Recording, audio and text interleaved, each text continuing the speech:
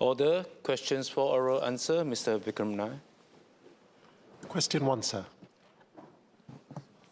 Mr. Speaker, uptake of cancer screening is a matter of health habits, which take time to evolve.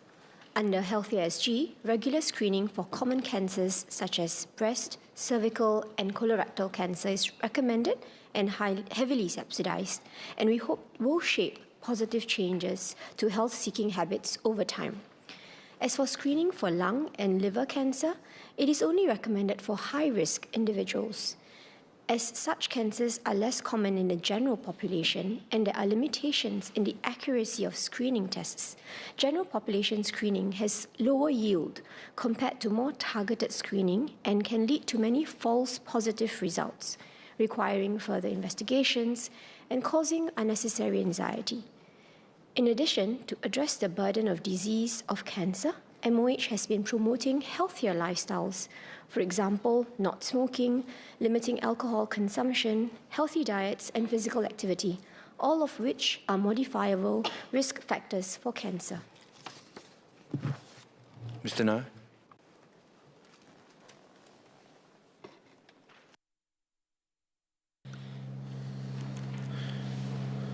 Yep, I thank the Minister of State. Now, I think cancer screening under Healthier SG is an excellent program, and the earlier to detect cancer, the better.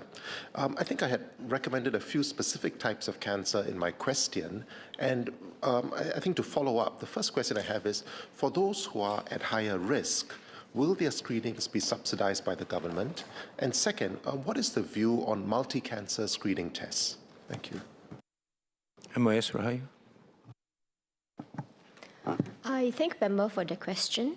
Mr. Speaker, indeed, as a matter of principle, we do want to encourage screening, but when we do so for the general population, we make recommendations, and these are highly subsidized.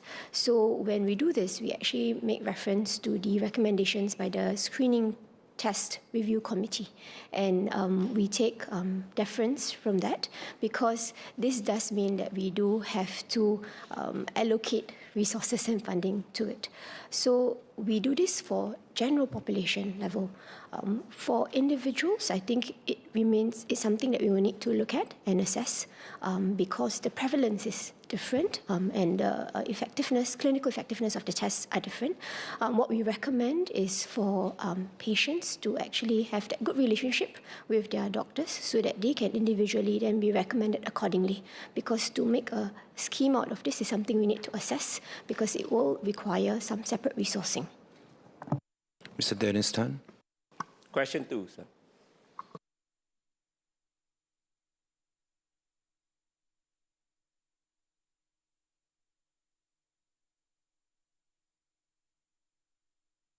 Sir, the Traffic Police, or TP, and the Land Transport Authority, or LTA, conduct regular enforcement at accident hotspots and locations reported by members of the public, including where unsafe road behavior by cyclists and e-bike users are observed. TP and LTA enforce against on-road cycling offences, including riding in groups of more than 5, without helmets, without front and rear lights, and going against the flow of traffic. Mr. Tan. Thank you, Mr. Speaker. I thank the SMS for her reply. This is a long-standing riding culture issue, and I've spoken of this previously. The legal duty to keep a proper lookout almost always meant that many motorists are often slapped with a minimum level of contributory negligence, whether via TP prosecution or in the civil courts. So with the recent practices of the prosecution and the courts asking or imposing stricter sentences, including custodial sentences when a person is injured in a traffic accident, I would like to ask the authorities to consider that it will not always be as fair for a motorist to receive harsher punishment if he is involved in an accident with a cyclist who is blatantly not complying with the law, for example, riding against the traffic, beating the red lights, not having lights at night, or even not wearing helmets and risking more serious injury during an accident. I also like to ask MHA to take sterner actions to stop or reduce these unsafe and illegal practices, to achieve better parity with the legal risks faced by motorists on the road, and work with LTA to improve the cycling culture. And finally, beyond patrols, spot checks, how is the ministry leveraging on CCTV or other methods to identify repeat offenders riding against traffic or without lights? Thank you. SMS Simen. First of all, I want to thank Mr. Dennis Tan for his strong support for road safety. Indeed, we need all groups of road users, whether they are motorists, riders, or pedestrians, to take more care in order for us to reduce the rate of accidents, especially accidents leading to injuries and fatalities. As for culpability, when the traffic police investigates cases and when deciding or assessing what kind of charges should be preferred against those who violate traffic rules, culpability will be assessed holistically. And so I wish to assure the member that the circumstances will be looked into, and it would not be the case where there will always be one type of road user that is who are blamed disproportionately. The entire situation of how the accident was caused must be looked into, and I believe that is also the approach that our courts take. And as for repeat offenders, cyclists and e-bike users are treated like our cars and other kinds of motorized vehicles on the roads, in the sense that we expect them to keep to our traffic rules, we expect them to observe them, and the kinds of enforcement that we take are also similar. Dr. Chu Pei-Ling. Question 3, please.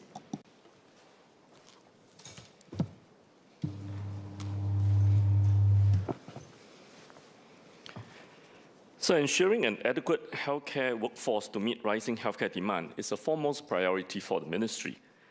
We adopt a multi-pronged workforce strategy to ensure sufficient healthcare manpower while maintaining care standards and regularly update our plans as circumstances change. Our focus continues to be to build up the local core of our healthcare workforce through diversifying training pathways, increasing local intakes for healthcare programs, and ensuring that job roles are attractive and salaries are competitive. We bring in qualified foreign healthcare workers in areas of shortfall. And to ensure resilience, we diversify the sources of foreign recruitment and secure government-to-government bilateral manpower cooperation agreements with regional countries. We will continue to invest in good preventive health and right-side patients to appropriate care settings to keep our healthcare system sustainable. Dr. Chu.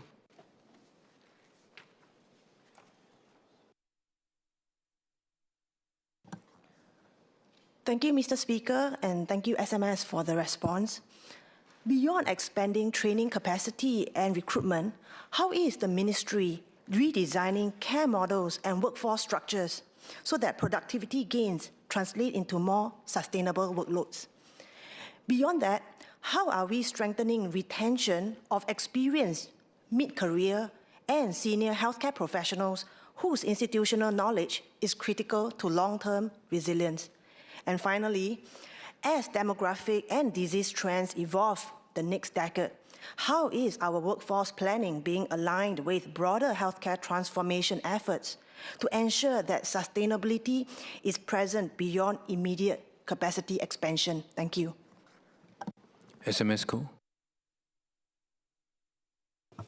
So I thank the member for her 3 SQs. As I will be giving a more holistic treatment of this subject on healthcare manpower in my COS speeches, so I will be brief on the 3 SQs. For the first SQ on how we are redesigning care models to make it more sustainable, ensure the workloads are sustainable, I would just briefly say that we are shifting from more team-based care to a more shared care model, in which we allow more cross-training among the healthcare professionals in adjacent domains so that they can provide more shared care for patients who may need a lower acuity of care outside their area of expertise. For example, in the allied health professionals, physiotherapists and occupational therapists may share the same patient, for which they can actually provide some degree of support or guidance to a patient who needed an adjacent sector of care. So that would not require an overburdening of another fellow professional for which they can give simple advice in their own capacity. We will also be doing care team transformation. So one idea is to then change the idea of a specialist being always the principal doctor in charge of a patient to having someone else who can coordinate the care other than a specialist so that the workload can be better distributed and care is less fragmented. On the second supplementary question on strengthening retention of more senior or mid-career professionals in the healthcare sector, as I said in my main reply, we looked at making sure the salary is competitive compared to other sectors so that there will be a good reason to retain them, but also making sure that they are able to practice at the top of their license. So through redesigning the job and making the career progression pathway a lot more seamless and more fluid, we allow these professionals to practice at the top of their license so that they actually have satisfaction in their professional career. But beyond their own professional satisfaction, we also want to make sure that the work environment is one which is inclusive and supportive. So each of our healthcare clusters have a chief welfare officer that looks at the welfare initiatives to encourage and support our healthcare staff who work under reasonably stressful situations. And finally, we also have systems in place to prevent harassment and abuse at the workplace of our healthcare professionals and take a zero-tolerance stance. So we also send a signal that we are protecting their workspaces and supporting them in the work that they do. The third SQ on how the workforce planning is being aligned with care transformation, I'll briefly say that we are also creating new career tracks. For example, in the hospital setting, we are creating a new category of career track for doctors. We call them hospital clinicians. So these are packed similar to how a specialist would progress in a hospital. And by doing so, we open up pathways for doctors, even within the hospital setting, to actually have fulfilling careers. And in the primary care sector, we have also announced that we will grow the pool of family medicine specialists, designating family medicine as a specialty itself, so that we actually can then grow the pool of GPs who are prepared to train at a higher level and deliver care at a higher level of acuity in the community, and thereby aligning that with our overall transformation to community care settings and helping patients to right-side their care in the community. Thank you, sir. Mr. Chang So. Thank you, Speaker. Thank you, SMS, for the reply. I have a question regarding foreign domestic workers in Singapore. I understand we have 300,000 foreign domestic workers who form about 1/5 of our foreign workforce. And many of them work in the homes, in the care settings at home, taking care of seniors with a range of conditions as well, some more severe than others. May I ask the SMS if we are considering having a professionalized track for foreign domestic workers to specialize in the aspect of palliative or geriatric care, considering that's part of what they're already doing at home, in order to professionalize our home care setting. My second question is also for foreign domestic workers who are really good in taking care of seniors. Sometimes after the seniors pass on, they are unable to continue taking care of another senior in another home setting. Do we have options for these foreign domestic workers to progress, to also join the community care sector as care staff or even nurses as well? Thank you. SMS Co. So the short answer to that is that we have no plans to turn foreign domestic workers into healthcare professionals in the formal sense. For those who want more details, stay back for the MOH COS taking place the next 2 days. Mr. Lee Hong Chuan. Question 4.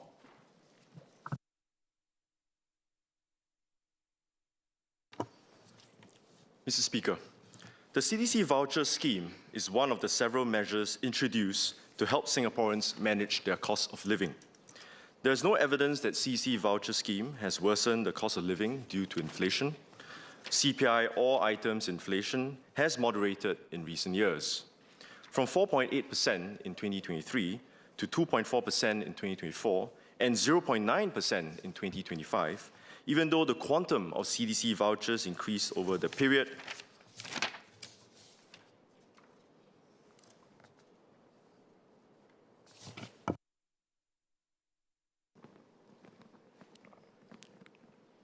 Mr. Lee Hong Chun. I want to thank SPS Sean for his reply. So I just have one supplementary question. Has the government conducted any studies to what extent has the CDC voucher helped households manage the cost of living? SPS Wong. I thank the member for the question. The government regularly reviews the effectiveness of our schemes to ensure that they continue to help Singaporeans manage cost of living concerns. Over the years, in response to high inflationary pressures, we had progressively reviewed and enhanced the assurance package with additional cash, USAVE, SC&C rebate, and CC vouchers. And in total, we actually increased the support delivered via the AP from initial $6.6 billion in 2022 to more than $10 billion in 2025. These enhancements have fully offset the expenditure increases arising from high inflation for lower-income households and substantially offset the expenditure increases for middle-income households each year from 2022 to 2025. The government also provides substantial structural support to help Singaporeans manage major cost of living concerns like education, healthcare, housing, retirement. And on top of this, we also provide targeted structural support for vulnerable groups, such as workfare for lower-wage workers, Fresh Start housing for lower-income families, and silver support schemes for seniors who had their low incomes in their working years. And when necessary, we will complement these structural measures with one-off additional support for households. And this approach allows us to provide more responsive and targeted support while remaining fiscally prudent. Thank you. Dr. Hamid Raza. Question 5, sir.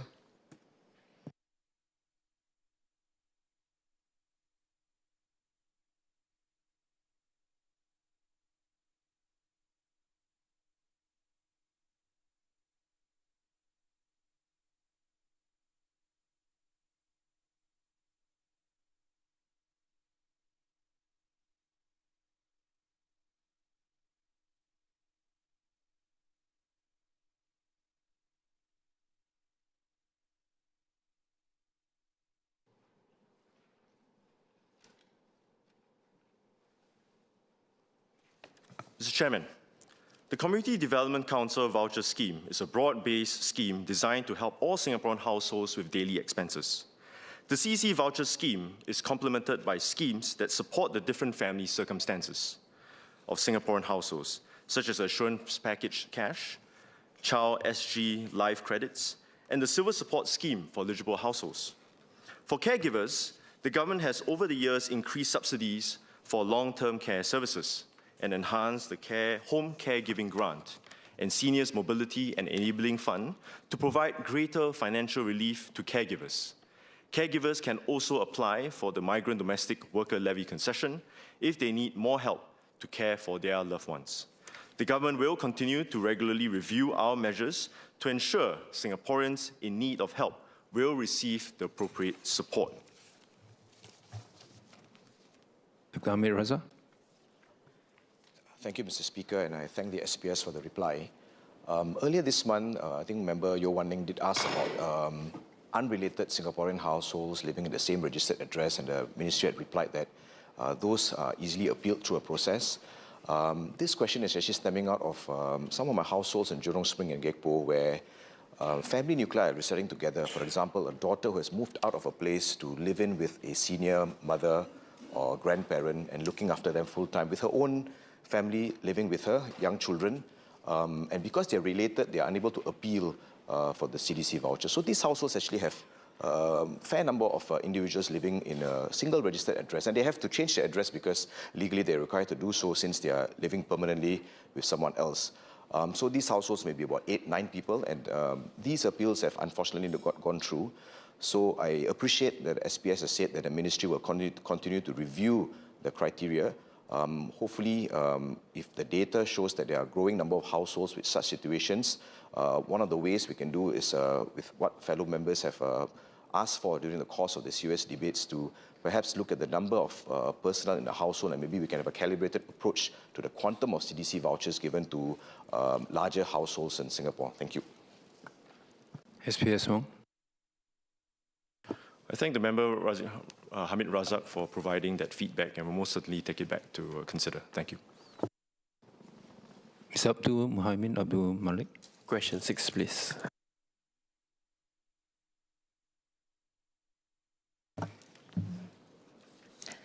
Sir, over the past 5 years, the percentage of households with utility bills in arrears for 6 months or more have decreased from 0.5% to 0.2%. The government provides targeted support to those who may require assistance with their utility bills. Eligible lower and middle income HDB households enjoy U-Save rebates to help offset utility expenses. Resident households that require additional financial assistance can tap on various community and social assistance schemes. For households with more severe arrears, water supply will not be shut off. Instead, flow restrictors are installed to reduce the rate of flow of water to these premises, and normal flow of water will be restored once the arrears are paid off. These households will also be offered the pay-as-you-use or pay-use system scheme for their electricity supply until outstanding arrears are settled. Mr. Muhaimin.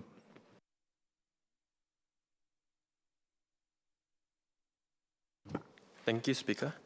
The current U-Save rebate framework is tiered by flat type, not by household need or circumstance. Is the Ministry aware that low-income families caring for sick or disabled members at home, such as those requiring home oxygen or concentrators, electric suction machines, motorized wheelchairs on charge, or frequent bathing due to incontinence, face structurally higher utility consumption that is not of their choosing?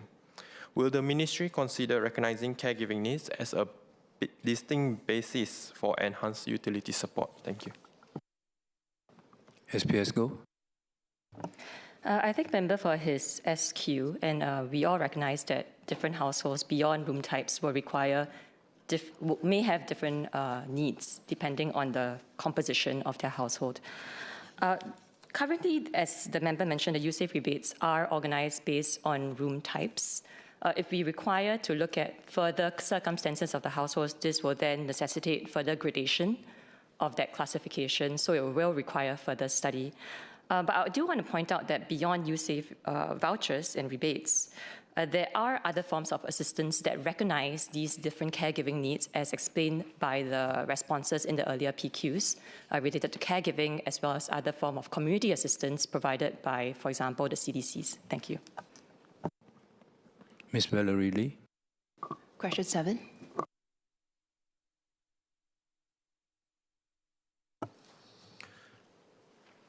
Both employers and employees may benefit from outcome-based work arrangements, where the nature of the job allows.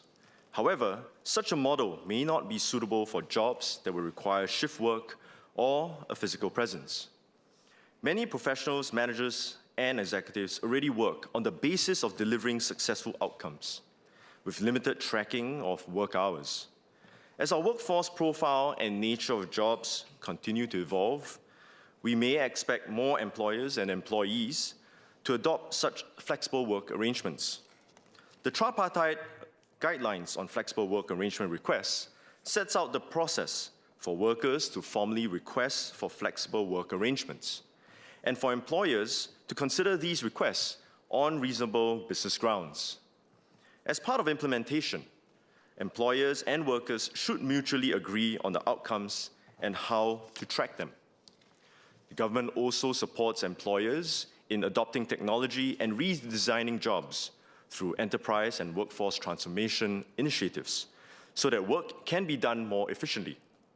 This enables workers to deliver higher value in less time, improving productivity and enabling outcome-based approaches to work.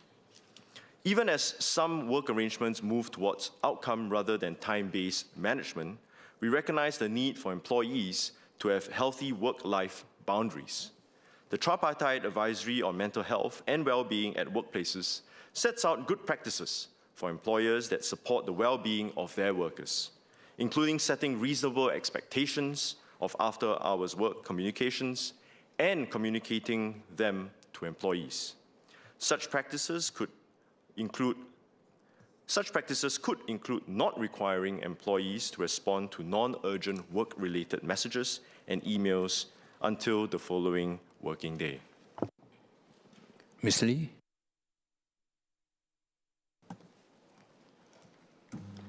Thank you, Speaker. Thank you, SBS. I have two supplementary questions. Has the ministry studied the correlation between flexible, results-oriented work models with productivity?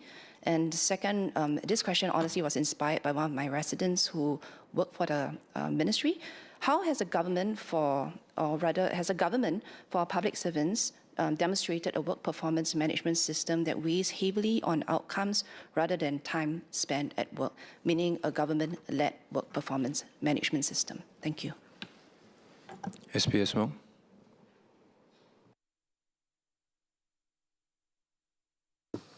I thank the member for the two SQs. For the first SQs-wise, there's no specific particular studies that will measure specific outcomes between flexible work arrangement and key performance. That's from the ministry side.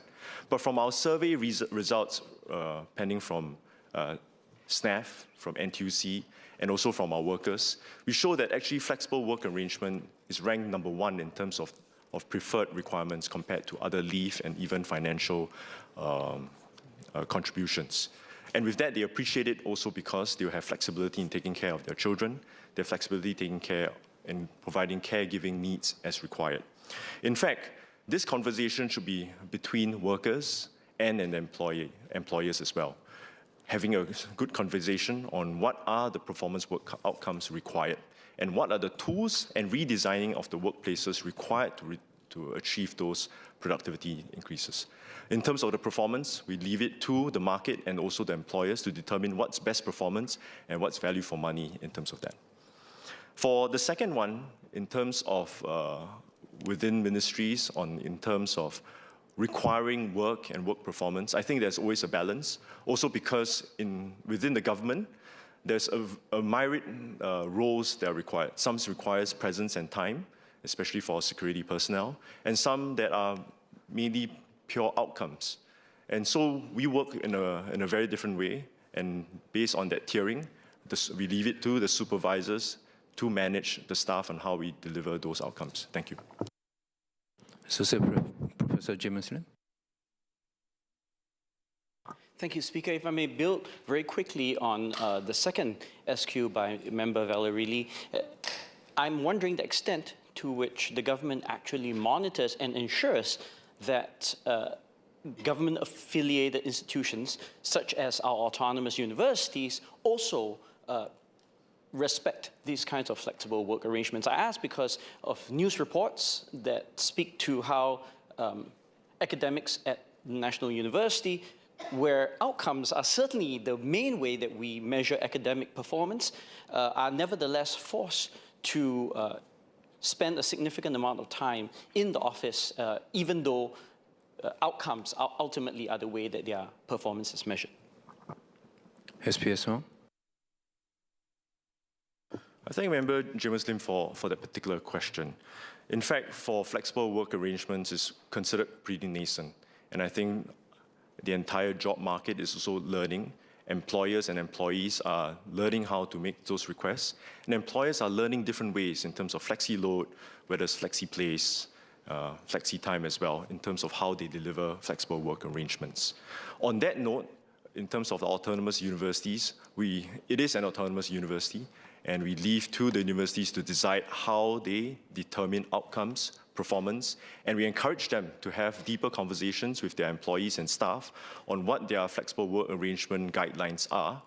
And if they need any help, they can always approach TAFEP, if not IHRP, if not, then NTUC with regards to that. There are many toolkits and resources made available online, and we're happy to help with that conversation. Thank you.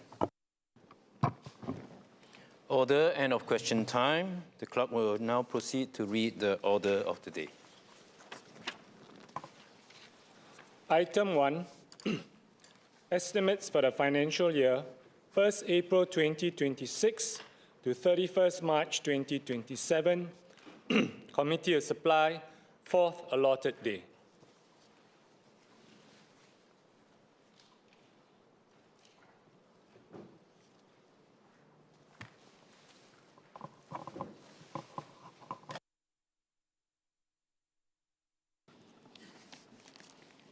Head K, Ministry of Education. The question is that the total sum to be allocated for Head K of the estimates be reduced by $100.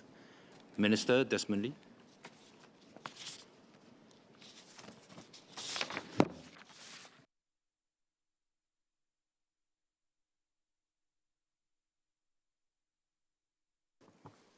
Mr. Chairman, as a small nation without natural resources or hinterland, Singapore's success has always depended on our people.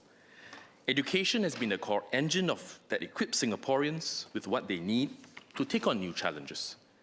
In the post-independence years, when survival was priority, we focused on basic education. In the late 70s, we shifted away from a one-size-fits-all approach and improved educational outcomes through streaming and differentiated pathways. From the late 1990s, we broadened our definition of success by recognizing diverse strengths and abilities. Since the 2010s, we have increased emphasis on students' holistic development and strengthened lifelong learning. During the budget and COS debates, members spoke about the uncertainty and challenges brought about by the geopolitical paradigm shift, AI, and the existential threat of climate change, and proposed many ways to better prepare Singaporeans through education for the future. I thank members for your suggestions, which we'll study carefully. In our next bound of education reform, we want to support every Singaporean to learn and reach their full potential, regardless of starting point, and to seize opportunities in a fast-changing world. In line with PM Lawrence Wong's call for a We First society, we will learn for life together. Today, I'll speak about how we will refresh our education system in 3 ways. First, we will learn together. Students of different strengths and needs will be developed to their full potential. We will also uplift disadvantaged students and support those with special educational needs. Second, we will grow together.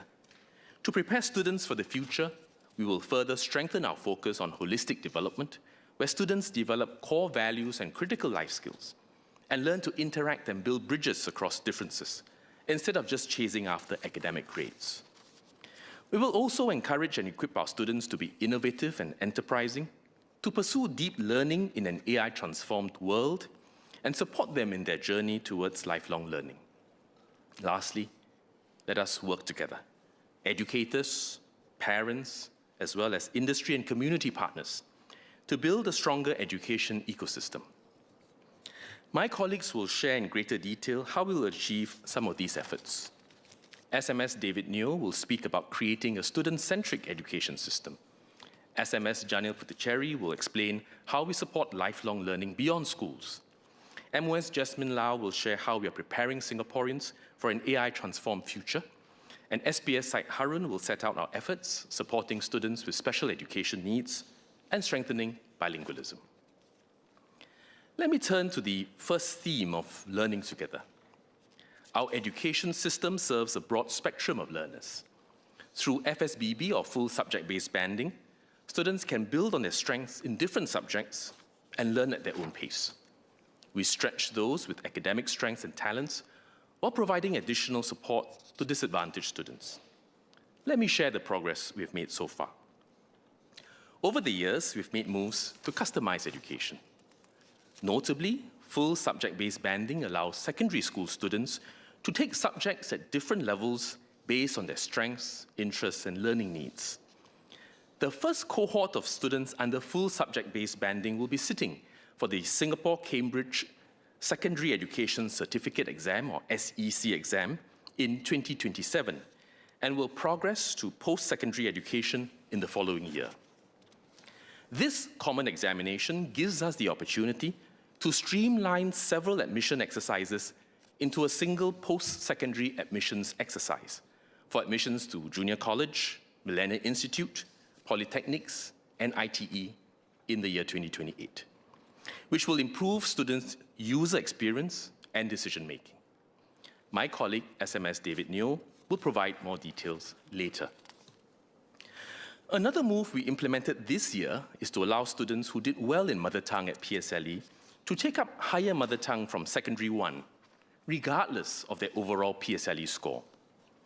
This will give around 2,500 more students the opportunity to pursue their passion for their mother tongue language. It is part of our broader efforts to recognize and nurture the students' strengths as well as interests. Mr. Darrell David and Dr. James Lim asked for smaller class sizes to better customize education. Ms. Denise Phua called for a flexible class size model, right-sized and fit for students' needs. This proposal has been raised over the years by members from both sides of the House. We agree that having smaller class sizes can improve teaching and learning, as teachers can better cater to the learning needs of their students. That is precisely why we have smaller class sizes for students with greater needs. We deploy more teachers and allied educators to support and scaffold their learning and channel more of our resources to help them learn. The average form class size for primary and secondary schools is 34 and 33 today, respectively. In upper primary, foundation subjects are taught in smaller classes, which in most instances can be 10 to 20. For the learning support program, is class sizes of about 8 to 10. And in full subject-based banding, different subjects range between 20 and 40 students based on students' learning needs and the nature of the subject. We are learning from our experience over the last few years with smaller class sizes for students with greater needs, and are studying how best to calibrate class size to bring about engaging and effective learning environments for our students, while managing teacher workload. Dr. Lim asked why we cannot simply hire more teachers to bring class sizes down. He took issue with MOE's explanation that it is not easy to hire many more teachers and that quality may suffer. But these are not trivial challenges. We have already ramped up teacher recruitment significantly, from 700 a year previously to a current target of over 1,000 new teachers a year. That is already a 40% increase. And last year, we recruited over 1,300 teachers. But we would need to increase this much further to achieve across-the-board class size reductions. At the same time, we are contending with a tight labor market, especially for those we want to recruit as teachers. We need to select not just for those with qualifications, but also the aptitude to teach and the heart to nurture future generations. Yet our local workforce growth is slowing, and Singaporeans have many attractive career options in the public and private sector. So this is hardly a simple fix. Dr. James Lim also suggested hiring more allied educators. In fact, as I shared in November, we have doubled the number of allied educators in priority areas, such as counselling and special education needs, across all schools over the last 10 years, from about 800 to 1,600. The number of administrative support staff in each school has also increased from around 6 to around 9 in the same period to help teachers offload some of their administrative workload. In expanding our allied educator pool, we are focused on the high priority, more specialized support functions that our schools and teachers need the most, such as school counselors and SEN officers, or special education needs officers. They play important complementary roles alongside our teachers in supporting students of different strengths and needs. To achieve this with the limited manpower available, we have been progressively scaling back the deployment of allied educators in teaching and learning, and helping them to transition into roles of greater need over the past 9 years through work attachments and training. This was reported in the media in 2016, a PQ by NMP Yip Pin Siu in 2019, a PQ by MP Leon Pereira in 2020, and a PQ by Dr. James Lim in 2025. So contrary to the members' claim, this is not a new shift announced in tandem with the increase in teacher recruitment. So I thought to set the record straight, to soothe the sucker punch that the member says is felt, and to make clear that the ministry is not the one being disingenuous. Dr. Lim also suggested that CCAs and learning journeys are secondary to classroom instruction and can thus be outsourced to free up teachers' time so that they can teach more academic classes.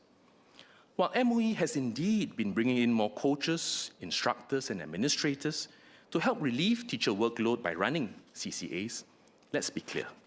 CCAs are an important part of holistic development, and our teachers' role in CCAs are not merely administrative.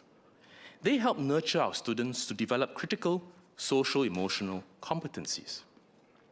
So if we were to reduce class sizes by restructuring teachers' duties and ask them to teach more academic classes, we would need to weigh the possible impact on students' holistic development and teachers' overall working hours. As you can see, the considerations underlying class sizes are not simple and straightforward.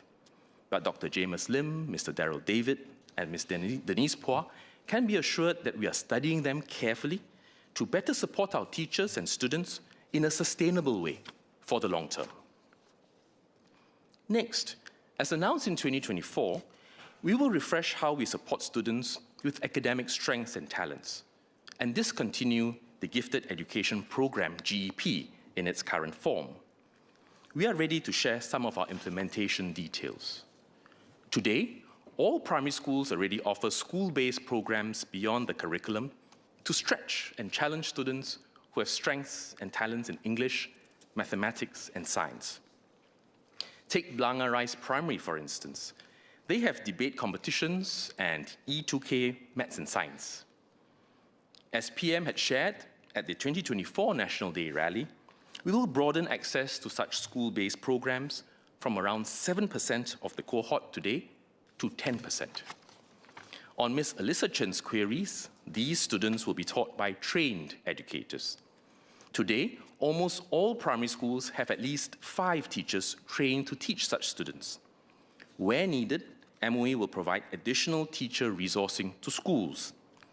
Teachers and school counselors will also be given training, curriculum resources, and professional development. Through these, schools can better support their students, encouraging exploration, creativity, and personal ownership of learning. Students who can benefit from further stretch can choose to attend center-based advanced modules after school at a nearby school center. They will no longer need to leave their school and transfer to another school that hosts the GEP for daily learning. Instead, they will remain in their own schools and continue to learn with their friends. Besides English, mathematics, and science, there will be interdisciplinary modules inspired by real-world problems. To be clear, these modules are not intended to give students a leg up in examinations.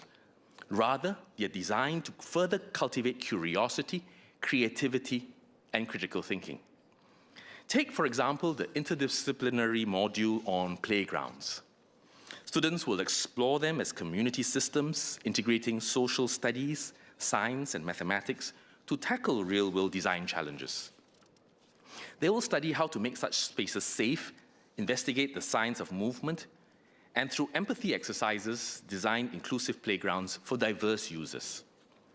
Last year, we conducted a trial of these modules, which was well received. Compared to the current GEP cohort, at least double the number of students will be able to take these center-based modules, which cater to students with strengths in both specific as well as multiple domains. As a start, there will be 15 centers hosted by primary schools across Singapore, such as Palmview Primary and UT Primary. These schools have good geographical spread and are accessible via public transport. The center locations will be reviewed periodically. The first batch of primary 3 students will participate in the standardized one-stage identification exercise this August, instead of the current 2-stage process. Schools can also identify students using additional resources of information, such as teacher observations and student work. Rather than having a single entry point at primary 4, students can also join at the end of each semester at P4 and P5, making this more porous.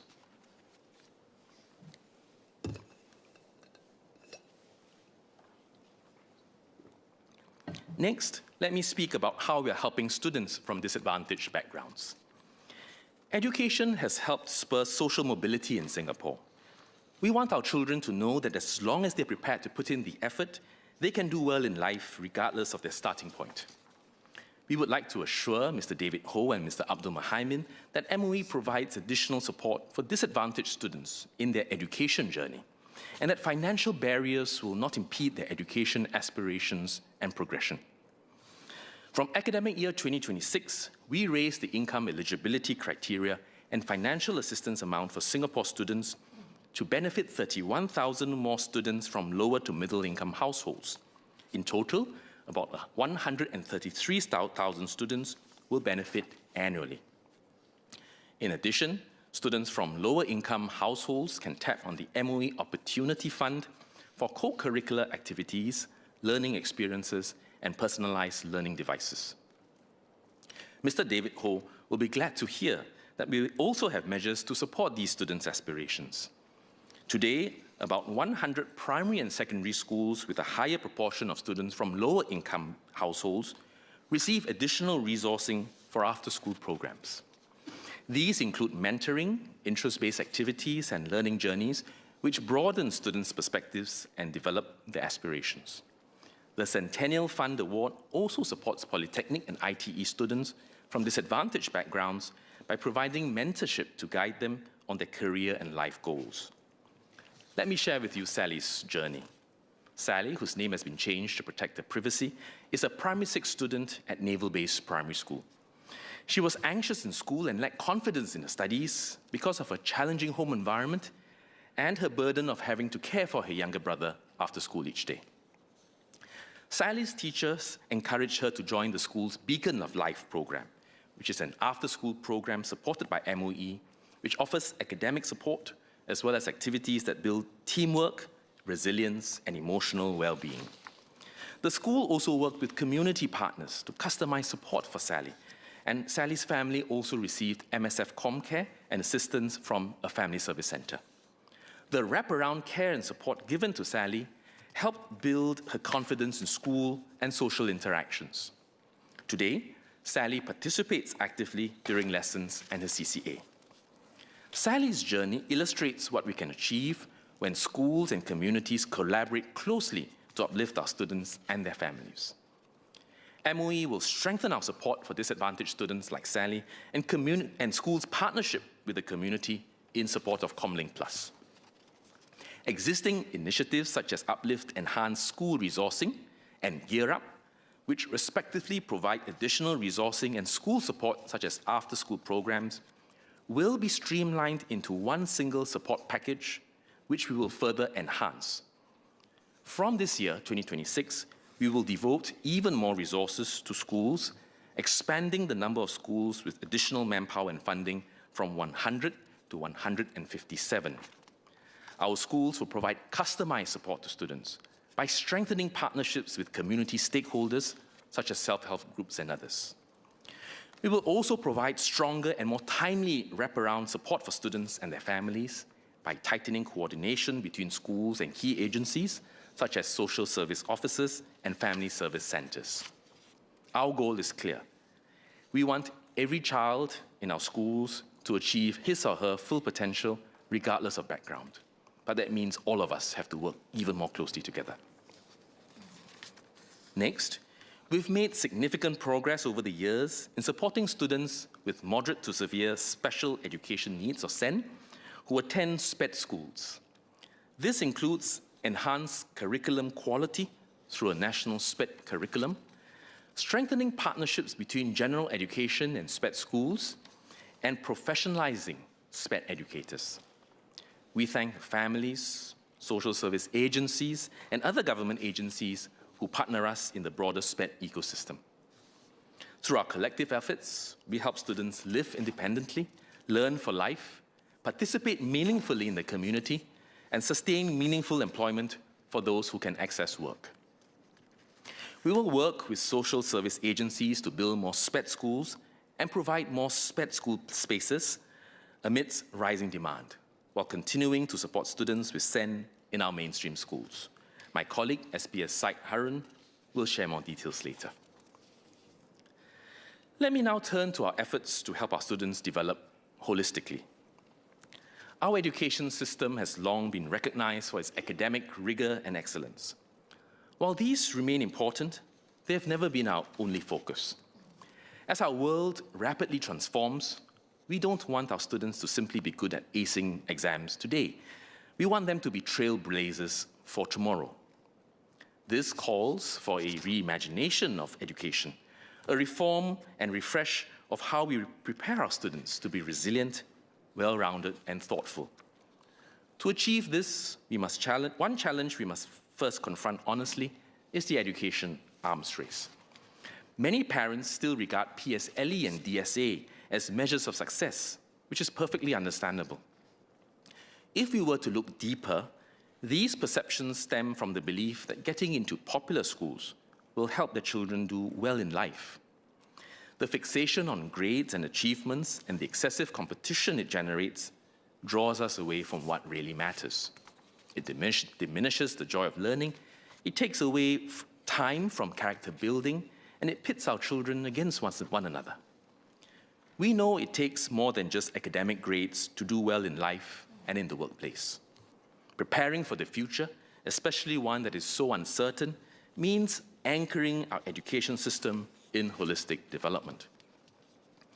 To reduce the overemphasis on academic grades, we have in recent years replaced PSLE T-scores with broader achievement levels, reduced the number of subjects required for JC admission from 6 to 5 from 2028, and allowed students to offer one best subject at minimally G2 level or normal academic level equivalent for polytechnic admission from 2028.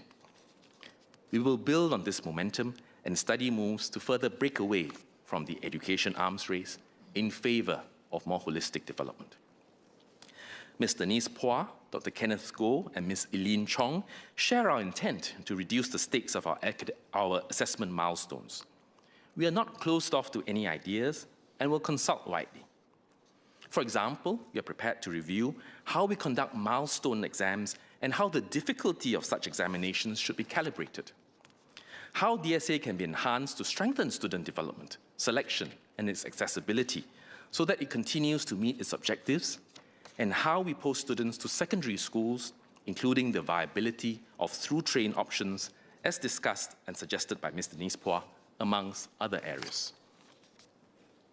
Over the years, many MPs, and most recently Mr. Fu Zhexiang at the budget debate, have raised questions about why there is a need to set challenging questions at PSLE for secondary school selection. Ms. Eileen Chong had also asked to remove the competitive grading element in PSLE. To address these questions, we must first consider what the role of PSLE is. The PSLE serves as a checkpoint to assess students' understanding of core concepts and skills in the primary school curriculum.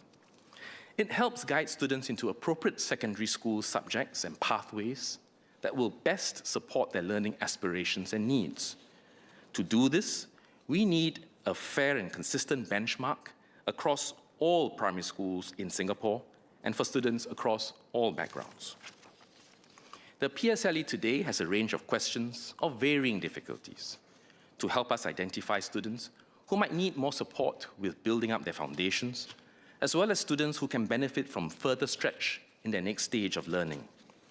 As such, every PSLE paper has a carefully calibrated balance of questions to cater to students of different abilities. 85% are easy and moderate, with 15% challenging questions. For challenging questions, members may like to know that students are provided with scaffolding support to help them apply the concepts and skills that they've learned in less familiar contexts. With your permission, Mr. Chairman, may I ask the clerks to distribute a mathematics question? I hope it's an easy one. There is a pen on the left side of your seat. You may use your calculators, or pen rather, it's a pencil. You may use your calculators on your mobile phones, but AI is not permitted. We give you a few minutes to do page 1. Look at page 1 and not page 2, so that I can demonstrate to you what I've just said. Page 1 shows 2 rectangular containers, X and Y. Ray poured 1/5 of the water from X into Y to fill it completely. Then Sarah poured all the water from Y into X, and 120 cubic centimeters of water overflowed from X. What was the height of X? In the spirit of collaboration, you can consult your neighbors. Across party lines is fine.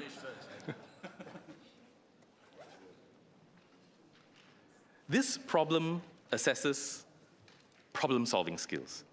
by testing how students apply mathematics in less familiar situations. In this case, the overflow of water with real-world applications in future, such as engineering. As you can see, this question is a bit more challenging. I'll give you a few moments. Put your name and your seat number, and we'll collect it later.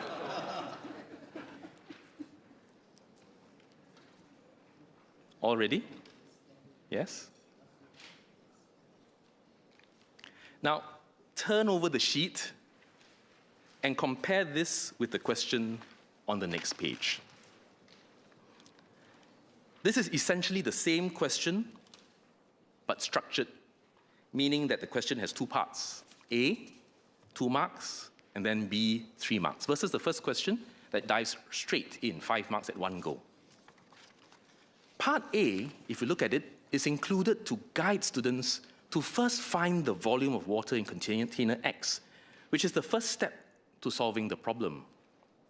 Most students can solve Part A, and this is considered easy. Part B is more demanding, because when water was poured back from Y to X, some water overflowed.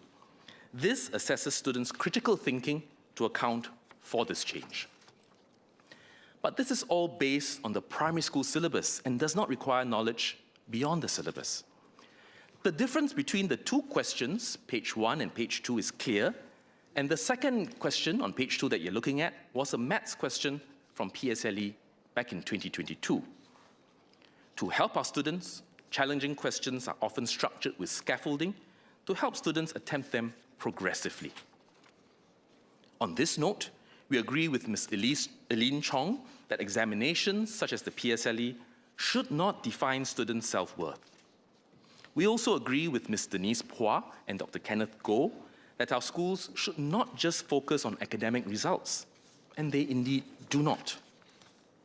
Because we recognize that ultimately, while grades might be the boat that gets you out to sea, it is resilience that keeps you afloat when storms hit. It is adaptability that helps you navigate changing currents.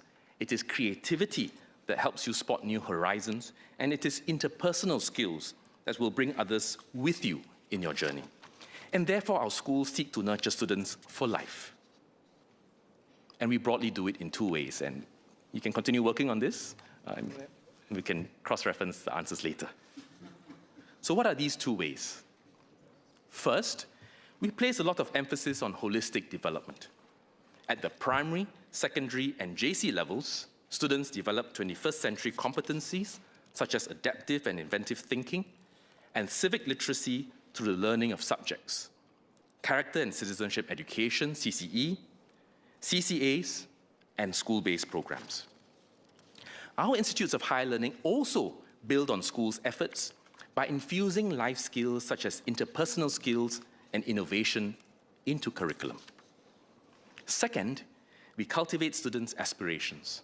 When I visit our schools, I like to ask our students what they dream of becoming when they grow up. Some enjoy coding and say they want to work in IT or AI. Some are inspired by their teachers and want to become educators themselves. I also recall an enterprising student who told me that he dreams of starting his own business. It is good that our young ones are full of hope and aspirations. Every child should dare to dream. But our children also need to learn that for dreams to become reality, they need to take active steps and be resilient in dealing with challenges and setbacks along the way. We also need to consider those who might not yet be sure about what they want to do when they grow up. We are therefore aligned with Mr. David Ho and Mr. Sean Huang in providing our students exposure to the next stage of their school or work life. For example, some secondary schools offer applied learning programs, ALP, in areas such as business and entrepreneurship to connect classroom learning with real-world experiences. Our polytechnic and IT students are required to complete internships and can participate in career fairs, mentorship programs, and industry visits. These give our students exposure to different careers and industries to allow them to make more informed decisions on future pathways. Today, I've shared some of the moves we're exploring in government But no one has a monopoly on good ideas. That is why, in continuation of our efforts from Forward Singapore, we will start a series of education conversations. We intend to engage and consult educators, parents, researchers, students, and the community. We will review your ideas and suggestions, and we will study other countries and learn from their best practices. Together, we will seek to create solutions that will ensure that our education system continues to meet our current and future needs, in particular with a changing and uncertain environment ahead of us. More details will be shared when ready.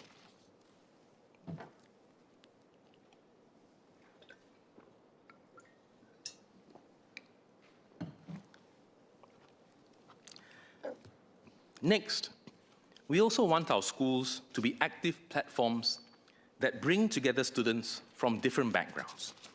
After all, it is in our classrooms, school halls, and sports arenas where friendships are formed. And when students share their love of sports, music, or mathematics, they discover that they are more similar than different. These interactions allow our students to bridge differences and develop social-emotional skills. Our schools intentionally bring together students from different schools and different backgrounds. For instance, we have combined school CCAs, or cluster-based CCAs, where students from different schools and backgrounds come together to learn and train on a regular basis. Over the years, we have also made changes to the P1 registration framework to expand access for students with no prior connections to enter our primary schools.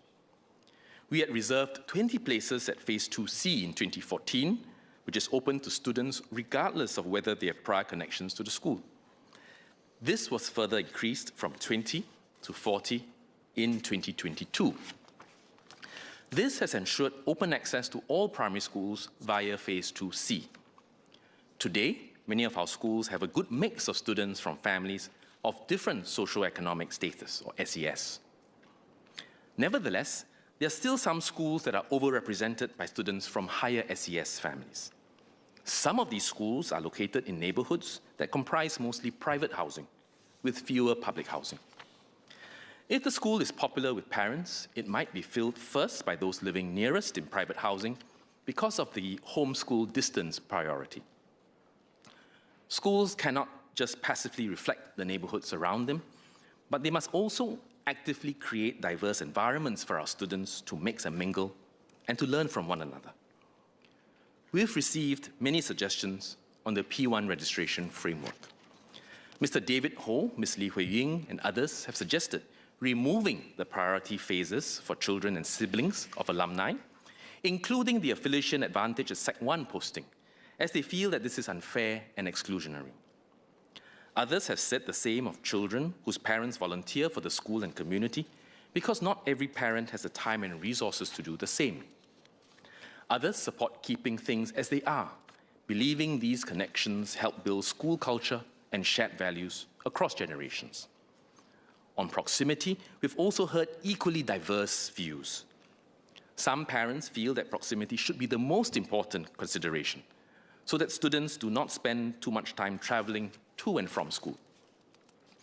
Others want to widen or even remove the homeschool distance bands altogether, so that parents who can afford to buy or rent property near their preferred school do not get an unfair advantage.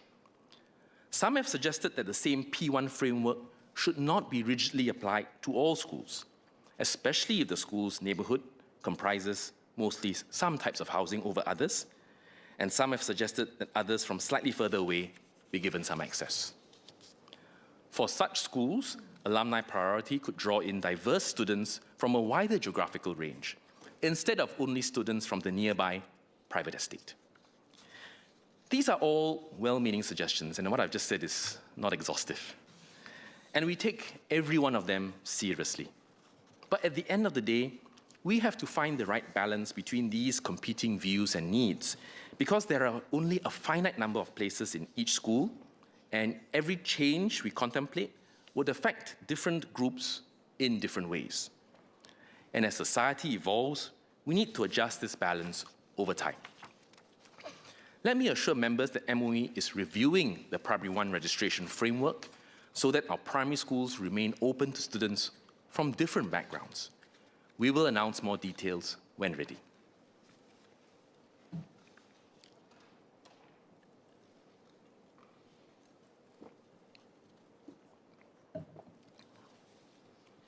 Now, let me talk briefly about AI. The rise of AI has changed the world as we know it. AI can increasingly accomplish more complex tasks, and what once took us hours or days, AI can now accomplish in minutes or even seconds. However, for all its capabilities, and they are growing, AI is not infallible, nor can it totally replace the human spirit. To prepare our workplace for an AI-transformed future, our schools and IHLs will equip our students to harness AI through the 4 learns. First, learn about AI. Students will learn what AI is, how it works, what its impact is, and what the limitations are. Second, learn to use AI. Students will learn how to harness AI tools effectively and responsibly in partnership with industry. Third, learn with AI. Educators will use AI in teaching and learning to enhance students' learning outcomes. And fourth, perhaps the most important, learn beyond AI. Educators will help students develop other critical skills so that they can add human value and use AI to amplify their impact. My colleague, MOS Jasmine Lau, will provide further details about MOE's AI-related moves. And you must see them in the context of the overall national moves and national strategy on AI. Next, since we started the Skills Future movement in 2015, training participation from both individuals and employers has significantly increased. We've provided significant financial support to empower individuals to take charge of their learning. In 2024, we introduced the Skills Level Up program to further lower the opportunity costs of training for mid-career workers. We will continue to strengthen accessibility of a larger range of courses for mid-career workers to upskill. My colleague, SMS Janil Putacheri, will share more later. While we've done well, we can and must do more and do better to support Singaporeans in navigating an increasingly complex economic landscape and one that is changing at an ever faster clip. At Budget 2026, PM announced that SSG and WSG would be reorganized into a new statutory board jointly overseen by MOM and MOE. The new agency will integrate SSG's training and skills development capabilities and WSG's employment facilitation ecosystem to provide stronger end-to-end support for Singaporeans in bridging skills to jobs. My colleague, Minister Tan See Leng, will share more details at MOM's Committee of Supply debate. MOE will continue to steer the Skills Future movement together with MOM and the new agency and work with our IHLs to provide high-quality, industry-relevant and accessible training for Singaporeans to upskill. Finally, let me talk about working together for a stronger education system. The plans that I've outlined today cannot be achieved by MOE and our schools alone. Everyone has a part to play. Let me thank some of our key partners, in addition to the community partners and social service agencies whom I had mentioned earlier. We are grateful to our industry partners who closely collaborate with our IHLs to provide our learners with industry-relevant curriculum and real-world experiences that prepare our students for the future. We also appreciate our parent and school volunteers who plan engaging activities that strengthen student support and build stronger parent-child relationships. And in particular, I would also like to recognize and affirm our educators for the important and hard work that they do day in, day out. To our school leaders and our teachers, you are the core of our education system. You nurture our students and support their learning, from lessons to remedials, from CCAs to camps, from building trust to journeying with students through difficulties, and so much more. We will continue to ensure that our teachers are fairly recognized for their hard work and dedication. MOE is reviewing the salaries of our educators, including our allied educators and MOE kindergarten educators, and will share more when ready. We also recognize that all the things you do for our students take time, effort, and sacrifice. It is therefore important that our teachers' workload remains manageable and sustainable, and we've had extensive debates in this House before. I've been sharing at length on our commitment in this front, and we're making steady headway. For instance, by leveraging technology and AI, alongside the Reimagining the Teaching Profession Task Force recommendations, we will continue to recalibrate what teachers do. These include streamlining administrative processes, increasing support structures, and protecting after-work hours so that our teachers can better balance their professional responsibilities with their personal well-being. We will continue to listen to our teachers and do more to support you.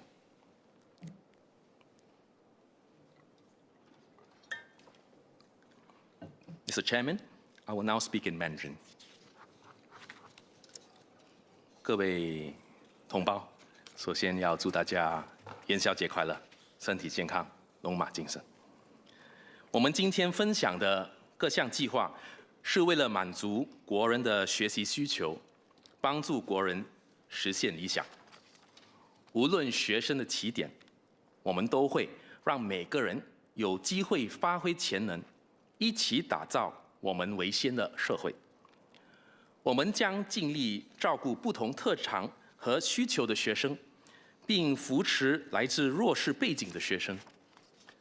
目前，所有小学都开办了校本增益课程，让在英文、数学和科学有特长的学生得到发展。因此，我们准备让更多学生有机会参加这些课程。这会让每一周受惠的学生从目前的7%增加到10%。能够接受更大挑战的学生，可以选择在放学后到指定的中心参加进阶单元，这样学生就可以继续留在原来的小学就读，无需转校。这些中心也会开设跨学科单元，这些单元会从生活中的问题出发，引导学生从不同学科的角度切入，了解和解决这些问题。无论是在特定领域或多个领域有特长的学生，都可以选择在学校假期时参加跨学科单元。今年的小三生是第一批参加新遴选过程的学生，他们将在8月份参加统一测试。就算第一次没选上，到了小4或小5，学生还是可以通过老师推荐和平时课业表现等其他途径加入这个计划。如此一来，学生可以按照自己的步调发展特长。教育是推动社会平等的重要推手，无论家庭背景如何，我们的教育制度必须让每个孩子获得改变命运、打破阶层固化的机会。从今年起，我们会投入更多资源，支持学校的课后活动，为来自低收入家庭的学生提供辅导、兴趣班和学习旅等等，开阔学生的视野，培养他们的志向。获得这些额外资源的学校将从目前的100所增加到157所。学校将与社区团体密切合作，为弱势学生提供更有针对性的支持。为了给弱势学生和他们的家庭提供更及时的全方位支援，我们将加强学校与社会服务中心和家庭服务中心的联系与配合。接下来，我们将增加特别教育学校的学额，并开设新的学校，以及以支持更多中重度特殊教育需求的学生。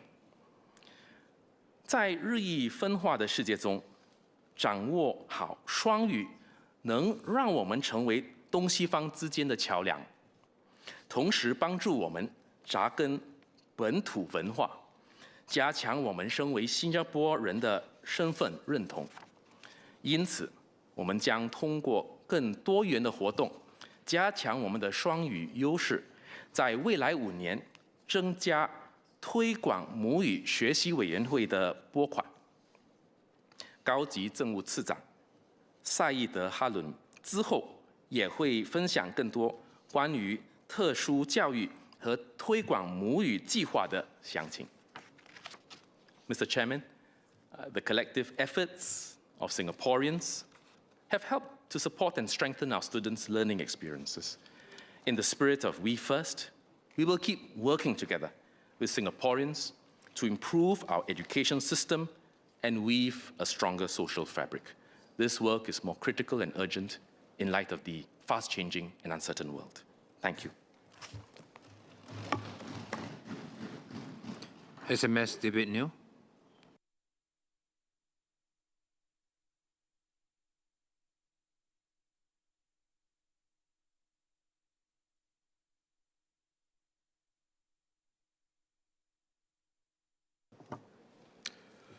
Mr. Chairman, this year, MOE's Committee of Supply theme is We Learn for Life Together.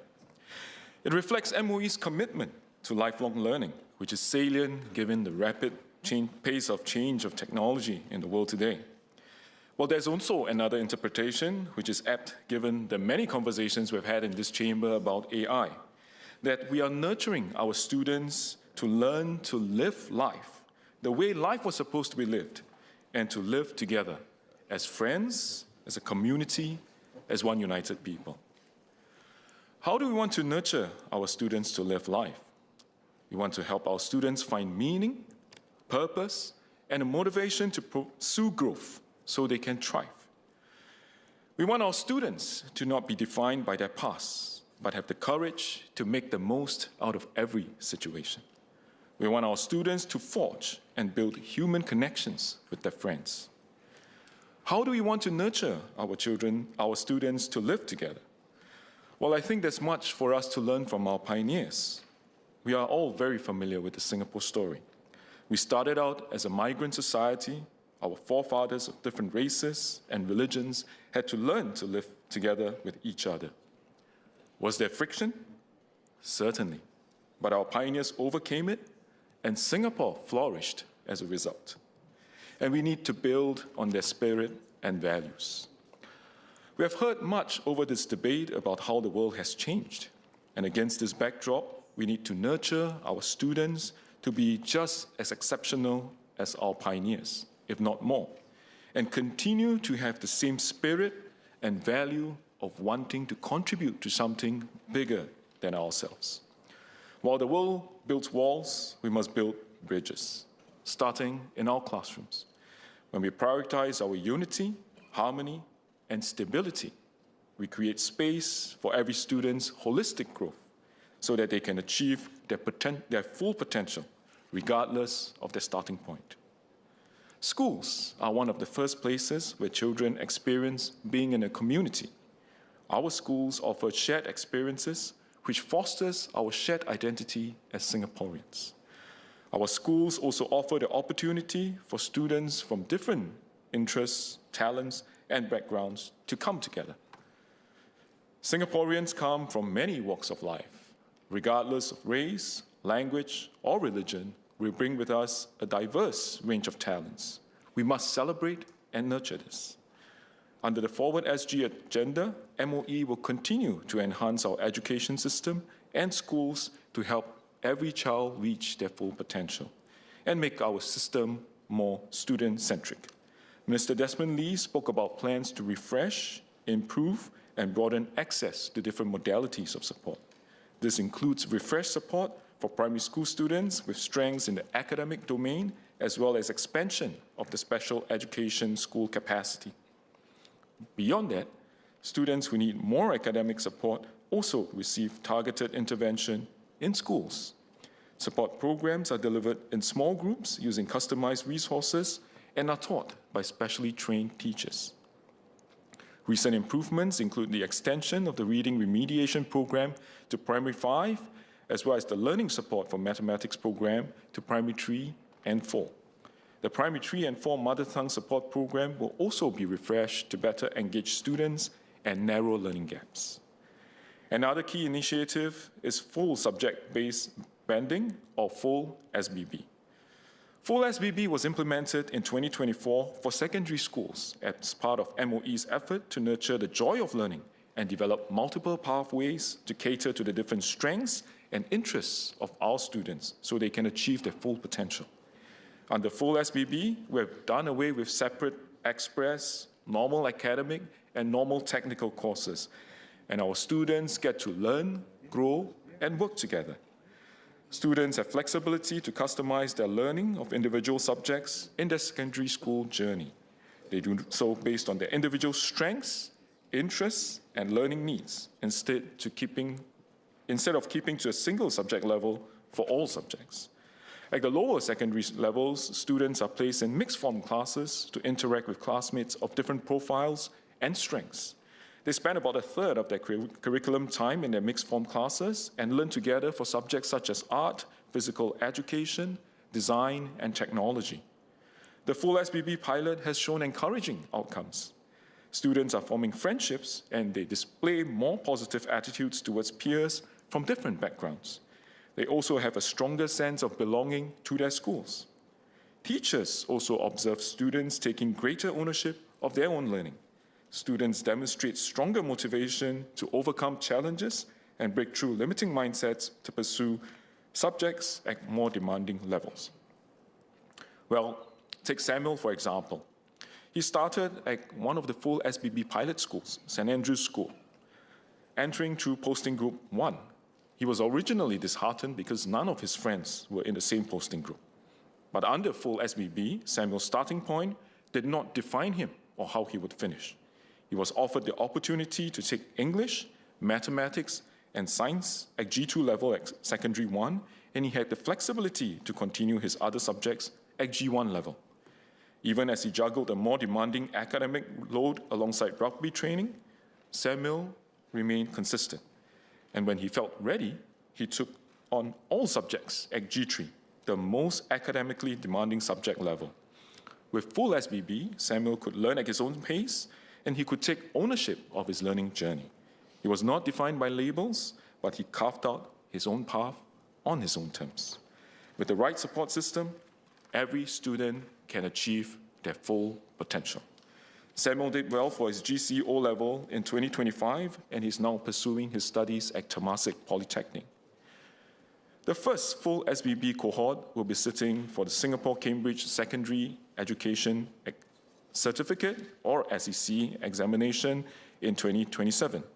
As students take more diverse subject combinations, MOE has also reviewed the admissions criteria for post-secondary pathways, as announced at MOE COS in previous years.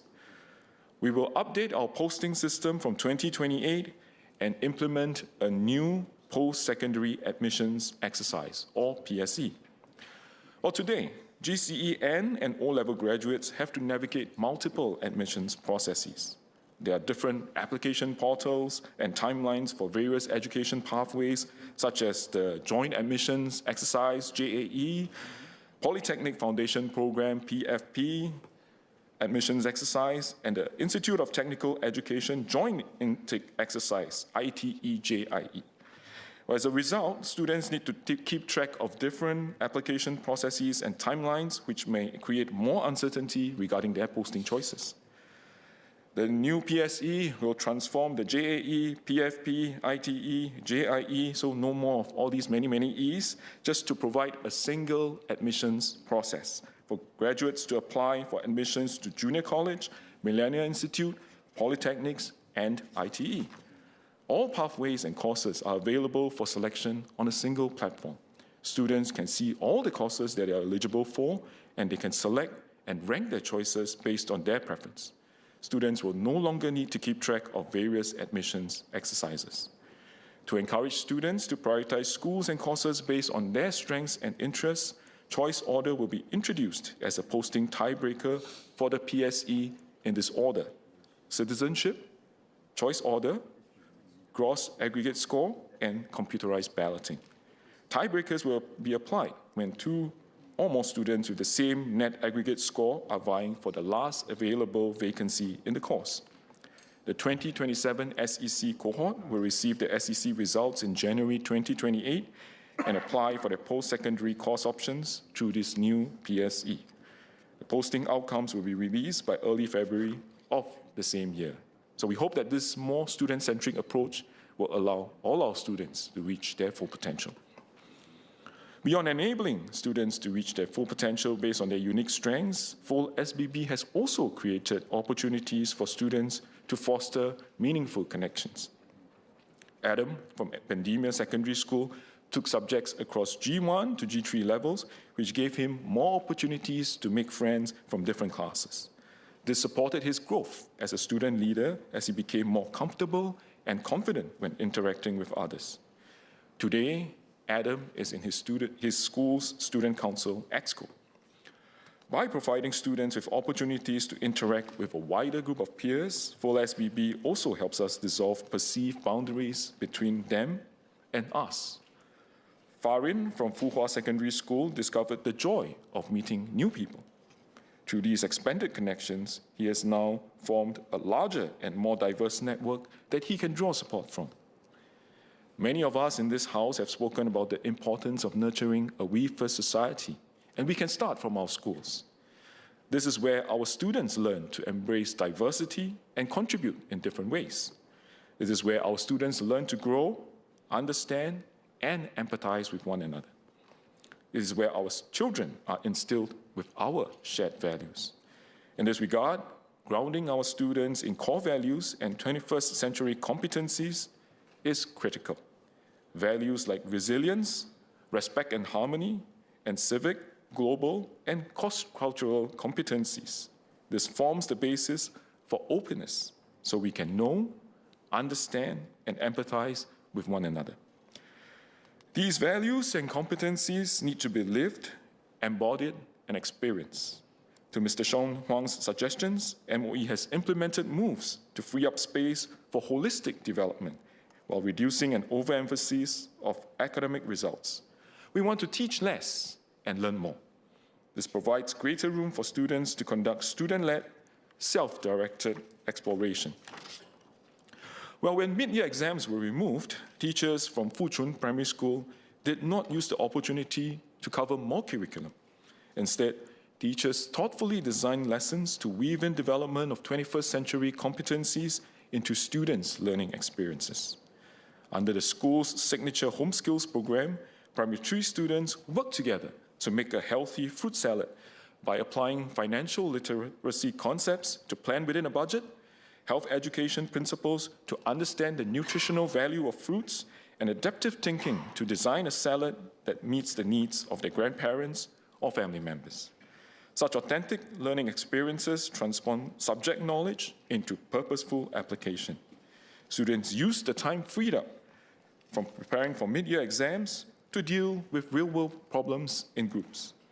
This provided the opportunity to strengthen 21st century competencies of our primary 3 children, including adaptive thinking and practicing responsible decision-making both at school and at home.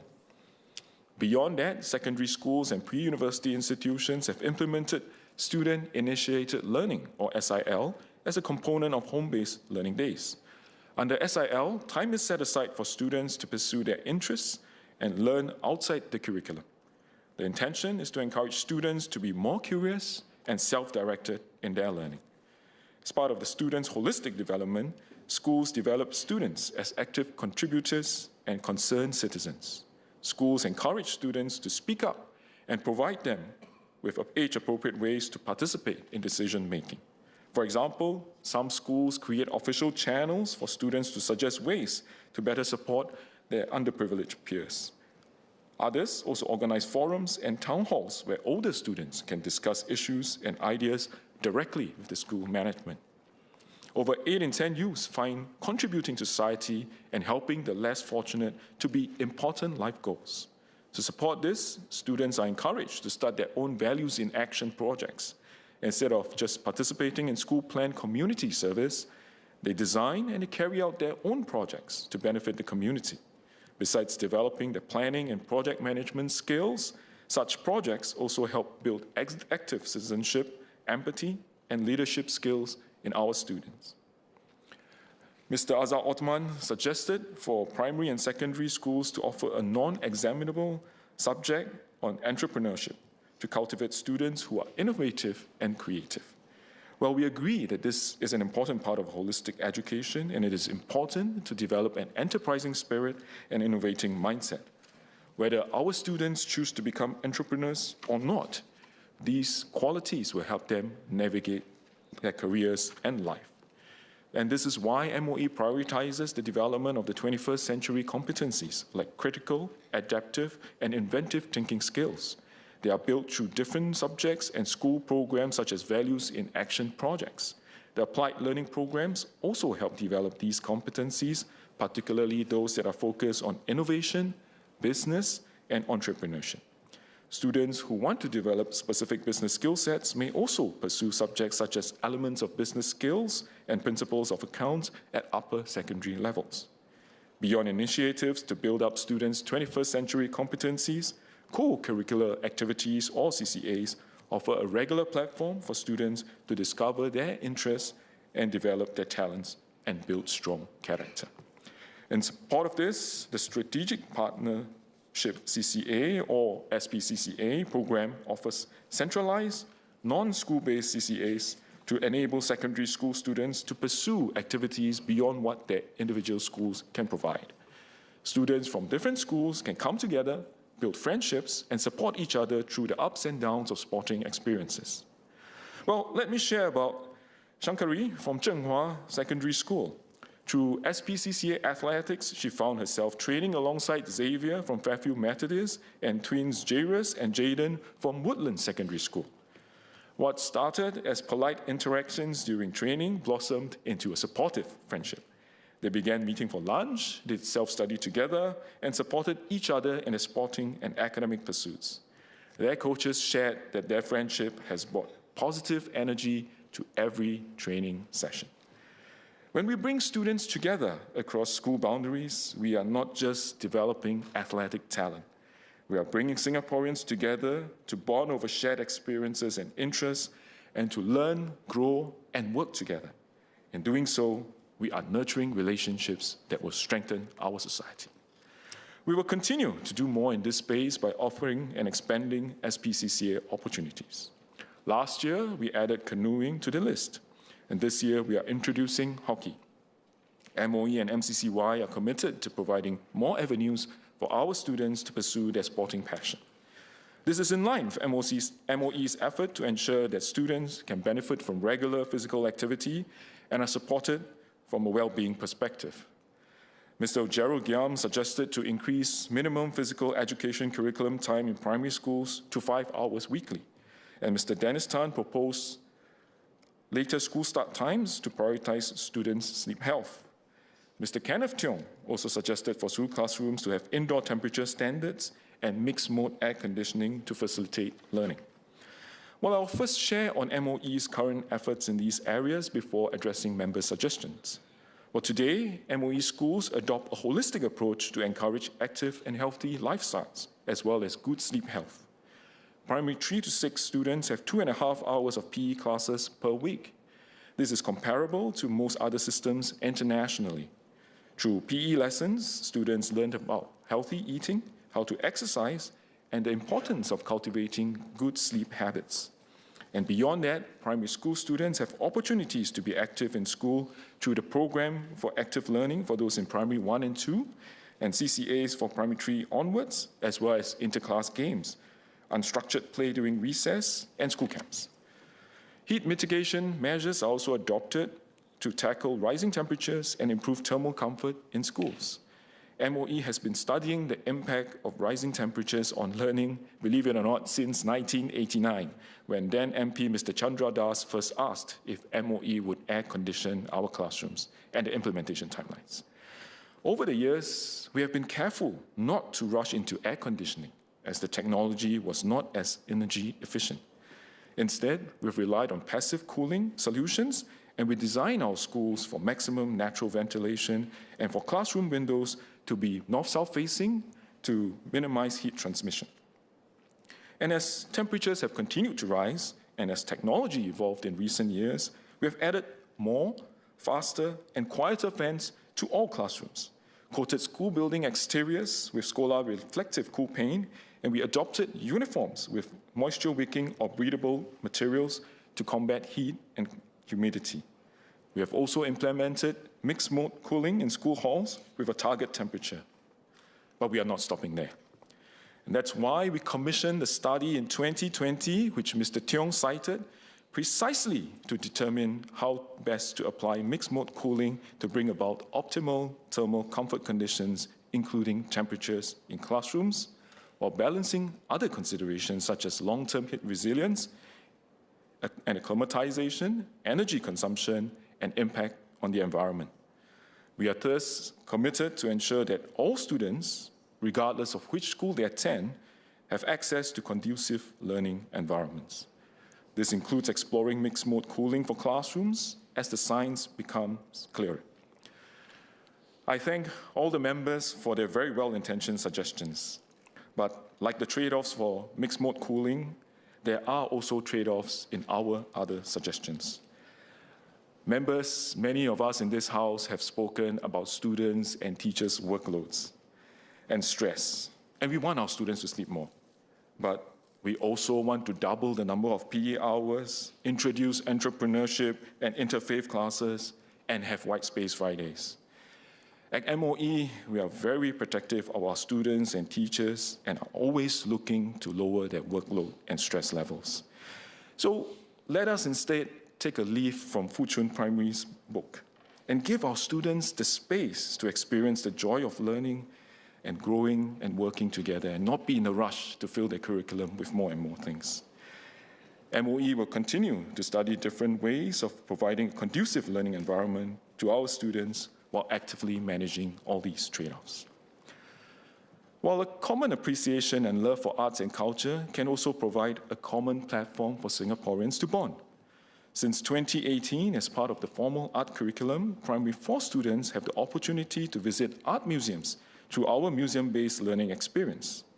Students are exposed to Singapore's artistic heritage, which helps them understand our shared cultural story. When Amanda from UT Primary visited the National Gallery, she was introduced to Liu Kang's Life by the River. She observed that people in the painting lived in wooden huts, but today we live in HDB flats. In seeing how far we have come as a society, Amanda was not just looking at art, but she was connecting the dots across generations.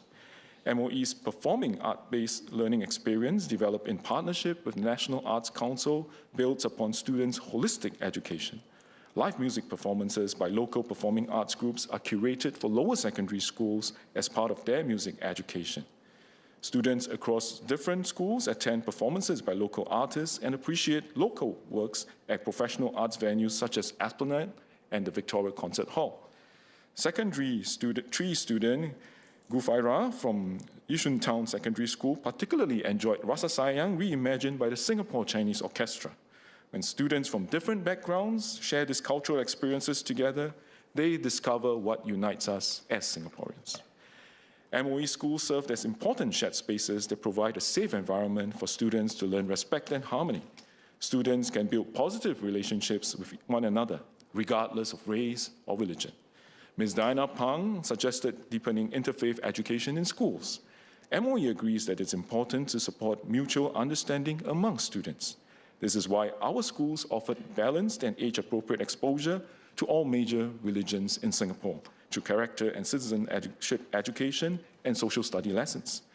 For example, primary school students are introduced to the concept of dietary requirements, whether for health or religious reasons. By engaging in classroom activities such as planning a birthday party that is socially inclusive. Students also participate in learning journeys to heritage sites and celebrations of cultural festivals to develop respect and sensitivity to racial and religious issues. In doing so, MOE seeks to cultivate a deeper appreciation and understanding of Singapore's multicultural and multi-religious society amongst our students. Mr. Chairman, I would like to thank all the members once again for their very thoughtful suggestions. Much of the discussion in this debate has been about AI. And in this AI age where algorithms shape choices and technology drives us into echo chambers that pull us apart, education is one of our most human acts of connection. It teaches us empathy, critical thought, and all shared values that make us one united people. Let us work together to shape an education system that will not just make our students smarter, but also more human and more connected.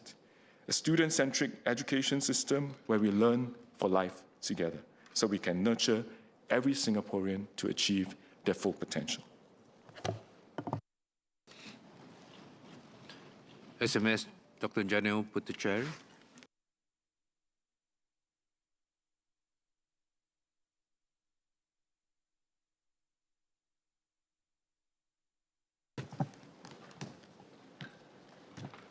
Chair, since we launched Skills Future in 2015, our mission has been to provide Singaporeans with the opportunity to develop to their full potential throughout life, regardless of background.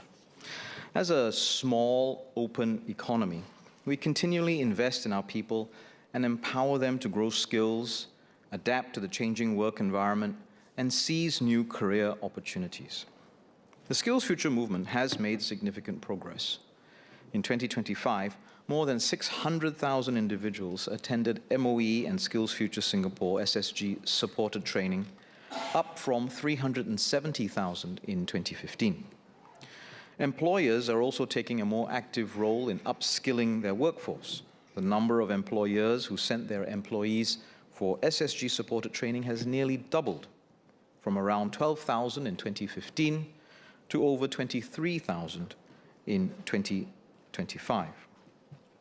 The training sector has matured in both breadth and scale.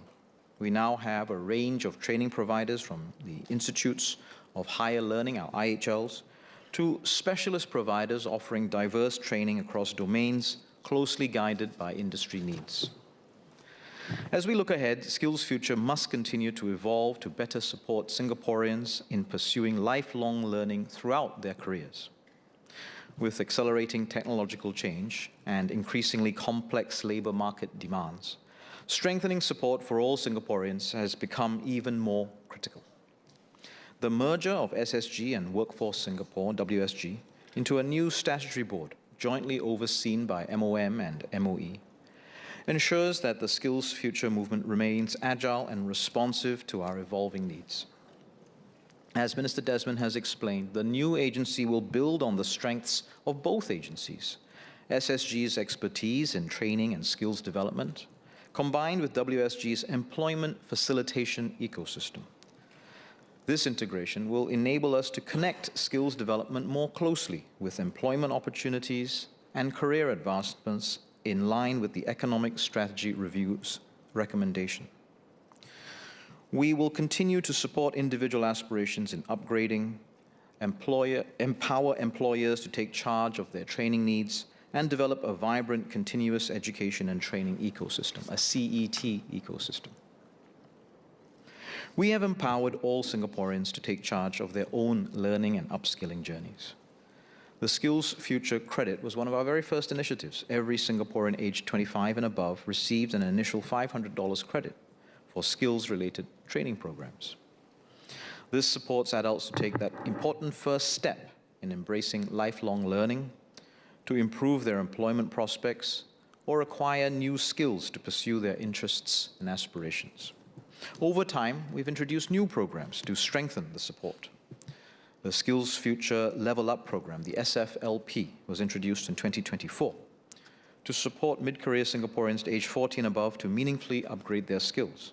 And this group faces particular vulnerabilities. Many have been away from formal education for years and face competing priorities that make it challenging to take time off work for training. Without targeted support, they risk being left behind as their skills may become obsolete. The SFLP includes a Skills Future Credit mid-career top-up of $4,000, usable for about 7,500 courses. And the Skills Future mid-career training allowance that provides up to $3,000 per month for those pursuing full-time training. This year, we have also extended the training allowance to part-time training, with trainees receiving a fixed $300 monthly allowance. We are encouraged by the response to the SFLP so far.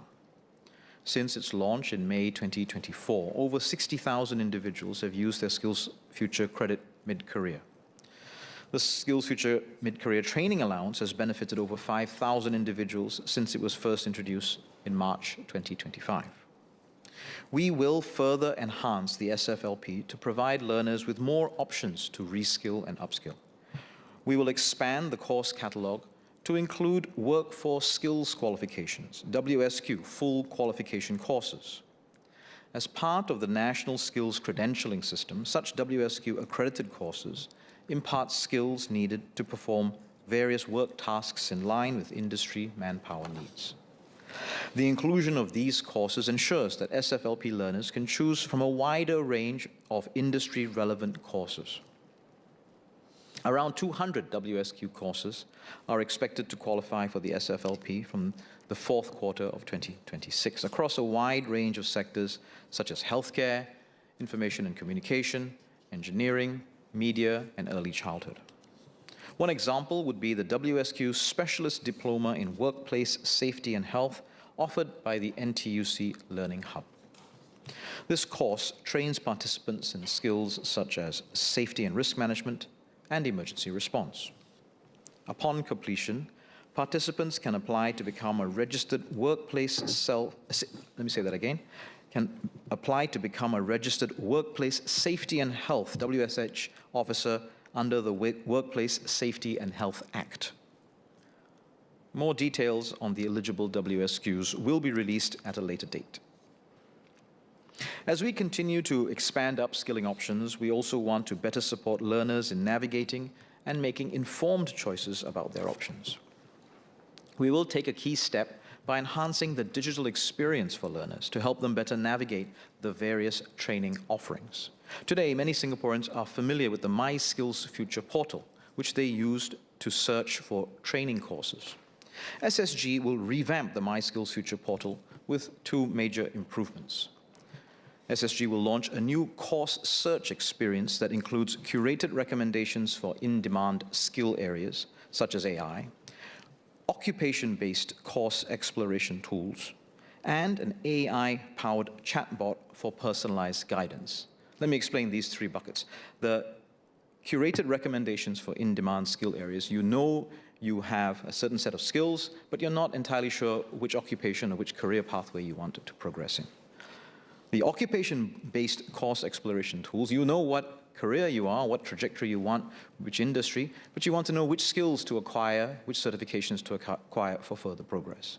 And then you're really not so sure which of these categories you fall in or what you would like. We have a chatbot to be able to then understand your needs and to provide you further guidance. SSG will also improve the course enrollment process. Starting with selected training providers, individuals will be able to enroll directly in courses on My Skills Future using the pre-filled SingPass information instead of having to navigate to the training provider's website to submit a separate application. So this will make it easier for individuals to apply for courses immediately after having discovered them through the various search functions I've just described, and hence reduce the administrative burden both on the individuals as potential learners and on training providers. Overall, SSG's enhancements will make it easier for individuals to identify courses that are aligned with their career aspirations and reduce information asymmetry, as raised by Mr. David Ho. Mr. Ho also suggested that training providers offer taster or trial overview lessons, and that job shadowing and short learning journeys be introduced under Skills Future. Some of our IHLs already provide information sessions for prospective learners to better understand the course content and objectives before signing up. For longer programs which require greater commitment, such as diplomas and degrees, learners can consider enrolling in stackable modules. This provides flexibility for learners to take the course without committing to the full program upfront. There is also the Skills Future Career Transition Program, the SCTP, where trainees benefit from career advisory and assistance in job searches and may undergo project work with companies beyond classroom training. Ms. Rachel Ong asked how we are enhancing accessibility for persons with disabilities, PWDs, so that they can better identify and take up courses. SSG and SG Enable will continue to work with community partners to raise training providers' capabilities to deliver inclusive training, including in areas like AI. They conduct regular workshops on inclusive training methodologies and accommodations and have worked with the Institute of Adult Learning, IAL, to develop courses for adult educators so that they can better design and deliver inclusive training. SG Enable also provides a capability development grant to help training providers who customize courses to meet the needs of persons with different disabilities and is working with SSG to explore ways to scale up the delivery of inclusive training by leveraging technology. Ms. Hanny So asked how our polytechnics and ITE can support Singaporeans to pursue different lifelong learning pathways. Today, the polytechnics and ITE offer a range of pathways for lifelong learning to meet the upskilling needs and career aspirations of different learners. This includes regularly reviewing course offerings and vacancies based on industry needs, employment outcomes, and student interests.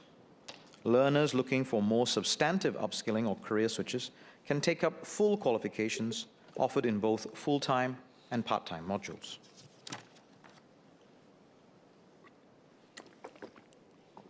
The IHLs have admissions pathways which recognize competencies gained in the workplace, instead of focusing narrowly on academic competencies.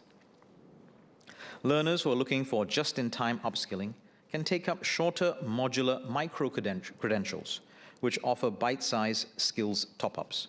These micro-credentials can also be stacked to full qualifications to allow learners to learn at their own pace. We've also rolled out the ITE Progression Award to support ITE graduates aged 30 and below to upskill to a diploma and to secure more progression prospects in their chosen professions. We also recognize the important role that companies and employers play in skills development and training. Employers are well placed to know what skills are relevant and guide workers' upskilling decisions. Both employers and workers can benefit when workers apply their newly acquired skills at the workplace. Over the last decade, we have increased opportunities for employers to play a stronger role in the training of workers. One example is the Skills Future Work-Study program, which we launched in 2015 along with the broader Skills Future movement. The program moved beyond classroom learning to a model in which institutions and employers work together to help trainees learn in both the classroom and the workplace. Under this model, Polytechnic and ITE students spend part of their time in structured learning environments and part of their time gaining hands-on experience in workplaces, earning a salary while they learn.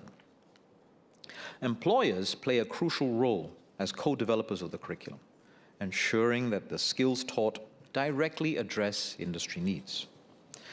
An example is the ITE Work-Study Diploma, which we introduced in 2018 and which has become an important upgrading pathway for ITE, NITEC, and High NITEC graduates. The program has grown significantly from a pioneer cohort of 4 courses and 100 trainees in 2018 to 45 courses and 1,600 trainees in 2025. More importantly, the program has achieved good graduate outcomes. Around 9 in 10 work-study diploma graduates secured full-time employment upon completion, with graduates from the 2024 cohort earning a median monthly starting salary of $2,975, comparable to Polytechnic diploma graduates and significantly above their initial median salary of $2,000. This success reflects the efforts of MOE and ITE and the commitment of more than 700 industry partners. They have been instrumental in teaching technical skills and providing tangible work experience for our trainees, allowing them to gain important life skills that they will carry with them throughout their careers. We're glad that these employers see the value of the Work-Study Diploma program in helping them develop their talent pipelines. Around 7 in 10 graduates continued with the employers who hired and trained them during the program. One such employer that exemplifies this commitment is ST Microelectronics, a semiconductor manufacturing company. ST Microelectronics has worked closely with ITE to co-develop work-study programs together with other semiconductor industry partners. The company has been expanding its work-study placements across programs in exciting fields, including microelectronics, electronics and computer engineering, and automation engineering. Many graduates have chosen to build their careers with the company after completing their programs. An example is Noor Iman, who joined ST Microelectronics as a technician on the Work-Study Diploma program in 2022. He was able to deepen his technical expertise through the program, where he shadowed other technicians and engineers to build specialist knowledge. In 2024, he was promoted to assistant maintenance engineer, while also working on his final year project, an AI computer vision solution for wafer defect detection. He graduated as the top student of his cohort in 2024 and continues to work for ST Microelectronics. We are encouraged by the positive outcomes of the ITE Work-Study Diploma program and want to better recognize the efforts and commitment of our employer partners. This is in line with the Economic Strategy Review Committee's recommendations to support more flexible pathways that blend training and work to develop industry-relevant skills. Dr. Hamid Razak also asked how we will strengthen the work-study diploma pathway. We will continue to work with employers to provide meaningful training opportunities for ITE students. MOE and SSG will enhance the employer incentives for the ITE Work-Study Diploma for new cohorts from April 2026. This will be done in 2 ways. We will increase the quantum of the incentive provided to Work-Study Diploma employer partners from $15,000 to $20,000 for each trainee that employers hire and train. We will also simplify the process for dispersing these incentives. Today, the $15,000 incentive is paid out to companies as reimbursement upon the completion of specific qualifying activities. Depending on the amount claimed and the activities completed, not all employers access the full $15,000. The new $20,000 incentive will be fully disbursed at several milestones throughout the course duration. This means an employer who sponsors an eligible trainee through the full work-study program will receive the full amount. This will make it easier for employers to claim these incentives by reducing the administrative processes required to access the funding. And we hope that these enhancements will encourage more employers to come forward and build their talent pipelines by offering meaningful training opportunities for our ITE graduates. We will continue to strengthen our support for companies, especially small and medium enterprises, to identify their skills need and access appropriate training for their employees.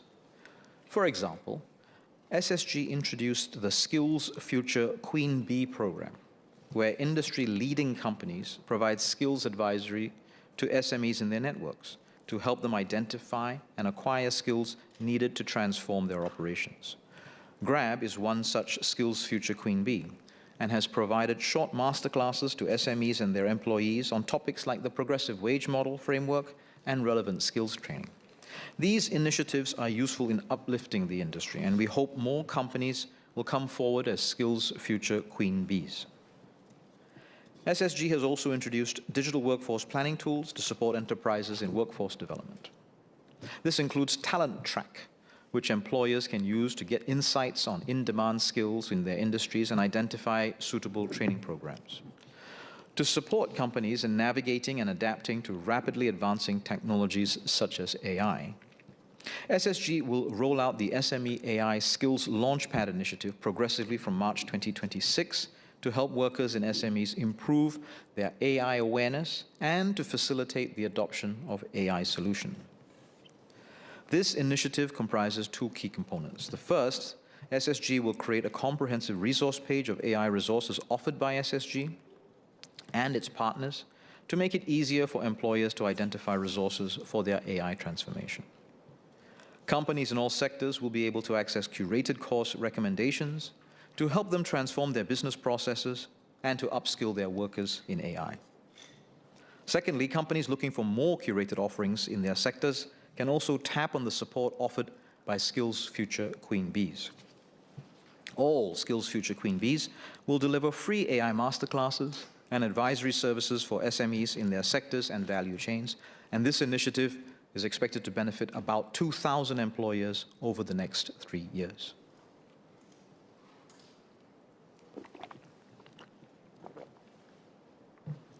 These efforts will provide a good foundation that the new statutory board can build on to help companies, especially SMEs, continuously upskill their workforce to meet evolving industry needs and to seize new opportunities. Lastly, we will continue to build a vibrant CET ecosystem. Today, our CET ecosystem includes more than 700 training providers, including our IHLs, Institutes of Higher Learning, as well as industry and union partners that offer a wide range of high-quality, market-responsive programs. Over the last 10 years, our IHLs have become key players in the CET landscape. They have significantly scaled up CET offerings and developed innovative upskilling pathways for adult learners. With the merger of SSG and WSG, MOE will continue to work with our IHLs to provide high-quality, industry-relevant, and accessible training that leads to tangible career outcomes for Singaporeans. Our IHLs are well-placed to deliver innovative and industry-relevant CET programs.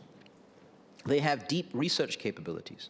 This places them at the nexus between education and research, and so the IHLs can tap on these capabilities to translate frontier knowledge and new industry applications of technology into curricula. IHLs also draw upon industry networks to ensure both their faculty and their programs remain updated on industry developments. For example, it's common for IHL faculty to work directly with companies on industry projects. Mr. Andre Low asked about how we would accredit high-quality micro-credentials such that they ensure tangible labor market value. Stackable micro-credentials are a key IHL innovation to improve accessibility in learning for adult workers. Each micro-credential is a discrete unit of learning with clear learning outcomes, assessment, and certification. Learners can earn academic credits, which then stack to a CET full qualification. These micro-credentials can already be reflected on the Career and Skills Passport. One example is the Singapore Institute of Technology, SIT. SIT's competency-based CET degrees are delivered through stackable micro-credentials. SIT has engaged the industry to design each micro-credential around competencies and skill sets required for specific job roles. SIT continually collects feedback from learners and their employers, ensuring that the competencies can be applied directly at work. Specifically on the recognition of micro-credentials across IHLs, we have started. We have piloted micro-credential pathways that are built upon courses from multiple IHLs, such as the Institution of Engineers Singapore, Chartered Engineers Singapore, and Sustainability Certification. We've done this in close partnership with industry partners to ensure that these micro-credential pathways are industry recognized. Mr. Andre Low also asked about overseas micro-credentials. Where there is a clear industry need, like in cloud software solutions, we have worked with employers via the Singapore Computer Society to recognize well-recognized overseas certifications for Skills Future support.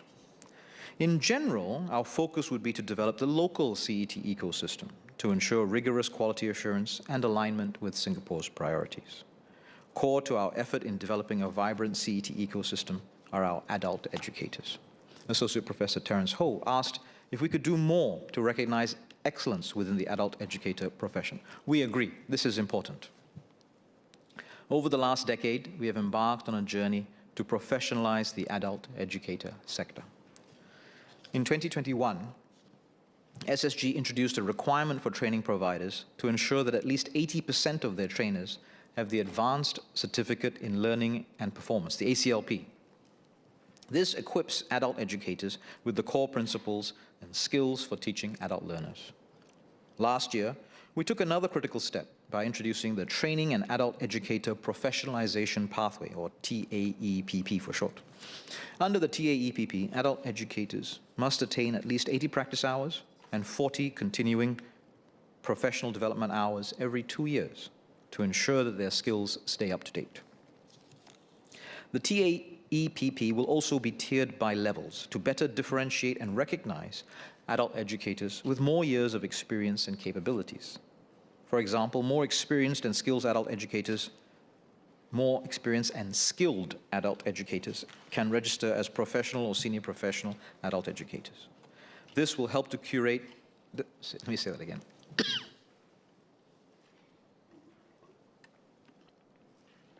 This will help to create meaningful progression for those looking to hone their skills and in turn enable training to be more effective. We are open to considering suggestions on how we can further recognize the work of exemplary adult educators and to showcase the important work they are doing to further uplift the sector. Ms. Chu Pei-Ling spoke about ensuring that training leads to better outcomes for Singaporeans. We agree that this is important. For training to yield results, the training and workforce ecosystem must continue to work together to provide high-quality training, enable proactive employer involvement to steer training and recognize skills, and empower individuals to make thoughtful career and training choices. Since the start of our Skills Future journey in 2015, we have supported individual aspirations in upgrading, empowered employers to take charge of their training needs, and developed a vibrant CET ecosystem. The work continues. The merger of SSG and WSG will allow us to connect skills development even more closely with employment and career opportunities, will allow us to respond more nimbly to new needs, and will allow us to better support Singaporeans in their aspirations, and MOM will share more about this. Chair, we will continue to put Singaporeans at the center of our efforts and ensure that no one is left behind in our journey towards a more skilled and resilient workforce. MOS Jasmine Lau.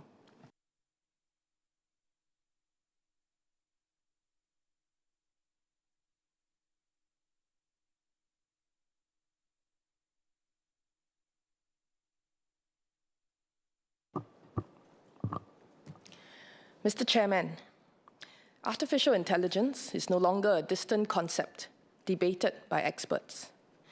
It is already in our classrooms, in our workplaces, and increasingly in our homes. In my budget debate speech, I said that AI is not something that will arrive in a few years' time. It is already reshaping how we learn, how we grow, and how we work. And it forces us to confront a deeper question. If AI can perform tasks that once required human connection, writing, analyzing, even coding, then what should humans focus on mastering? What makes us distinct? And what gives us purpose and confidence? The rise of AI compels us to recalibrate not just our economy, but our understanding of human value. What makes us human? What should humans learn and grow in when AI can do some of our work? What do we find meaning in when some of our time is freed up from work? What do we want value and purpose to look like for ourselves, and better yet, for our children?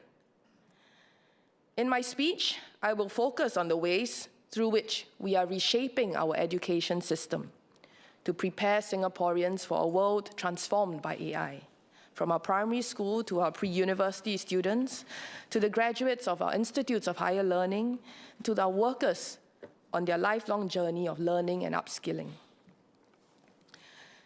We must provide opportunities for everyone to learn how to harness AI to its full potential at all points of their lifelong learning journey. Mr. Darryl David spoke at length about the need for our education system to establish a strong foundation of skills in an AI-pervasive world. MOE's approach is simple but deliberate. We want every student to learn about AI, to learn how to use AI, to learn with AI, and most importantly, to learn beyond AI. These are not slogans. They reflect 4 important ways to think about how we understand technology, use technology, collaborate with technology, and transcend it. By the time our students enter institutes of higher learning, every one of them will have foundational AI literacy. They will understand what AI is, how it works, and what its risks and possibilities are. But we will introduce this thoughtfully and integrate AI literacy into our school programming. We are mindful that not all students come from homes with the same level of digital familiarity. Our approach ensures that AI literacy is built within schools in a structured and calibrated manner so that access and guidance do not depend solely on family background. No student should be disadvantaged in this new era because of circumstance. Younger students will have lower exposure and closer supervision. They must build strong foundations and fundamentals in literacy, numeracy, reasoning, as well as self-discipline to use AI wisely. We agree with Mr. Alex Yam that students at a younger age should still learn their core foundational knowledge and skills and not use AI as a shortcut to their learning. Mr. Yam also asked how AI literacy is being strengthened for our students while ensuring that we address ethics, academic integrity, bias, and over-reliance. Let me illustrate. When we say students will learn about AI, they may learn in their cyber wellness classes how to identify deepfakes, not just as a technical skill, but as a defense against misinformation in a world where not everything we see or hear is real. When we say students will learn to use AI, they may use AI tools in the updated Code for Fun program that MOS Rahayu had mentioned, and in subjects like design and technology or general paper to generate ideas, refine arguments, or compare sources. But they will also be guided to evaluate what the AI produces, check its accuracy, and include their personal voice and opinions, instead of just accepting what AI generates. When we say students will learn with AI, they may use AI as a learning partner. Using AI tools like the Learning Assistant in the Singapore student learning space, they can develop multiple perspectives about an issue through discussion with the Learning Assistant. This will prompt them to think deeper about their views and suggest alternative perspectives that they may have failed to consider. And when we say students will learn beyond AI, it means they engage in real-world problem-solving, developing human qualities like empathy and 21st century competencies like inventive thinking. For example, in applied learning programs, students may be asked to consider ways to reduce food waste in schools. They can use AI to generate multiple suggestions within seconds. But students will need to evaluate feasibility of these solutions. For example, cost, resourcing, their peers' preferences. They will also have to survey and test out with real users before deciding which solution fits best within their context. We will ensure that our assessment approaches remain fit for purpose in an age where AI tools are widely available. This includes retaining the emphasis on in-person assessments, making greater use of oral explanations, and the demonstration of process, not just final output when it comes to assessments where AI tools can be used. Technology will evolve, but integrity must remain non-negotiable.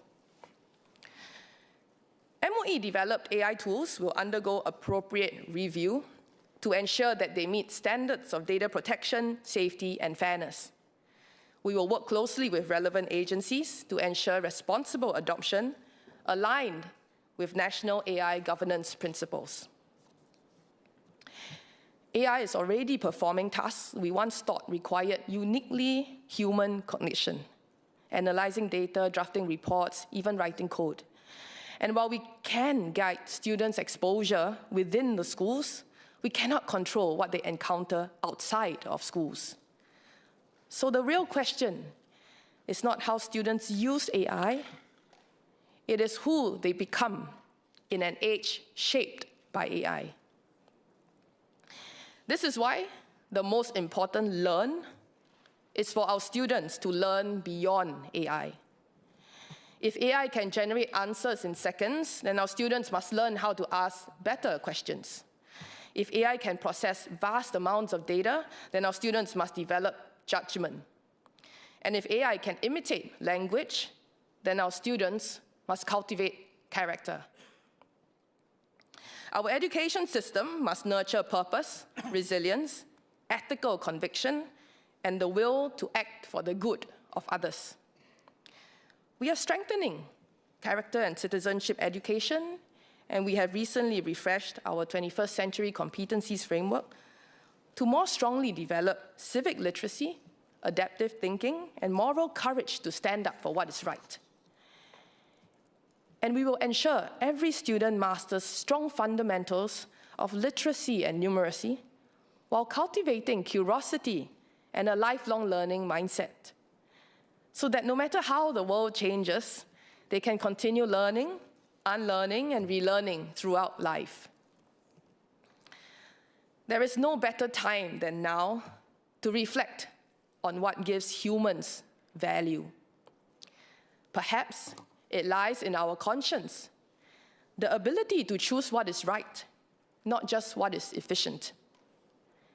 Perhaps it lies in our compassion, the ability to connect, to comfort, and to inspire.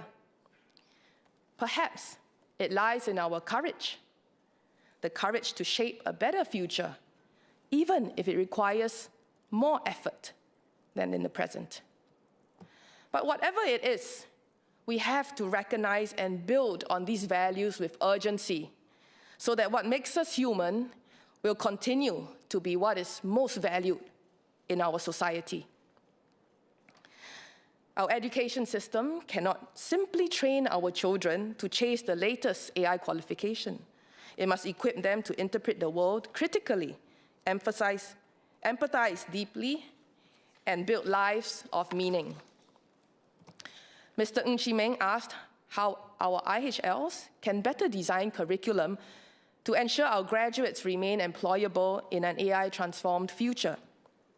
Today, full-time undergraduates in our universities and students in our polytechnics and ITE already learn about AI. But in this new era, exposure alone is not enough. What matters is depth, adaptability, and relevance. Our IHLs work with sector agencies and industry partners to continually refresh their curriculum so that what students learn keep pace with technological change. This is done through partnerships with industries, sector-specific task forces, curriculum advisory committees, and direct feedback from employers. But just as in our schools, IHL students cannot stop at learning about AI, using AI, or even collaborating with AI. They must also learn beyond AI to sharpen what makes them distinctly human in an age of intelligent machines.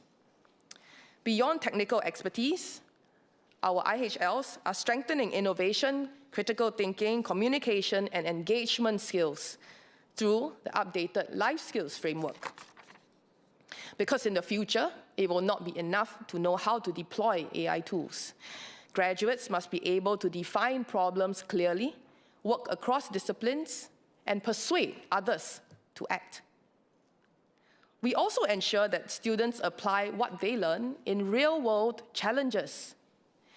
at the recent Manners AI for All hackathon. I witnessed how students worked alongside SMEs and freelancers to solve actual business problems in just a few hours. Some built tools to optimize logistic processes. Others built AI-powered marketing assistance for small F&B businesses. One team developed a platform for a debate coach to help competitive debaters practice live argumentation. These were not classroom simulations. These were real clients, real constraints, and real stakes. Similarly, through the SME at AITE Center, which is a partnership between the Association for Small and Medium Enterprises and ITE, students work directly with SMEs to develop AI solutions for sectors such as F&B and retail. These experiences will help our graduates translate knowledge into economic value. But more importantly, they will help students discover their human value before they even enter the workforce. In their ability to frame problems, exercise judgment under uncertainty, recover from failure, and persuade fellow humans to try something new. Mr. Chairman, allow me to say a few words in Mandarin. 随着科技的飞速发展，我们的教育制度必须帮学生做好准备，应对人工智能所带来的巨大变革。这一点比以往任何时候都更加重要。教育部的策略看起来简单，但经过深思熟虑，我们希望每个学生都能了解人工智能，学用人工智能，用人工智能学习，而最重要的是超越人工智能。这些不只是口号，它们反映了我们了解 AI、使用 AI、与 AI 协作，并且超越 AI 的4个思考维度。人工智能现在已经能够处理那些我们过去认为只有人类大脑才能完成的分析数据、撰写报告，甚至编写程序。我们虽然能在校内规范学生使用人工智能的方式，却无法控制他们在校外与人工智能的接触。所以关键问题不在于学生怎样使用人工智能，而是在这个被人工智能重新定义的时代中，他们将成为什么样的人？因此，除了帮助学生掌握具有经济价值的技术与技能之外，更为关键的是，让他们在这个新时代中认识到自身的价值。最终，无论科技发展得多么快，真正能够经得起时间考验的，是我们人类独有的技能和珍贵的品质，比如同理心、坚韧不拔的意志，以及勤奋努力的精神。这些品质将能够让下一代在变幻莫测的世界中站稳脚跟。我们不仅只是教导学生如何使用人工智能，而是在教育的各个阶段，从小学一直到高等教育，致力于培养有能力并且愿意为社会做出贡献的个体。在学生毕业离校、步入职场之前，我们将确保他们有机会通过接触真实世界，发掘自身独特的价值。As Ms. Li Huiying pointed out, our educators have an important role to play to help our students prepare for the AI-enabled world. Our educators are modeling how to think, question, and act responsibly in an AI-enabled world. To support them, we are strengthening professional learning opportunities through MOE and NIE so that our educators can use AI tools meaningfully and thoughtfully. We recognize that this transition will require adjustment. We will face the changes thoughtfully, provide clear guidelines, and ensure that our educators are supported as they adapt their pedagogy in an AI-enabled environment. Educators can also tap on centrally provisioned AI tools through the Singapore Student Learning Space SLS, as well as tools that streamline administrative tasks and free up time to focus on what matters most, which is their students.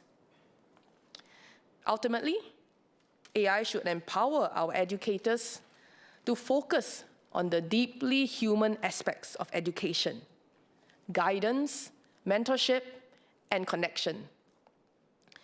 No algorithm can replace the instinct of an educator who senses when a student is discouraged or is facing family challenges.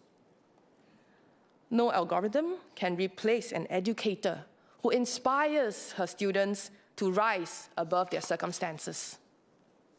Technology may assist instruction, but inspiration remains human. The same applies to our educators in our IHLs. As Mr. Terence Ho mentioned, they too must be equipped to guide students in navigating AI, not just as an educational tool, but as a transformative force across industries. Our IHLs are deepening staff capabilities in adopting AI for both teaching and assessment.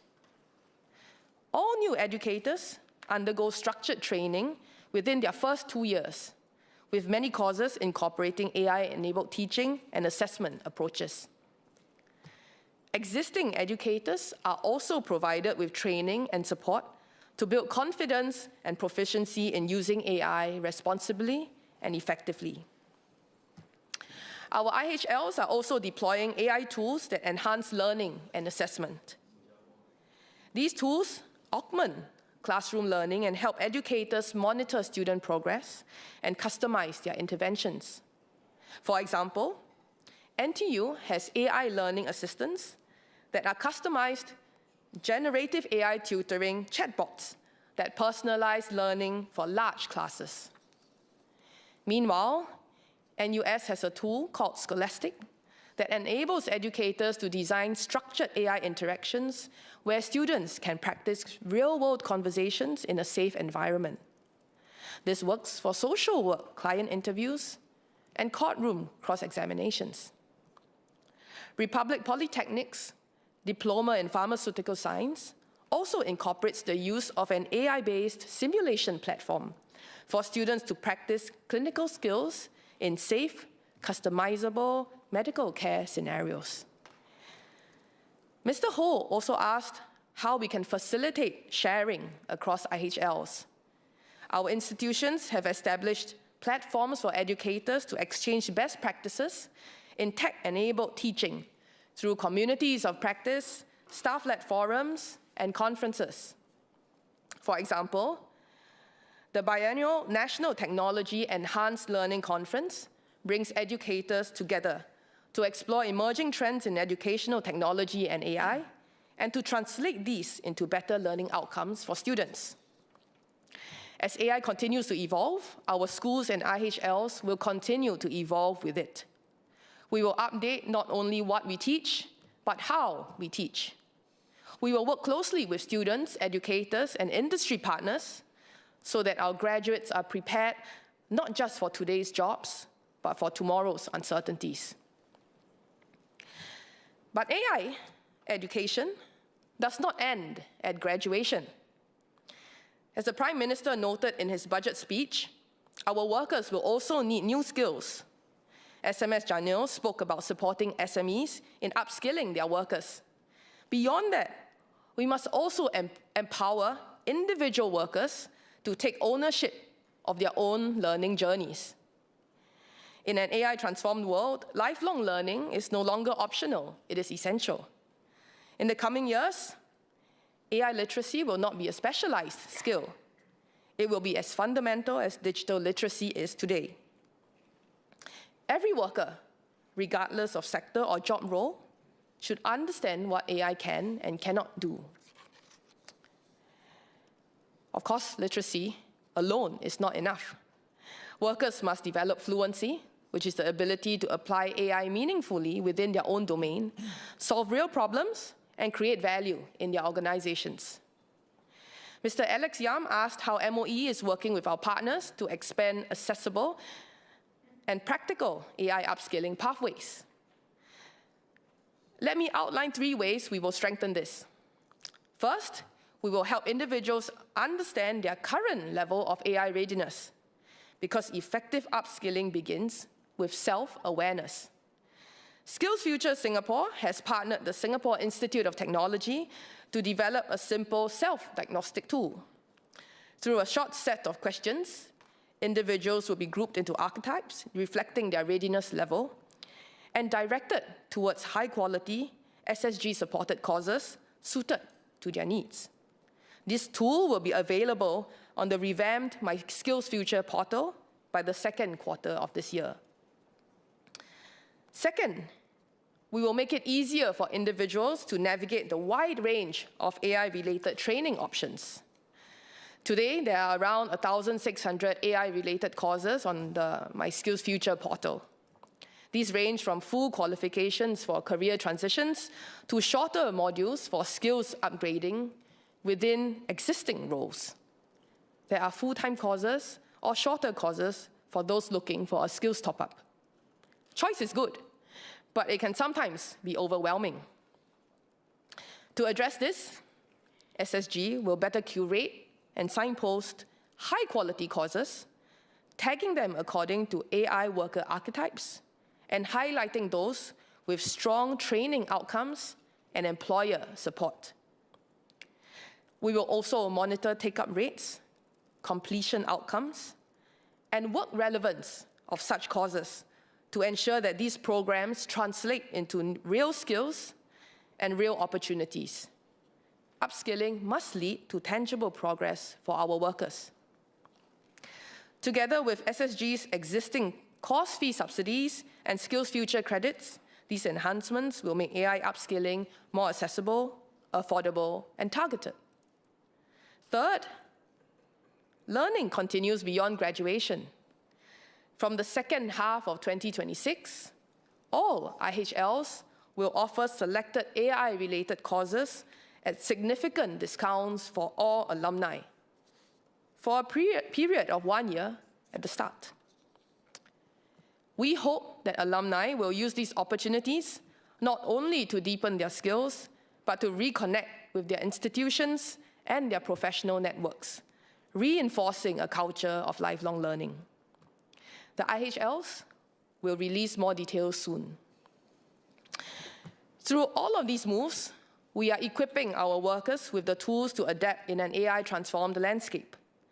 But beyond mastering AI as a tool, we must not lose sight of the qualities that set us apart. Leadership and accountability, communication and persuasion, connection and caregiving. These deeply human capabilities cannot be automated. As AI becomes more powerful, these capabilities will become more valuable. Mr. Chairman, we are living through a period of rapid change. It is understandable that some may feel uncertain or anxious about what lies ahead. But uncertainty does not mean helplessness. Our schools and our IHLs stand ready, not just to help Singaporeans stay competitive in a global economy, but to help them navigate complexity with confidence. We will update what we teach and how we teach. If AI can generate answers, our people must ask better questions. If AI can optimize systems, our people must uphold values. If AI can accelerate progress, our people must decide its direction. By deepening what makes us human, our students, our workers, and our country can flourish in the age of AI. Thank you. SPS, Dr. Syed Harun Al-Habsi.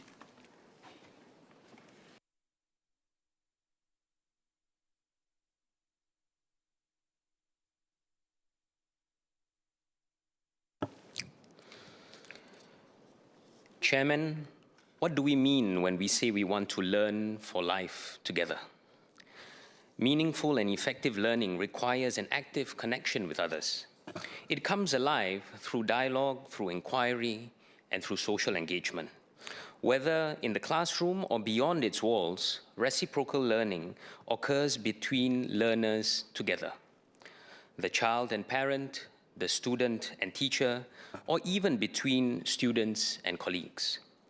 Learning can occur in school, in our homes, on the field, in the marketplace, or in our community hubs. Learning has no age limits. Importantly, everyone learns differently. Success in education, therefore, best emerges from strong partnerships between schools, parents, and the community. Today, I will share about how we are deepening this commitment through enhanced support for our mother tongue languages, expanded provisions for students with special educational needs, or SEN, and stronger foundations for students' social and emotional well-being. We have come a long way since the introduction of our bilingual policy in our early years. In 1980, only 31% of our population had literacy in more than one language. The rest could read in only one language or not at all. By 2020, that figure had risen to 72%. This policy has served us well. The English language has facilitated inter-ethnic communication, social cohesion, and participation in the global economy. Simultaneously, our mother tongue languages anchor us to our cultural heritage, history, and values, while allowing Singaporeans to gain a competitive edge internationally. In nurturing our students' mother tongue proficiency, we know that there is no one-size-fits-all. For stronger students, higher mother tongue and the language elective programs allow deeper engagement with language, literature, and culture.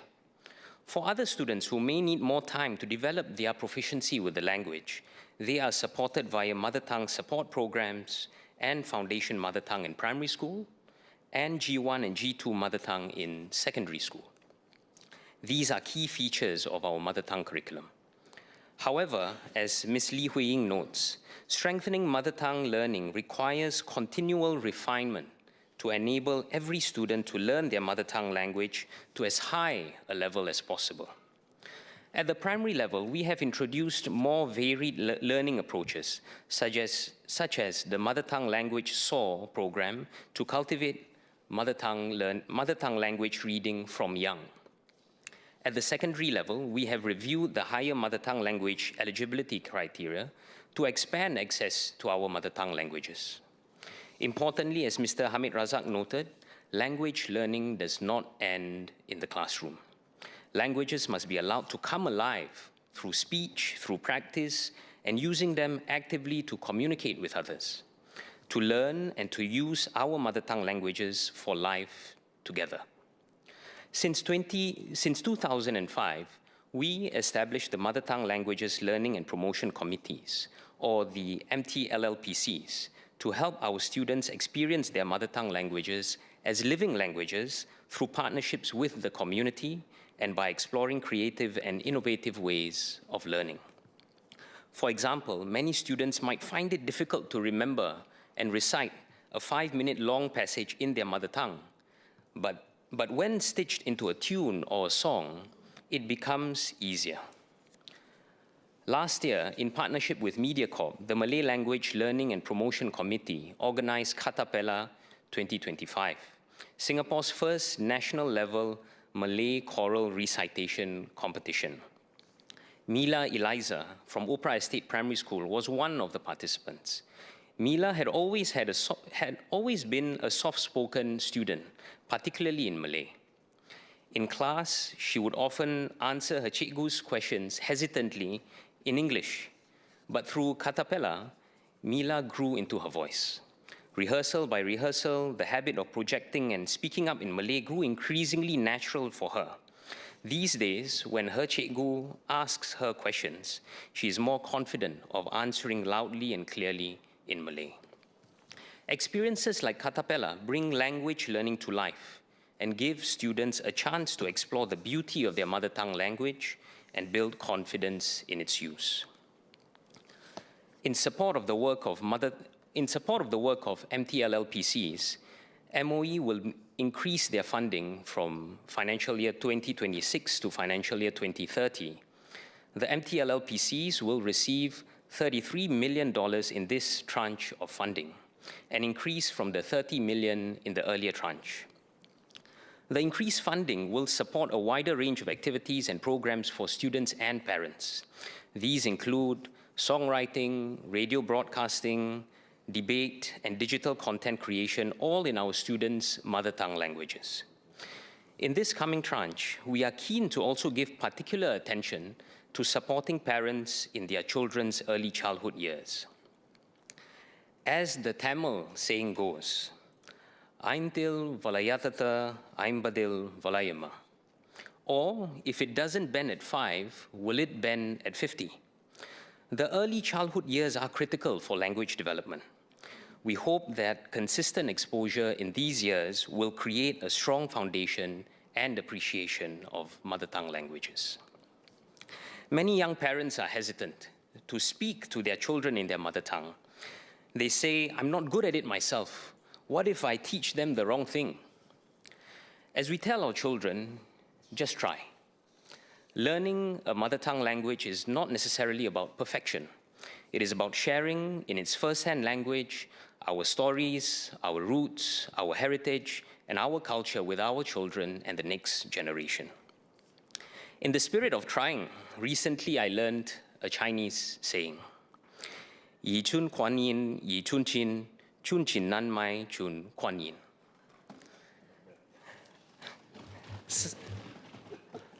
Some of you might remember your parents or teachers reciting this to you as a child. It is a beautiful way to inculcate values, that an inch of time is worth an inch of gold, and we cannot buy time even with gold. It is a poignant reminder that time is precious, and indeed, our mother tongue languages have a special ability to bring out the true depth and value of such messages. From June this year, the MTLLPCs will work with our community centers to offer free workshops led by mother tongue preschool teachers to help parents naturally integrate their mother tongue into daily communication with their child. I encourage parents of young children to sign up and take these baby steps towards learning for life, alongside their children with us. It is also an opportunity for them to build close and nurturing relationships with their young children at an early age. Bilingualism is a cornerstone of our education system, and indeed our Singapore society. With differentiated support in schools and further grounding in the community, we intend to strengthen mother tongue languages as a vibrant anchor of our society. Another area where close partnership of school and community support is important is in our support for students with SEN. Today, about 80% of students with SEN are supported in mainstream schools. Mr. Kenneth Poon asked about how support for such students considers their varied access to external resources. And for each, and for each of these students, schools provide support based on their specific learning needs. Schools provide a range of interventions for learning. For example, the Transit Program, which stands for Transition Support for Integration for Primary 1 students, focuses on behavior management, while the school-based Dyslexia Remediation Program supports students' literacy skills. Where students require medical or therapy support unavailable in MOE or our schools will then facilitate referrals to external resources. As we continue to strengthen our school-based provisions, we will be able to support every student with mild SEN in mainstream schools, regardless of their backgrounds. For students with moderate to severe SEN, however, we support them in special education or SPED schools, with specialized support and customized teaching and learning approaches. As Ms. Denise Pua shared, demand for SPED schools has risen in recent years, driven by an increasing number of students diagnosed with autism spectrum disorder with intellectual disability, or ASDID. I'm heartened to share that to better support such students, we will be working with the social service agencies to expand SPED school capacity. We will do so from the second half of 2026 through the early 2030s in 3 ways. First, we will partner Minds to establish additional campuses for the 3 Mind schools. These will operate from interim sites in the East and Central regions progressively from the second half of 2026. Second, we will relocate Minds Woodlands Garden School to a larger interim site with increased capacity in the North region from 2027. And third, we will partner 3 SSAs, APSN Education Services Limited, Autism Association Singapore, and St. Andrew's Mission Hospital to set up 3 new schools across the island. One of the schools, run by APSN Education Services Limited, will operate from the second half of 2026 at an interim site in the Northeast region, and we will share more details soon. These new and expanded schools will allow us to serve more children with ASDID, while also benefiting some existing Mind students by shortening their daily school commutes. By the 2030s, we will have a total of 30 government and community-funded SPED schools, including some with additional campuses, up from the 26 today. This includes 3 new schools and Pathlight School 3, which will open in Punggol in the early 2030s. We will be able to serve around 30% more students, from 9,000 students today to about 12,000 in the early 2030s. There are also other ongoing efforts to set up permanent sites for existing SPED schools that cater to various disability types, including, including the Cerebral Palsy Alliance Singapore School at the West, Grace Orchard School, and Maitri School. Through this expansion, we seek to deepen our commitment to supporting every child in learning for life together. In doing so, we will ensure that every child has a community where they belong, where their needs are supported, and where they can grow. We are conscious that programs and spaces cannot be effective without dedicated educators. As Ms. Charlene Chen has noted, support for educators ensures sustainable outcomes for our students with SEN. In mainstream schools, we adopt a tiered approach. All educators have a baseline understanding of inclusive classroom practices so that students with SEN can learn alongside their peers. On top of this, teachers trained in special needs and SEN officers provide deeper expertise and support other colleagues to nurture an inclusive education landscape. To ensure adequate support capacity, we review schools' resourcing needs regularly and adjust provisions accordingly. For example, all primary schools have a minimum of 2 SEN officers, while those with higher and more complex needs may have up to 4 SEN officers. We will continue to work with our schools to build up this capability and capacity. In SPED schools, structured training allows our educators to develop deep expertise. From 2025, we have enhanced access to baseline training by increasing the number of places for the National Institute of Education's Diploma in Special Education from 150 to 180 per year. MOE has also been working with SSAs and SPED schools to deepen disability knowledge through communities of practice on specific disability profiles. Platforms like COPs allows SPED educators to collaborate across multidisciplinary teams to meet students' complex learning needs. Over the next decade, we recognize that recruitment and retention of SPED educators will be critical to support the sector's expansion. In 2024, we had improved the attractiveness of a SPED career by working with the SSAs to enhance salaries for SPED teachers and teacher aides. This followed earlier efforts to strengthen professionalism by introducing career tracks, roles, profiles, and competency frameworks.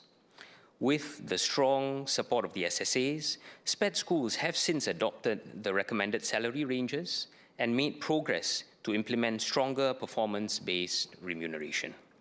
We have also introduced the SPED Leadership Development Program to nurture SPED educator leaders, and we will continue to coordinate sector-level recruitment efforts and work with SSAs to develop SPED into a promising and viable career option.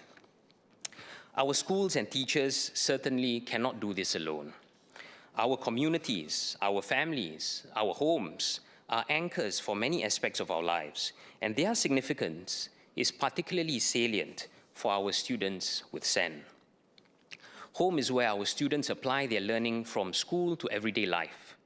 In our primary schools, parents of children with dyslexia can read aloud daily with their children to reinforce the literacy skills at home. Likewise, in delivering the national SPED curriculum, teachers emphasize family involvement to help students practice and use daily living skills taught in the SPED schools. We agree with Ms. Denise Poir that for students with SEN to flourish, it takes a village. We must work closely and sustainably for the long term with families and community partners. In general education schools, MOE's National Advisory Council, Community and Parents in Support of Schools, or CAMPUS, comprises stakeholders such as parents, industry, and self-help groups. CAMPUS has initiated different efforts for parents and community partners to cultivate meaningful school-home partnerships. One such campus initiative is the setup of the Parents for Parents Network, or P4P, to deepen support for parents of children with SEN. Based on their own experiences, campus members recognize a need for peer support to better navigate the challenges of supporting children with special educational needs. The P4P network has started to address, the P4P network was started to address this gap. P4P connects parents of children with SEN with each other to provide valuable peer support when navigating uncertainty, key decisions, and transitions. P4P also extends school and system-level support when needed. Currently, over 30 schools are rolling out this initiative, with expansion planned to approximately 60 schools from 2026 to 2027.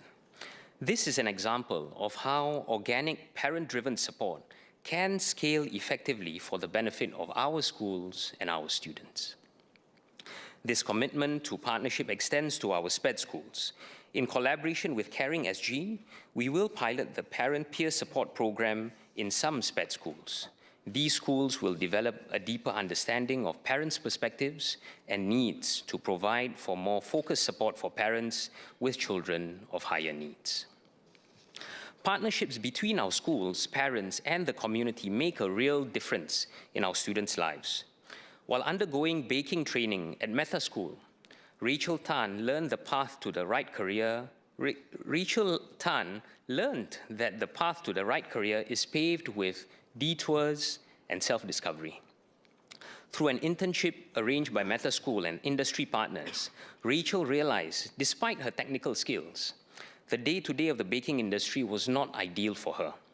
To figure out her next steps, Meta School, Rachel, and her family leaned into her natural strengths. Airport housekeeping was an unexpected match. Today, with her keen eye for detail and gift for genuine connection, Rachel thrives as a housekeeping officer at Changi Airport, where she brightens many a traveler's stressful day. In 2025, Rachel won the Changi Service GEM program for her exceptional service, and in the right environment, she has blossomed. Racial success demonstrates that the power of strong partnerships between schools and families to help our students, Racial success demonstrates the power of strong partnerships between schools and families to help our students reach their potential. To enable such partnerships, we are extending MOE's digital solutions to SPED schools to make communication more seamless. Parents Gateway, which provides parents and caregivers access to school announcements and digital submissions of consent forms and medical certificates, has been well received in mainstream schools. We will extend it to all 26 SPED schools from the second half of 2026, allowing all families with school-going children to access the same communication platform. This will also reduce the administrative burden, freeing up teachers' time for teaching and improve student outcomes. These partnerships in schools are just the beginning. Recognizing that our students require support beyond the schooling years, we are committed as a government to supporting our students along this journey. As part of the Interagency Task Force on Assurance for Families with Persons with Disabilities, MOE is reviewing education support for SPED graduates transitioning into employment or post-secondary education. I look forward to sharing our recommendations when ready. Across these areas, we see that meaningful educational outcomes require a community of support. Ms. Charlene Chen asked about support for our students' well-being. Our children develop resilience and socio-emotional well-being in community. Through the Character and Citizenship Education curriculum, MOE equips students with developmentally appropriate skills for emotional regulation, peer support, and help-seeking. Beyond the classroom, each school's ecosystem of support includes proactive monitoring, trained peer support leaders, and access to school counselors and community mental health resources when needed. Over the years, we have also explored innovative methods to support our students' well-being. Like Ms. Eliza Chen, MOE recognizes the potential of the arts in this area. International research indicates that sustained emphasis in arts education is indeed more effective than one-off activities for students' well-being and social-emotional development. All our students learn music and art for 8 years, taught by specialized teachers. The activities and tasks are designed for students to learn social-emotional competencies at the same time. All our lower secondary school students learn English literature. All our lower secondary school students learn English literature, where they explore emotions, human interactions, and identities through different genres. Schools too can customize their own programs and curate student-led activities. Where there are effective best practices, school leaders have platforms to share these practices with other schools so that students can benefit. At its core, MOE recognizes that the work of supporting our children takes many hands coming together and never alone. Indeed, we can all learn for life together. Mr. Chairman, allow me to say a few words in Malay.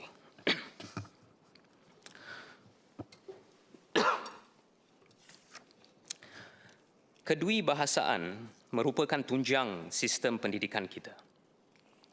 Pembelajaran bahasa ibunda harus merentasi bilik darjah kerana hidupnya bahasa apabila kerap ditutur dan dikongsikan bersama orang lain dan dikembangnya bersama di masyarakat.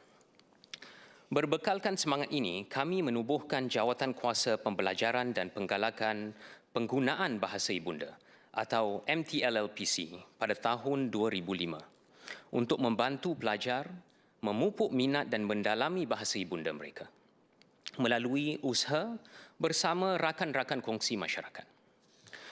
Sebagai sokongan kepada MTLLPC, MOE akan meningkatkan dana dari tahun kewangan 2006 ke tahun kewangan 2030. MTLLPC akan menerima peruntukan sebanyak 33 juta bagi tempoh ini, peningkatan daripada 30 juta dalam tempoh yang sebelumnya.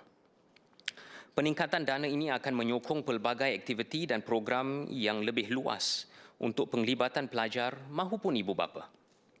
Ini termasuk menyokong pendekatan-pendekatan kreatif dalam bahasa ibunda, antaranya penulisan lagu, penyiaran di radio, perbahasan dan ciptaan kandungan digital. Kami akan menumpukan sokongan khusus kepada ibu bapa dalam tahun-tahun awal kanak-kanak mereka. Bak pepatah, meluntur buluh biarlah dari rebungnya.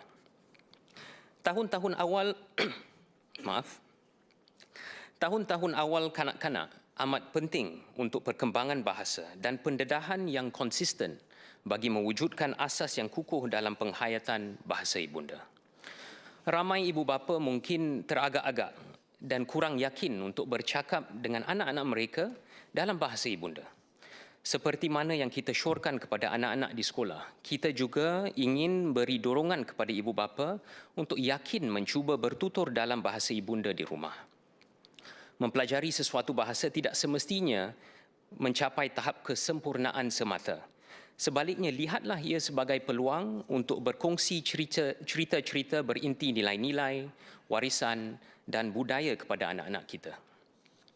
Mulai bulan Jun tahun ini, MTLLPC akan bekerjasama dengan klub-klub masyarakat untuk menawarkan bengkel bagi membantu ibu bapa menggabungkan bahasa ibunda ke dalam komunikasi harian dengan anak-anak mereka sebagai perihal kebiasaan di rumah. Saya menggalakkan ibu bapa yang mempunyai anak-anak kecil untuk memanfaatkan bersama langkah-langkah ini demi menghidupkan lagi penggunaan bahasa ibunda dalam suasana rumah dan keluarga mereka. Pendidikan dan pembelajaran sesuatu usaha sepanjang hayat. Seperti menanam benih yang menghasilkan buahan, penghasilan dari perubahan-perubahan sistem pendidikan mengambil masa dan perlu dilihat dari lensa jangka masa panjang.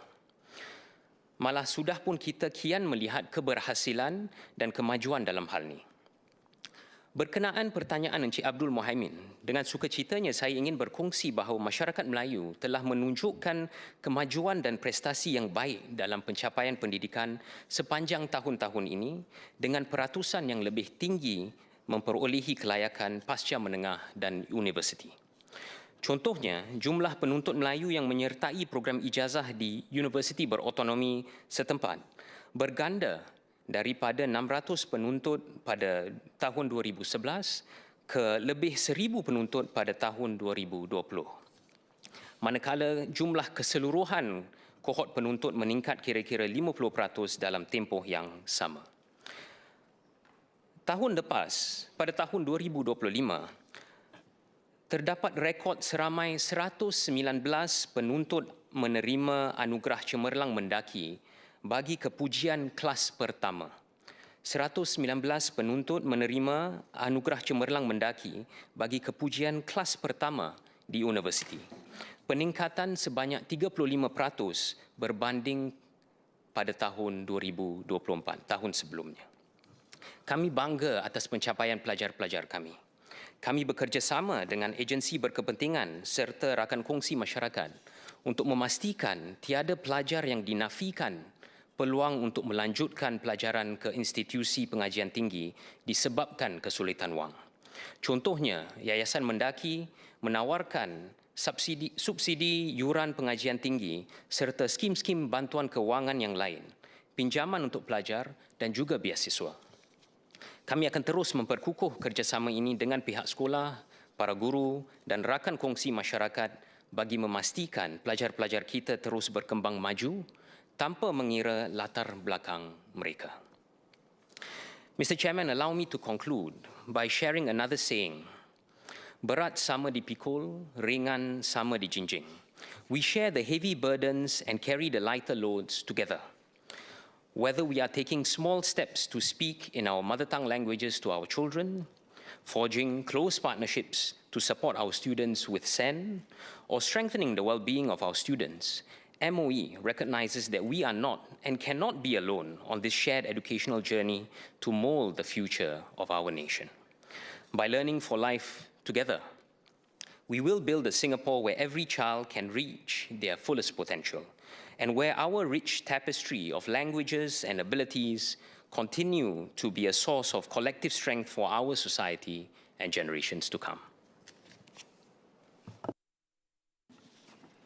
We have about 35 minutes for clarifications. There's 25 of you who have filed cards. I will try to, I will prioritize those who have filed longer cards first. Mr. Darrell David.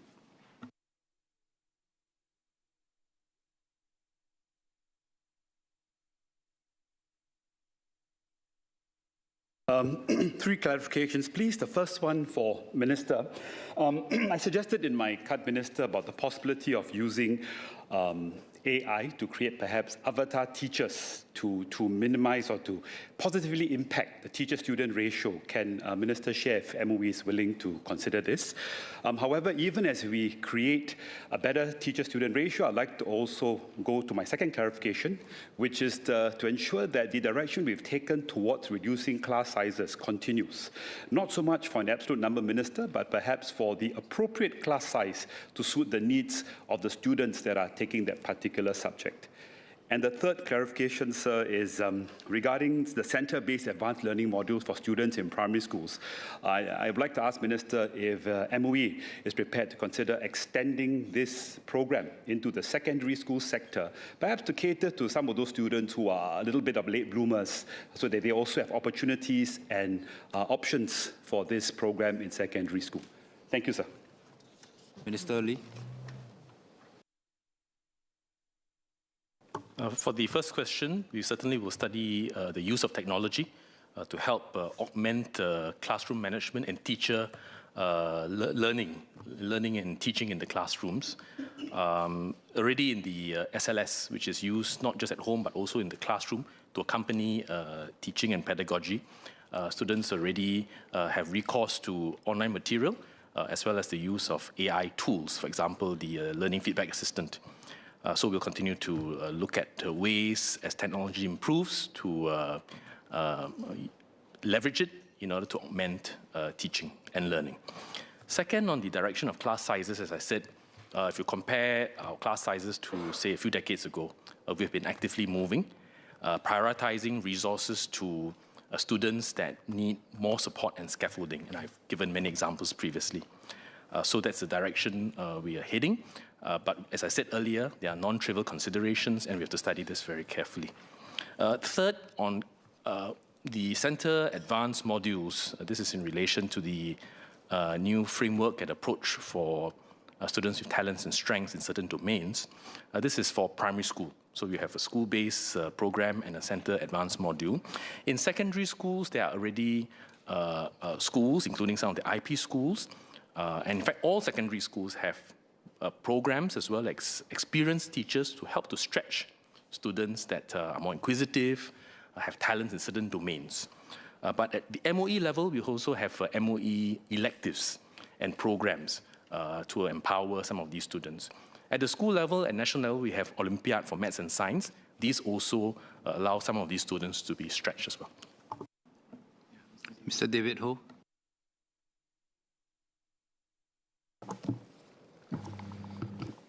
Thank you, Chairman. I have three clusters of questions. The first one is regarding on supporting students from disadvantaged background. I understand that students can tap on Opportunity Fund, and in a 2026 reply to Mr. Jared Giam, MOE shared that about 50,000 students benefit from it annually.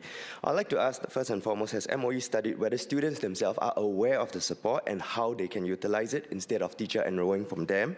Second, does what proportion of this 50,000 represent the total number of disadvantaged students? And third, more broadly, while more additional resources are given to supporting students from disadvantaged background, I also understand that not all schools start from the same baseline. Some have a stronger alumni network that they can tap on or community resources.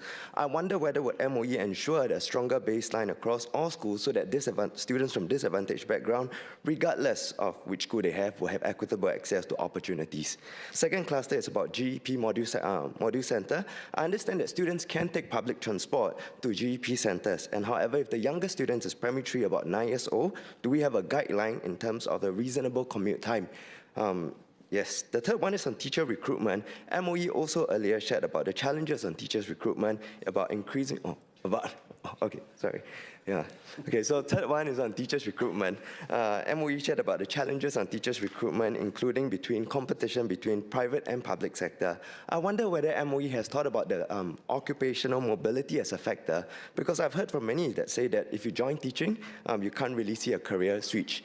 So I wonder, can MOE share its perspective on this narrative, and perhaps more importantly, assure prospective teachers that teaching also equip them with transferable skills that allows them to be valuable across different sectors? Minister Lee, you have my sympathy.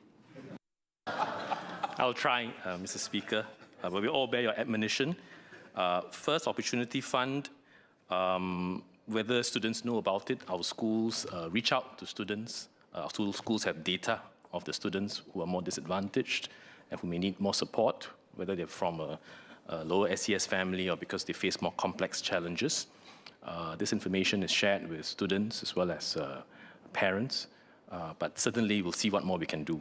In terms of the base 50K, I mentioned earlier that with our enhanced bursary criteria, about 133,000 students will benefit. Whether that is the right base, well, it's debatable, but certainly we can check. Each school will have a sense of the students that will benefit from Opportunity Fund and encourage them and work through the barriers to enable them to benefit. My handwriting is not legible now. Something about, say, GEP centers. Those are not GEP centers. Those are centers which run the center advanced modules, right? And we have selected the sites, the first round, so that they have a geographical spread across the island and have public transport accessibility. And we think that for students from the surrounding schools to travel to that school should ideally, through public transport, take less than half an hour. But we allow schools to decide for themselves how best to enable their students to access these center advanced modules. Suffice to say that schools will have resources so that no child will be deprived of access to this center advanced module because they can't afford it. You asked a question about recruitment. I've not been able to follow that train, Mr. Chairman. Mr. Ho? I'll attempt to speak slower. Mindful of time. All right, so the earlier question, there's one on students from disadvantaged background. I wonder whether there will be a stronger baseline for support for all schools. Because for some schools, they do have resources in terms of alumni networks and community resources. So would we be able to consider a stronger baseline so that every child, regardless of which school they are at, if they come from disadvantaged background, they have access to equitable resources? The third one is on teachers' recruitment. One of the feedback that I've often heard is that if you join teaching, you can't really move to other sectors. I wonder what's MOE's view on this narrative, and whether for prospective teachers that are coming in, maybe it's about highlighting the different skill sets that they have that allows them to be able to move between sectors as well. Minister Lee? Thank you. On the stronger baseline of support, we provide the schools with resources from HQ. Schools also have the school advisory committees, where not just alumni, but also very well-meaning individuals who join the SAC contribute resources, but also contribute networks for the schools. But certainly, through Comlink Plus, as I mentioned earlier, integrating more intensively with our schools, with our school student welfare officers, with our school leaders, we want to provide not just resources, but a network of social service agencies and resources to empower the schools to help these children. Because the problems are not always with the children in school, but sometimes with in their families. Next question is about recruitment. Our teachers, the role of a teacher is multifaceted and complex. It's not just teaching, they also help run CCAs, they do character and citizenship education, they come up with projects to improve school operations and teaching. So they pick up lots of skills which are valuable in and of its own right, and I think our teachers know it. And we also send our teachers for teacher work attachments so that they can see what's happening in other sectors, not just to benefit teaching, but also to give them a sense of the kinds of skill sets that are out there that are needed in industry broadly. Associate Professor Terence Ho.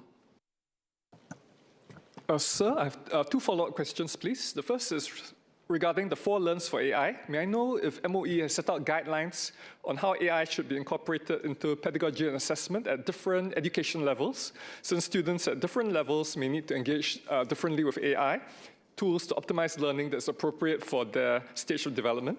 The second question is that while I note SPS mentioned the role of performing arts and literature, does the ministry see an even larger role for the humanities to foster critical thinking and ethical judgment in the AI age? Thank you.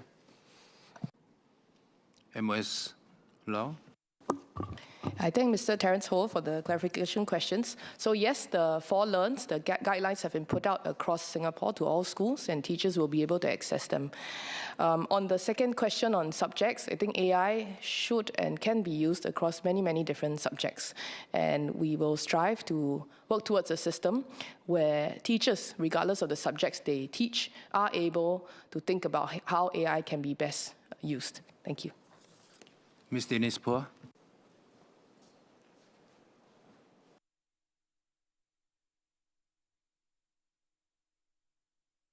Noticing my hand. A few clarifications. Number 1 is on the DSA arms race. We know the applications are surging, and I hear that there's a lot more interest in this space as well. So how does MOE intend to kind of reduce the preparation advantage, increase more authentic school-based nominations, and stop, maybe reduce all this portfolio gaming? That's one. The second one is on yet another arms race. I didn't raise it in my speech, but it's about internship arms race. I know of some residents, they are from more slightly disadvantaged backgrounds. They shared with me that when it comes to internships, they have very little connections and network, and they lose out to some of their classmates who sometimes have 4 or 5 options and even have internship stacked upon one another. How do we address that so that they get more equal access? The third one is on the PSLE pilot through train. I understand, or I heard that Minister said that he will consider. So I was just wondering, is this kind of a yes, no, or maybe response? Because this has been spoken about for quite a long time. So just checking your views on this. And the last one is on SPED schools for SPS. Physical capacity is definitely needed, but I think very importantly, I volunteer in special schools, so a lot of the constraints is not in the physical capacity. A lot is in the manpower capacity. So I want to ask MOE on how, what it will do, for manpower space, so that it's not just business as usual. How can we tap on, for example, specialist manpower to address this gap? Number 2 is, I think Minister or SPS has mentioned that there's review of salaries of educators and teacher aides, but the SPED schools are actually run by a lot of the other professionals as well, such as occupational therapists, speech pathologists, psychologists, coaches, and so forth. And I asked for MOE, as it always looks at SPED educators to also focus on this other very important group, because retention is capacity. And the last one is also on making sure that also the poaching from SPED, mainstream schools, and sometimes MOE, MOH Ms. Paul, you does might not want to get recur. to your last clarification. And that we will grow, and how do we intend to grow the pie to address this manpower challenge? Thank you. Minister Lee. Oh, okay. SMS David Neo. Chairman, I'll just address the first one on DSA. The DSA was really introduced to make sure that we offer our students more pathways, those with different talents, to have the pathway to get into the school that they want and be able to develop the potential for their interests that they have. And I think it's something that we acknowledge can always constantly be improved in terms of the selection process, how we identify potential, to make sure that it does not escalate into an arms race. And MOE continually reviews on this. We've done quite a number of significant efforts in the past couple of years. For example, we've uplifted students from disadvantaged backgrounds to discover and nurture their interests and talents in these areas. Well, we talked about the Opportunity Fund. It allows them access once again. But one of the key things that we are doing is also to change the way of selection, so it's not so much premise on the performance at that point in time, which then requires a lot of preparation, but really to identify potential, and especially sporting potential. So for example, in the sports school now you have multi-sport athletes, and selection is really based on their displayed potential to specialize subsequently in one particular sport. And then that helps to take away that desire to over-prepare, and then the desire to kind of escalate it to an arms race. SPS, Dr. Syed Harun. I thank the member for her passion in the SPED space. It really is the case that beyond increasing the capacity, you're right that the attending challenges must be addressed with regards to manpower. In light of that, actually, the work has already started. Since 2024, we had the Enhanced Journeys of Excellence package, wherein we worked on strengthening the quality as well as professionalism of the SPED teaching profession. And since then, we've reviewed and enhanced the salary guidelines with salary enhancements from 2024 to 2026. On top of that, I hear the member's concern about how it can be quite challenging to tap on the same pool with regards to manpower. And the concern is that if you go into the SPED industry, if you go into the SPED teaching industry, does it mean it's an opportunity cost for teachers or psychologists, vice versa? And that's something that we, in terms of hiring, we're actually doing quite a fair bit, including organizing the SPED Teachers Career Fair, as well as working with SPED schools to have representation in the career fair of our autonomous universities as well. So we're working hard at it, and we're also having engagements with the SSAs to see where the challenges are in terms of hiring, as well as retention of the manpower, because certainly those who come into the SPED industry are really those who care for the children and care for the needs of the SPED students, and that's something that we want to be able to retain as part of the wider fraternity. Mr. Lee. Chairman, I deal with the other two questions that Mr. Niswa raised. The first is on internships arms race. Well, we have a PSLE arms race, DSA arms race, internships arms race, and earlier I mentioned even previously for GEP, there was some hot housing in order to push children through, not always to the benefit of the children. It can be detrimental. Sometimes the children themselves push themselves without realizing that they're putting themselves through undue stress. But aspiration and motivation on the one side, and stress and pressure on the other side are two faces of a coin, and we need to manage this carefully. So internship arms race came about when we speak to IHLs, you speak to companies, you speak to students. Not just IHL students, by the way, even your upper secondary school students.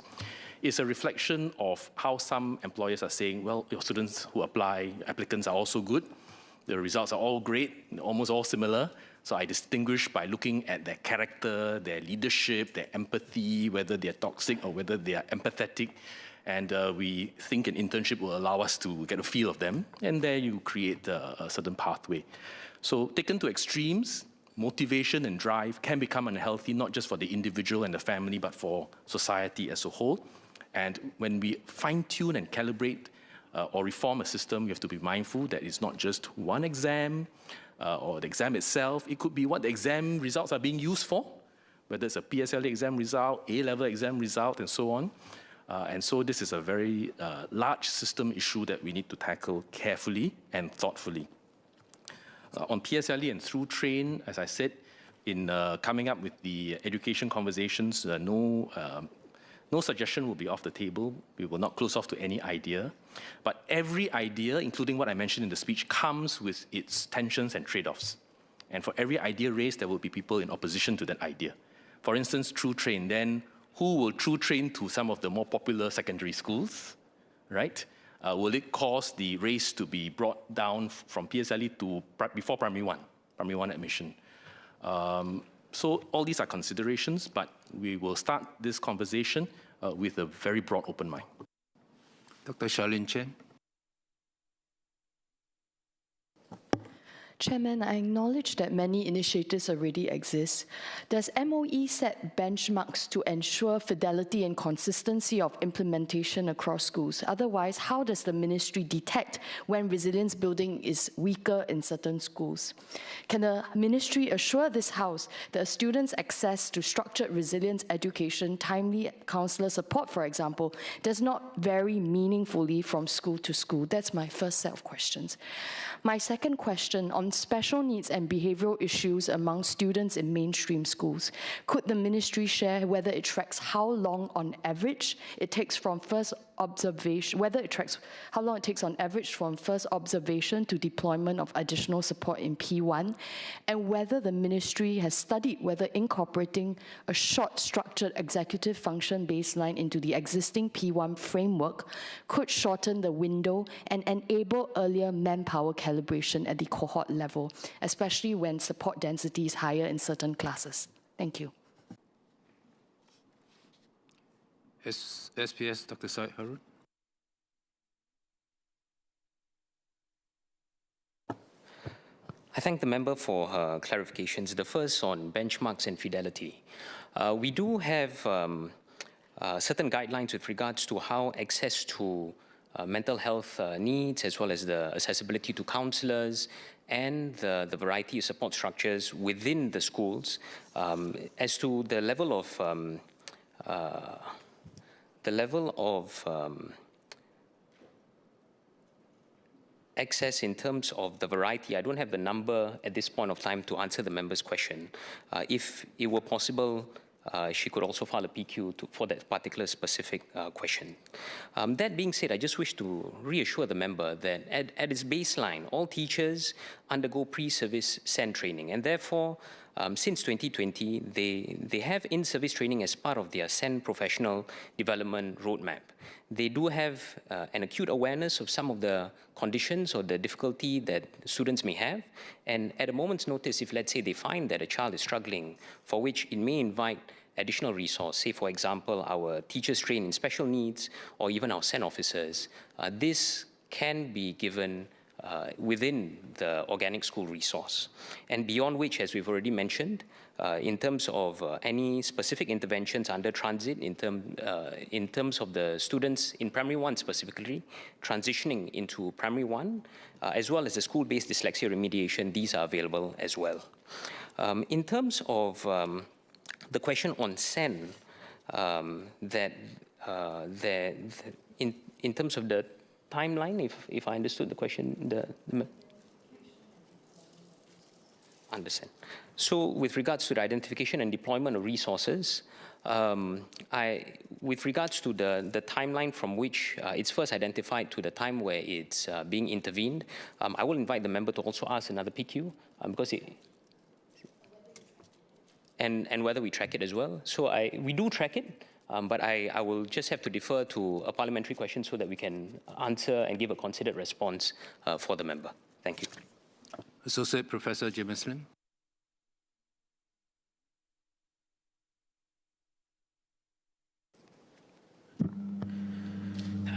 Chair, let me start by thanking Minister Desmond Lee for his explanation about challenges in the modern classroom, including this very challenging question. My issue here is just that why is it only 5 marks? Although that's not my question. I appreciate that the CCAs are an integral part of a student's educational journey. Now, as someone who has taken part in 3 CCAs in my time in secondary school, including one which we shared, I couldn't agree more. That said, my point is that there is a clear opportunity cost when already overburdened teachers are asked to take on yet more duties. And as explained, my cut to the detriment of teaching functions. And this then robs our students of more teacher attention. So in this context, my questions are twofold. Does the minister agree that even in the age of AI, sustaining human instruction in our classrooms, especially in primary but also SPED schools, remains paramount? We've received substantial ground feedback that staff turnover has led to teaching assistants being tasked with covering for some of these departures. Now, if so, my second question is whether the ministry will consider that even as it faces the very real constraints that Minister Lee shared about ramping up the teaching corps quickly, will they expand allied educators specifically in teaching and learning as an interim stopgap measure? Minister Lee. I thank the member. The answer to the first part of the question, I responded by PQ the last time. The answer is yes, more details in Hansard. In B, expanding allied educators, T&L has been sunset. We announced it quite a number of years ago, about 9 years ago. So we are dedicating our resource to allied education in areas which benefit the students and the teachers, such as special education needs, counseling for children's wellness, as well as student welfare. Associate Professor Kenneth Goh.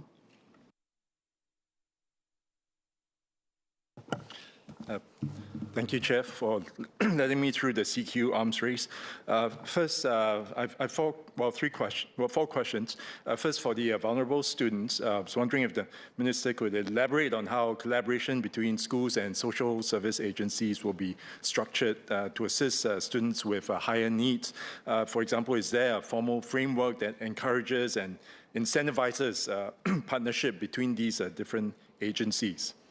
Second question is on the DSA, just following up on the Acting Minister's response.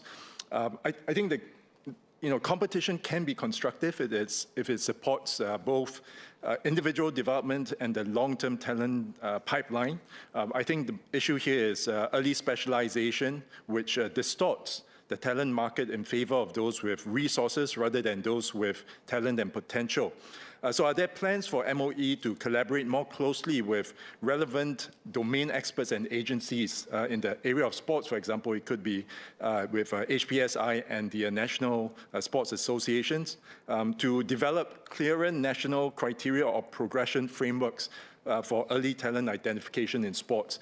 This could be an adoption of some of the criteria that the sports school already uses and to apply that for other schools.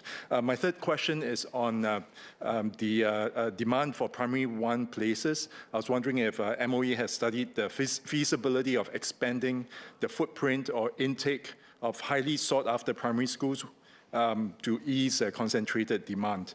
Final question, sir, is on continuing education. SMS had mentioned that the IHLs are the nexus between education and research, and I agree. However, in practice, the teaching communities, including the adjunct and external faculty, and the research communities, they often operate in parallel. Is there a structured approach to better integrate academic research, industry expertise, and the delivery of lifelong learning? Are there plans to review the incentive structures to better support faculty in such integration? Thank you. Minister Lee. I will deal with the question on working with agencies, social service agencies, and P1 places.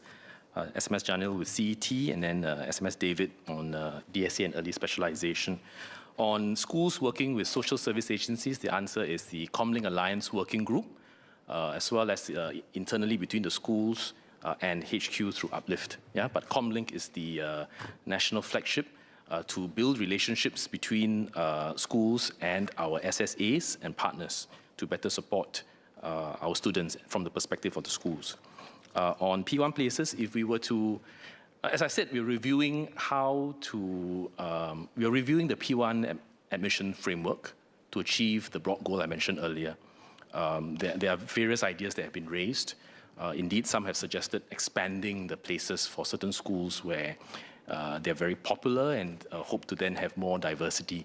The downside is, of course, that it may cause other schools to hollow out. And you know that schools have had to merge over the years.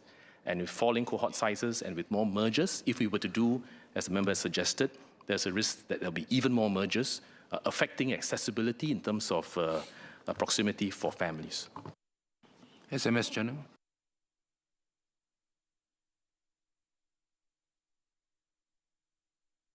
So the short answer is yes. but I suspect the member is asking whether there are structured approaches in common across our IHL landscape.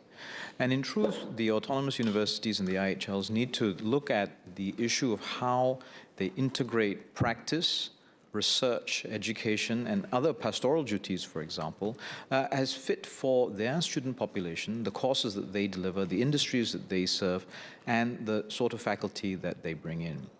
Some of our IHLs are very research intensive, and some of our IHLs are far more focused on practice professorships, for example. So the promotion and tenure committees, the way in which the senior governance within the IHLs look at these things for their faculty and for their outcomes is customized for their campus, if you like. We have oversight from MOE for how they develop these frameworks, but the frameworks that they have for each campus is suitable for their needs. SMS Neo.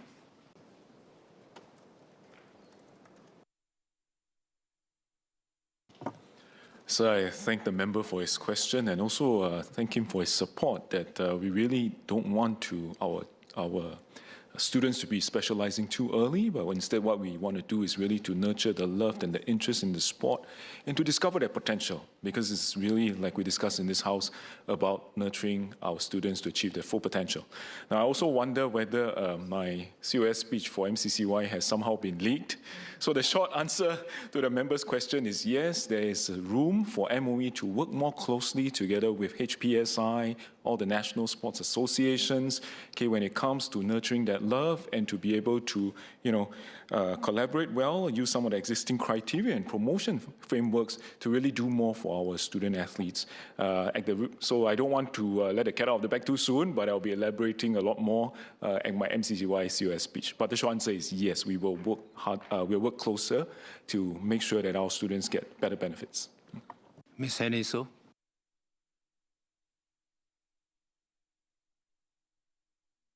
Thank you, Chairman. I have two clarifications. One is pertaining to what SMS Jania have shared about My Skills Future portal, revamping it.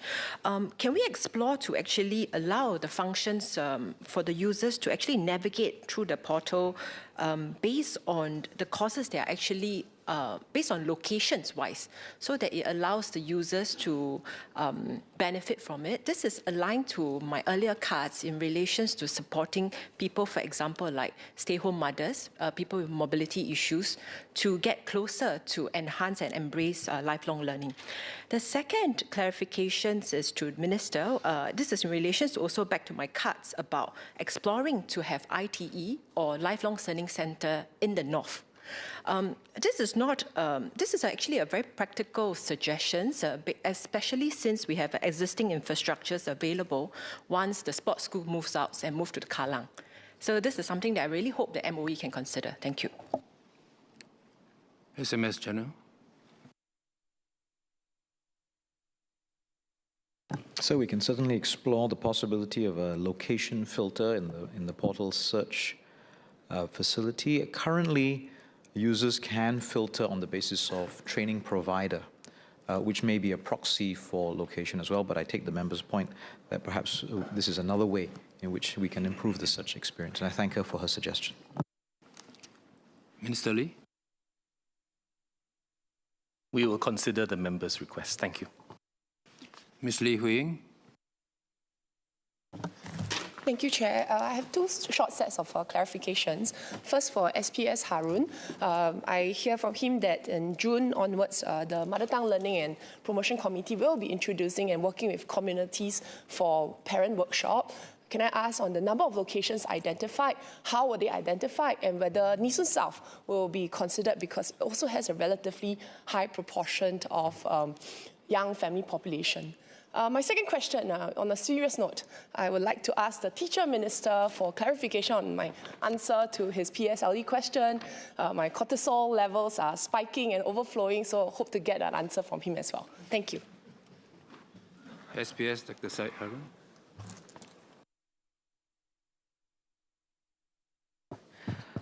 I thank the member for her clarification question. With regards to the details as to where in the different communities we will be engaging, I think it's still being developed in terms of the details. But certainly if Nee Soon South is keen to be able to engage MOE to develop programs in keeping with the development of the mother tongue languages, we can discuss that in further detail. Further details will be shared soon. Thank you. Mr. Minister Lee, you want to review the answer? For A, it's 7,200 cubic centimeters. For B, it's 32 cm. And it's really to demonstrate that with scaffolding, it helps to build on the students' understanding of basic concepts and then stretch and apply it in an environment and in a situation that they may not be familiar with. Mr. Lex, yeah? First, I'd like to thank the Minister for my 5 marks.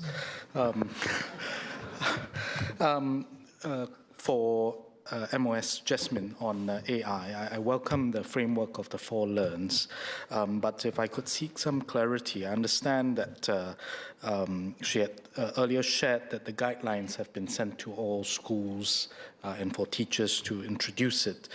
Could the MOS share the staging and the levels by which, even if broadly, when students would be encouraged or be introduced to AI?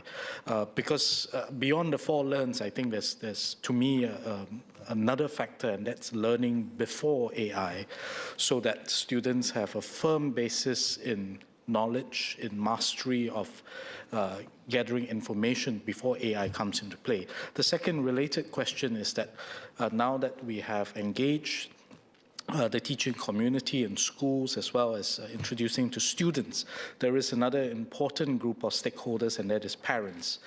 Because just now we keep mentioning arms race, and I think as parents ourselves, sometimes it's prone that when we are worried that something new is introduced, we would want to enter an AI tools arms race and end up spurring another round of worry for students' ability to cope, as well as a differentiation in between different levels of students, those who have more and those who have less.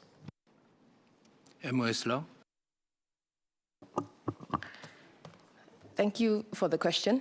Just to give a sense, at the primary level, the focus will remain firmly on fundamentals, like I mentioned, literacy, numeracy, reasoning, and character. So any exposure to AI will be very light touch. They may learn about what is AI and some of the risks involved, but we don't expect them to use AI tools for their work.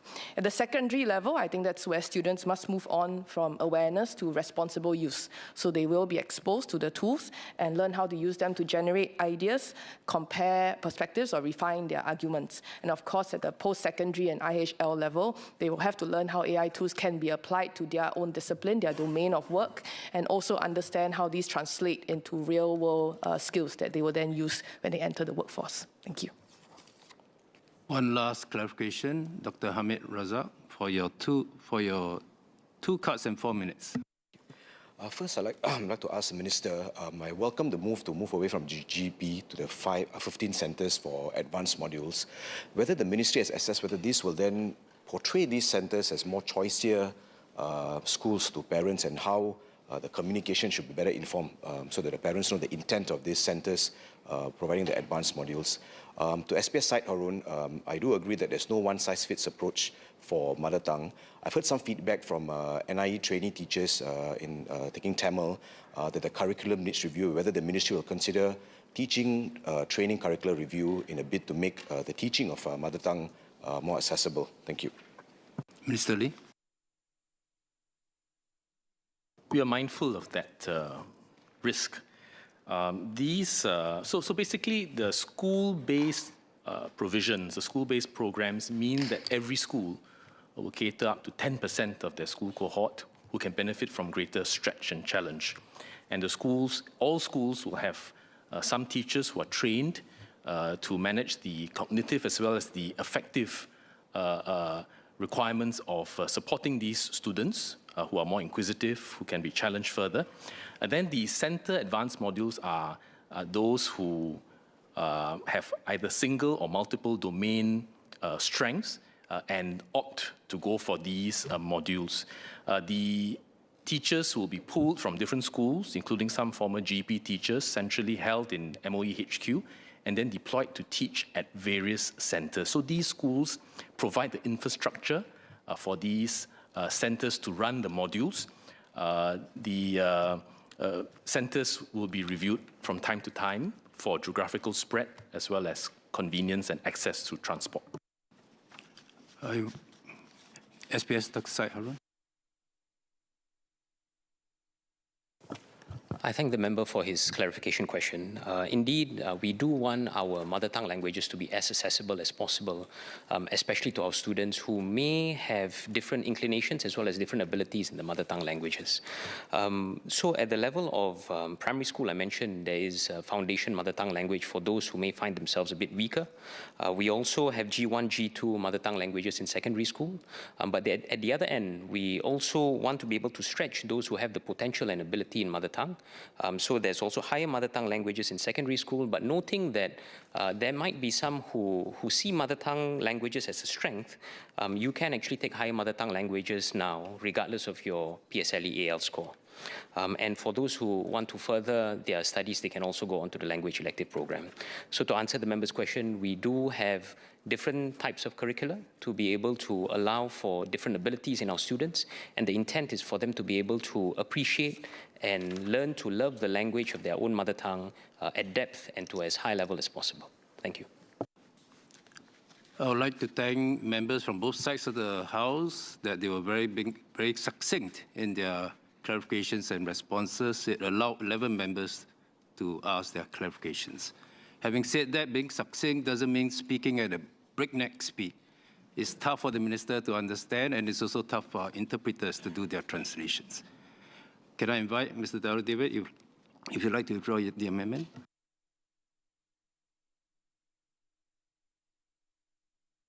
Full debate, and I ask for leave to withdraw my card. Is the honourable member given leave to withdraw the amendment? Aye. I think the leave of the majority is given and the amendment is withdrawn.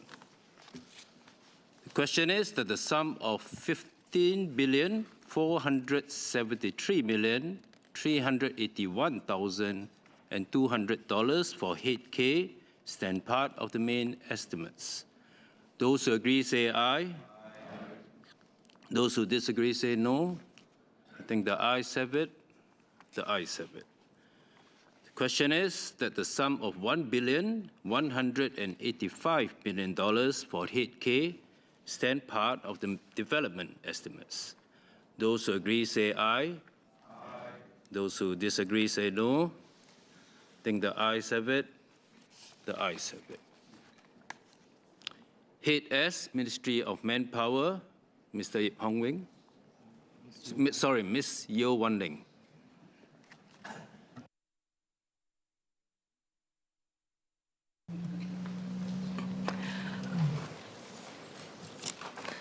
Mr. Chairman, I move that the total sum to be allocated for head S of the estimates to be reduced by $100. Singapore is going through a period of profound labour change. We are seeing the effects of an ageing demographic, and our TFR is at a historical low. More workers today are also caregivers, and women who traditionally take up caregiving roles continue to face the balancing act between work and caregiving. At the same time, our enterprises are navigating an uncertain global environment marked by higher costs and raising trade barriers. Along these changes, more Singaporeans are choosing platform work as a livelihood of choice, whether for flexibility, autonomy, or income stability. And layered onto all of these is the advent of AI, which is already beginning to transform the very nature of work. Not just the jobs we do, but how work is organized, how skills are built, and how careers evolved. Against this backdrop, Singapore's manpower policies must not only balance global talent attraction with local workforce protection, but must actively enable Singaporeans to thrive as workplaces evolve. In the last term of government, the Ministry of Manpower and our tripartite partners worked together to guide our workforce out of the COVID-19 crisis and enable workers to benefit from the recovery. We secured better terms for lower wage workers as well as platform workers, improved caregivers' access to flexible work arrangements, and took early steps to prepare for a super-aged society. But as this new term begins, our labour and industry transformation policies face a far more complex task. AI is a game changer. It can augment workers or displace them depending on how work and jobs are redesigned. The key question is not whether transformation will happen, it is whether it will translate into stronger wages, deeper skills, and better career pathways for Singaporeans. Our first industry transformation maps were introduced in 2016. They were forward-looking then. But AI is shaping industries at a speed that demands sharper, more dynamic responses. While some ITMs have been refreshed and augmented with job transformation maps, we must now ensure they provide clear direction on AI-driven business process redesign, timelines for workforce transitions, and credible pathways into new roles when existing ones are sunsetted. Equally important, we must ensure that employers bring their workforce along this journey. Displacement must remain the last resort. As industries transform, workplaces must become more inclusive and supportive, particularly for mid-career workers and those with caregiving responsibilities. While we have made meaningful progress in strengthening protections for platform workers in both livelihood stability and recent workplace safeguards, platform work remains inherently precarious. Recent platform exits remind us that workers can still be vulnerable to sudden business decisions. At the same time, road safety is an increasing concern. The rise in road fatalities and injuries reported in 2025 underscores the risk that platform workers face daily. We need to move beyond baseline protections. As more Singaporeans rely on platform work as a primary livelihood, we must guard against platform consolidation, creating a race to the bottom in payouts and incentives.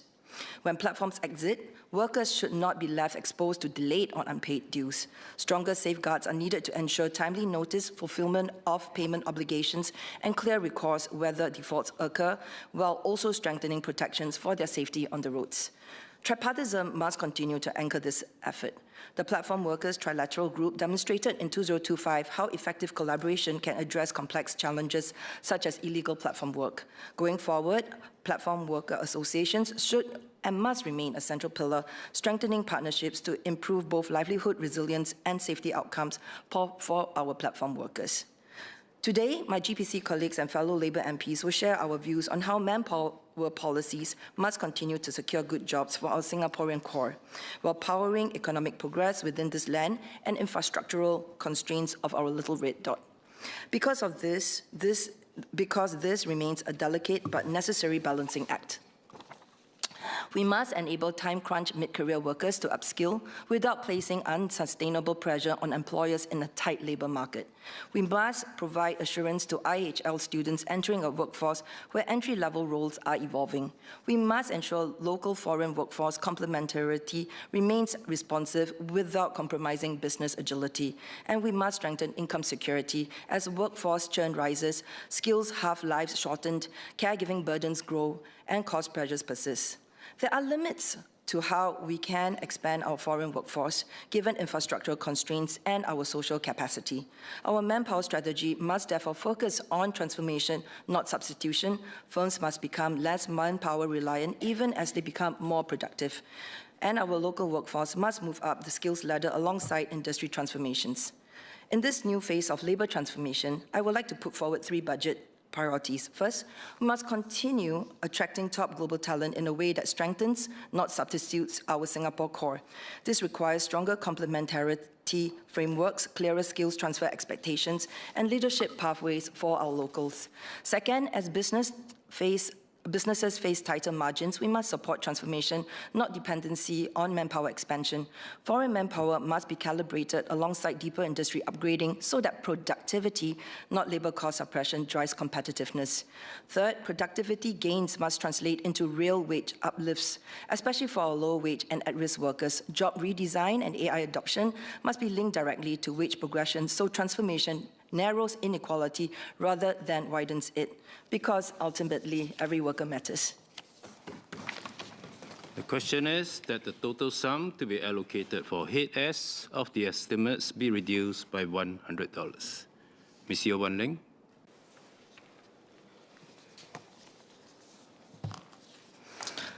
Mr. Chairman, our approach to foreign manpower must go beyond access. Their deployment must join must drive productivity and translate into better jobs and stronger wage outcomes for Singaporeans. I note the Ministry's intention to add 8 occupations from the social services, food services, and transportation sectors to the non-traditional sources occupation list in 2026. The NTSOL is an important tool to address manpower shortages in critical roles, but as we expand it, we must ensure that access to foreign manpower does not simply relieve short-term labor gaps. It must actively support upgrading and reframing of jobs as they transform with AI and technology into attractive jobs for our Singaporeans. I therefore call on the Ministry to accompany this expansion with clear productivity-linked conditions. Firms that access NTSOL manpower should also commit to structured training for locals, skills transfer from foreign workers, and job redesign that improves work processes. Where appropriate, access to NTSOL manpower should be tied to demonstrable workforce upgrading plans, including career pathways for Singaporeans and measurable productivity improvements. Second, we should ensure that expansion does not suppress wage growth for our vulnerable local workers. The budget should support firms in redesigning jobs alongside workforce diversification so that productivity gains translate into higher wages, not simply labor cost substitutions. Finally, we must ensure that our workforce diversification strengthens the Singaporean core. This means embedding progression pathways, leadership pipelines, and skills upgrading for locals into sectors where NTSOL access is expanded. Foreign manpower must complement transformation, not replace it. If done right, this expansion can raise productivity across the workforce and support sustainable growth that delivers better wages and good jobs for all our Singaporeans. Mr. Pritam Singh. The Employment Act was last reviewed in 2018. That review coincided with the Act's 50th anniversary. One of its more far-reaching amendments was to extend the Act's protection to 430,000 more workers, comprising managers and executives. It follows that the broadening of coverage makes the current review of the Employment Act more significant than previous iterations. It was first announced at the COS last year when MOM announced its plans to review the Act. Almost immediately, the Singapore National Employers Federation moved quickly to caveat that the review should not, and I quote, inadvertently mandate progressive employment practices that may reduce flexibilities for employers and undermine business competitiveness, unquote. There have been little further announcements on the areas under review beyond the broad objectives which were announced when the tripartite work group first met in August last year. There has been some speculation of specific enhancements, including raising the minimum statutory annual leave entitlement. According to MOM, in 2022, more than 90% of full-time resident employees between the age of 25 and 64 already received more than the statutory minimum 7 days leave. Any increase through proposed amendments to the Act here would be akin to pushing against an open door if proposed amendments substantively amount to what is a common market practice. Can the Minister share what deliberations have taken place thus far, and if there has been a significant gap in positions between the Ministry, the unions, and employer organizations like the SNEF? What areas of amendment have been scuttled or deferred to date in view of divergences in position? Will the Ministry consider a public consultation in parallel with tripartite negotiations, given the significantly larger number of workers covered by the Employment Act today? Moving forward, the government should review its tripartite posture to lean on the side of workers more, particularly in today's employment landscape. As the Prime Minister observed in this year's budget speech, we must always take care of our own. One long-standing anomaly in the Act is the distinction between workmen and non-workmen, a distinction that has arguably blurred in today's environment of AI, skills upgrading, and job convergence. Are there plans to achieve parity with regard to salary thresholds for workmen and non-workmen alike? In addition, both the Act and the tripartite guidelines envisage the payment of retrenchment benefits. Previous MOM surveys indicate that in general, a very large number of companies, around 90%, are already able to pay retrenchment benefits to the level of the tripartite guidelines. The time has come for these guidelines to be legislated as a norm in an advanced economy like Singapore, as a manifestation of a basic Singapore standard for all workers. Larger companies, those with more than 25 workers, should be expected to pay more. At minimum, 1 month for every year of service, which is the norm for unionized companies. Based on MOM's own data on retrenchments, legislating for a reasonable quantum of retrenchment benefits that are already the overwhelming norm in Singapore would not be an earth-shattering legislative development. However, doing so would be consistent with the objective of commitments like Every Worker Matters and a We First society. Can MOM confirm if retrenchment benefits are a subject under discussion as part of the current review under the Act? Mr. Patrick Tay, you may take your 3 cards together.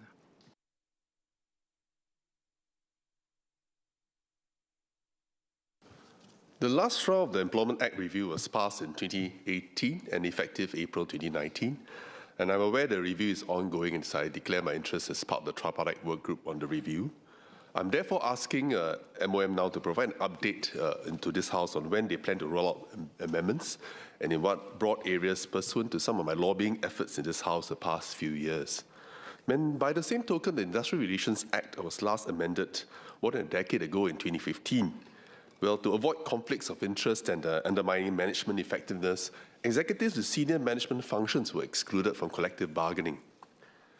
In the years that followed, unions have sought to extend their scope of representation to include executives and have met with some difficulties because the exclusions set out in Section 17.3 are too broadly worded, thereby giving employers the opportunity to claim that even low and mid-level executive employees fall within them, whereas the intent behind the law was only to exclude those who are at senior management levels and carry out functions which genuinely give rise to a conflict of interest if they are represented by a union. Can I request MOM to look into providing greater clarity through a firmer and clearer articulation on this point, either to amending the guidelines or amending the IR Act for statutory clarity? I would like to ask the Ministry also for an update on the proposed tripartite guidelines on restraint of trade clauses. More than 2 years ago, MOM announced that these guidelines were being developed in consultation with tripartite partners with the intention to provide clearer guidance to employers and better protection for employees. At that point, we were told that the guidelines were expected to be released by the end of 2024. We're now in 2026, yet many employees, especially PMEs, continue to face broad and restrictive restraint of trade clauses that can limit their mobility, bargaining power, and career progression, even when there's no legitimate business interest to protect. Could the Minister update this House on the current status of this and indicate when employers and workers can expect clear and practical guidance to be issued? And in the interim, what advice does MOM have for employees who may be subject to overly restrictive or unreasonable restraint of trade clauses today? Over the decades in my work with the labour movement, I have worked alongside thousands of workers who lost their jobs, sometimes with notice, sometimes overnight, often with little clarity on what comes next. Retrenchment is not just an economic event. It is a human event, affecting livelihoods, families, and dignity. I would like to ask the Ministry for an update on 2 key safeguards that directly impact displaced workers: the Skills Future Job Seeker Support Scheme and the Mandatory Retrenchment Notification Framework. First, on the Skills Future Job Seeker Support Scheme. Since the start of the scheme, can MOM provide an update on the scheme? Because today, we see more PMEs affected by involuntary unemployment than before, and further exacerbated by the advent of Gen AI. I strongly urge MOM to consider expanding the JSS cap from the current 5,000 to 7,006, which is the median salary of PMETs. And I'm speaking of PMETs and not even PMEs, which is much higher, so that the scheme remains meaningful, adequate, and reflective of present-day labour market realities. Second, on mandatory retrenchment notification. Today, notification often comes after retrenchment decisions have been finalised. By then, options are limited and intervention is reactive. I propose that the notice be done prior to retrenchment so that early support can be activated, such as career coaching, job matching, redeployment, and where possible, alternatives to retrenchment itself. Early notification enables early intervention, and early intervention saves jobs. Associate Professor Terence Ho.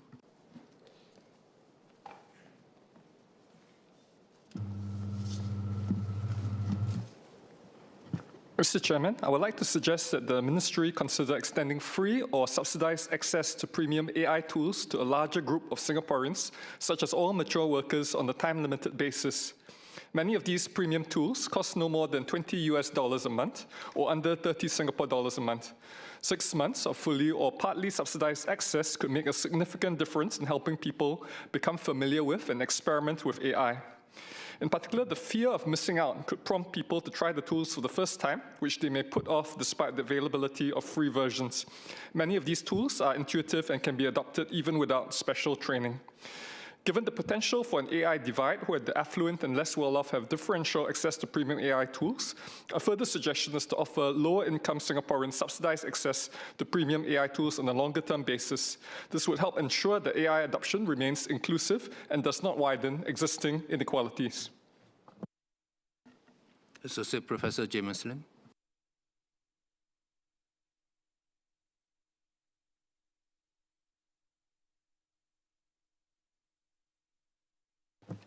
One of my closest friends, whom I've known since I was 13, is a banker.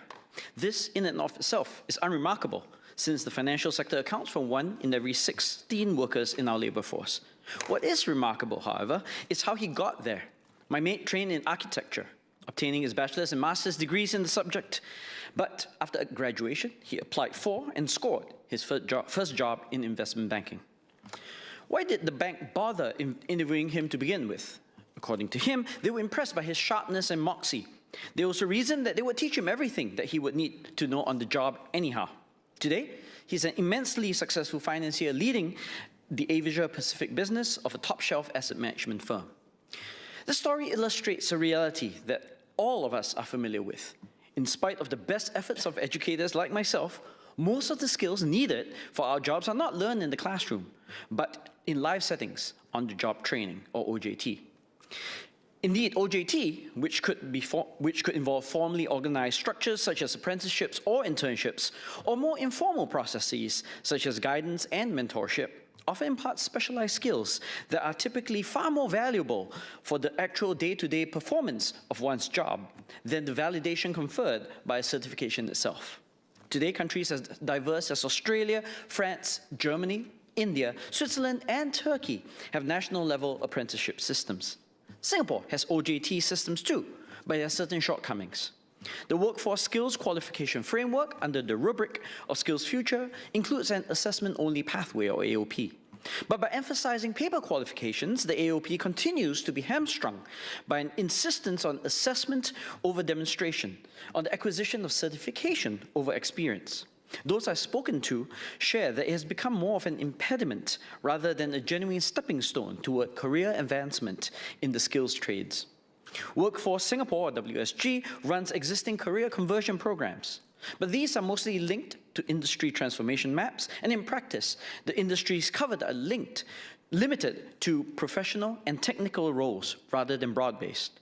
WSG also runs a career trial for employers where firms can try the employee out for some time with government support. This helps spread the risk for employers in terms of hiring, but it's less clear how trainees, especially those who are seeking to retrain and reskill, gain structured, systematic exposure to new skills. Most recently, WSG launched the Graduate Industry Traineeship, or GRIT program, for graduates of ITE, polytechnics, and universities. This is a major step, and one that I wholeheartedly support. But a quick search reveals less than 100 open positions. PM Lawrence Wong, in his National Day rally announcing the initiative, spoke about scaling up the program if the economy worsens. While the economy is doing well, I believe that GRIT's time has come. Agentic AI threatens to replace the need for entry-level positions. Yet without a pipeline to train new hires, especially on the job, it will be a conundrum. A shortage of experienced mid-level workers which remain in high demand. This is precisely where the government can step in by subsidizing the gap that the labor market would otherwise leave unfulfilled.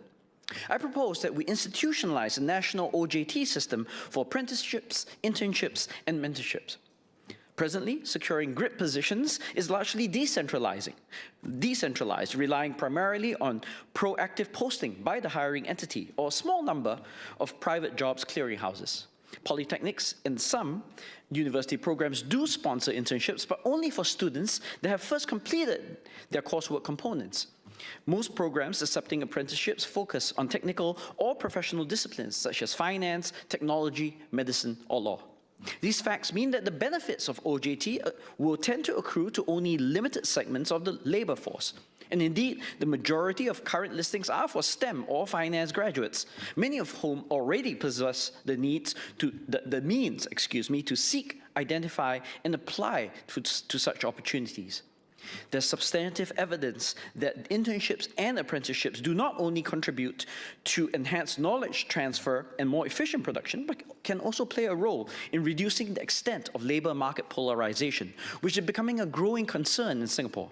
However, such systems tend to be more successful when operating within the rubric of a larger institutional framework. A national-level institution would establish the standard rules behind each party's commitments, promote worker-firm matching, and encourage the movement of journeymen to other firms once they have completed their formal training. Importantly, by taking the lead in establishing a nationally recognized internship and apprenticeship program that enables voluntary, progressive acquisition of certifications, the government can also codify a learning culture that opens up the substantial benefits of such experiences to a much wider range of candidates. Non-academic pursuits such as the culinary arts, music, and sport, artisanal practices such as horology, furniture making, and other skilled crafts, and professions that rely on experience and on-the-job training rather than book smarts alone. In other words, will the government be an advocate for Singaporeans that have ambitions to contribute to traditionally underserved sectors of the economy that nevertheless are paths to meaningful middle-class secure jobs? This national OJT system can be strengthened by two further elements. First, to encourage buy-in from the corporate side, I further propose that workers be allowed to apply their Skills Future credit to paid internship programs. Second, in line with standard practice, such apprenticeships and internships can typically be short-term, 6 months to a year. Mr. Melvin Yong. Mr. Chairman, uplifting the wages and work prospects of our lower-wage workers is fundamental in building a truly we-first society, one where progress is shared and no worker is left behind. The progressive wage model has delivered significant gains over the past decade. Low-wage workers saw income growth that outpaced the median. However, from 2024 to 2025, median real income growth exceeded that of lower-wage workers. This reversal, though modest, is a warning signal. If we are serious about inclusive growth, the wage growth for lower-wage workers must consistently outpace that of the median, not merely keep pace with it. The increase in the local qualifying salary is welcome, but wage mandates alone are not enough. Employers must drive business and workforce transformation so that productivity gains are built into lower wage roles. The strength of PWM lies in linking wages to skills, responsibilities, and productivity, rather than imposing a blunt wage floor. It preserves dignity and encourages progression. The tripartite work group on lower wage workers reaffirmed productivity as the foundation for sustainable wage growth.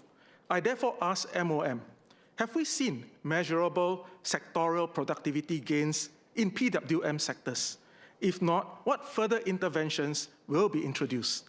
Workers must be supported to upskill and reskill to strengthen career mobility, especially as artificial intelligence reshapes our economy. Access to training must become smarter and more targeted. I urge MOM to leverage AI to personalize Skills Future course recommendations integrated into NTUC's AI-enabled career coach so that workers can receive clear guidance on their next skills pathway. AI will reshape every sector. The question is not whether jobs will change, but whether lower wage workers will benefit from the change rather than be displaced by it. I call on the government to work very closely with tripartite partners to co-develop AI-augmented roles and to update skills frameworks so that technology adoption translates into measurable productivity gains, better job quality, and stronger wage progression, particularly in PWM sectors. Mr. Chairman, the question before us is simple. As Singapore advances, will our lower wage workers advance faster? Inclusive growth does not happen by chance. It requires intent, accountability, and action. let us recommit to ensuring that the ladder of progress remains firmly within reach and that no worker is left behind.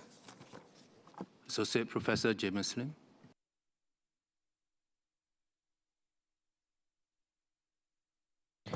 So in 2025, the assessable income threshold for GST vouchers was revised upward from 34,000 to 39,000. This was not the first time.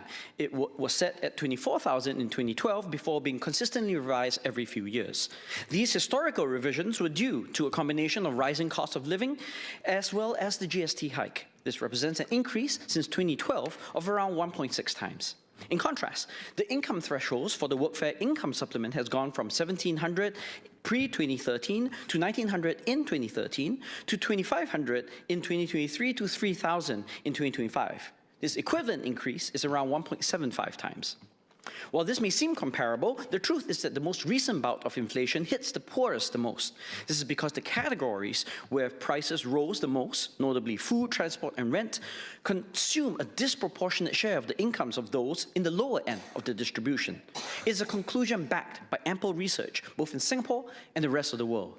It is true that this may be partially offset by nominal wage gains that bolster purchasing power, but it is unclear if this is the case. After all, while real incomes for the lowest percentile showed significant progress in 2024, this comes on the heel of many years of falling behind median real income growth. I believe that it is time to disproportionately raise the income threshold for WIS to 3,500 to better support those who are working hard to make ends meet, but struggling under the burden of high costs. Mr. Patrick Tay. I'm particularly concerned about non-time-based involuntary underemployment in Singapore and urge for closer monitoring of this trend. NTUC has embarked on a study with SUTD and will share more soon. We realize this is often fueled by mismatch in jobs, skills, and expectations of employers, including job seekers, both young and not so young. And there may be occasions where underemployment may occur as a result of this mismatch. We should monitor this closely and provide proper career counseling, coaching, and mentoring at all stages of a person's career, from his or her first job, during his or her first job, when looking for the next job, or beyond retirement and re-employment. In the same vein, I suggest both individual employer skills future credits be approved for use towards professional career coaching, guidance, mentoring, and counseling services for workers and individuals, beyond those currently provided by our IHLs, WSG, and E2I. Mr. Jaragia. So Singapore's school leavers face a challenging job market as AI automates many entry-level tasks. Firms are increasingly prioritizing candidates who are immediately productive over fresh graduates. The unemployment rate for residents below 30 was 5.5% in September 2025, almost twice the national resident unemployment rate. Without access to quality roles soon after graduation, many of our youth risk a long-term scarring effect where early joblessness correlates to lower lifetime earnings, skills atrophy, and even social and civic alienation. Before I continue, I wish to declare that I'm a director and shareholder of a company which is an SME. To support young Singaporeans in facilitating a smoother entry into the workforce, I propose a youth wage credit scheme. This initiative incentivizes micro and small enterprises to offer ITE, LaSalle, NAFA, Polytechnic, and university graduates their first permanent positions. It will provide a 20% wage credit over the first 3 months of employment, covering the critical probation and initial training period. The government could co-fund 20% of their salary with a payout capped at $1,000 per month. This ensures that graduates gain access to quality roles and structured training, while the government offsets the initial costs of onboarding. Targeting these wage credits at micro and small enterprises empowers these smaller businesses to offer more competitive wages, helping them to compete for talent against medium and larger enterprises. To address employers' concern of young recruits leaving soon after being trained, the government could fund an additional 20% of a 1-month retention bonus to be paid out only on the first anniversary of employment. I propose that this scheme be implemented for an initial 3-year period with a robust assessment of its effectiveness before any extension. This scheme would complement the GRID scheme. However, while GRID offers temporary 3 to 6 month placements, it does not guarantee the stability of full-time employment. This proposal encourages permanent hiring from day one. Crucially, while GRID is limited to just 800 places, this wage credit could support a much larger proportion of the 53,000 or so students graduating each year. The youth wage credit scheme shifts the focus from temporary traineeships to immediate, stable SME employment. By incentivizing permanent hires, it buffers against AI-driven displacement and ensures Singapore's next generation enters the workforce with greater security and confidence. Associate Professor Terence Ho.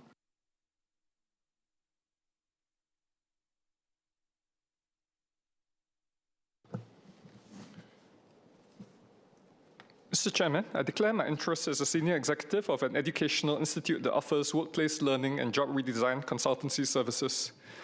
I worry about the mismatch between jobs that are plentiful in Singapore and the number of local workers who are willing to take them up. With our aging population, jobs in nursing and healthcare will continue to grow, while generative AI may pose risks to various white-collar occupations. Jobs which require manual skills or dexterity remain comparatively resilient to automation.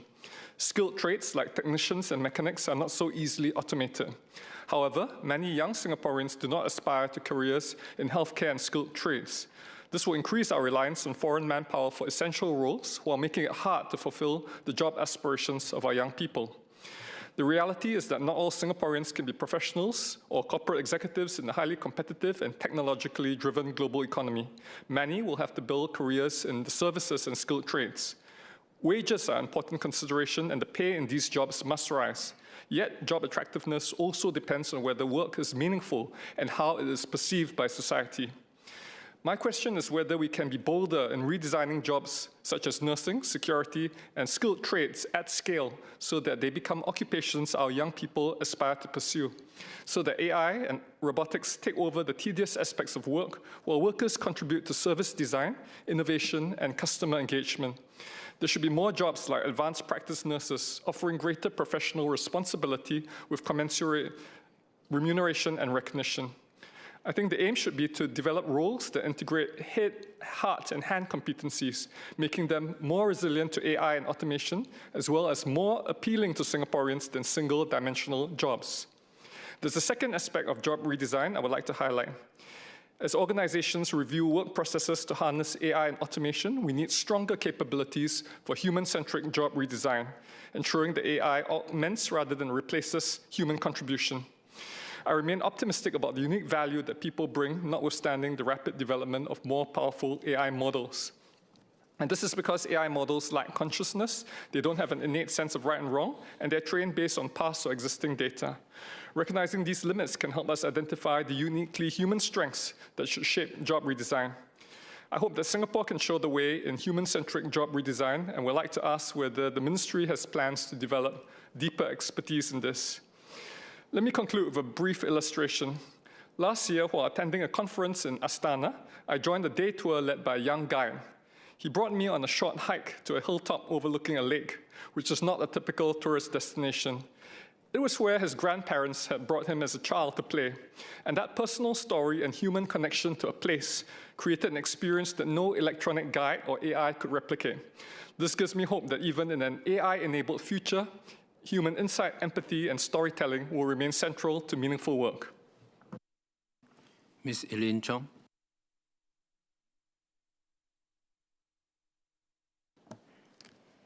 Sir, we have invested in building the infrastructure for a skills-first economy. Tools like the Career and Skills Passport launched in November 2024 reflect that ambition. We know that more than 700,000 individuals have accessed the passport as of November last year. This is a good sign of uptake. But uptake does not tell us if there has been a meaningful shift in how employers evaluate and hire candidates. Tools can change how workers present their skills, but tools alone cannot change hiring behavior. If employers continue to hire based on degrees and past job titles, then the passport risks becoming, as my colleague Andre described yesterday, a digital filing cabinet. The evidence points to a real gap. The 2025 Skills First Readiness and Adoption Index, developed by the OECD and the Institute for Adult Learning, ranked Singapore 12th out of 30 participating countries. While Singapore made meaningful progress in adopting skills first practices, key gaps such as business adoption of skills first hiring and stronger ecosystem coordination remained. Relatedly, in a survey conducted by the Institute for Human Resource Professionals, 9 in 10 respondents were confident that skills first hiring widens their organization's talent pool. However, 63% of hiring managers, the people conducting interviews and on the front lines of recruitment, said they are unfamiliar with skills-first hiring practices. This is a capability gap, not a values problem. The new statutory board formed by the merger of Workforce Singapore and SkillsFuture Singapore was announced as a one-stop shop for workers. I hope it can also become a transformational partner for employers. It should seek to close not just the skills gap, but the assessment gap that sits between workers who have built a real portfolio of skills and employers who cannot yet see them. I have 2 suggestions. First, for the new agency to develop practical toolkits that employers can use for portfolio-based assessment and skills-first hiring.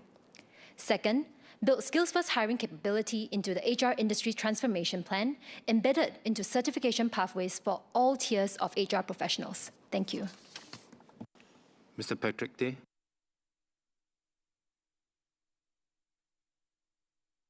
I wish to ask MOM for the status of the strengthening of Singaporean core efforts in Singapore, as well as an update on Compass. How effective it has been since its start, especially now with doing away of the Fair Consideration Framework's triple week watch list. And some recruiters have candidly shared with me that they only post on My Career's Future portal if they must fulfill the government's requirement to put up the job for 14 days before they can hire foreign PMEs. And if that's the case, it will be hard for government to have a good sensing of all the available job openings in Singapore. Would MOM consider mobilizing and/or requiring all companies to post their available openings on the portal for ease of tracking, analytics, and sense-making of industry hiring needs? And by the same token, there are those whom I've heard comply with the 14 days posting requirement merely as a window dressing. And likewise, a closer scrutiny of employment agencies is much needed at this juncture. Sometimes such breaches and window dressings are carried out by them. So I urge MOM to pay a close watch on this. On the second point, on human capital practitioners, especially their practices and processes, are really key to foster a fair, inclusive workplace, including one with a strong Singaporean core. I'm aware that IHRP is doing good work to certify human capital practitioners with the IHRP certification. I declare my interest as co-chair of the work group looking at human capital development. Can MOM progressively then mandate the certification of HR practitioners now that we have this IHRP certification in place? And in the interim, perhaps companies should consider having at least one IHRP certified HR professional before they can be allowed to hire any foreign manpower. And in the same vein, I suggest that employers be allowed to use their enterprise skills future credits, similar to what workers have for sending their HR staff for IHRP training and certification. Thank you. Mr. Mark Lee.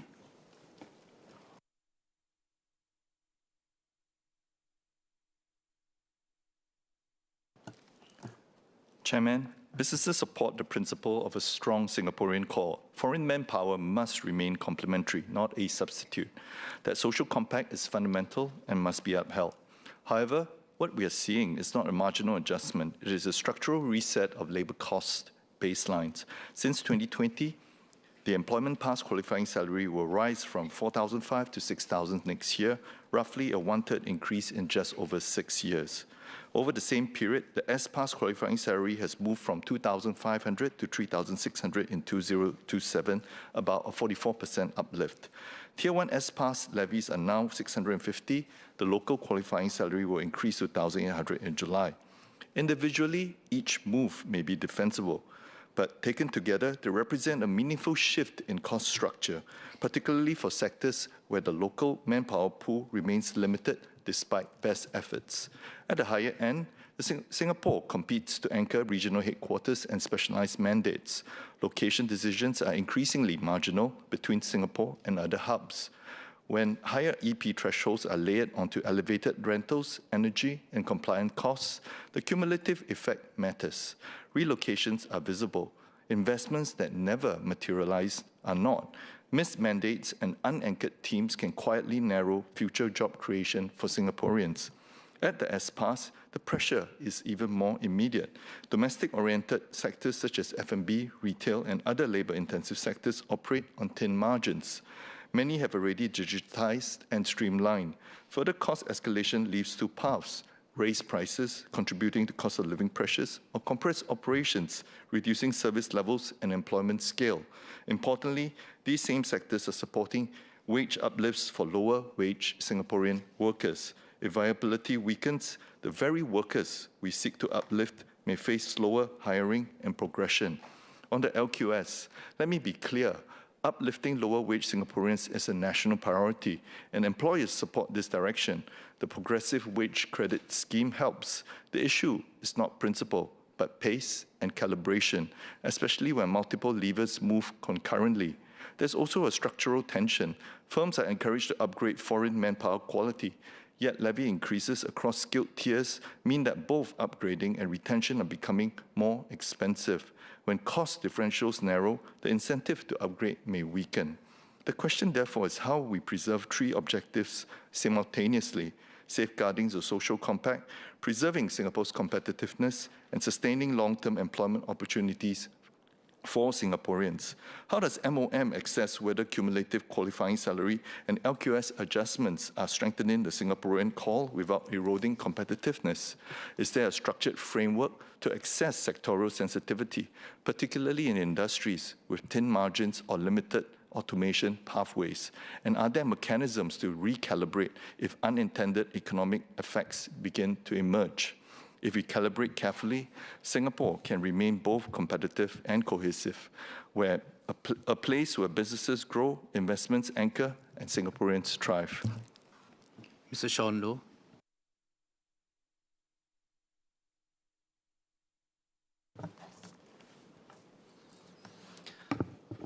Mr. Chairman, I declare that I'm the Group Managing Director of Commonwealth Capital Group, a Singapore global enterprise that stewards more than 1,000 livelihoods. A core part of the government's agenda is jobs. In addition to an income, jobs provide dignity, meaning, and confidence to our workers, something that government handouts cannot fulfill. We should be pro-jobs and pro-worker. I would add that the government should embrace a philosophy that to be pro-worker, our policies also have to be pro-business.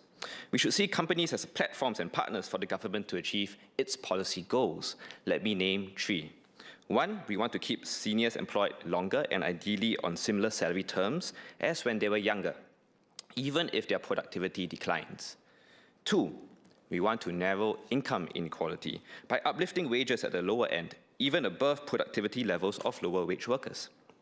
Three, we want job seekers to find jobs as soon as possible, even if it means they have to acquire skills on the job in order to do the job well. From the perspective of employers, hiring is seldom short-term. Companies plan more than 1 year in advance. I therefore suggest that MOM's policies incorporate two more principles. First, as Mr. Markley also said, companies should be given more time to adjust and adapt to policy changes. Second, companies should be given more longer-term direction instead of annual, effectively ad hoc grant extensions. I propose to apply these immediately. First, to the Senior Employment Credit, extended again this year after extensions in 2023 and 2025. Why not just commit to a longer-term extension, with employers given 2 years' notice of any change? Second, the progressive wage credit scheme can be made more longer-term.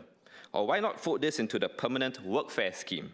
This is particularly important if technological changes widen productivity gaps, beyond what is reasonable for lower wage workers to close, despite all their effort.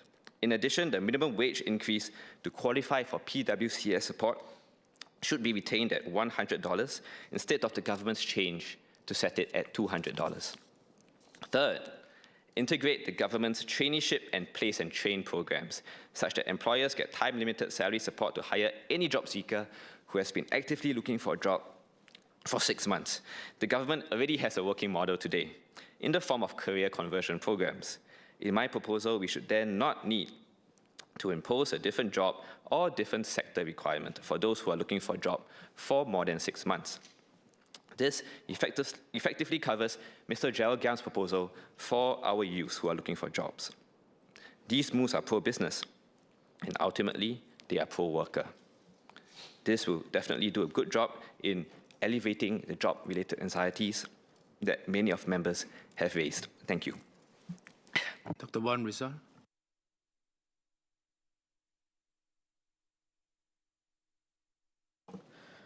Chairman, technology does not transform companies, people do. If we want sustained growth, enterprises and workers must transform together, not AI first and people later. It is together. That is why the implementation of the Enterprise Workforce Transformation Package matters. First, tie technology adoption to job redesign. Many firms are investing in AI and automation, and that's good. But the real test is this. Are we redesigning jobs or just reducing headcount? We must make job redesign a default expectation of enterprise transformation. When a logistics SME adopted AI route optimization, they did not cut drivers. They trained them in digital fleet coordination and customer management. Productivity improved and wages too. In precision engineering, AI-enabled inspection reduced manual checks. Instead of displacement, technicians were reskilled into robotics maintenance and data functions. That is the model we want. Adopt technology, redesign jobs, reskill workers, and we share the gains. Second, make transformation practical for SMEs. SMEs face real constraints, cost, capability, and confusion. If assessing support requires navigating multiple schemes and agencies, we will lose them. Can MOM ensure the package is streamlined with clear advisory support to help SMEs conduct structured job redesign and skills mapping exercises? Transformation must be hands-on, not theoretical. Third, show workers a clear pathway. For workers, transformation must answer 3 questions. What skills do I need? Who supports my training? And how will my wages progress? Mid-career and low-wage workers in particular must see tangible progression, not just of digitalization. If AI raises productivity but wages remain flat, then confidence will certainly erode. So my questions to the Minister is this. How will MOM measure whether enterprises are redesigning jobs alongside technology adoption? Second, will MOM publish outcome indicators such as number of jobs redesigned and wage progression outcomes? Third, how will advisory support for SMEs be strengthened to ensure AI adoption leads to job upgrading, not displacement? And fourth, how will MOM support gig workers and self-employed persons whose rice bowls are broken by AI? Chairman, enterprise transformation is necessary, but workforce transformation is non-negotiable. Growth must upgrade our workers, or it will not last. Thank you. Ms. Jessica Tan.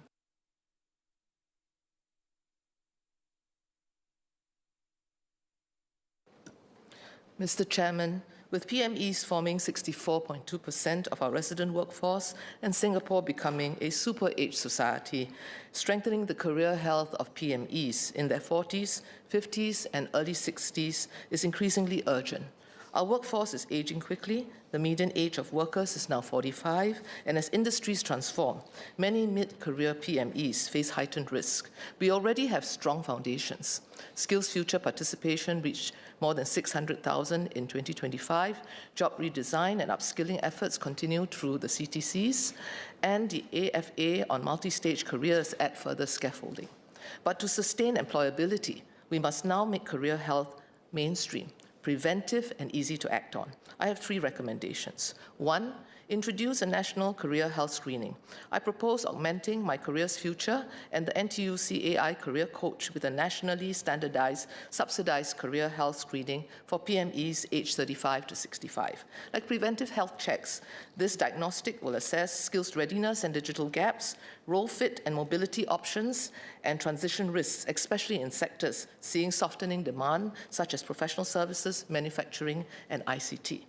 Higher risk cases will receive a short human coaching review directly linked to My Careers Future for follow-through.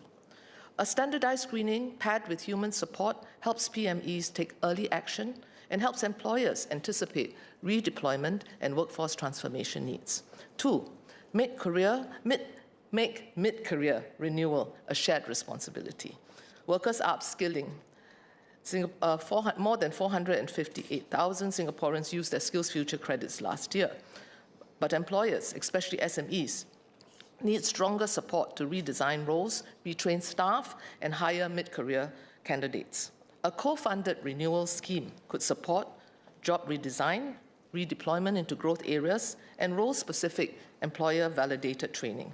This is essential as retirement and re-employment ages will rise to 64 and 69 this year. Mid-career renewal will affect nearly every PME's working life.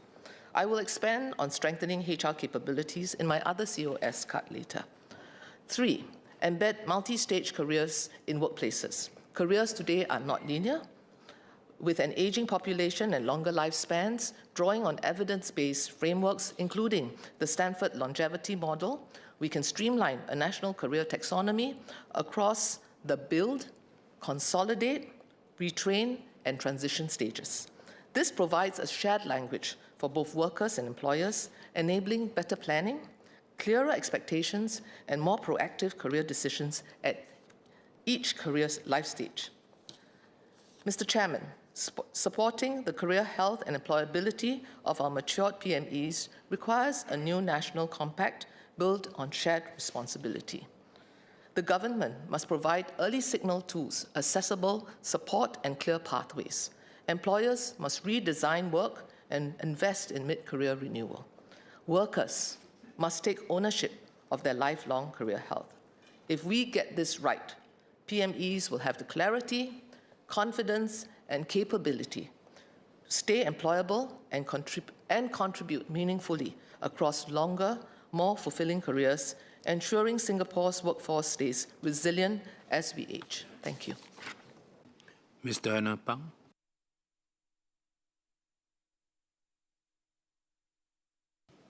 Chairman, I rise to speak on creating diverse pathway to success through skilled trades and the mindset shift we need to change as a society to recognize hands-on work as essential, skilled, and worthy of respect.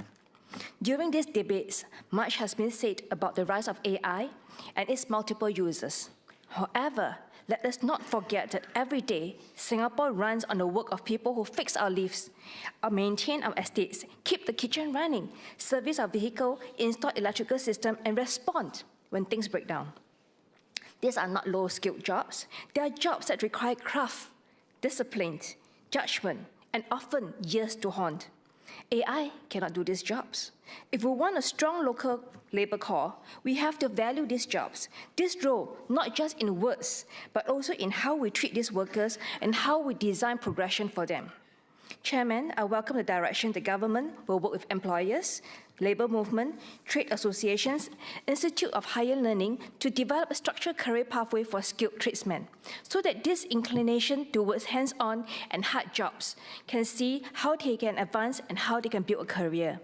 This is an important signal because recognition is not only social esteem, it is also a clarity of a pathway. People will invest in mastery when they see where the mastery leads. So I make 3 practical calls. First, actively promote the message that skilled trades are essential work and respected choice, not backup, not second choice. This is about dignity and pride in the way you will work. It matters for how young people, parents, employers perceive these pathways. Second, we should ensure that the trade mastery translates into a good living. Skills take time to build. Deep mastery should be rewarded through structured progression, skill-based, pay band, and credible steps from apprentice to specialist to titles such as master craftsman. If we want Singaporeans to stay in trade, real wages and progression must be clear and competitive. Third, firms must be part of the solution. I urge employers to support and fairly remunerate trade workers and for government to work with industry to build consistent standards for training, mentorship, and assessment, especially in SMEs where the capability varies. A strong local workforce will not be built on goodwill alone. It will build on systems that make skills development progression real. Chairman, my question is this. A structured career pathway for skilled trades are being developed. I hope the ministry can ensure that they are visible, trusted, and outcome-driven so that skilled workers can make real progression and real recognition. And young Singaporeans can see that trades are our first choice and a pathway to success. Thank you. Mr. Saktiandi Supai. Mr. Chairman, in Toa Payoh recently, I spoke to a lift technician servicing one of our older blocks. He shared that the systems today are far more complex than before. His job is no longer just mechanical repair. It requires interpreting system data, troubleshooting hybrid systems, and ensuring safety standards are met. That is not low-skilled work, but applied technical expertise. Even the most advanced AI systems cannot repair lifts in our HDB blocks, maintain our MRT trains and tracks, or service precision manufacturing machinery all by itself. As we automate more processes, we need highly competent technicians to complement AI. We must invest adequately in skilled trades so that we do not have high-end innovation without sufficient operational depth. Does the ministry track medium to long-term manpower projections for critical skilled trades, especially those supporting digital infrastructure and the green transition? Are we detecting any emerging gaps? From a wage and productivity perspective, if trade careers do not offer clear progression and competitive earnings, young Singaporeans will be discouraged from entering these sectors, and local core would weaken over time. Are there already signs of wage compression in middle-skilled technical roles, and how might this affect the attractiveness of these careers to Singaporeans? True trade mastery takes years of apprenticeship, repetition, and accumulated experience, which ought to be rewarded with a good and stable living. Would the government consider developing a national master trades accreditation framework, a national tiered certification that recognizes advanced trade mastery similar to chartered professionals in other sectors, and create a new avenue for career switches and career transition for segments of our workforce? How is the MOM working with IHLs and industry bodies to develop a clear, transparent trade career ladder with indicative wage benchmarks so that progression from apprentice to senior specialist is clearly structured in responsibilities and remuneration? Thank you. Mr. Ng Chee Meng.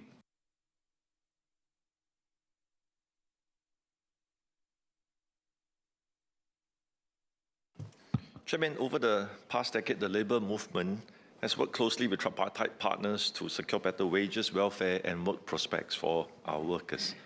Our workers, including PMEs, have consistently seen real wage growth. Thanks to the progressive wage model, our lower wage workers experience the strongest percentage growth in their real incomes. Income inequality today is at its lowest level on record. PMEs now also have better support if they are retrenched through the Skills Future Job Seeker Support Scheme. Our young graduates have extra support to find work through the Graduate Industry Traineeship Scheme. Looking ahead, however, technological and global economic shifts could result in more frequent employment disruptions for our workers, including and especially our PMEs. As our society enters a super-aged era, our workers will also face more intense caregiving demands. These changes will hit our workers, from the younger to the older, from blue collar to the white collar. As such, we must do more to address their unique needs and challenges. Today, I will focus my cards to seek more support for our young graduates, PMEs, and caregivers. My fellow MPs have covered or will cover the other worker segments. First, let us do more to build up the career health of our young graduates from the onset. Many members in this chamber have spoken up likewise. Our young graduates are entering the workforce at a time where the nature of work is shifting. In some instances, they need to outcompete AI at entry-level jobs. In others, they need to swiftly top up their skills with AI to be relevant. Throughout their careers, they will likely need to adapt and pivot multiple times as the pace of change and skills obsolescence increase. I ask for MOM to be alongside our young graduates as they navigate these challenges. We must boldly rethink, refresh, and reshape our skills and jobs ecosystem so that workers, including the PMEs, can be better supported and enabled as they navigate the different stages of their careers, from graduation all the way to retirement. The move to merge the Skills Future Singapore and the Workforce Singapore is thus a step in the right direction. In making this move, we must endeavour to foster a better integration of business and workforce transformation. This is important. From NTUC's experience, workers, including PMEs, are much more ready to upskill when they can see their training resulting in better wages or better work prospects. In addition, when business transformation is done hand in hand with workforce upskilling, true value is unlocked. Because businesses can better incorporate AI into their business model, and workers can better apply what they have learned and share in the real productivity gains. I have two clarifications to make. First, can the ministry share more details on how the merger between SSG and WSG will benefit our workers, including PMEs, in their career journeys from graduation to retirement? Second, is the ministry considering how to better integrate the various efforts across business and workforce transformation together with tripartite partners as part of the new setup? The second group I would like to speak up for is our PMEs. PMEs, especially mid-career, mid-income PMEs supporting the children and aged parents, are especially worried about the impact of retrenchments to them and their families. This is why NTUC has been calling for more support for our workers, especially PMEs facing retrenchment. We have asked for mandatory advanced retrenchment notification so that earlier and better transition support can be given to PMEs facing retrenchment, and the Skills Future Job Seeker Support Scheme to be reviewed to ensure a baseline of support to our middle-income PMEs.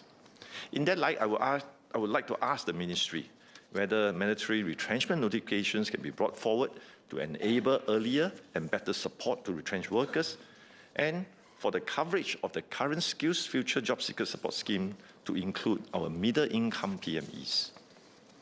The third group I would like to cover are our caregivers.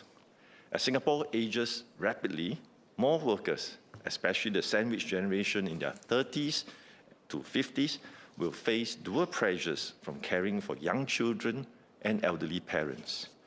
Caregiving emerged as a key concern as early as 2023 in our Every Worker Matters conversations. In NTUC's recent survey of economic sentiments, close to 1 in 2 caregivers surveyed considered leaving their job due to stress from caregiving. More must be done to support our caregivers to juggle work and caregiving. First, let us move towards stronger institutional measures, including statutory paid caregiving leave, so our caregivers can stay employed, keep their skills current in a rapidly transforming economy. Second, provide caregivers who drop out of work due to caregiving with greater support and earlier assurance for their own retirement adequacy. The one-off means-tested CPF top-up to provide additional support to boost retirement adequacy of Singaporeans aged 50 and above is a step in the right direction, especially for our caregivers. However, there is one group that I'm particularly concerned about, the 13,000 or so who are out there, who are out of the workforce to care for their elderly. I note from MOM's data that this group is largely female, single, 50 and above, non-tertiary educated, and do not have any or recent work experience. We think there is scope to do more. We ask the ministry to study providing targeted CPF top-ups for middle to lower income caregivers who have left employment for caregiving and who lack retirement adequacy. This measure would help provide greater support and earlier assurance for our workers that their sacrifices made for caregiving will not unduly compromise their own long-term needs. I would therefore like to ask the ministry on its plans to study and consider measures to better support our caregivers' employability and retirement adequacy. Mr. Sanjeev Kumar Tiwari.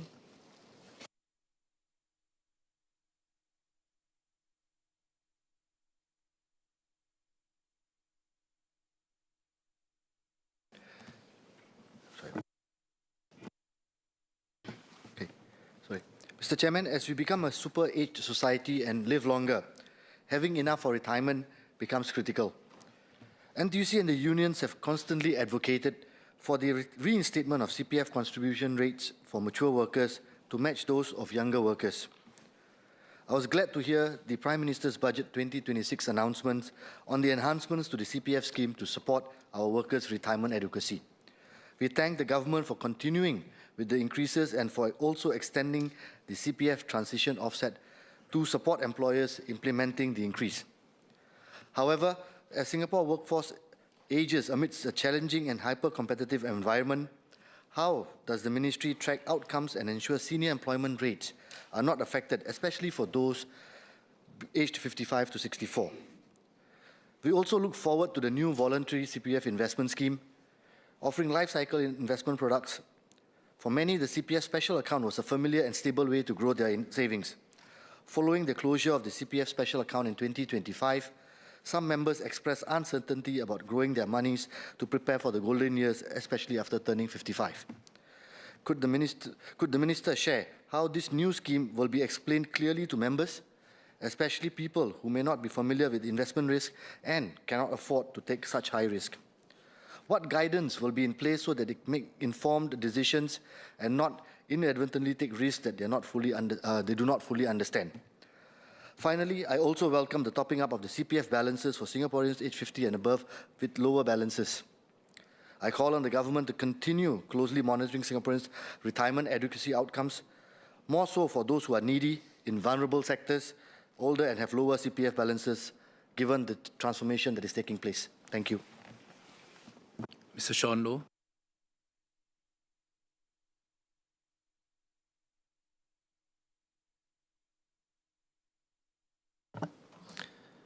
Mr. Chairman, the Lifetime Retirement Investment Scheme will be a game changer for the CPF system.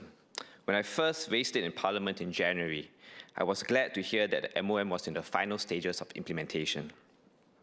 After 10 years of study, over that period, a typical global investment portfolio of 65% equities and 35% bonds would have earned around 6% per year in Singapore dollar terms.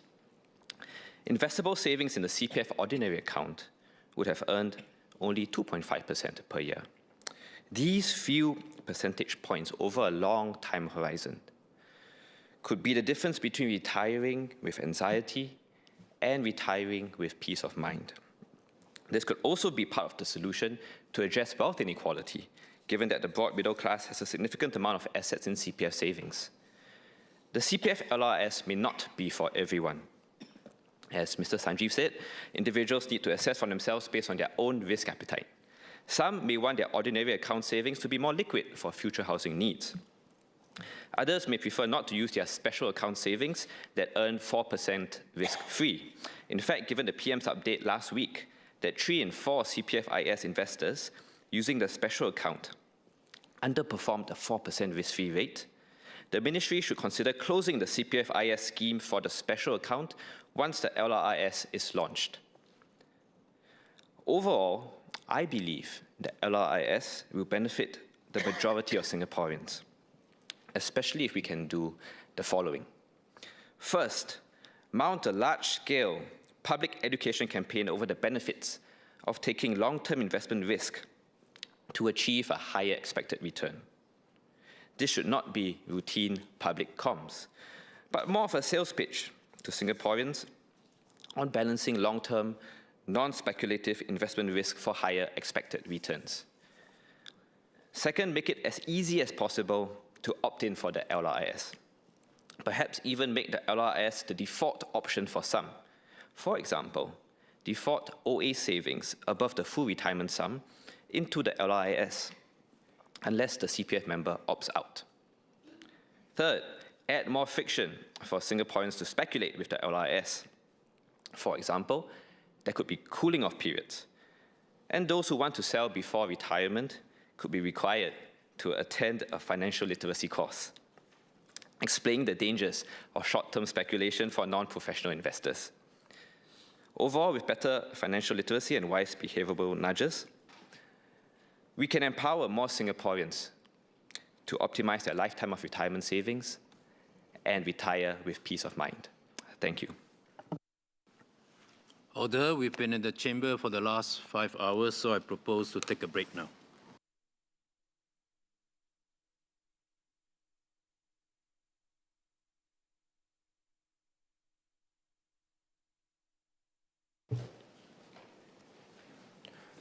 Order, I suspend the sitting and will take the chair at 3:30 p.m.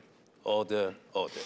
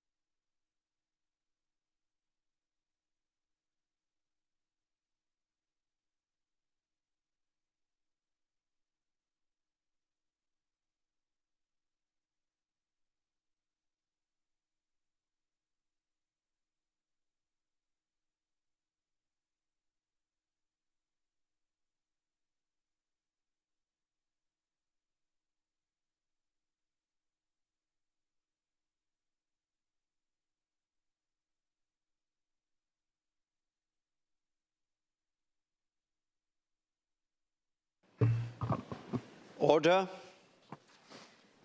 Estimates for the financial year 1st April 2026 to 31st March 2027, Paper Command 4 of 2026, Committee of Supply, 4th allotted day.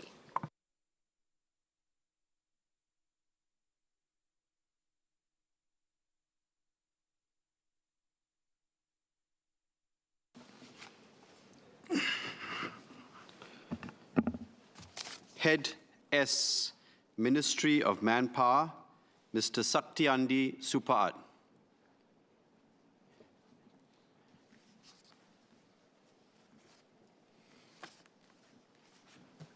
Mr. Chairman, I would like to declare that I was a member of the CPF Advisory Panel. Mr. Chairman, every Singaporean deserves a secure and adequate retirement. In Budget 2026, the announced low-cost life cycle investment scheme provides a new option to manage one's CPF funds. I support giving members more options, but I would like to emphasize 3 principles that should guide our design of the renewed system: complementarity, suitability, and safeguards. First, complementarity. The new scheme must be clearly positioned as an additional option and not a replacement for CPF's risk-free interest framework. For many Singaporeans, especially older workers and those prioritizing certainty, CPF's guaranteed interest remains highly attractive. CPF-IS already exists for members who wish to actively invest. The new life cycle scheme sits in between for members who want some market exposure but prefer a professionally managed, automatically rebalancing portfolio. Our communications must allow all CPF members to appreciate the differences in the 3 options and to ensure that each option still serves the needs of a significant demographic of CPF members. Even with this new life cycle scheme, we should continue to refine the CPF-IS. The trends are worrying because the majority of CPF-IS investors have been underperforming the CPF's risk-free interest rate since 2016, when CPF Advisory Panel that I sat on studied this issue and first proposed the Lifetime Retirement Investment Scheme. Is this a result of the restricted products that can be invested in through CPF-IS or some other reason? The second principle is suitability. CPF members are not homogeneous. A 30-year-old with a long investment runway has very different risk capacity from a 58-year-old approaching retirement. While the glide path structure, reducing risk as members age, is sensible in theory, we must ensure members understand that first, returns are not guaranteed. Second, market downturns can occur close to retirement. And third, a shorter runway limits the recovery time. Communications, especially to older members, must be careful, balanced, and transparent. Since CPF already offers a risk-free interest baseline, how will CPF board ensure that the trade-offs of each option is sufficiently explained against their potential upside? Will there be clear scenario illustrations or simple decision support tools such as prompts based on age, years to retirement, and risk tolerance to guide members through the 3 alternatives? Third, safeguards and governance. On product design, how will CPF board calibrate the glide path between growth and capital preservation? Will there be more than one glide path option to reflect different risk appetites? The scheme also mentions phased liquidation before the target retirement date. How early will this begin? And how will liquidation be managed during periods of heightened market volatility? Will the scheme allow flexibility in selecting target retirement dates as we extend working lives and members may retire later than 65? On fees, the objective is rightly to keep costs low and simple. Will there be an all-in fee cap, including management fees, platform costs, and transaction expenses, so members see one transparent figure? How will providers be selected and what weight will be placed on long-term track record, risk management capability, and operationalized resilience? Lastly, in his roundup speech, PM did mention that the rollout of the life cycle investment option is slated for 2028. When the scheme is implemented in 2028, how will the ministry measure success in terms of participation rates, risk-adjusted returns, and improvements in retirement adequacy outcomes for CPF members? And given the long lead time to 2028, has the ministry considered piloting or phasing in elements of the life cycle investment approach earlier so that members can begin benefiting from it sooner? Thank you. Ms. Goh Zi Ki.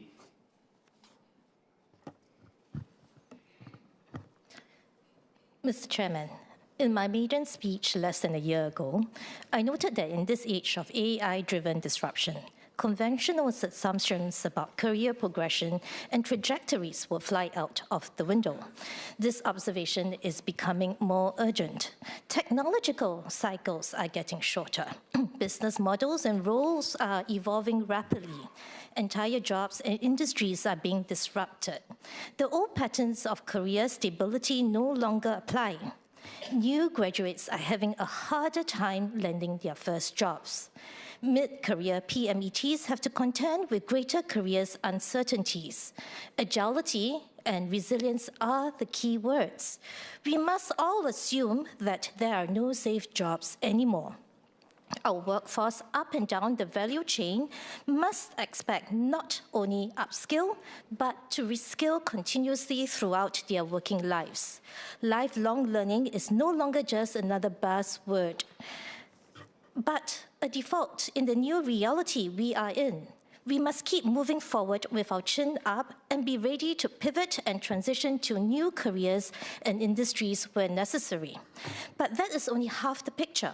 While some jobs and sectors are disappearing, entire new industries are also being born, and many jobs are being redesigned and given new scopes. And employers are now struggling to find enough manpower with the skill set to match. This is the dichotomy that we are facing today. What we are seeing today is not just displacement, but a misalignment of our workforce. To empower our workers and businesses to navigate this fast-evolving jobs market, there's a critical need for us to refresh our career and employment services ecosystem.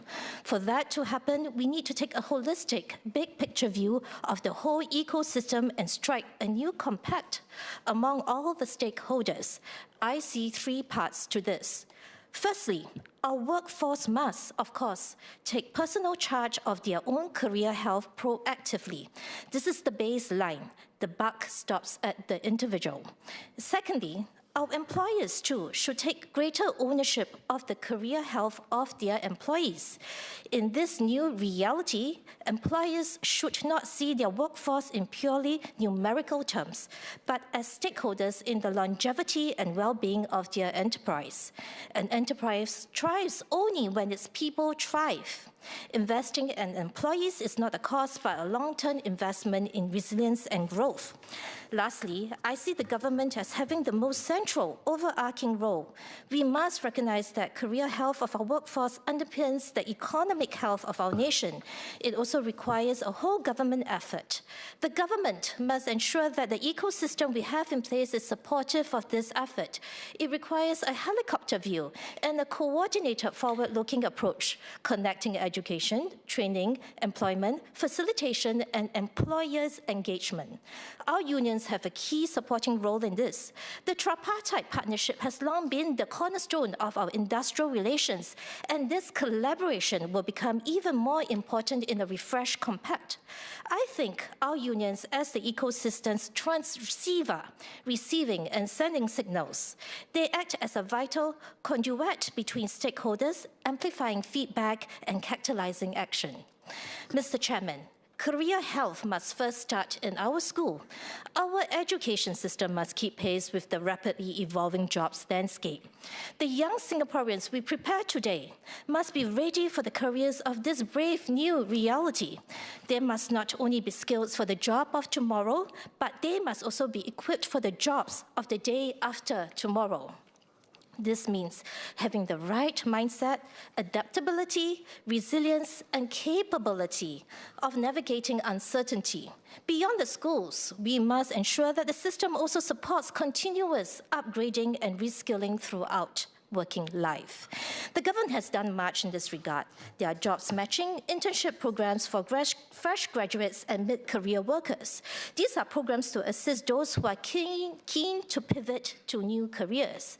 There are support resources available for our workforce to reskill and upskill, and programs to help who wish to or who have to transition into new roles. There are also resources to cushion the fiscal impact while they do so. Support exists for employers who are caught in the same choppy waters. I personally see the tangible impact of these efforts. I am the advisor to the Singapore Maritime Officers Union. Last year, SMOU, together with the Maritime Port Authority of Singapore and MOM partner agencies, launched the Enhanced Tripartite Maritime Training Award. The TMTA supports the mid-career transitions into the maritime industry.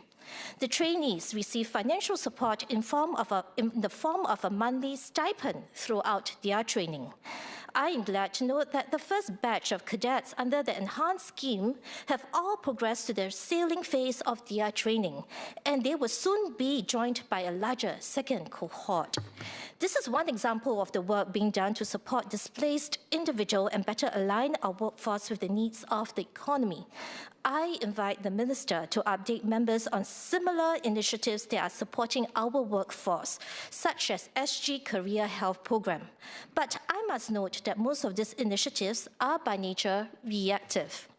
The government is the stakeholder best sourced to identify future threats. It can anticipate emerging disruption and map out skills and capabilities that will be needed. It can be seen that the broader patterns, the cross-sector shifts, the systemic risk and opportunities, and the government can translate them into action. It can help other stakeholders in the system stay ahead of the curve and bridge the disconnect between different stakeholders, bringing them together to match and realign resources, demand, and skills. Mr. Chairman, the buck may stop at the individual, but the government has a critical role to play, and I am keen to hear from the Minister. Thank you. Ms. Jessica Tan.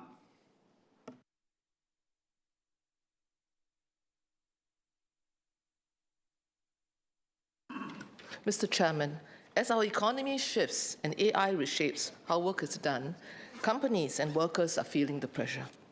Younger workers want to know how to grow in an AI-enabled world, and matured workers want assurance that they won't be left behind. HR professionals sit in the center of helping both groups navigate this transition. Singapore has made meaningful progress through efforts such as the Industry Transformation Plan, the Skills Framework for HR, and the IHRP certification pathway. These initiatives have raised standards and enabled workforce planning, job redesign, and data-driven HR. These are real steps forward, but capability remain uneven, especially among SMEs with lean HR teams. The HR sector needs practical and scalable support. HR must shift from transactional delivery to strategic stewardship of human AI work. I propose 5 priorities to further strengthen HR capabilities. First, move from a static role descriptions and skills to a dynamic skills taxonomy. The skills framework of 38 sectors is useful, but static. We should pilot AI-driven taxonomies that continuously map and update skills in real time, giving SMEs a forward-looking baseline rather than hire reactively based on a static list of skills. In fact, there are global companies that are developing such AI solutions. The government could fund the development of dynamic skills taxonomies for prioritized sectors, starting with our HR sector. Second, adopt skills-based workforce planning and scenario modeling. Instead of focusing on headcount and budgets, we should support tools and advisory services that enable HR to model multiple future scenarios, anticipate role changes, and plan redeployment and reskilling proactively. Third, reframe job redesign as job redesign for human with AI. This is not incremental tweaking of jobs given automation. We must use design thinking to integrate AI with human judgment, empathy, and creativity. The ministry can fund playbooks and pilots to test new role models and measure outcomes. Fourth, scale people, analytics, and predictive decision support. HR needs data literacy, analytics tools, and predictive models for turnaround and internal mobility.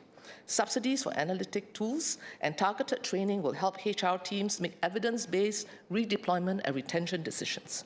Fifth, make HR a key steward of AI ethics, transparency, and trust.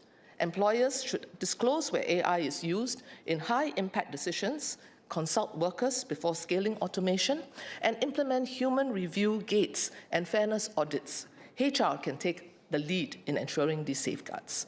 Chairman, with rapid change and a talent-scarce economy, companies struggle to attract, develop, and retain talent.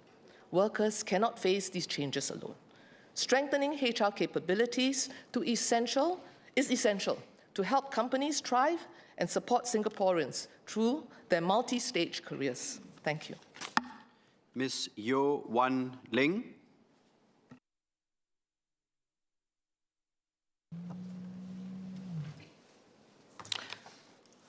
A merit-based workplace must give workers confidence that they have a future in a transforming economy. PWM has made important strides in raising wages of our lower-wage workers. PWCS has supported both workers and employers through this adjustment. We thank the Ministry for extending PWCS for another 2 years and note that PWCS in its present form was meant to be transitional. But in an era of AI disruption, and given our structural limits on workforce expansion, productivity growth must increasingly come from upgrading jobs, not simply adding manpower.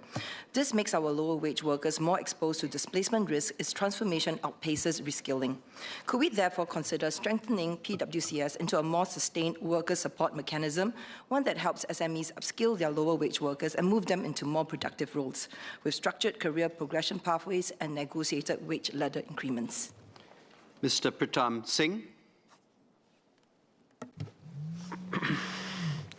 An important policy intent behind the Progressive Wage Credit Scheme, or PWCS, introduced in 2022 was to serve as transitional support to help businesses defray the cost of raising the incomes of lower-wage workers. In its initial 2 years, it was reported that the PWCS helped over 90,000 employers and supported wage increases for more than 500,000 lower-wage workers, with payouts totaling approximately $2.7 billion by early 2025. Critically, and for the purposes of my cut, the scheme was not conceived merely as wage support. The Ministry of Manpower expected employers to use the transitional period to upskill their employees, transform their businesses, and improve productivity so that wage increases for workers would be sustainable over the longer term. The PWCS scheme has since been extended through 2028 by this year's budget. Given this, what has been the report card on qualifying employers insofar as their upskilling initiatives, business transformation, and productivity improvements are concerned? Has MOM followed up with employers to assess whether the PWCS has meaningfully shifted the needle on these 3 areas that were tied to the PWCS? It cannot be the case that there is no report back to Parliament on the outcomes these subsidies have achieved. A policy review could also reveal important gaps to assist future policy making with regard to manpower levies and quotas and whether they should be adjusted. For instance, identifying sectors where upskilling or business transformation has reached a practical limit given current technology. Conservancy cleaning in the HDB setting is a case in point. Productivity improvements in this sector are marginal, and robotics has not advanced to a point where machines can sweep common corridors across different floors and independently negotiate staircases at a commercially viable price point. With assistance through the PWCS scheme running into the billions of dollars, Parliament must be expected to track the policy impact of this initiative and to determine whether further extensions are warranted. And if so, whether expected business outcomes should be imposed to ensure that taxpayer subsidies deliver for both businesses and workers. In the alternative, if the intention is simply to support businesses without strings attached so as to force wages up at the lower end, then that should be communicated as such rather than to seek outcomes for some employers which may simply not be realistic. Ms. Mariam Jafar.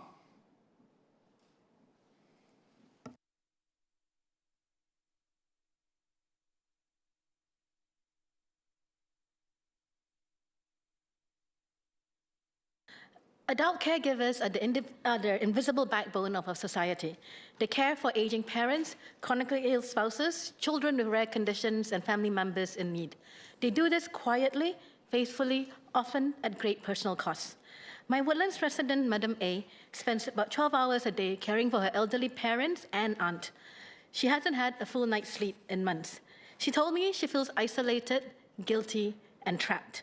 And yet she continues because the family depends on her. Caregiving often reduces working hours. It slows wage growth, it delays promotions, it sometimes forces caregivers to leave the workforce altogether. And yet, when their responsibilities ease, returning to work is not simple, especially after years away. Skills become outdated, confidence dips, employers hesitate, opportunities shrink. But these sacrifices are not just personal, They ripple across generations. When parents are stretched thin, children may receive less attention. Those in lower income households may receive fewer enrichment opportunities and reduce exposure to pathways that expand social mobility. Today's caregiving responsibilities can quietly shape tomorrow's inequalities. I welcome enhancements to the caregiving training grant and home caregiving grant, but much more can be done to better understand and alleviate the intergenerational impact. Can the Minister share what evidence exists on the intergenerational impact of caregiving? I believe we must go further in 3 areas: relief, retention, and re-entry. First, relief. Can we expand practical respite and navigation support? How can we reduce the social isolation they face? How can we ensure their children don't miss out? Second, retention. Can we strengthen incentives for flexible work arrangements and provide structured coaching at key transition points so caregivers do not have to choose between career and care? Third, re-entry. Can we create structured return pathways and so that stepping up for family doesn't mean stepping back professionally? Supporting caregivers is not charity. If caregivers thrive, their children thrive. Thank you. Mr. Abdul Mohaimin Abdul Malik.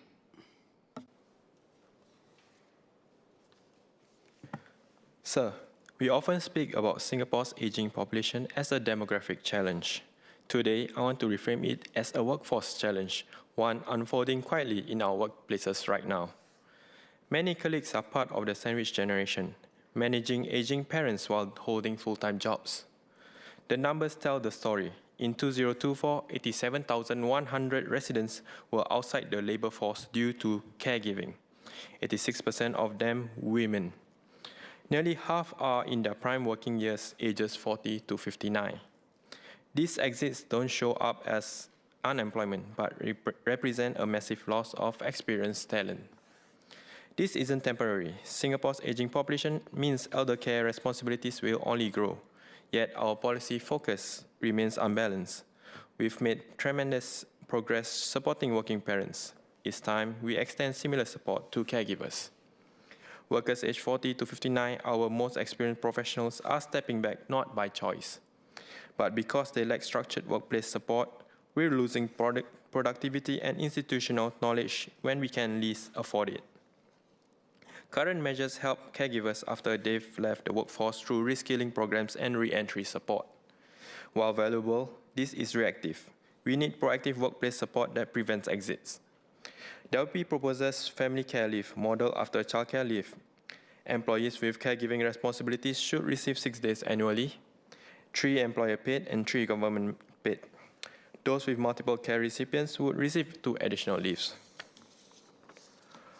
The recent tripartite guidelines on FWA requests are a start, but we need employer frameworks that make elder care support standard practice, not discretionary. We must normalize elder care conversations, just as we've normalized child care discussions.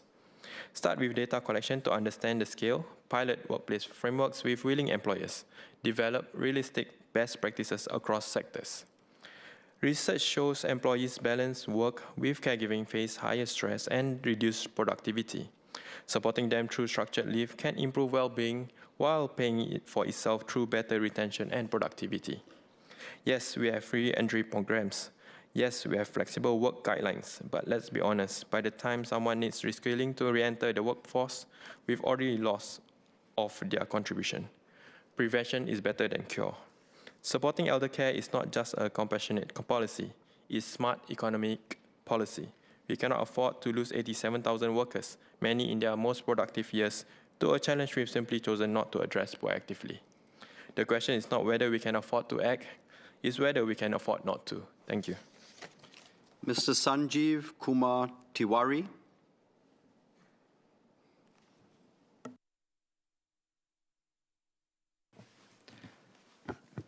Mr. Chairman, our senior employees aged 50 and up bring deep domain knowledge and hard-earned experience.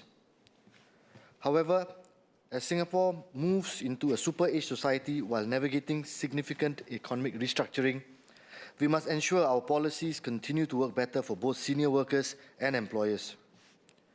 I thank the government for answering NTUC and the union's call to progressively raise the statutory retirement age and re-employment ages to 65 and 70 respectively by 2030. This has improved labour force participation of those in the ages 55 to 64 from 69% in 2015 to 73% in 2025. Enabled more workers to attain basic retirement sum from 6 in 10 to 2016 to 7 in 10 in 2022. And I'm glad that CPF has projected that 8 in 10 will attain this by 2027. However, senior workers find themselves increasingly juggling caregiving and wishing for more work options, so they can strike a better balance between work and life. Can the Ministry provide an update on what is being done to enable more work options and expand the availability of flexible work arrangements? At the same time, many senior workers and job seekers who are 10 to 15 years away from the statutory retirement age worry about ageism and displacement amid rapid technological changes in their workplaces. Many senior workers and job seekers have told us that there are fewer opportunities for career advancement and good jobs later in their career. Younger cohorts are also convinced that this is the case. Others have shared that while they are willing to upskill and learn, their long work hours, caregiving duties after work, unfamiliar learning formats, and the uncertainty of translating this to better work prospects are also practical barriers. Can the Ministry share how it plans to intervene at mid-career stage to boost continued employability for workers before they reach their late 50s? I therefore welcome the announcement of the extension of the Senior Employment Credit Scheme to 2027 to continue supporting hiring and retaining of senior workers. This sends an important signal to firms that senior workers remain valued contributors and provide some cost relief that is especially important for SMEs amidst the hyper-competitive business environment. Will the Ministry be considering extending this Senior Employment Credit beyond the end of the 2027 review? Thank you. Ms. Eileen Chong.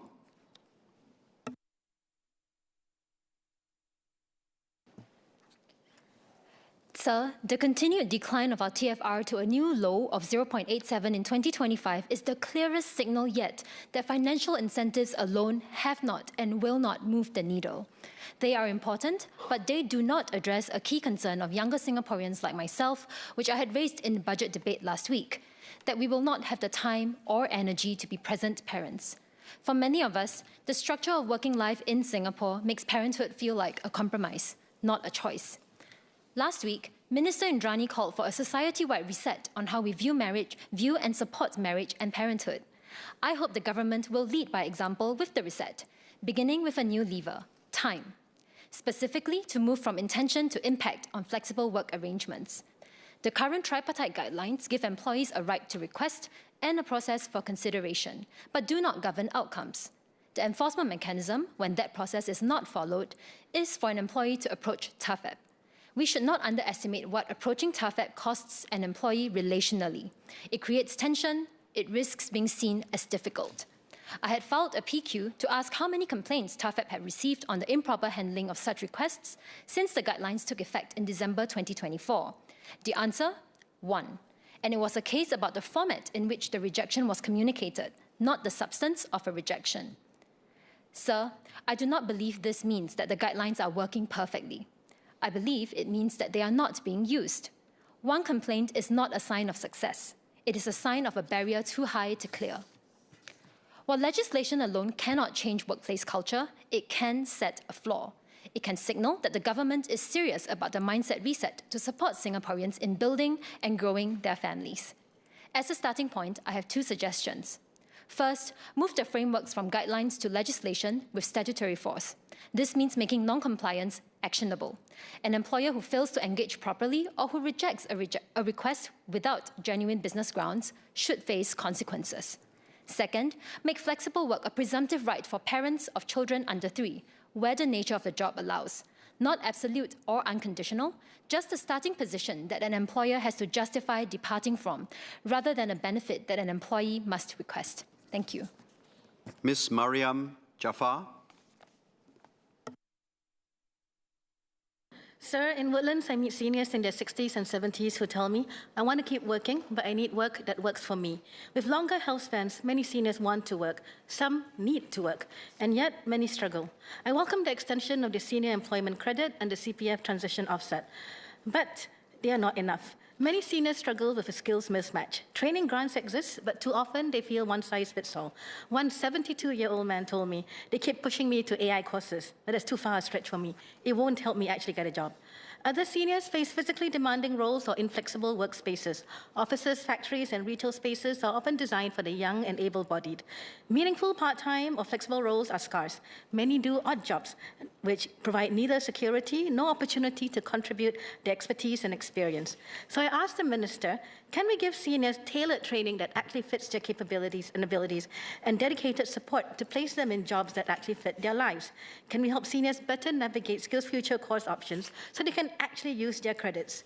Can we redesign workplaces, especially for SMEs in sectors like retail, logistics, and services, to be more senior-friendly? Can we redesign work itself, lighter duties, flexible hours, assistive tools, mentor-type positions, so experience is valued as much as energy? Can we give grants and tax incentives for businesses that make all this possible?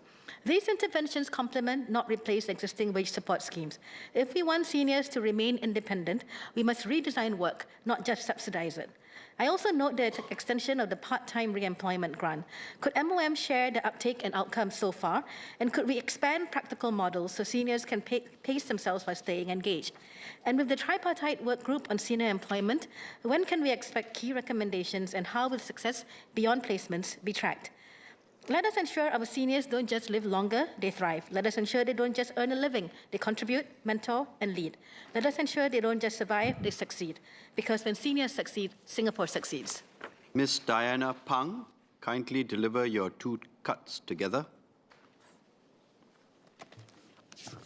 Chairman, the tripartite guidelines on flexible work arrangement requests are important because they set clear norms on how employees should request flexible work and how employers should assess these requests. This clarity reduces misunderstanding, builds confidence, and encourages constructive and mature workplace dialogue. For employees, the benefit is practical. These guidelines promote work-life balance and provide a clear structured pathway to request flexibility in where they work, when they work, or the workload they take on.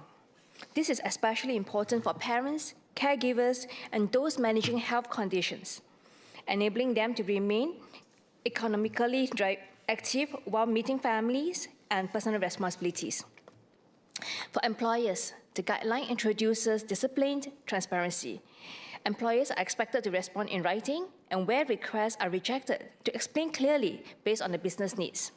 This reduces speculation, limits perception of biasness, strengthens trust and workplace harmony. Chairman, I support the trust of these guidelines, but I ask MOM to recognize a simple ground reality. Not all employers, especially SMEs, have the capacity, manpower, HR expertise to implement this formal FWA workflow effectively. While TAFED provides grants, templates, training, and advisory service, real operational challenges remain. If unaddressed, these guidelines risk become compliance issues rather than substance, particularly for SMEs. On the ground, SME face 5 key pain points. First, manpower constraints, with small team lacking dedicated HR capacity. Second, management constraint on supervisors as they have to handle both hybrid and staggered work schedules of their team. Third, performance and fairness concern, including tracking outputs, fears of misuse, and perception of inequality. Fourth, higher operational costs such as IT investment, extra manpower for shift cover. Fifth, operational and contractual constraint, especially in sectors such as F&B, retail, security, where physical presence is essential. Chairman, if we want a fair and inclusive workplace, they must also be sustainable for the employers. For without employers, there are no employees, vice versa. As we strengthen workers' protection, we must equally strengthen support for SMEs to implement these guidelines in a practical, proportionate, and business-viable way. Thank you. Chairman, I will now speak on the importance of building a safe, inclusive, and fair workplace for employment of pupils with disabilities, women, and caregivers. First, we must strengthen protection against workplace discrimination and harassment, including bullying that is often subtle and not immediately visible. All employers wanted a safe and respectful workplace, but many SMEs struggle with policy design, complaint handling, documentation, deciding on appropriate response, especially without in-house HR expertise. Bullying is not always obvious.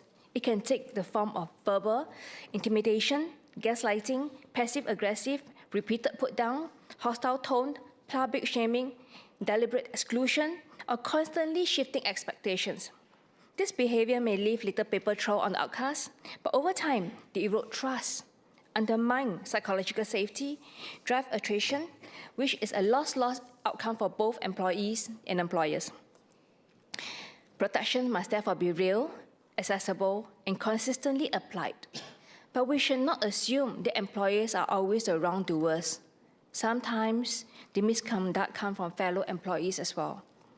This system should help employers intervene early, guide them on proper complaint handling, provide workers with safe, trusted channel to report this concern. Second, inclusive employment for persons with disabilities, women, and caregiver. It's both a social good and make economical sense, especially in a tight labor market. Strong support frameworks can help this group fulfill their caregiving aspiration and maximize their contribution. But for inclusion to work, we must look beyond the employee barriers and also consider employers' capacity to implement it. For SMEs, inclusive hiring can bring sudden operational costs, job redesign, additional supervision, workflow adjustment, training, managing health care, and well-being concerns. If you want inclusive hiring to be sustainable, employers must be supported, not overwhelmed. Finally, fair and merit-based workplace matters. Fairness means wider opportunity, reduced biasness, progression based on performance and potential. But fairness must also be sustainable. Inclusive policies, flexible arrangement, stronger protection will succeed only if they're credible to workers and workable for the employers. Many SME bosses operate under immense pressure, paying off staff before paying themselves, managing cash flow risks, meeting compliance requirements, and carrying on the emotional burden of keeping their businesses alive. Ultimately, a fair workplace cannot exist without the well-being of both the employers and the workers. It must work on both sides. Chairman, sometime in mid-2025, a salad shop owner tragically passed away after an alleged fraudulent work injury claim that was filed against her. MOM is investigating, but even so, one death is one too many. This reminds us employer well-being also matters. With this in mind, I offer 4 suggestions to the ministers. First, MOM could provide practical guidelines and support to help SME recognize and address subtle workplace bullying, including providing clear examples and model policies which can be easily implemented. Second, MOM can develop and publish simple, proportionate investigation protocol and tools that SME can use to handle complaints involving discrimination, bullying, and harassment. Third, MOM could maybe help employers, especially SMEs, to formulate inclusive employment schemes into day-to-day workable process so that support for persons with disability, women, and caregiver can become operational realistic. Fourth, MOM can consider consolidating employer support schemes, guidelines into a single user-friendly platform, similar to what we have Support GoWare, so SMEs can quickly understand what they qualify for and how to implement this support without heavy reliance on consultants or even middlemen. Chairman, I hope Minister will consider the issues I have raised. Thank you. Just nice. Mr. Melvin Yong.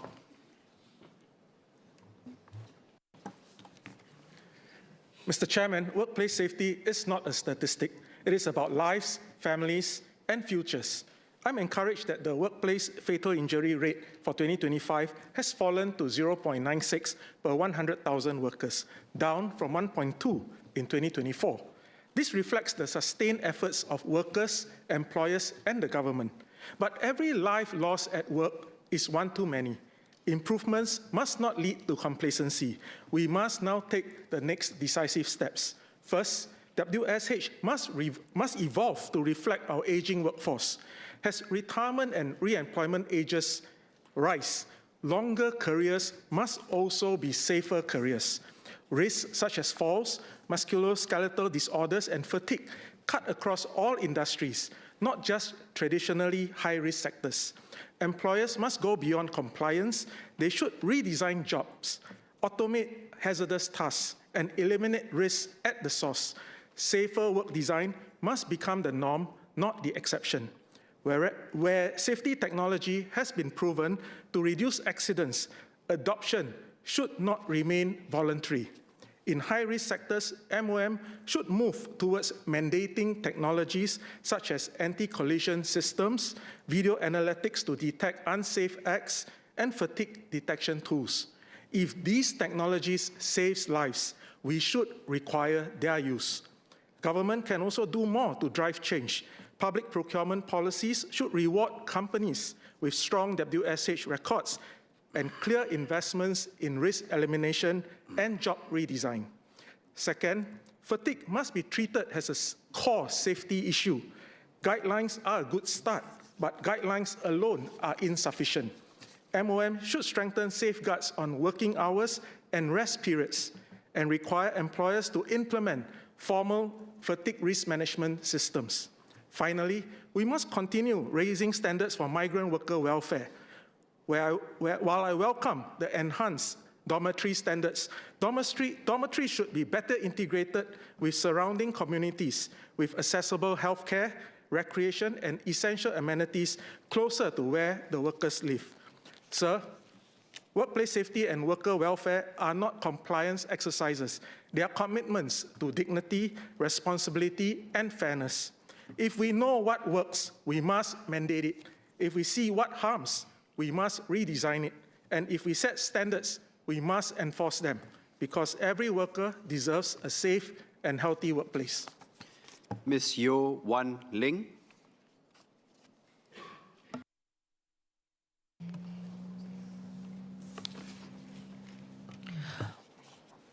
While workplace issues have been closely examined, we must not forget the living conditions of our hard-working migrant workers. Many spend most of their time between dorms and work sites with limited opportunities to relax, socialize, or build community. Prolonged separation from families can also affect emotional well-being and heighten isolation. I acknowledge the Ministry's effort to improve our dorm standards.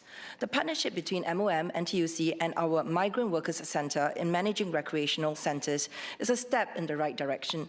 These centres provide recreation, community activities, and essential services such as groceries, remittance, and telecommunications, serving thousands weekly.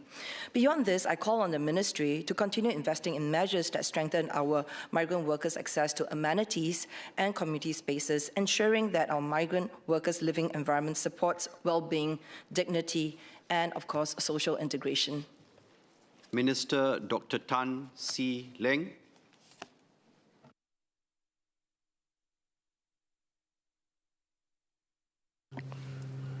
Mr. Deputy Chairman, I would like to take this opportunity to wish everyone a very happy Chinese Valentine's Day. And I thank members who have spoken in support of our workers and also our employers. The nature of work is changing rapidly. Geopolitical conflicts, as seen from recent developments over the weekend, are upending the world as we know it and reshaping global trade and investment flows. Artificial intelligence is transforming how we work, and our workforce too is evolving.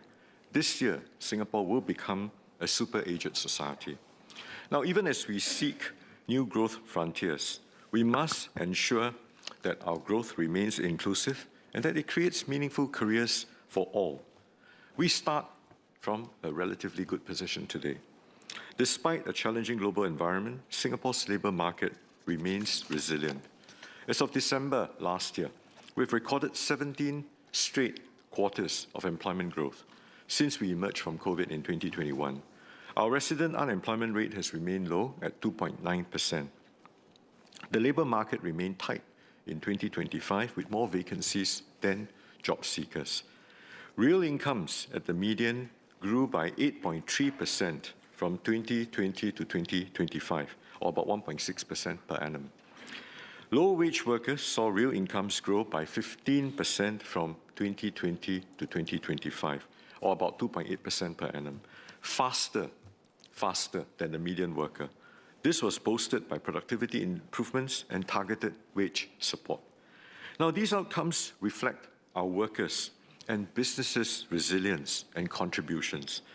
And investments in growth areas like AI and advanced manufacturing, as well as very good collaboration with our tripartite partners. Now, MOM will continue to work with workers, with businesses, so that every worker matters, and every worker can realize their potential, achieve their career aspirations, and every business can thrive by bringing out the best in their people. MOM has 3 priorities this year.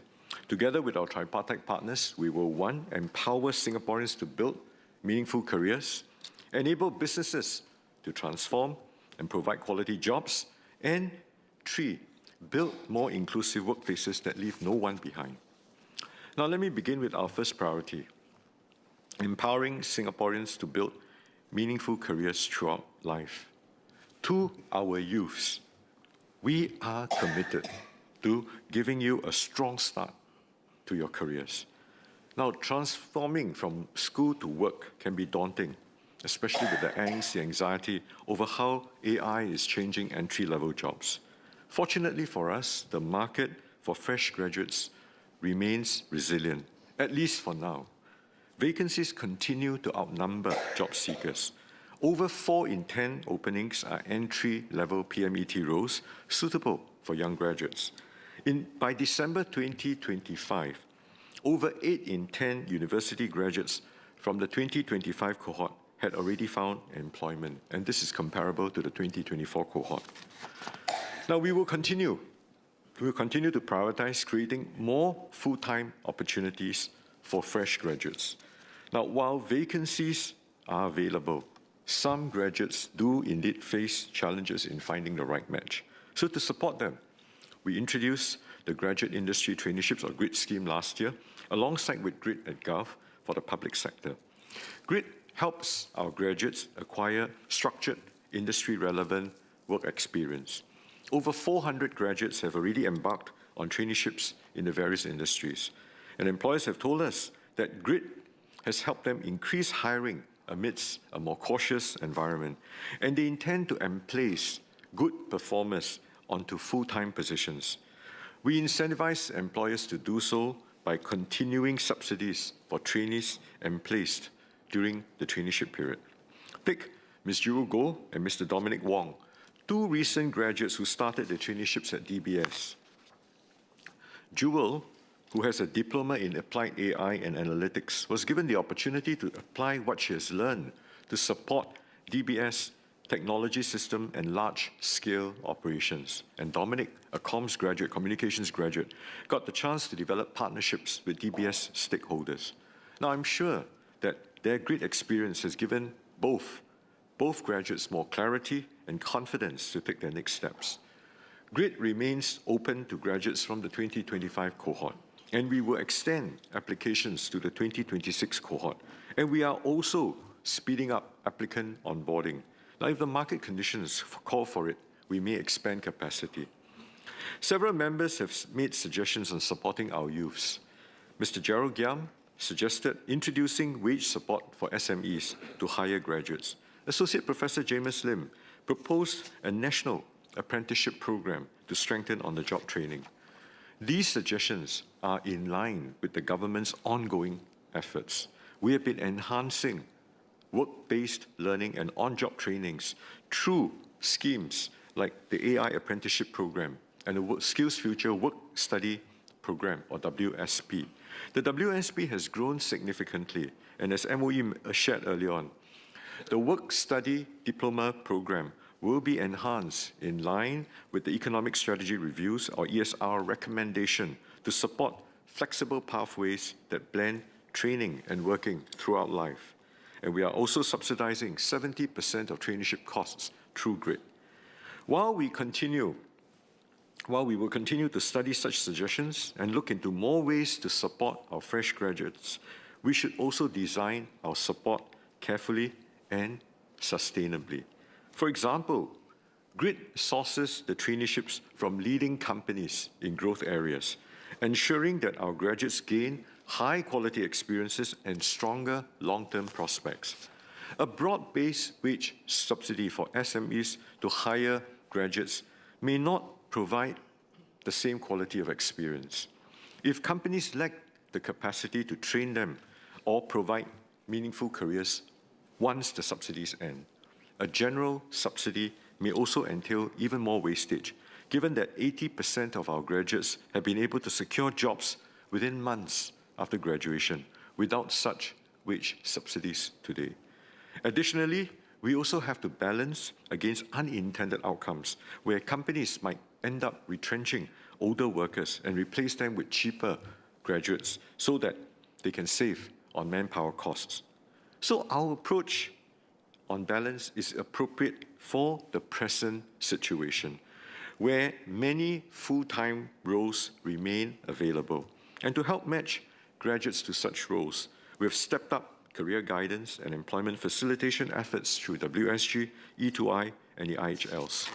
Now, beyond this, overseas work stints help and equip Singaporeans with the necessary skills and perspectives for a globalized economy. Since launching in 2024, WSG's Overseas Markets Immersion Program, or OMIP, has already supported more than 120 local professionals to gain overseas experience. Together with other agencies' overseas deployment programs, over 430 local workers have benefited as of 2025. We recognize that our youths have a growing interest in gaining overseas experience. Hence, we will expand OMIP to support young professionals gain overseas exposure even earlier in their careers. Providing early opportunities strengthens our talent pipeline and our company's global competitiveness, and details will be shared in due course.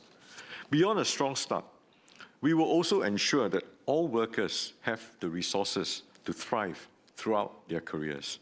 We will do so in 4 ways: by building an AI-ready workforce, helping workers navigate the labor market with confidence, developing our local professional talent pipeline, and supporting displaced workers.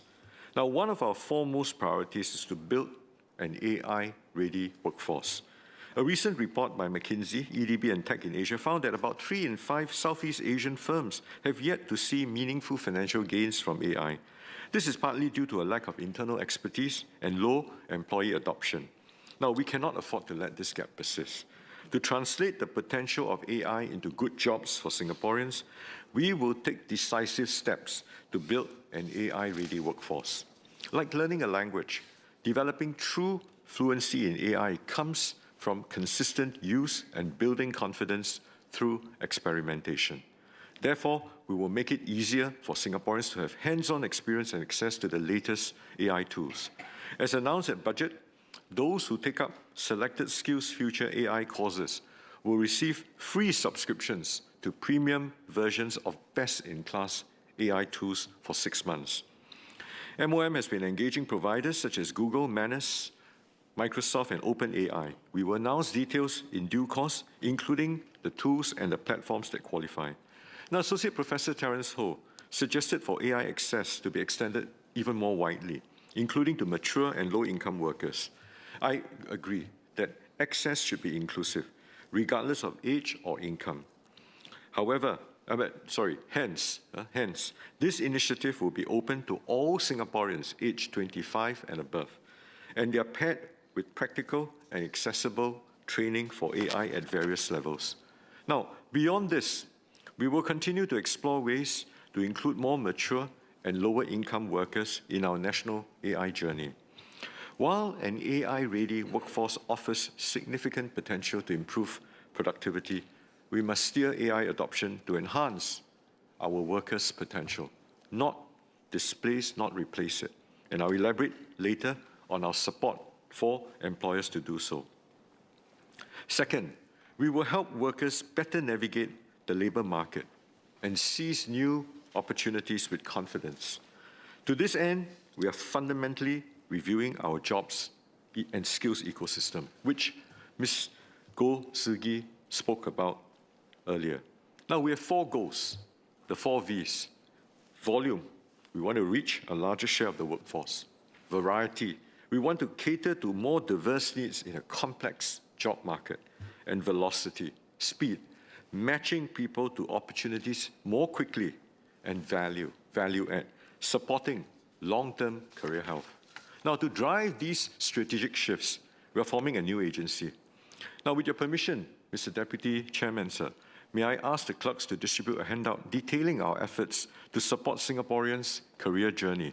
Members may also access these materials through the MP at SG PAL app. Please proceed. Thank you. I'll continue. Now, as you have heard from PM, Skills Future Singapore and Workforce Singapore will merge into Workforce and Skills Singapore, or WSSG, a new stat board under MOM and jointly overseen with MOE. It will be established in the third quarter of 2026, helmed by Delise Boy, which is the current Chief Executive of WSG. Its mission will be to empower Singaporeans to develop future-ready skills, access good job opportunities, enable businesses to create good jobs for Singaporeans and develop their workforce, and promote a culture of lifelong learning and career health. Secretary Mr. Ng Ji Meng asked how this merger will benefit Singaporean workers and how we will better translate training into employment and productivity gains. And Ms. Eileen Chong said that the new agency should not just support workers, but also employers to take forward SSG's ongoing efforts in encouraging skills-first hiring. Now, today, our skills and employment facilitation capabilities sit in separate agencies. Bringing them together under one roof creates a single, powerful engine for human capital development. It will collaborate with other agencies and stakeholders to benefit both workers and employers. For workers, this means simpler access and a more integrated career support in a fast-changing marketplace. It means a single portal to access training, career guidance, and job opportunities without having to navigate multiple agencies. By combining career and skills data, we can give you a clearer picture of where opportunities are, enabling better informed career and training decisions. Now, for the employers, the merger will help us be even more responsive to your talent needs. With more timely and comprehensive labor market and skills insights, WSSG can help to reduce skills mismatches and time to hire. So creating a single point of contact will also simplify how we support businesses to address hiring, training, and workforce transformation needs. WSSG will play a critical role in expanding the career health movement, going beyond reactive job matching to proactive career planning. As outlined in the handout distributed to members, we have initiatives targeting both workers and employers. So for workers, we launched the Career Health SG last year with a fundamental message: stay proactive, preemptive about your career. The response has been encouraging thus far. Nearly 2/3 of our workers now see value in improving their career health, but there's more to be done. Many are still unsure as to how to begin. So starting on your career health journey doesn't have to be that overwhelming. We have been building practical tools to help our fellow Singaporeans. The Career Skills Passport, or CSP in short, lets you take stock of your skills, and Careers Finders helps you to discover the job options that you may not have even considered. And then for those who need even more personalized support, we've expanded access to career planning programs. Almost 9 in 10 respondents reported having career direction and greater confidence after attending such programs. These tools have delivered positive outcomes. Following the integration of CSP with job portals, JobStreet and Fast Jobs, our partners found that job applications with verified credentials are 1.5 times more likely to be shortlisted by employers. Now, we're expanding our CSP partnerships to 5 more job portals: My Careers Future, Careers@Gov, Ease, Find SG Jobs, and eFinancial Careers. We have also integrated CSP with HR tech firm JobTech's platform, enabling employers to search for candidates based on verified skills data. For our employers, Tools like Talent Track and Talent Track Plus can help you better assess your workforce readiness and identify internal talent for new roles. In total, our tools and initiatives have already helped over 800,000 individuals and 38,000 firms. Through WSSG, we will also strengthen our ecosystem of career and employment service providers to serve different workforce segments more effectively. And as our workforce evolves, new forms of career support are needed, some of which can be delivered effectively through private service providers specializing in certain industries, certain sectors, or workforce segments. For example, WSG has partnered Ingeus and AKG, two private job matching firms, to provide more specialized support for PMEs since 2017. We have observed higher re-entry rates amongst those assisted compared to retrenched residents in general. Now, to take this further, we convened the Alliance for Action on Advancing Career and Employment Services. Under this work group, we will launch 9 pilots with private sector partners to test new services covering a range of individual and employer segments. For example, for the individuals, for fresh graduates, we will test services combining career guidance and industry exposure to support your school-to-work transition. For mid-level professionals, we will pilot personalized career agents to help you move into better roles. For caregivers, seniors, and those facing greater hardship, we will explore new ways to support you to work more flexibly or better still get you to return to work. And for SMEs, we will test ways to support your own internal mobility and also perhaps suggest to you adopt new work models. The work group will release its recommendations in the second half of this year. Now, these efforts will also help address concerns about underemployment, which Mr. Patrick Tay had requested updates on.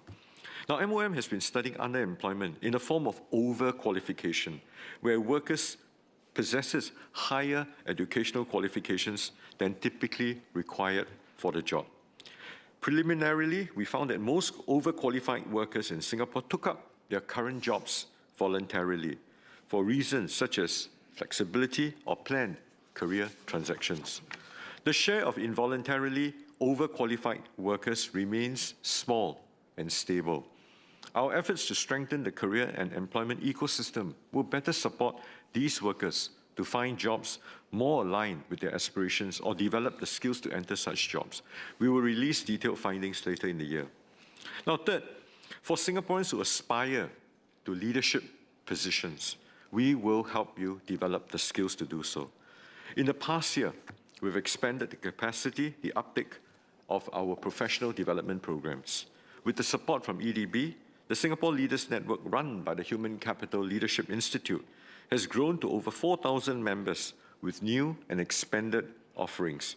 This includes the Overseas Transition Support Program, which has supported already about 120 professionals. Now, finally, as the economy evolves, some Singaporeans will inevitably find their jobs changing or coming to an end. But at the same time, I want to reassure you, new opportunities will arise, and we will help you to seize them. Last year, we launched the SkillsFuture Job Seeker Support Scheme, or the JS scheme, which provides temporary financial relief and job search support to involuntarily unemployed individuals, helping them to regain their footing and return to work with confidence. The scheme has made a difference for many Singaporeans, but we can do more, just as what SecGen, Mr. Ng Chee Meng, and Mr. Patrick Tay have suggested, expanding the scheme's coverage beyond the current qualifying income cap. Now, the JS scheme has been in place for about less than a year. We are reviewing the scheme and its parameters when we have more experience, so we will ask for your indulgence and patience in supporting us through this journey. SMS Co will provide further updates on the scheme.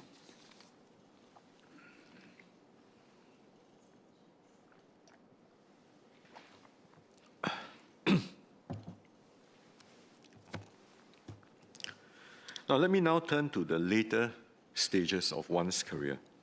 Now, as Singaporeans lead longer and healthier lives, We must shift from managing the pressures of aging to unlocking the benefits of career longevity.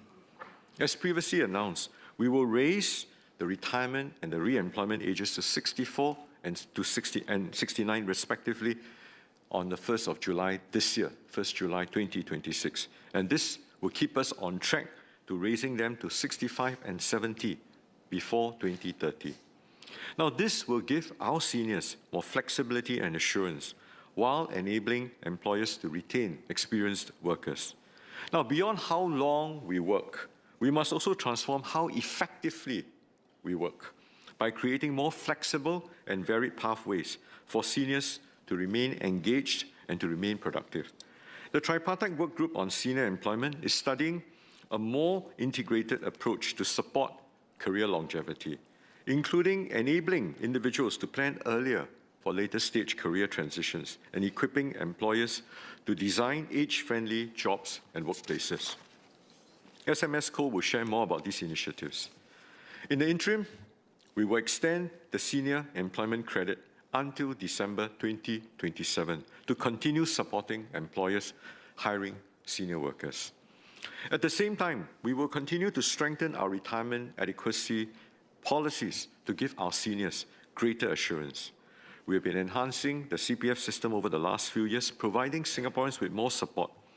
This has only been possible because of our strong social compact and belief in shared responsibility between individuals, families, employers, and the government. And we will continue to stay this course. As announced, we will increase CPF contribution rates in 2027 for senior workers by 1.5 percentage points. For workers aged above 55 to 60, and 1 percentage point for workers aged above 60 to 65. This will better support retirement adequacy for seniors who wish and want to take the option to continue working. With this, we have reached the target contribution rates for senior workers aged above 60 to 65 as recommended by the Tripartite Work Group on Older Workers. We will extend the CPF transition offset for another year to help cushion half of the increase in employer CPF contributions. Later this year, we will also announce the new retirement sums for cohorts beyond 2027 to allow members to better plan ahead. With rising living standards, the new retirement sums will better reflect the savings needed to meet basic retirement needs in the future. For seniors who may face challenges in building up enough savings despite their best efforts, we are committed to support you. As announced, we will provide a CPF top-up of up to $1,500 for eligible Singaporeans aged 50 and above, with CPF balances below the prevailing basic retirement sum. The top-up will be automatically credited this year. Finally, we will provide more choices within the CPF system for Singaporeans to grow their retirement savings. Today, the CPF system offers risk-free interest of up to 6%. Members seeking potentially higher returns can invest through the CPF Investment Scheme, or CPFIS, which has around 700 products available. However, this requires financial knowledge and active investment management. As PM announced, the CPF Board will introduce a new investment scheme, the life cycle investment products that would automatically shift to lower risk assets via a glide path as the investor grows older. This helps to calibrate exposure to investment risks at different life stages, and it mitigates market downturn risks when it's time to exit. To keep choices simple, we will curate to 2 to 3 reputable commercial providers offering a small number of options. Now, to Mr. Satyandi Supat's question on product provider selection, the applications will be rigorously evaluated by independent investment consultants appointed by the CPF Board, covering investment capability and track record amongst others. We will cap all-in fees to keep costs low and are prepared to provide some time-limited support to interested members. Now, we agree with Mr. Satyandi that for many Singaporeans, especially older workers and those prioritizing certainty, the CPF risk-free returns remain highly attractive. Not everyone has the appetite for investment risk. Hence, this new scheme will be voluntary. Members who prefer to actively manage their own investments can continue to invest their ordinary and special account balances via the CPFIS. Members can also opt to retain their savings in their CPF accounts to continue earning risk-free returns. We agree with Mr. Sean Low, with Mr. Sanjeev Kumar Tiwari and Mr. Satyandi that investor literacy is key. Members must understand the products and their risks and decide the most suitable option for themselves. We will work with the selected product providers and partners, including MAS, to enhance investor education. I also want to thank our members for their suggestions on product design, such as cooling off windows, the target date, and encouraging retention. We will consider them as we further engage the industry. We target to launch the new scheme in the first half of 2028, but of course, if we can do so earlier, we will, and more details will be announced in due course.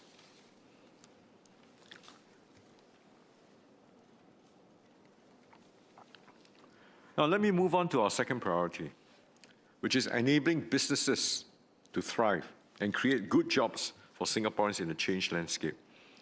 Ms. Yeo Wan Ling requested an update on how we will refresh our foreign workforce policies to generate growth and good jobs for Singaporeans, while recognizing the limits to which we can keep growing our foreign workforce. Thriving businesses are the engine of good jobs. Before joining the government, I was in the private sector all my life, so I can understand the angst faced by private entrepreneurs and business owners. Now, thriving businesses, they are engines of good jobs, rising wages, and they continue to sustain opportunities for Singapore. In a fast-changing global environment and under tighter resource constraints, businesses can only thrive by continuously transforming their business models and investing in their workforce. Therefore, enabling business transformation remains central to our foreign workforce strategy. We will continue to remain globally connected and open to talent that can complement our skilled local workforce, while reducing reliance on foreign labor where there's scope to raise productivity. And we will make further enhancements to our foreign workforce policies in line with this approach. First, we will continue to compete globally for top-tier talent. Since the launch of the One Pass, or the Overseas Networks and Expertise Pass, for pinnacle talent in 2023, there's been healthy growth in take-up. Currently, over 8,000 individuals are on the One Pass, and many of them contribute to sectors which is critical to our future economy.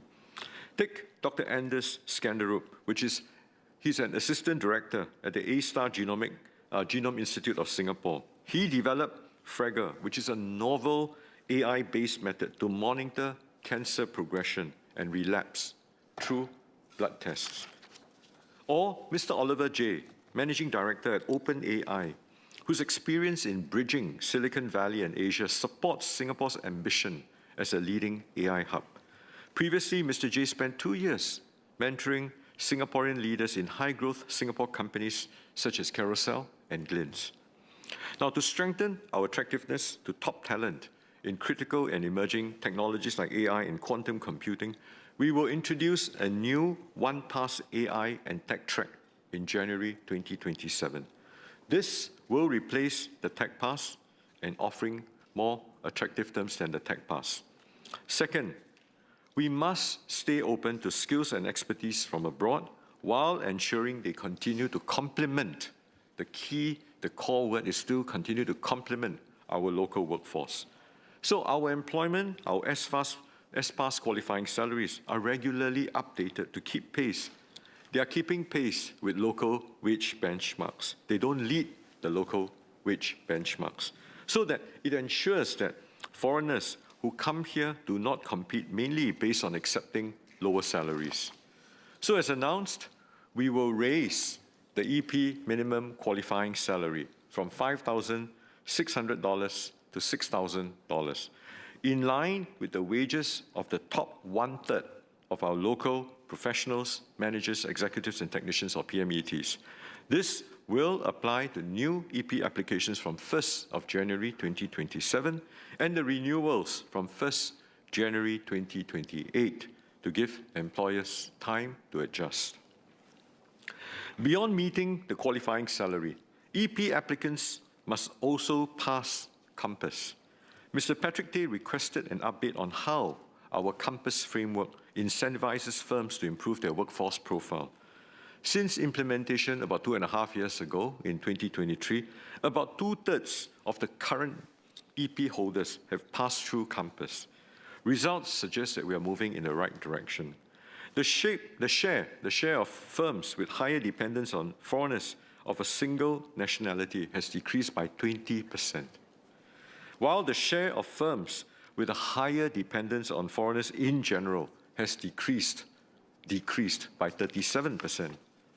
Now, for the S-Pass, we will continue to raise the minimum qualifying salary in line with the wages of the top 1/3 of our local associate professionals and technicians, or APTs. In the first step, we will raise the minimum qualifying salary from $3,300 to $3,600. This will apply to new applications and renewals from 1st of January 2027 and 2028, respectively. Now, by around 2030, if the economy continues to grow, the S-Pass minimum qualifying salary is expected to be around $4,000 to $4,500 because, of course, like I said, the caveat is it depends on the prevailing local wages and the prevailing economic conditions then. Now, with an aging workforce, Singapore needs work permit holders to deliver essential infrastructure, goods, and services. Our work permit numbers in the construction sector have grown by 36% over the past 5 years as we catch up on important projects post-COVID. Across all sectors, work permit numbers have grown by 186,000, or 27%. And so we agree with Ms. Yeo Wan Ling that our work permit growth must be sustainable given our infrastructural and social constraints. Our businesses must operate more efficiently by adopting technology and redesigning jobs. And we have grants to help companies to do that. So even as we manage numbers, we will continue to support businesses in accessing higher quality. The key thing is higher quality work permit holders. So to this end, we will make 2 enhancements to our work permit framework. First, we will streamline our work permit levy framework to make it easier for businesses to understand. And they can plan how they hire, how they can train, and how they can retain the work permit holders. Over the decades, our levy framework has evolved to comprise 24 different rates, different tiers. We will start by reducing the number of rates from 24 to 20. And we will progressively streamline this further over time. So for the marine, shipyard, and process sectors, we will work towards aligning the levy rates with construction. For a start, we will raise the levies for basic skilled workers by $100 and $150 respectively. This is set to incentivize companies to hire higher skilled workers. So our exhortation is for companies to bring in higher skilled workers, retain them, and train them well. Now, for the manufacturing and services sector, we will combine the bottom 2 tiers. For this new combined tier, the levy rates for the higher and basic skilled workers will be $300 and $470 respectively for manufacturing, and 400 and 600 respectively for services. So please take note, the higher skilled workers will enjoy a lower levy compared to the relatively unskilled worker. So we will retain the existing levy rates for the highest tier so that firms with a higher reliance on work permit holders will continue to pay high rates, because we hope that they can work with us to redesign, to improve and transform their work processes to achieve higher productivity. So this revised levy schedule will take place from 2028. So MOM will also work closely. We're giving a heads up in advance so that companies can plan for it. And MOM will work closely with industries to strengthen the framework for identifying higher skilled workers eligible for lower levies in each sector. Now, second, we will add 8 new occupations to the non-traditional source occupation list, or NTSOL, from September this year, 2026, in the areas of food services, social services, and air transportation. The NTSOL allows businesses to hire higher quality non-PMET workers from non-traditional source countries for specific roles with not enough locals. Mr. Mark Lee shared the challenges of domestic-oriented sectors that operate on thin margins and rely on S-Pass holders for front-line roles, such as F&B. Now, with the upcoming expansion of the NTSOL to include 4 more F&B roles, including frontline waiters, businesses can retain these workers who may not meet the higher S-Pass qualifying salary. Now, both Mr. Mark Lee and Mr. Sean Low raised an important point. We need to be pro-worker and we need to be pro-business. They have asked how MOM considers sector needs and business costs when calibrating our policies. Our policy changes are developed in close consultation with sector agencies and with industry partners. Where essential or strategic areas have limited scope for automation or localization, MOM works with sector agencies to provide targeted foreign manpower flexibilities, calibrated to avoid entrenching labor-intensive business models. We closely monitor business cost increases, keeping in mind Singapore's continued ability to attract investments and talent. Now, between 2019 and 2025, profit rates in Singapore grew by 4.4% per year, indicating that businesses have been improving profitability alongside cost increases. Singapore was also ranked the most talent competitive economy in the 2025 Global Talent Competitiveness Index. Now, in addition, we are ramping up business cost support measures through targeted wage credit schemes, which SMS Co and MOS Dinesh will elaborate on further later. We understand that businesses need time to shift towards more productive models, and therefore, we announce ahead of time, we implement changes at a measured pace and a phased-out approach. Now, as businesses transform, jobs will also evolve. To succeed, firms must invest in developing their workers to take on new and redesigned jobs.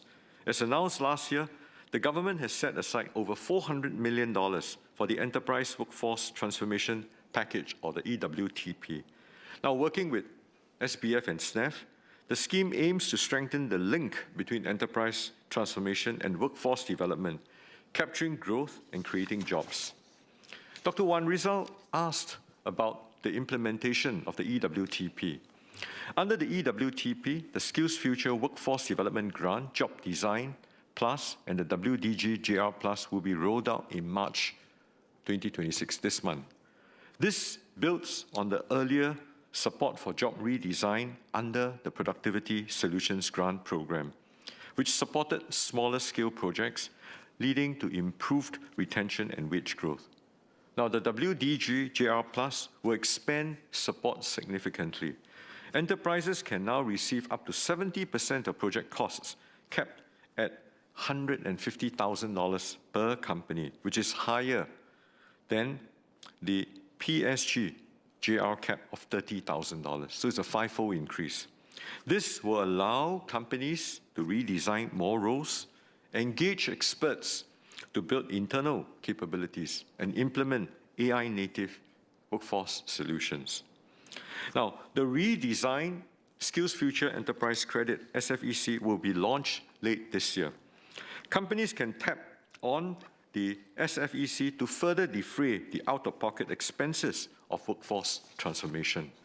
Associate Professor Terence Ho asked how Singapore can build expertise in human-centric job redesign, ensuring that AI augments rather than replaces human contribution.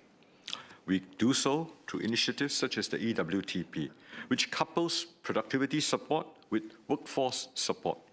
We have also worked very closely with NTUC through the Company Training Committee, or the CTC program.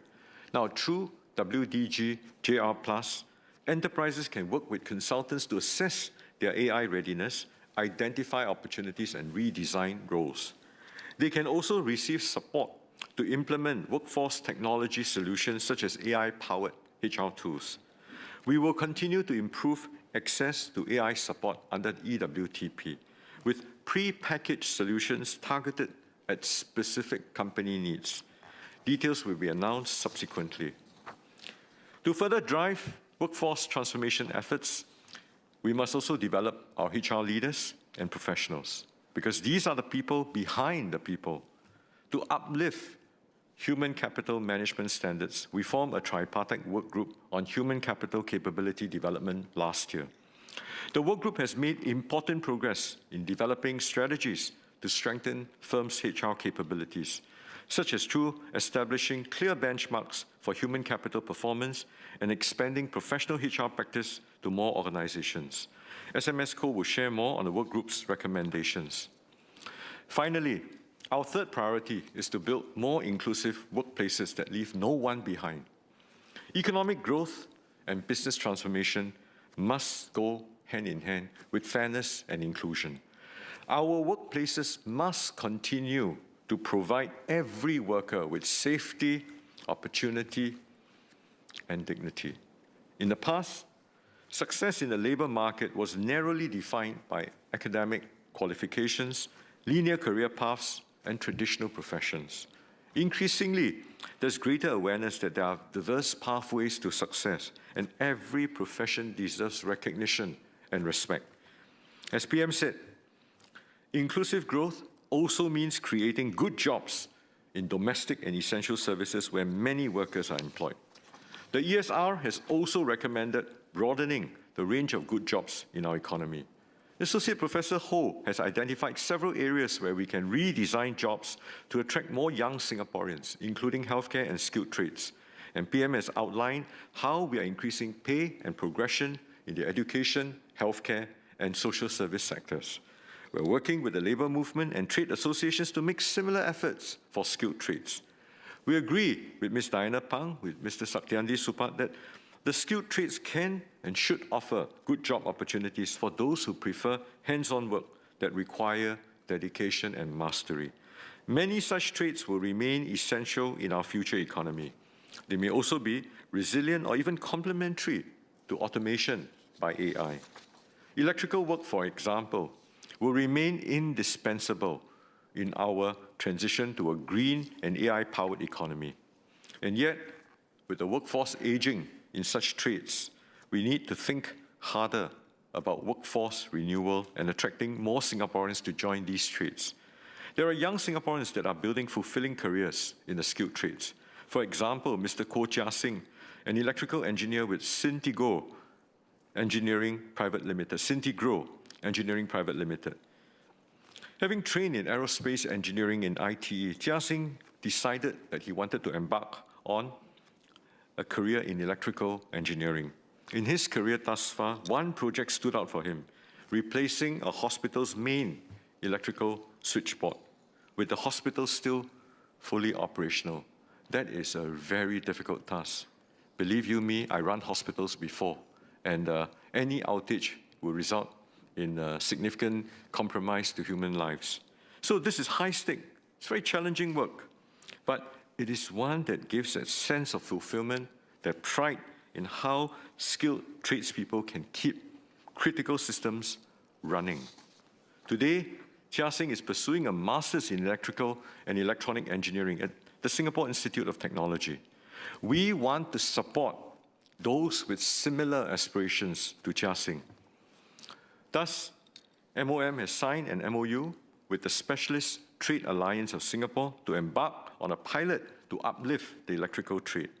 And as part of this pilot, we will work with industry to develop initiatives for tradespeople, such as a more structured career and skills progression ladder and apprenticeships. We have started with the electrical trade given its essential role in our future economy, that it has deep skills content and the need to build a strong local pipeline. Now, we will learn from this to scale up our efforts to other trades, and we will provide updates at a later stage. Now, building workplaces that leave no one behind also means that our growth is shared. We will continue to support wage improvements for our lower wage workers, such as through raising the local qualifying salary, or LQS. We have received feedback from businesses that MOM's policies add to costs, and many employers are feeling the squeeze amidst tight margins. I hear you. I don't just hear you, I empathize with you. But at the same time, I want to also share with you a different perspective, that our manpower policies also serve important social objectives.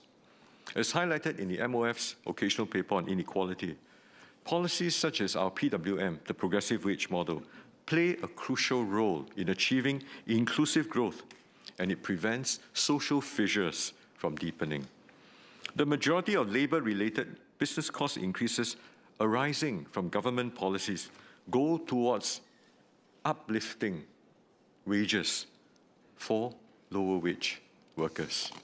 Without such policies, our lower wage workers will fall further behind, just as Singapore's Gini coefficient showed before the introduction of PWM in 2012. The government will nevertheless continue to help our businesses to mitigate the cost pressures that you are experiencing. We are with you.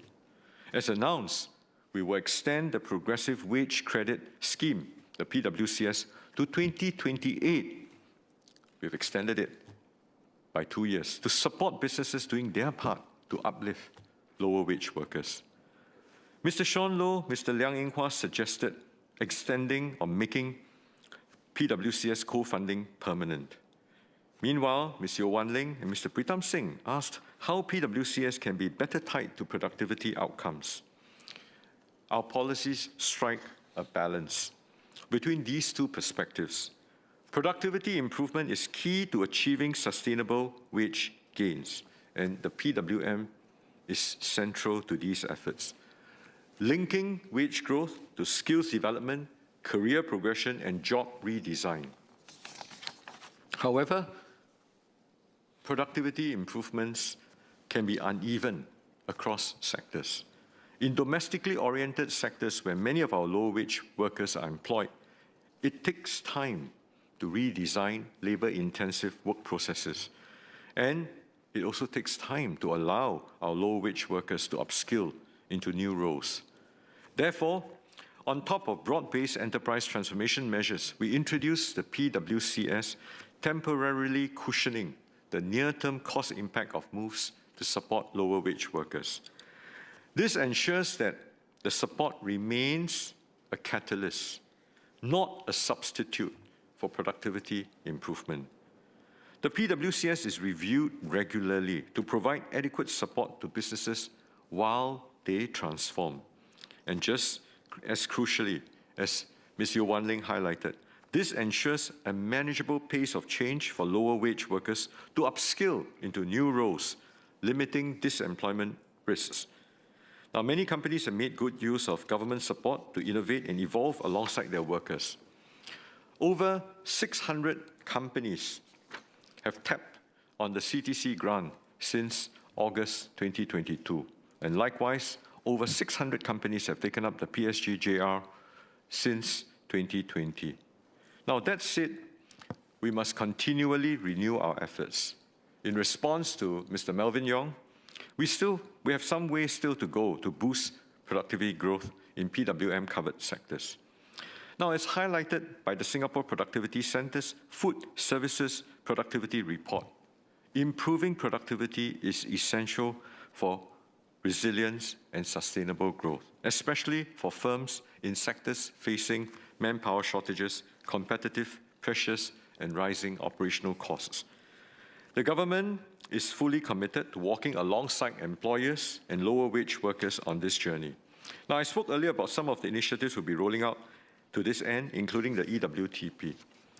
The extended PWCS support in 2027 and 2028 will also raise the minimum qualifying threshold for wage increases from $100 to $200, better targeting businesses that invest in capability and workforce development. These efforts are aligned with ESR's recommendation to broaden the range of good jobs across our economy. MOS Dinesh will share about how we will further support upskilling for our lower-wage workers. Now, ultimately, uplifting our lower-wage workers is a whole-of-society effort. We hope employers will take advantage of support to deepen their transformative efforts, and lower-wage workers will seize the upskilling opportunities to move into higher-value jobs. Members, including SecGen Mr. Ng Chee Meng, spoke about the challenges faced by caregivers, including the sandwich generation. We will continue to encourage inclusive workplace practices, supporting workers who may face higher barriers to workforce participation, such as women, caregivers, and persons with disabilities. And SPS Sean Huang will provide updates on these efforts. Now, as work evolves, our employment framework must remain fit for purpose. As announced last year, we have embarked on a review of the Employment Act. The tripartite partners are reviewing how the Employment Act can continue to provide appropriate safeguards for different worker groups, including updating coverage and protections for our most vulnerable workers under Part 4 of the Employment Act. We are also looking at how to provide businesses with greater flexibility and efficiency in workplace management and to streamline key provisions for easier compliance.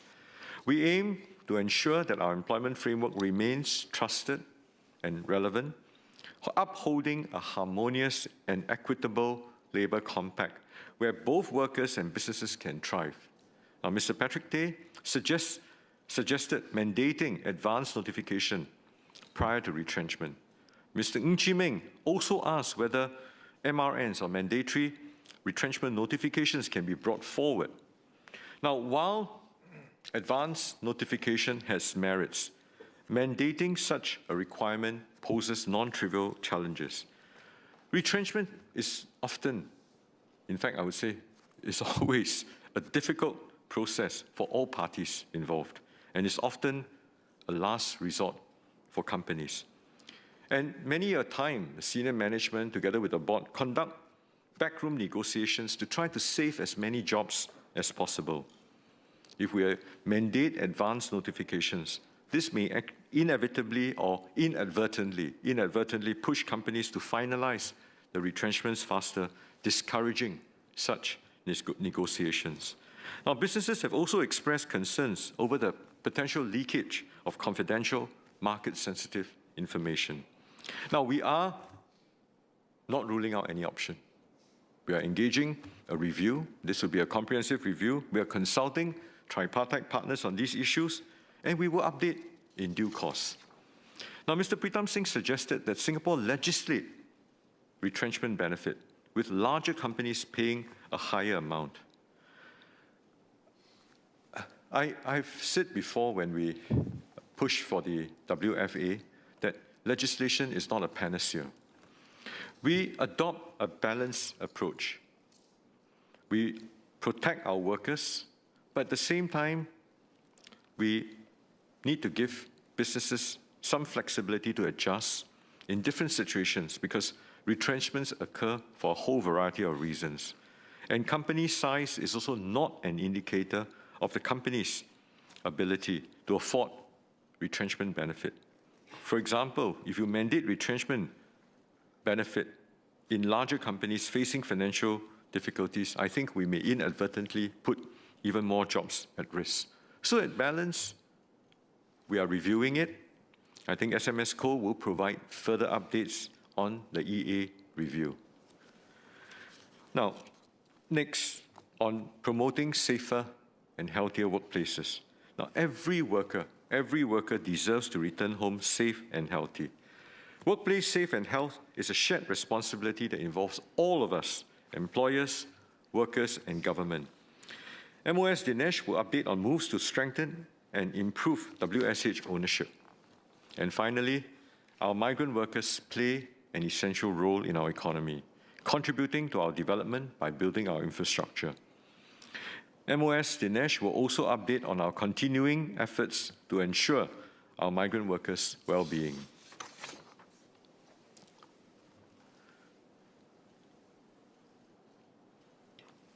Mr. Deputy Chairman, I'll now speak in Mandarin, please. 人工智能正在迅速改变我们的工作方式，而今年新加坡也将迈入超老龄化社会。有部分的国人可能对未来感到焦虑，这是可以理解的。随着经济的转型，政府会确保我们的增长保持包容性，并为国人创造良好有意义的工作。其中一个重要方面就是善用人工智能的潜力，为新加坡人带来长期优质的就业机会。人工智能是工具，它不是竞争对手，它也绝对不是年轻人的专利。只要我们肯尝试，我们敢使用，我们都可以从中受益，改善我们的工作方式。因此，人力部将把人工智能工具普及化，让国人更容易接触人工智能。报读指定课程的国人，将可以获得为期6个月的免费订阅，能够帮助大家建立信心，能够去使用人工智能工具。人力部也将确保国人在职业生涯的每个阶段都有支持的相伴。我们也会帮助大专毕业生打好职业起步的基础，同时我们也会为想要继续工作的年长员工提供更灵活的工作安排，并加强他们的退休保障。正如古人所言，烈士暮年，壮心不已。岁月带来的是历练，不是退场。年长员工的经验与智慧，正是我们职场最坚实的力量。请大家放心，这是人力部对你们的承诺。无论你们处于职业生涯的哪一个阶段，我们都会与你们并肩同行，帮助你们在瞬息万变的就业市场中不断的提升、自我突破，自信的迈向未来。就有如诗人李白所说：“长风破浪会有时，直挂云帆济沧海。”只要我们坚定信心，携手前行，我们必能乘风破浪，共创更好的明天。So, to conclude, Mr. Deputy Chairman, the road ahead will be neither certain nor easy. But we have proven over the last 60 years that we can overcome any challenge as long as we are prepared to tackle them collectively together. We did it before and we'll do it again. Our strong labor market and wage outcomes, they are the result of deliberate choices for us as a society, as a country, as a people to invest in our workers' skills and development, support business transformation, uphold fairness and trust in our workplaces. And we will continue to ride and build on this momentum. We have all got to play our part. Workers will have to take ownership of their career health, businesses will continue to transform, and the government will walk alongside with all of you. Tripartism will remain our strength, the cornerstone of our strength. And it's through trust and partnership, through our tripartite way, we have weathered past challenges. We will collectively shape a future of work where every one of us can contribute with confidence, grow with purpose, and we can look ahead with confidence and assurance. Come what may. Thank you. SMS Dr. Koh Po Kun.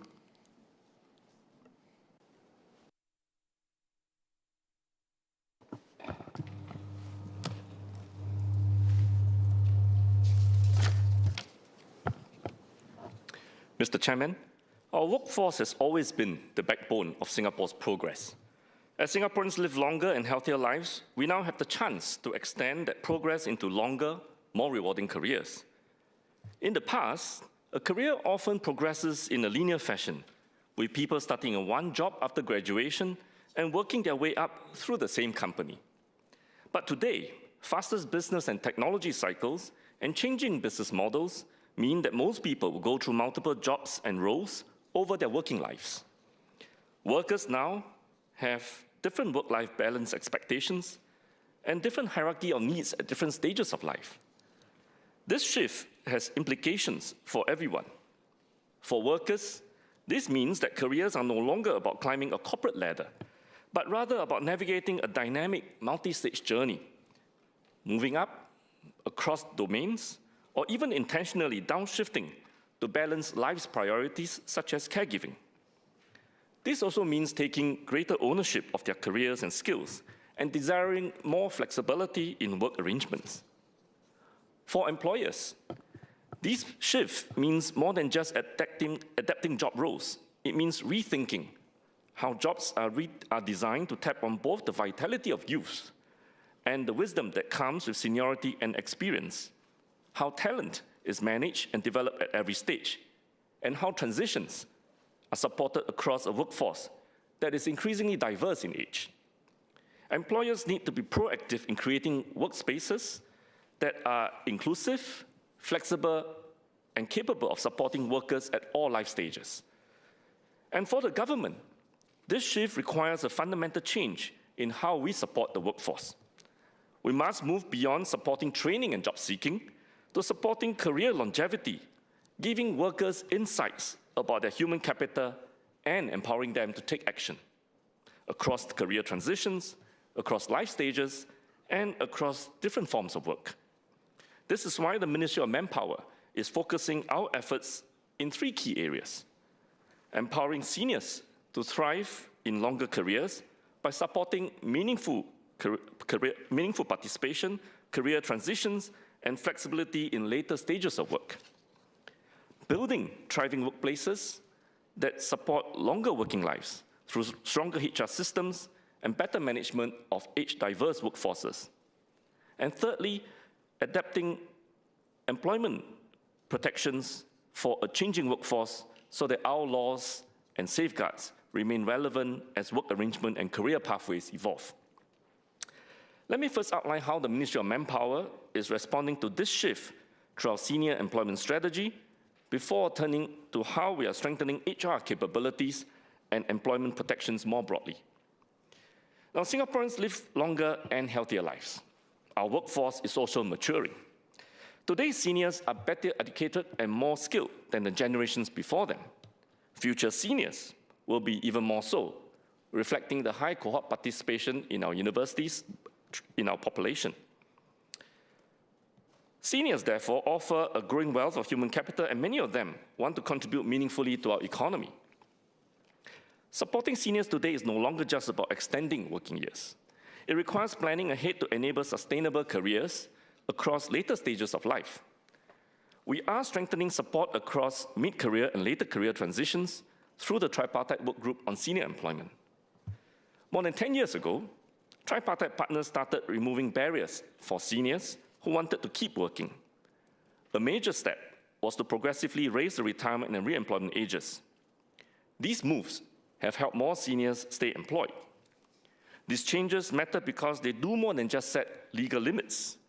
They shape social norms around aging and work, giving seniors confidence to stay on, and giving employers the clarity to plan for and retain experienced workers.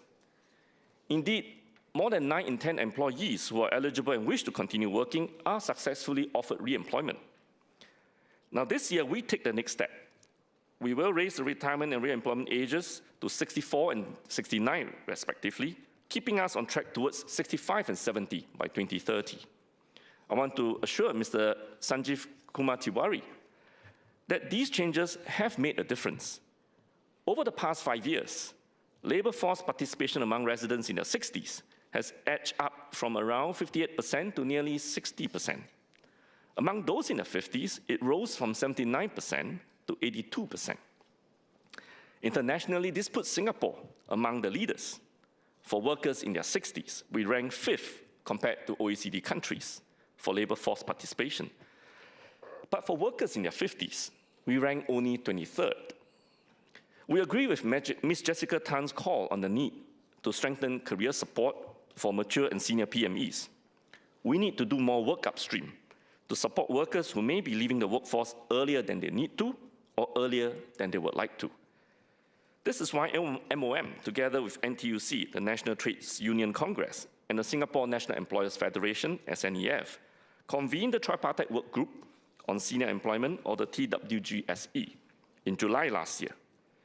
The TWGSE reflects a shared responsibility by workers, employers, and the government to respond to longer, more varied careers for our seniors, including PMEs. With longer careers ahead, support cannot wait until workers are near retirement.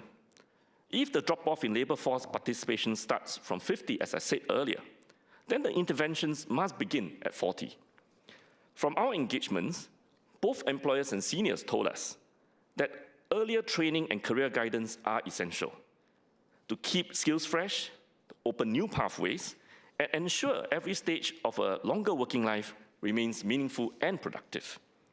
The TWGSE is therefore studying recommendations across the seniors' career journey, including during mid-career transitions and later career stages, where timely interventions can make the greatest difference. Just as good physical health supports longer and better physical lives, good career health supports longer working lives. And like physical health, career health benefits from early, regular check-ins and career planning, not only when problems arise. This is especially important for many who are mid-career in their 40s and 50s, adapting to new roles, technologies, or sectors, while balancing work and family commitments and responsibilities. These pivotal years determine how long and how well they can continue working. Yet, working adults often face this journey alone. Unlike the structured education and career guidance that one might find in schools, working adults receive less structured support to help them make sense of options at this stage. This is why, as Minister highlighted earlier, we are strengthening and broadening Career Health SG by working with and developing the career and employment services sector. We will grow the sector so that there is a variety of good quality services to cater to different segments of seniors, to help them plan ahead, navigate transitions, and build sustainable careers over a longer working life. At the individual level, WSG and its partners have piloted targeted career guidance programs for seniors in their 50s and 60s, planning their later stage careers. They include workshops such as the Republic Polytechnic's Designing Your Life, the Next Chapter, and SUTD's What's Next? Reimagining Your Career Using Design.ai. which were introduced in April and October 2025, respectively. These programs have since supported about 1,000 participants, with about 4 in 5 already embarking on their career plans within 6 months of completing the workshop. With the right guidance, later stage career transitions can open new doors. Participants like 61-year-old Mr. Eddie Seng and 55-year-old Ms. Mabel Lee show how this works in practice. After attending WSG-supported career guidance workshops, both began to see career transitions as growth opportunities rather than professional endings. So Eddie, a former logistics managing director, is now pursuing logistics advisory work while creating digital content. Mabel, a former photographer and marketing professional, has secured a part-time marketing manager role while building her photography teaching practice. Their journeys show how strategic career guidance enables older workers to rethink their options, make confident transitions, and continue contributing meaningfully. Building on these early successes, WSG will work with partners to scale up the provision of career guidance for later stage careers and integrate these programs into its regular career guidance offerings. But career guidance by a third party is not enough. Employers, too, have to play a role. Many seniors who are already in employment need clarity on how long they can stay in a role, whether their job will evolve, and how they might work differently. These are insights that only their employers can provide. Employers must therefore have deliberate conversations with their workers to plan for job redesign, identify skills needed to seize future job opportunities, and adjust work arrangements over time as part of regular workforce planning. This structured career planning, or SCP, should not just be a structured conversation, but should be also structured as part of routine HR processes within the company. Under the part-time re-employment grant, employers are required to send management and HR representatives to SCP workshops to gain knowledge and skill sets to conduct SCP. Based on a survey by SNEF, about 80% of these employers subsequently conducted SCP conversations with their employees who found the sessions useful in helping them to understand options and navigate the next bound of their careers. What we have learned is that SCP works best when it starts earlier, not only when one has reached the age for re-employment. Strengthening career planning earlier helps seniors stay confident and employable, while giving employers clearer sight of how to develop and deploy their workforce over longer careers. Yet today, fewer than 30% of workers aged 50 and above actively plan for their careers, and only 38% of employers conduct structured career conversations.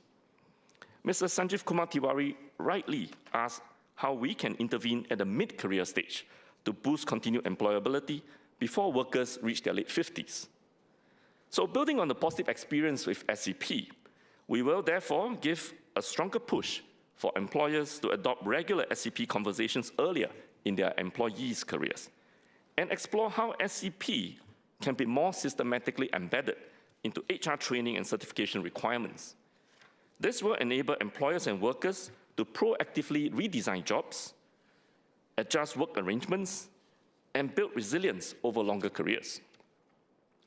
As workers move into later stages of their careers, some may wish to continue full-time work, others prefer reduced hours or more focused roles, while some require adjustments over time as their priorities, their health status, or physical abilities change. Whether seniors can continue contributing depends largely on how workplaces adapt. Employers play a critical role here.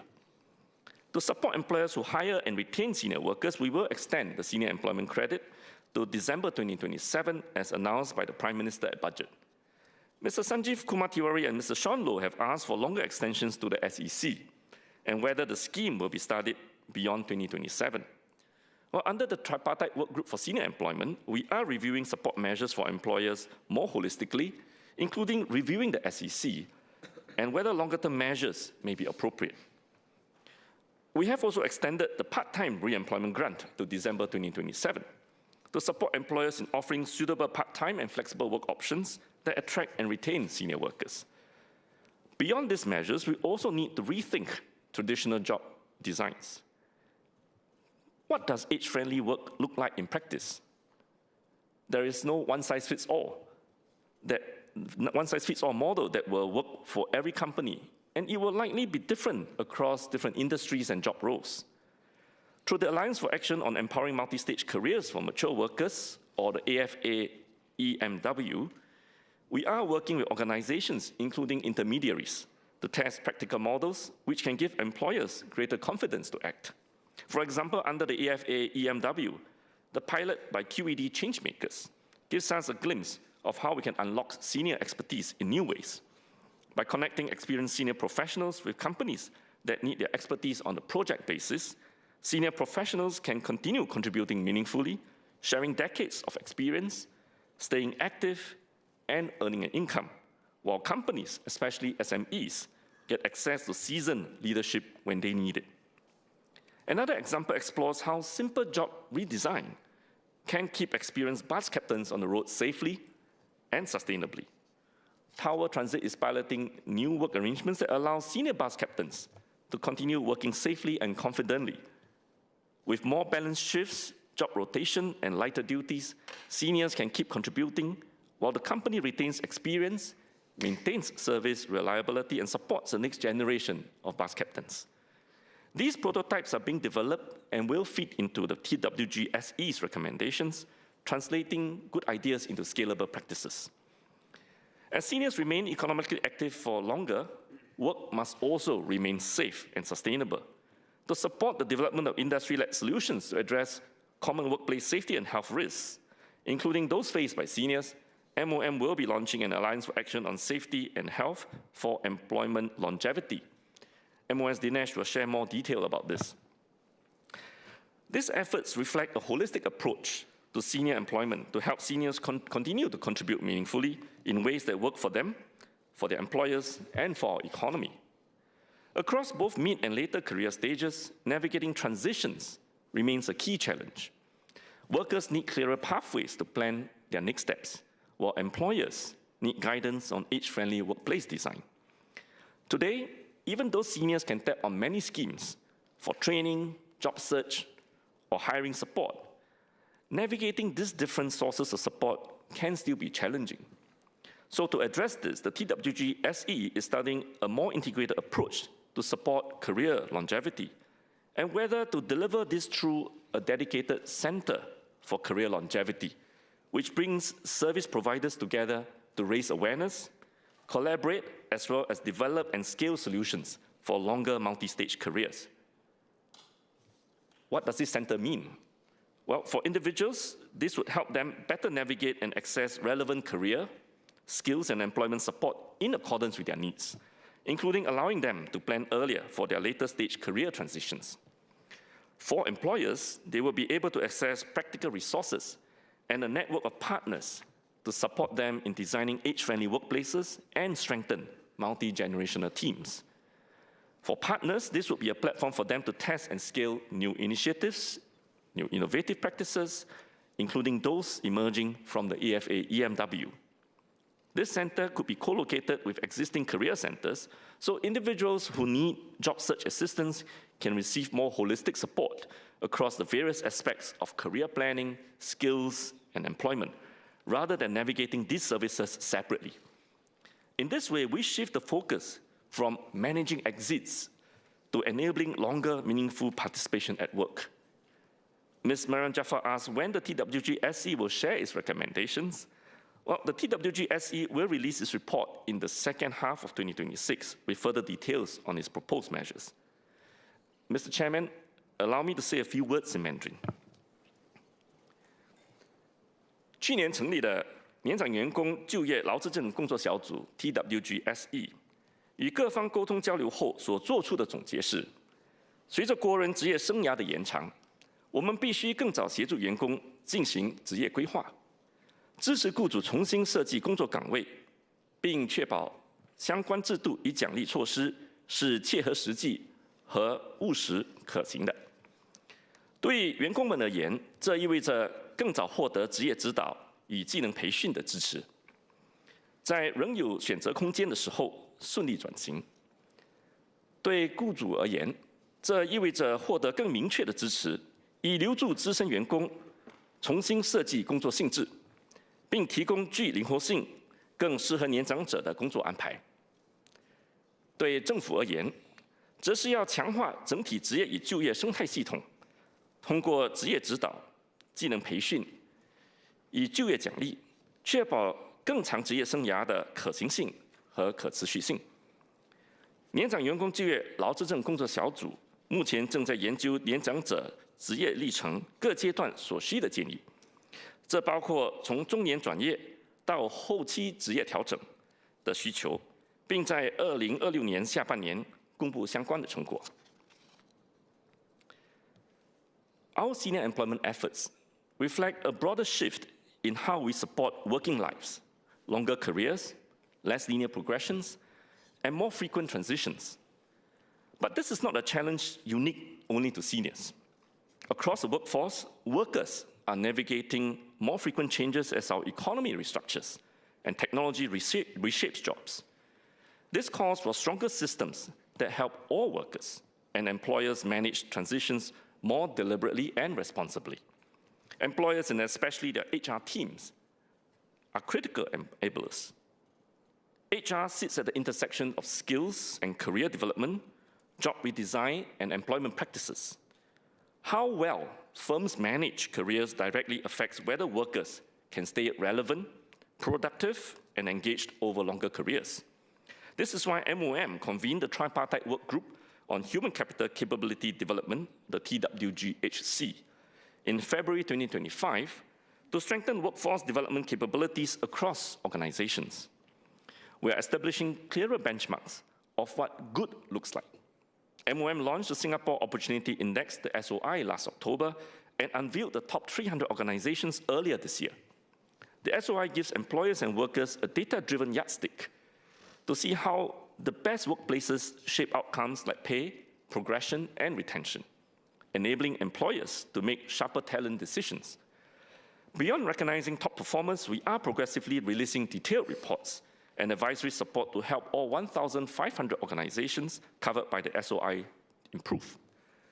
To turn these insights into real gains for workers and businesses, the work group will also make recommendations to uplift the HR profession in key areas. First, we are strengthening HR leadership capability. SNEF is leading a multi-agency effort to pilot a national HR leadership program together with NTUC and our local HR institutes. The program aims to strengthen Singapore's local HR leaders through international exposure, experiential learning, mentoring, and networking. Second, we are preparing HR for AI-driven change. As AI accelerates transformation across sectors, stronger and more systematic HR capability becomes even more critical. AI can automate repetitive tasks like scheduling interviews and handling routine queries. It can also surface workforce trends more quickly, helping HR to spot skill gaps earlier and design better development and deployment strategies. But let us be clear here. AI is not here to replace the human in human resource. AI can take care of the processes, but only humans can take care of people. This shift towards human-AI collaboration presents opportunities for HR to be more strategic, more developmental, and more human-centered. Ms. Jessica Tan asked how we are equipping HR to be more AI-driven. MOM is working with MDDI and IMDA under the National AI Impact Program to develop AI fluency amongst HR professionals. In parallel, NTUC is developing a framework to help companies with limited AI experience, especially smaller SMEs, navigate the complexity of AI adoption for HR by consolidating existing resources for AI readiness assessment, training, applicable grants, and widely adopted AI tools for HR. Looking ahead, MOM, WSG, and IHRP will refresh the HR jobs transformation map this year to provide clear guidance on two fronts. One, how AI will transform HR jobs, and two, how its impact on the wider workforce will change the demands on HR.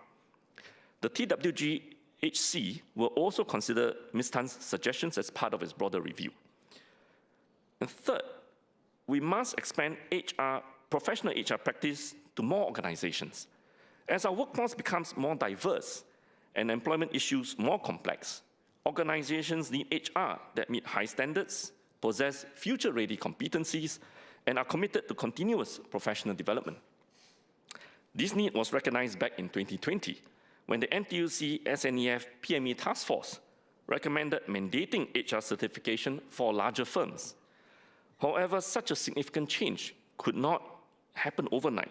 This is why we spent the last 5 years laying the groundwork to strengthen the value of HR certification. I'm happy to say that these efforts have yielded good progress. Today, the certified community exceeds 10,000 professionals. Around 45% of larger firms with more than 200 employees have a certified HR, covering nearly half of Singapore's workforce. The impact has been promising. A recent study by MOM economists showed that the IHRP certification delivered measurable improvements in both wage outcomes and employment prospects of certified professionals. This ultimately translates into benefits for both firms and workers, as evidenced by the greater range of career development initiatives, such as workforce planning and career guidance, implemented in organizations with certified HR professional compared to those without. With this critical mass established, we are now ready to take the next step. We need a broader coverage of certified HR professionals who can embed best practices like structured career planning, which I mentioned earlier, to strengthen employee engagement and engagement, and in turn, business productivity. We just cannot afford to leave this to chance. Mr. Patrick Tay asked if government will consider mandating IHRP certification. Building on the PME Task Force's recommendation, the TWGHC is studying a proposal to require larger organizations with more than 200 employees to have a suitable HR personnel certified. The work group is now studying how this can be done in a way that is practical for businesses and will put out its detailed recommendations later this year. For firms who may not have dedicated HR, MOM is working with partners to uplift the wider career and employment services ecosystem. As mentioned by Minister, through the Alliance for Action on Advancing Career and Employment Services, or the AFA-ACES, we are working with private career and employment service providers to pilot new initiatives and services to support workers of diverse profiles in their career journey. These efforts, from uplifting HR capabilities to partnering ecosystem players, are part of a longer-term vision under the Economic Strategic Review, ESR's Committee on Human Capital, which I co-chair, to build a future-ready jobs and skills ecosystem where employers invest in people, HR is a strategic partner, and workers can more confidently move across roles and sectors over a longer working life. As the economy evolves, more workers may face job displacement, not because they lack ability, but because of business restructuring or failure or economic cycles. Even with stronger HR capabilities and better career support systems, job transitions may still be difficult, especially when the change happens abruptly. To help workers through such transitions, we introduced a SkillsFuture Job Seeker Support Scheme in April last year. This scheme provides temporary financial relief to involuntarily unemployed individuals, helping them transition into suitable new roles rather than rushing into poor job matches. As of end October 2025, more than 3,500 individuals have received support from the scheme. Among these individuals, we estimate that more than 1,600 have since found new job roles. Mr. Ng Chee Meng and Mr. Patrick Tay asked whether we would consider increasing the current qualifying income cap. As the scheme has only been rolled out last year, we will conduct a review when we have more experience, including on key parameters such as a qualifying income, to ensure the scheme remains well-targeted and sustainable. Building on this, the ESR's Committee on Managing the Impact of Restructuring is studying how we can support workers more proactively and how we can extend meaningful support to more groups, including the PMEs. For instance, as Minister said, this will include requiring earlier notice of retrenchment from employers, leveraging networks of trade associations and chambers to provide more targeted job matching in sectors with more PME job openings, and expanding the scope of support under career conversion programs to help more workers with the transition into growth jobs. These efforts reflect a shift from reacting to job loss to actively supporting career transitions guided by strong tripartite partnerships and closer alignment between skills, jobs, and industry needs. Beyond transition support, our employment laws are important to ensure our workers are adequately protected. Many Singaporeans may not realize that the Employment Act, or EA, profoundly shapes our everyday working lives.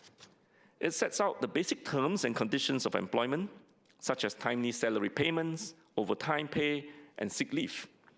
As the EA covers almost all employees in Singapore, we must always strike a careful balance between protecting employees and giving space for employers to thrive. But the nature of work has changed. Our workforce profile is different. Work arrangements are more varied, and businesses are operating in a more competitive environment. That is why the tripartite partners convened the Tripartite Work Group on the Employment Act Review, the TWG-EAR, in August last year, to review key parts of the Act in a balanced way, protecting workers who need it the most while supporting business flexibility. Mr. Pritam Singh and Mr. Patrick Tay have asked for an update on the main areas of review for the upcoming Employment Act. Mr. Pritam Singh also asked if the review can include a public consultation in parallel with tripartite negotiations. Well, in conducting this review, the Tripartite Work Group has collectively engaged more than 2,000 stakeholders, including PMEs, lower-income employees, employers, HR practitioners, and other experts to understand diverse needs across the workforce. What we heard from workers and employers was clear. Different groups need different forms of protection and flexibility. For lower-wage employees, time-based protections still matter, and overtime pay remains an important part of their income. As wages rise and the workforce profile evolves, we will review Part 4 of the EA to ensure these protections remain well-targeted at workers who need them most. For employers, greater flexibility is needed to manage costs, redesign jobs, and stay competitive. Done right, this can also benefit workers by allowing employers and employees to negotiate mutually beneficial arrangements that meet individual needs. Mr. Patrick Tay has asked about the ministry's plans to issue guidelines on the inclusion of restraint of trade clauses in employment contracts. We are discussing with tripartite partners on how and when restrictive clauses in employment contracts can and should be used, and the guidelines will be based on the established principles that the courts have articulated. Employees who believe that they are affected by unreasonable or unjustified clauses can seek assistance from their unions, TAFEP, or MOM.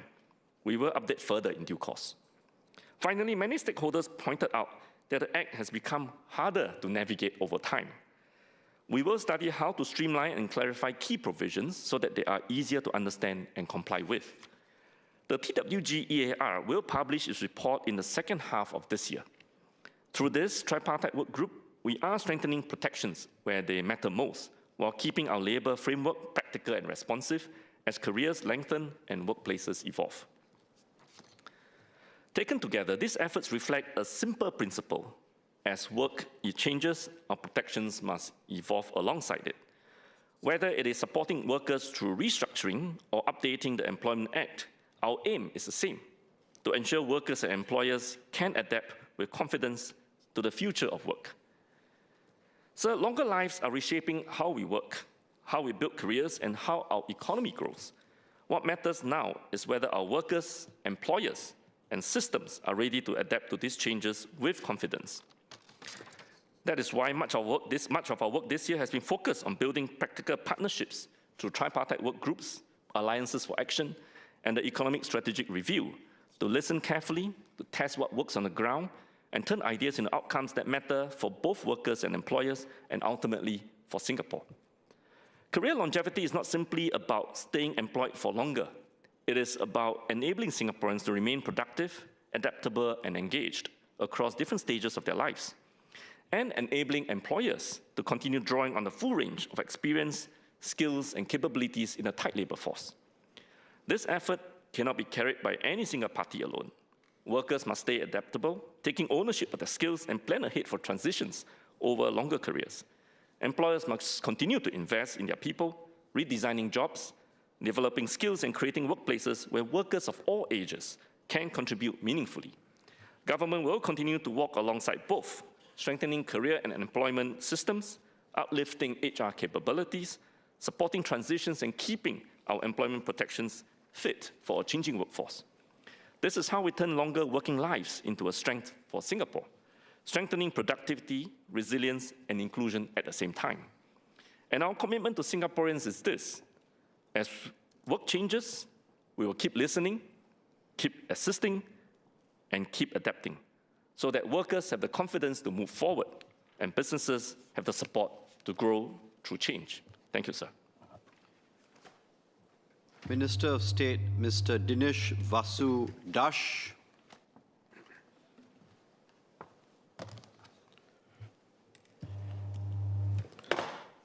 Minister Tan See Leng has set out MOM's bold agenda to equip our businesses to seize emerging opportunities and chart a course for growth.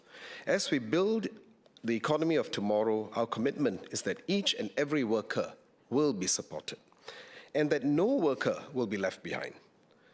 This is the spirit of a We First Singapore, where everyone has their place and can participate with dignity. Most importantly, all contributions, particularly those from our vulnerable workers, will have to be recognized and uplifted. In my speech today, I will elaborate on 3 areas. First, our tripartite efforts to uplift lower wage workers and how we will progress this work in the next bound. Second, our drive to strengthen workplace safety and health such that our workers continue to return home safely to their loved ones. And third, how we continue to support our migrant workers. Let me start with our efforts, together with our unions and employers, to uplift lower wage workers. These efforts embody the very heart of our social compact, our promise to walk with our lower wage workers every step of the way. As you contribute to Singapore's process, so too will you share in the rewards and opportunities that accompany that progress. We have forged over time a distinctively Singaporean approach to supporting our lower wage workers. First, we drive sustainable wage improvements. We have uplifted wages for lower wage workers without putting their jobs at risk through the progressive wage model or the PWM. PWMs serve as wage ladders across 9 sectors and occupations.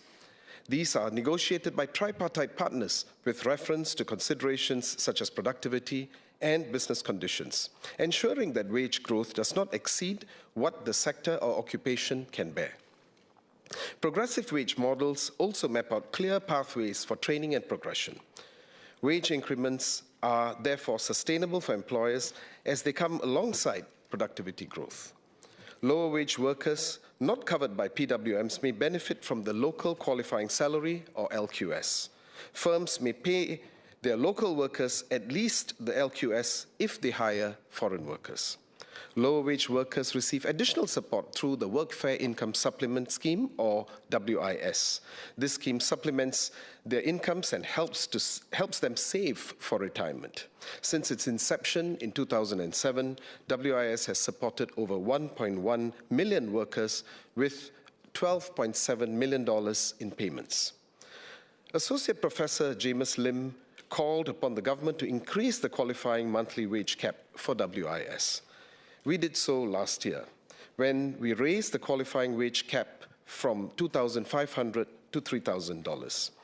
Now, the 20th income percentile for a full-time resident employee is about $2,800 currently. So the WIS qualifying monthly wage cap of $3,000 continues to target Singaporean workers with earnings in the bottom 20%, with some support to those who are slightly above. At the same time, we will also increase WIS payments to up to $4,900 per year. We have and will continue to review the WIS regularly to ensure that it remains effective in supporting our low-wage workers, complementing the PWM and LQS. Secondly, we provide various forms of support for businesses to transform. Mr. Melvin Yong highlighted business transformation is crucial as it enables sustainable wage growth through productivity improvement. It also unlocks opportunities for lower wage workers to take up higher value-added job roles. Recognizing that this is a process that takes time, and to cushion the impact on business costs, the government introduced the Progressive Wage Credit Scheme, or PWCS, at Budget 2022. Third, we enable progression of our lower-wage workers through support for training and upskilling. Schemes such as the Workfare Skills Support, or WSS, reduce the opportunity costs for training for lower-wage workers. This opens doors for workers to move up in their careers, including progressing up PWM job ladders. Our approach had delivered tangible outcomes for lower-wage workers. Today, 150,000 low-wage workers benefit from wage and career progression pathways through the PWM, and more than 5 times the number it was in 2020. The LQS requirement was also broadened in 2022, such that firms hiring foreign manpower are required to pay LQS to all their local workers. This ensures that no Singaporean worker is left behind. Another 104,000 low-wage workers not covered by the PWMs are therefore supported by the LQS. This has made a significant difference for the incomes of lower-wage workers. From 2021 to 2025, the real income at the 20th percentile rose cumulatively by 10.1%, outpacing the 7.4% increase at the median level. Workers in PWM sectors have and will continue to see improvements in their wages as our economy grows. As an illustration, the baseline wage requirement for entry-level office and commercial cleaners has increased by about 50% cumulatively since 2021. By 2028, it will be $2,420, which is almost twice the requirement in 2021, which was then $1,274. Likewise, compared to 2021, entry-level outsourced security officers can also expect to earn a higher monthly gross wage by about 40% in 2026 and 60% in 2028. This is progress that we can be proud of, progress that reflects the collective resolve of unions, employers, and the government working in unison to improve the livelihoods of our low-wage workers. But we are committed to going even further. We will build on our efforts across each of these areas to further uplift and upskill our lower-wage workers and broaden the range of good jobs, as recommended by the Economic Strategies Review Committee. First and foremost, we must sustain our momentum in uplifting wages. In 2025, tripartite partners announced updated wage schedules for retail, in-house security, administrators, and drivers. The remaining PWM sectors will negotiate their next bound of wage schedule increases later this year. As announced by Prime Minister at Budget, the government will also raise the LQS so that our lower wage workers continue to see wage improvement.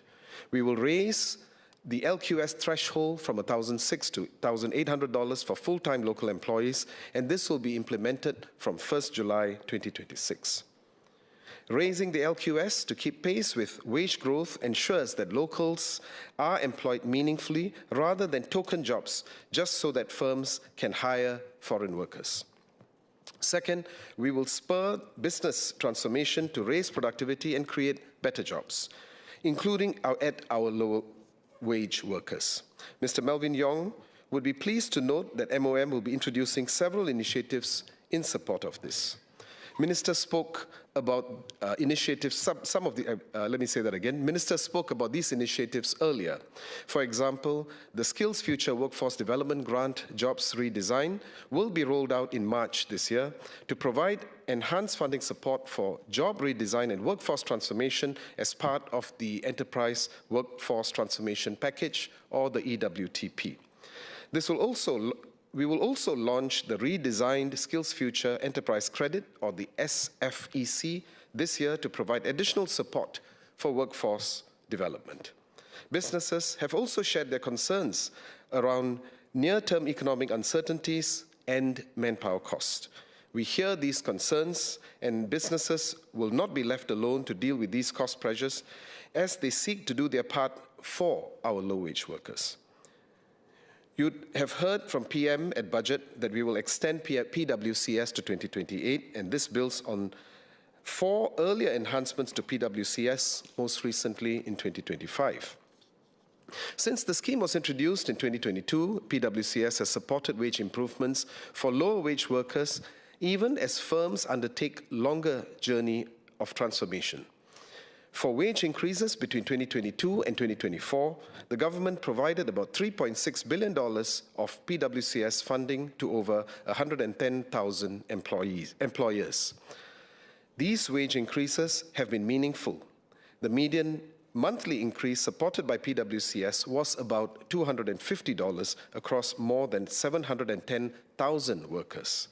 Mr. Pritam Singh asked about the outcomes of the PwCS, including how it had been tied to business transformation, sector productivity, and worker upskilling.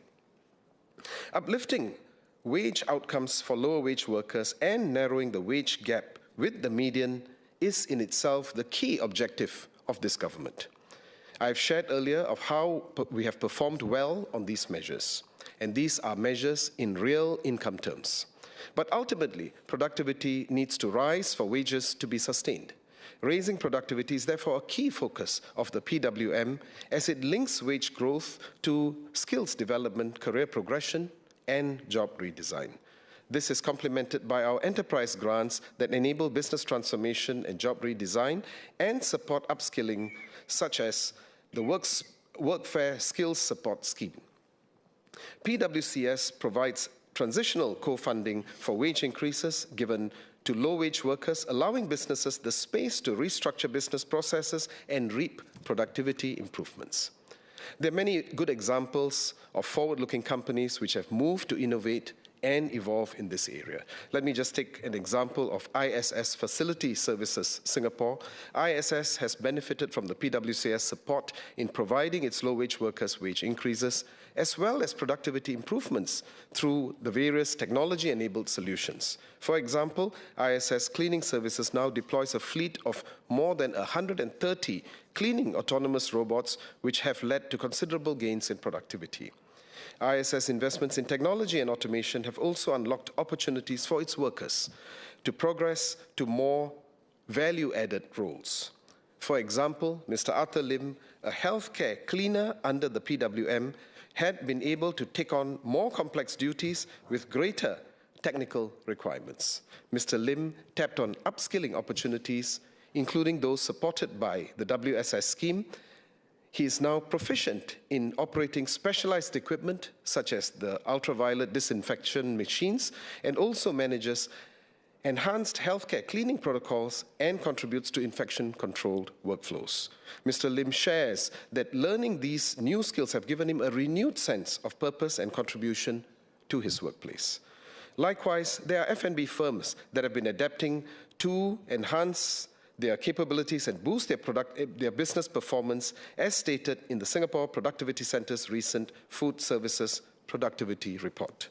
For example, Sushi Express leverages sushi robots, and these have reduced the time taken to mold a piece of sushi to below 15 seconds while improving production consistency. With this PwCS extension, we will continue to support businesses in doing so. In deciding on the enhancements, we took into account the current uncertainty in the economic and geopolitical landscape, business conditions, as well as consultations with our tripartite partners, among other factors. The government will co-fund up to 30% of wage increases given to eligible low-wage workers in 2026, and this is actually higher than the 20% which was originally announced. Co-funding support will be provided in 2027 and 2028 at 30% and 20% respectively. The extended PwCS support in 2027 and 28 will also have a higher minimum qualifying threshold for wage increases of $200 from $100. This better encourages and rewards businesses that invest in transformation and workforce development in line with PwCS's objectives. We urge employers to take advantage of the government's various forms of support, including the initiatives to be rolled out as part of the EWTP, such as the Skills Future Workforce Development Grant, Job Redesign, and the SFEC. Employers can leverage these to further their respective transformation journeys and support their lower wage workers in skills upgrading to perform higher value jobs. This brings me to my third area of focus, our support for lower wage workers in upskilling. As Ms. Yeo Wan Ling has observed, this will allow our workers to move alongside instead of being displaced by business transformation so that they can take on new roles and advance in their careers. Minister outlined how Career Health SG empowers individuals to take charge of their careers and how we are evolving our Skills Future movement to refresh our jobs and skills ecosystem. These are moves that will support all workers in their career planning and upskilling journey. However, low-wage workers may face unique constraints in stepping away from their work to pursue training. This is therefore becomes a catch-22 situation, as taking time off to upskill may mean foregoing income that they may need for immediate expenses. Low-wage workers can be assured that the government understands these challenges. They will not have to choose between earning an income today and equipping themselves for skills for tomorrow. Those who pursue long-form courses can now benefit from the new Workfare Skills Support, or WSS, Level Up scheme. As announced at Budget 2025, trainees undertaking long-form courses will be supported with a training allowance significantly higher than the existing WSS support for short-form courses. These long-form courses include NITEC or higher NITEC qualifications, diplomas, post-diplomas, or undergraduate degrees. I'm pleased to share that we will broaden the list of courses supported by WSS Level Up to include long-form WSQ full qualifications or workforce skills qualifications, and that these courses will be similarly eligible for the training allowance under the Skills Future Level Up program. The changes will take effect from fourth quarter of this year. WSS Level Up will support lower wage workers in pursuing these more substantive forms of upskilling and reskilling without needing to worry about making ends meet. To give just a few examples, retail workers can benefit from higher training allowances to undertake NITEC qualification in retail services or a diploma in retail operations, as an example. At the same time, we will also enhance the WSS Basic Scheme to support workers undertaking shorter training. This will help workers meet their PWM training requirements or to take up workforce skills qualifications courses. We will increase the training allowance for self-sponsored trainees from $6 per hour to $10.50 per hour, effective as at 1st July 2026.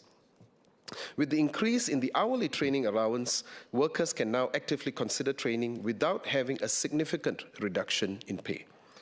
We will also streamline the scheme to reduce complexity. Only trainees who attain full qualification will receive the Training Commitment Award of $800 per year. Full qualifications are set of related courses that result in formal qualifications such as the WSQ qualifications or the Academic Continuing Education and Training qualifications. These have been found to lead to better outcomes for trainees compared to modules that do not lead to any formal qualifications. Mr. Melvin Yong suggested developing better AI-relevant skills pathways. He would be glad to know that the courses supported by WSS include industry-relevant AI skills courses that are suitable for low-wage workers so that they will not be left behind amidst this AI transformation that we are currently undergoing. Our work is not complete. Employers must press on with wage increases for lower wage workers and go the extra mile in redesigning jobs and business processes.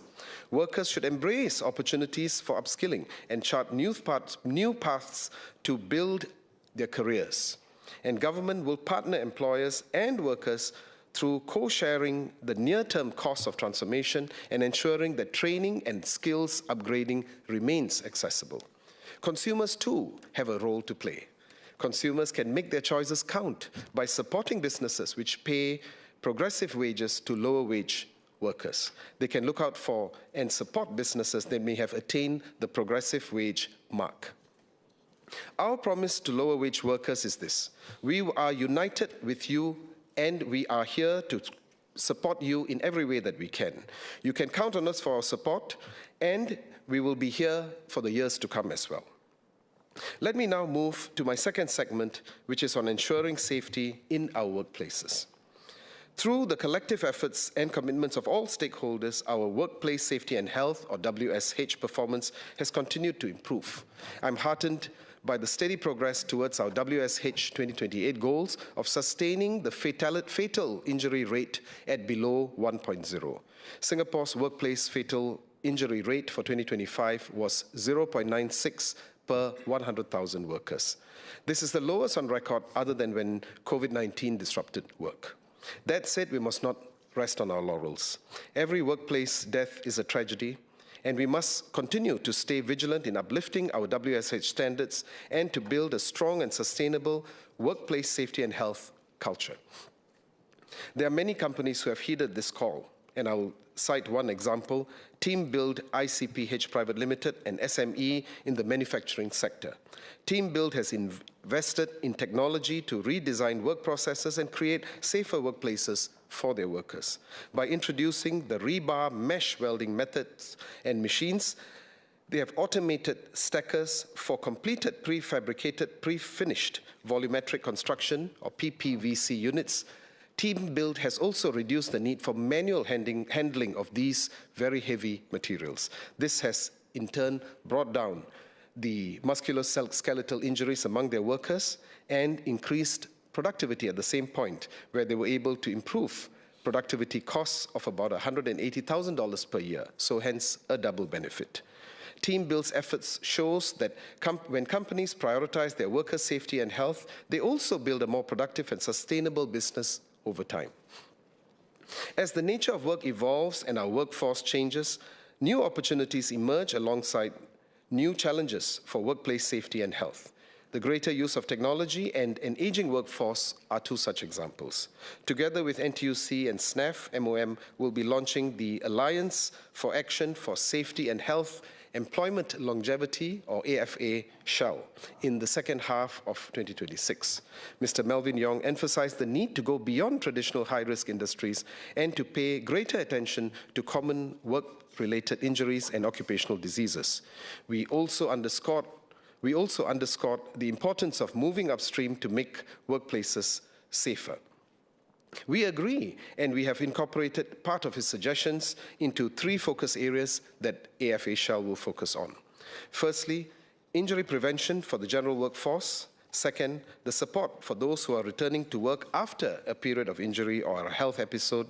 And third, workplace adaptation and job redesign to make workplaces safer and more sustainable for our increasingly diverse workforce comprising of people with various physical and health needs. We also agree with Mr. Yong's calls to treat fatigue as a core safety issue and better leverage technology in the WSH space. These are areas that AFA could explore through prototypes of technological solutions or fatigue management systems customized for specific workplace settings. We welcome the labor movement's active participation in AFA shall. Mr. Melvin Yong has also underlined the importance of the government's role in driving change through procurement policies, and that is why WSH procurements for the public sector, construction, and construction-related projects have been raised since April 2024. The enhancements, which include a requirement to adapt and adopt mature WSH technologies when tendering for projects that are above or at $3 million, are aimed at doing exactly that. On platform workers, Ms. Wan Ling has called on MOM to leverage the platform workers trilateral group to explore how we can strengthen platform worker safety. We have taken the members' suggestions into consideration, and more will be announced later this month. Let me move quickly to my third segment on supporting our migrant workers. They have worked tirelessly to build and to keep our towns and homes running smoothly every day. Over the years, we have worked closely with employers, dormitory operators, and community partners to build a resilient ecosystem supporting migrant workers' well-being, spanning their housing, healthcare, and recreational needs. These efforts have been impactful, In 2024, the Migrant Worker Experience Survey had shown that more than 9 in 10 migrant workers shared that they were satisfied with their working and living conditions in Singapore. This was the highest that was seen since the survey was first conducted since 2011. Migrant worker housing has been our key priority. Migrant workers have built our homes, and it's our responsibility to ensure that they too have a conducive place to rest after a hard day's work. Good rest also ensures that they will continue to work well and, most importantly, work safely. That is why we have raised dormitory standards and enhanced pandemic preparedness in recent years. To support existing dormitories in meeting improved standards by 2030, MOM has introduced the Dormitory Transition Scheme grant to help defray retrofitting costs for about 900 existing dormitories. These improvements include provisions such as en-suite toilets and isolation facilities for better public health resilience. By 2040, all new existing dormitories will meet the new dormitory standards, providing residents with more spacious rooms, including in-room Wi-Fi coverage as well. Improving the housing conditions of our migrant workers does not necessarily mean higher costs. Earlier this year, MOM opened its first government-built and owned dormitory, and the Nest Tukan dormitory, as it's called, went beyond regulatory standards to incorporate design features shaped by migrant workers' feedback and improving their livability and pandemic resilience at the same time. Notwithstanding these innovations, Nest Tukan is able to offer bed prices at below those of dormitories that meet the new dormitory standards and is expected to be financially sustainable. I invite dormitory operators to join the government in reimagining what is possible for migrant workers housing in Singapore. MOM is committed to working with you to test bed innovations and enhancements for the dormitory industry as we press on with construction of our second dormitory that will be in Sengkang West. Equally important are spaces where our migrant workers can spend their rest days, build friendships and connections. To this end, MOM has made significant strides to transform and enrich recreation centers, which have seen higher visitorship over time. Ms. Yeo Wan Ling and Mr. Melvin Yong have called for the ministry to continue enhancing migrant workers' access to key amenities and community spaces. I'm pleased to share that building on existing RCs, we will introduce the Recreation Hub model. And this will expand the scale and range of offerings for our migrant workers. This will start with the redevelopment of the Soon Lee Recreation Center into the first Recreation Hub. And in 2030, migrant workers can look forward to a Soon Lee Recreation Hub that's about 2 to 3 times larger with its upgraded facilities and more offerings. Beyond this model, MOM will also pilot smaller-scale satellite RCs to bring social and recreational options closer to where migrant workers live. Even as we improve the physical infrastructure of housing and recreational centers, what truly makes our migrant workers feel at home is the assurance that Singaporeans accept them and appreciate their contributions. How we treat our migrant workers in our daily lives says much about who we are as a people and as a society. I would like to conclude, Mr. Chairman, on our efforts to support our vulnerable workers are an investment in social cohesion and resilience. They will preserve confidence in our social compact and foster enduring trust. The government is firmly committed to this undertaking, and we will continue to pursue it in close collaboration with our tripartite partners. Together, we will walk alongside every worker as we move forward with confidence. Thank you. SPS Sean Huang.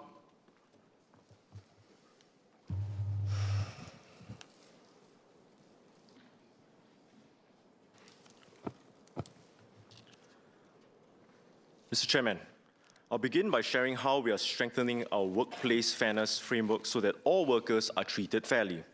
I appreciate Ms. Diana Pang's suggestion to make inclusive practices manageable for SMEs. The Tripartite Alliance for Fair and Progressive Employment Practices, or TAFEP, will step up public outreach and education efforts on the Workplace Fairness Act. TAFEP's resources and guides are kept simplified and bite-sized. Even SMEs with no dedicated HR personnel can easily apply them.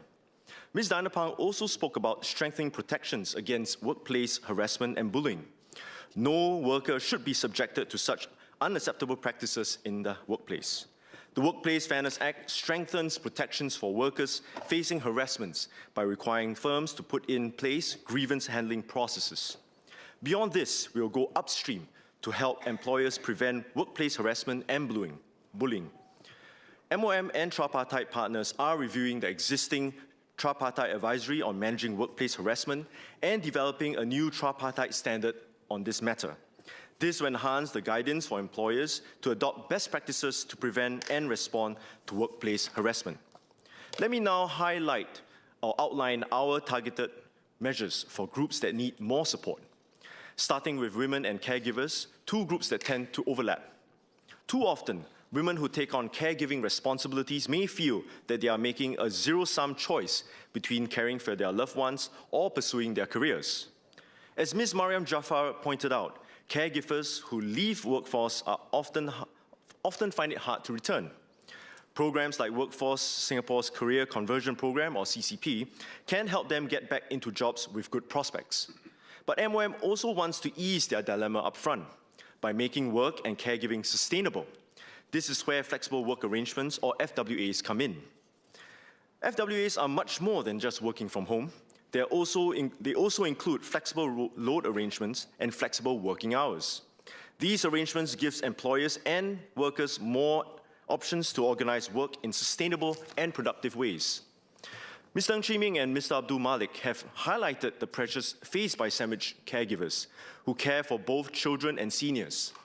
Both members asked for stronger support for this group through measures like financial support and leave. On financial support, eligible working caregivers can boost their income and CPF savings through the Workfare Income Supplement and the Earn and Save bonus under the Majula package. Non-working caregivers who have taken extended breaks can also benefit from other measures. For instance, they can boost their CPF savings in their senior years through the match retirement saving schemes and the Budget 2026 CPF top-up. On leave, many employers have voluntarily introduced caregiving-related leave provisions as part of their strategy to attract and retain talent. In 2024, around 6,100 employers offered paid family care leave. This represents about 36% of private companies with at least 25 employees. However, many working caregivers tell us that FWAs are their preferred means of support. FWAs offer caregivers the flexibility they need to stay in work. If a family member needs help with daily routines like medication, meals, caregivers need flexibility across the work week, not just a single block of time off. FWAs are thus more sustainable for caregivers to stay in employment. By staying in work, caregivers can secure a reliable foundation for their longer-term financial security. Mr. Abdul Malik has asked for the government to collect data on caregiver employment. We already do, and our data suggests that FWA provision has risen. More women and caregivers have been able to stay in or return to work. Based on MOM surveys, 1 in 2 firms offered scheduled FWAs before the pandemic. When the pandemic hit, this changed our working norms and increased the provision of work from home and flexi-load FWAs. Now, around 7 in 10 firms offer FWAs, even as firms adapt to new post-COVID norms and adjust provision. And this has supported our labour force participation rate. The share of caregivers who are neither working or looking for work amongst residents aged 25 to 64 fell from 28.2% in 2029 to 17.2% in 2025. Similarly, the female labour force participation rate amongst those aged 25 to 64 has also risen from 76.1% to 80.5% over the same period. FWAs not only benefit workers, they are a competitive advantage for employers. They widen the talent pool, strengthen retention, and support productivity. Dementia Singapore, a leading social service agency, knows this well. It's fully integrated FWAs such as staggered working hours into their workplace culture. For example, all employees can start their preferred working hours, allowing working parents to start and end work earlier to pick up their children. This has led to high levels of staff satisfaction and low attrition rate. But conversations about FWAs can be difficult. That's why we launched a tripartite guidelines on flexible work arrangement requests in 2024. The guidelines replace uncertainty with clarity, guided structured conversations on requests for FWAs. Let me illustrate how Dementia Singapore has used those guidelines. A cancer survivor in her late 50s required a reduced workload arrangement, or flexi-load, to manage her health. She submitted a formal FWA request in line with tripartite guidelines. Dementia Singapore then considered it.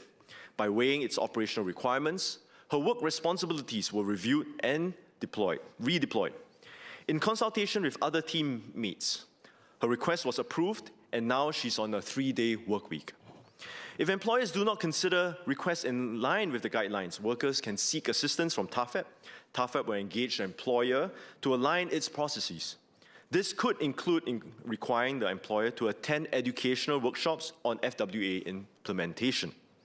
Ms. Eileen Chong proposed making tripartite guidelines into law and making provisions of FWAs a presumptive right for working parents with young children. These moves are a little blunt, as businesses differ across industries and roles. For instance, working from home is not possible for frontline jobs. Rigidly mandating FWAs across the board can stifle business operations and competitiveness. In the long run, this could hurt employment opportunities for Singaporeans. Instead, we have focused on more sustainable ways to enable companies to implement FWAs through initiatives such as job redesign support and providing a fair process for employers and workers to discuss mutually workable beneficial arrangements. Ms. Diana Pang spoke about the challenges SME face when implementing FWAs. I wish to assure the member that support is available. Firms, including SMEs, can utilize the Enterprise Workforce Transformation Package, or EWTP, set to launch later in March. The EWTP provides funding and advisory support to help companies adopt new work models like FWAs. We're also looking to enhance support for flexi-load arrangements. Flexi-load arrangements like part-time work, job sharing, and fractional roles may be suitable for caregivers who need work at a reduced load to fulfill their caregiving duties. However, in 2024, less than half of employees who require the part-time work arrangements provided with it, compared to over 70% of employees who are provided with time-related FWAs like staggered work hour arrangements and location-related FWAs such as scheduled teleworking. Today, we have part-time re-employment grant, which provides up to $125,000 to employers who offer part-time employment, FWAs, and structured career planning to our senior workers. Mariam Jaafar asked about grant uptake and outcomes. The strengthening incentives to employers have responded positively to the grant. More than 7,600 have taken it up, benefiting more than 66,000 senior workers, such as SMS Co has mentioned, we're extending the grant to end 2027 to continue supporting employers. Given the grant's success, we're reviewing how that we can enhance it to keep employers provide flexi-load jobs to more workers. This could potentially benefit other segments of workers who rely on flexi-load jobs, such as caregivers. Moving on to persons with disabilities, they too benefit from inclusive workplace practices. Imagine Daniel, a wheelchair user applying for a job. He has skills and qualifications, but some employers hesitate, unsure of his capabilities, or concerned about additional costs.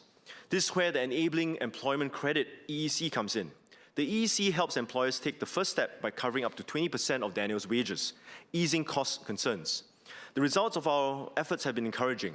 In 2025, 6,800 employers received the EEC for hiring 10,800 Singapore residents with disabilities from up to 6,600 and 10,000 in 2022. To sustain this momentum, we extended the EEC last year to run till end of 2028. At the same time, Daniel needs support of his own. While the EEC may help employers overcome hesitation, the Open Door program supports both employer and Daniel as he navigates the job search and workplace. Through the program, Daniel is matched with a suitable role. He also receives ongoing support to help him settle into work, such as personalized job coaching at his workplace. And if Daniel needs workplace modifications, like a wheelchair ramp to move up the office, and the program also covers up to 90% of that cost. The program has delivered strong results. It has supported over 2,400 persons with disabilities into employment in the past 4 years. More than 80% remain employed for the last 6 months. This shows that with the right support, persons with disabilities are not just employable, they are valuable, long-term contributors to their employers.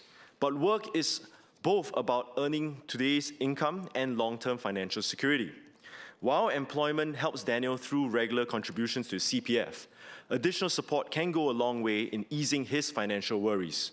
That's why starting this January, we expanded the Match Retirement Savings Scheme to include eligible Singaporeans with disabilities of all ages. With this expansion, around 24,000 Singaporeans with disabilities below the age of 55 can benefit from the scheme this year. But inclusive workplaces cannot be built on incentives alone. They require clear norms and practical guidance. That's why MOM is working with tripartite partners and social service agencies on the new tripartite advisory on reasonable accommodations. The advisory will provide practical guidance on how reasonable accommodations can be implemented at the workplace. This gives employers clarity and for workers confidence to raise accommodation needs early. Nevertheless, workplace demands are evolving, and many families wonder if their loved ones with disabilities can adapt. That's why last December, Prime Minister Lawrence Wong announced the formation of the Task Force of Assurance for Families with Disabilities, chaired by Minister of State for Social and Family Development, Goh Pei Ming, and supported by myself and colleagues from the Ministries of Education and Health. MOM will work closely with MSF to examine how to better support persons with disabilities in our changing job market through upskilling, reskilling, and expanding opportunities, strengthening employer support, and building career resilience. Mr. Chairman, let me recap in Mandarin. 俗话说，海纳百川，有容乃大。在这个瞬息万变的时代，政府的目标非常的明确，我们要协助每个员工不断的进步，迈向成功。我们庆幸一个包容性的职场环境将有利于所有的国人，员工能更好的发挥所长。 企业也能招聘更多优秀的人才，人力部将继续全力以赴，将加强新加坡的劳动力市场。虽然我们推动职场包容性已经取得了一些成果，但我们理解部分的国人在追求的仍然面对挑战。接下来，人力部将进一步改善制度，为他们创造更多的就业机会。 我们会从这3方面着手。第一，提升行业标准，人力部将通过劳资政3方的紧密合作，设定更高的标准，鼓励更包容性的职场。第二，推广灵活办公，让女性需要照顾家庭的员工能够更好地兼顾事业与家庭的责任。支持残障人士就业，人力部会积极 引导雇主缓解他们的顾虑，帮助残疾人士找到良好及适合的工作，发挥所长。这措施呢，不仅是可行，而且相辅相成，致力于打造一个所有新加坡人能够接受的工作环境。让我们携手和努力，让每个国人都可以贡献所长，共同享受成功的喜悦。 Mr. Chairman, let me now close in Malay. Cita-cita MOM adalah jelas. Kami ingin membolehkan pekerjaan berkembang maju. Tidak kira latar belakang atau keadaran mereka. Kami ingin menunjukkan tempat kerja yang inklusif, yang membolehkan kebijakan mencapai aspirasi kerja mereka dan mengambil bahagian dalam tenaga kerja secara bermakna. Kita harus lakukan ini bersama-sama. Majikan harus membina budaya di mana setiap. I'm sorry, time is up. Guillotine time is 7 p.m., so we only have about 25 minutes before we have to end this hit. Clarifications, keep it short as usual. Mr. Saktiandi Supat.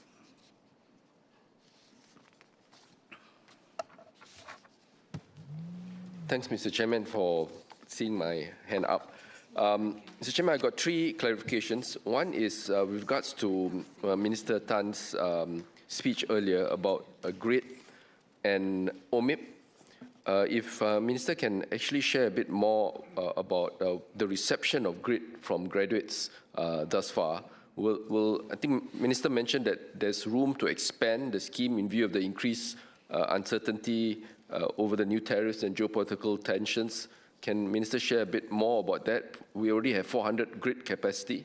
Whether there can be more that we can, what's your view in terms of expanding beyond that 400? The second one is I'm happy to hear just now about the Overseas Market Immersion Program.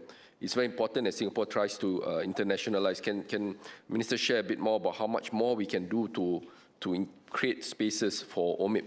Second question is with regards to my question on the skilled trades. I hear Minister mention just now about the sectoral move to create the electrical trade framework. In my card, I suggested to do a national master trades accreditation framework. Why not do that? And why not do that national rather than a specific sectoral? Because I think we may be too slow if we do on a sectoral basis. I don't know, maybe can hear from Minister his view on that, given that the medium to long-term manpower projections for critical skilled trades might be in need. The last question I have is in terms of the investment cycle scheme. I asked a question in my card, whether the scheme will allow for flexibility in selecting target retirement dates as we extend working lives and members may retire later than age 65, whether there's some flexibility in terms of that. Thank you, Mr. Minister Tan. To his first question, for GRID, we have originally, as of the outset, sized up about 800 of them. So the majority will be at GRID, and then there's a smaller quantity, number of places at GRID at Gulf. We have, as of the outset, about 4,000 plus applications. But I don't have the exact numbers with me, but the vast majority of them actually found jobs while they were applying for GRID, because they contemporaneously also apply for jobs. And we're happy for that, because the whole objective of GRID was to place them into permanent jobs. Having said that, today 400 have come on board. There are still quite a substantive number out there that are undergoing on-board clearance, including some security checks as well.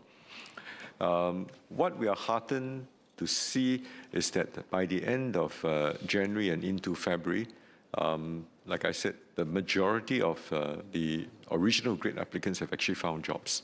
But having said that, we continue to maintain the scheme. We will extend it to include the 2026 cohort as well. And given the uncertainty that the tensions that just came up, actually the war that just came up over the weekend, we will not sunset the scheme. We will continue to hold it, and depending on the requirements, we may expand it if necessary. For OMIP, we are also very heartened by the response. What we are now doing is to expand it to more companies, to even potentially to younger employees as well who join companies.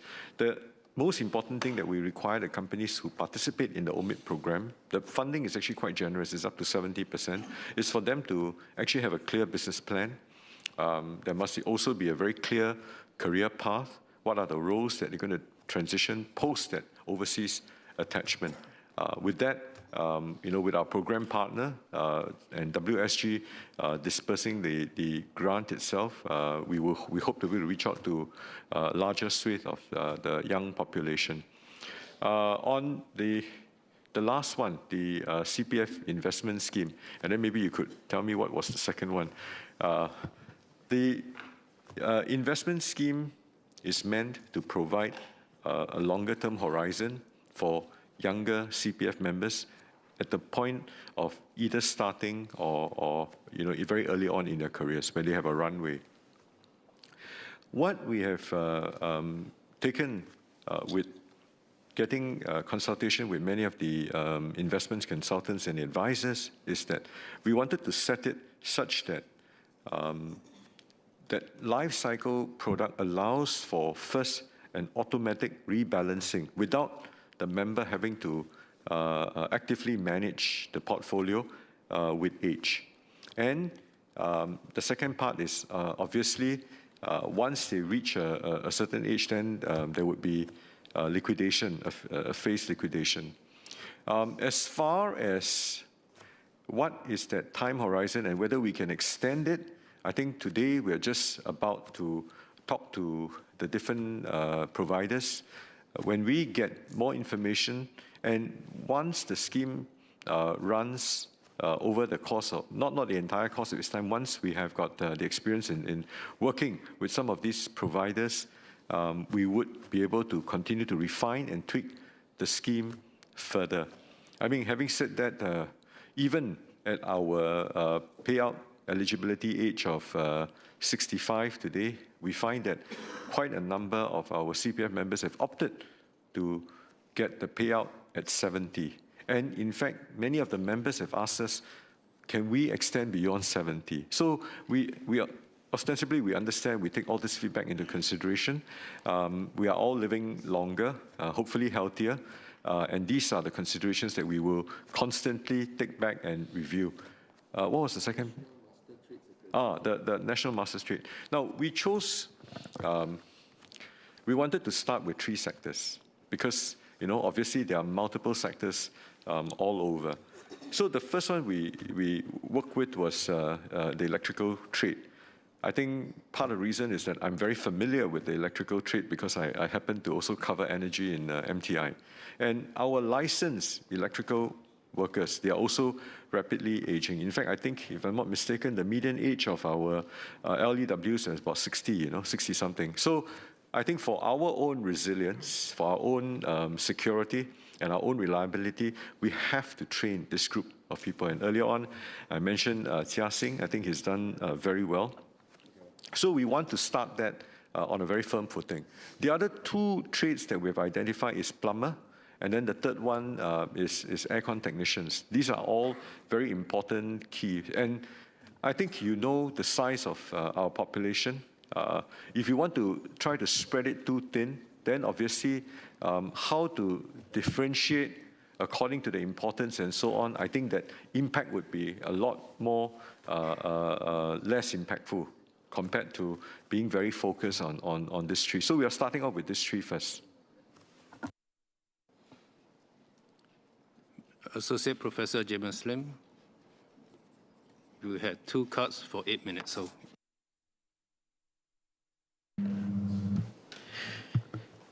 Chair, if I heard Minister Tan correctly, he indicated that the government generally subscribes to the principles of on-job training through traineeship programs such as GRIT. May I confirm if this means that the government will indeed be looking not just to expand the depth of the program in terms of numbers, but to also go beyond STEM and finance in terms of field coverage for all graduates from our ITEs, polys, and AUs? And if so, does he anticipate that there will be a clear timeline for this expansion? And finally, in terms of GRIT, will this henceforth be administered under the new SSG-WSG STEP board? Minister Tan. Let me clarify to Associate Professor Lim. We, at this current moment, do not intend for it to be a national institutionalized program for OJT, because we think that given the current employment situation, at least up to last year, or even up to January, there are still more job vacancies than there are job seekers. A big part of it, of course, is the expectations may not match the type of jobs that are available in the market today. So what we are considering is, for GRIT itself, it's for a group of graduates who may need that additional internships. But having said that, there are many graduates who have already arranged their own industrial attachment and internships while they are in flight, whether it's through ITE, polytechnics, or in the IHLs itself. So we don't have plans to develop this into a national program. But suffice to say today, we already have a whole series of all these programs available, GRID, OMIP, and these are for junior level ones. Beyond that, even at the mid-career, we've also got different types of attachment programs. So let me set that record straight. A large part of these programs will be administered by the newly formed WSSG, indeed. Now, when it comes to finance sectors and so on, I believe that WSSG would have to work with MAS, with the Institute of, I think it's IBF, yeah, and maybe other specialized institutions to get traction and to make sure that our reach and our impact is optimized and maximized for our locals. I think we all want the same thing for our people. We want to ensure that we deliver the best outcomes for them. We cannot deliver equal outcomes for everyone, but we want to deliver the best outcomes for them.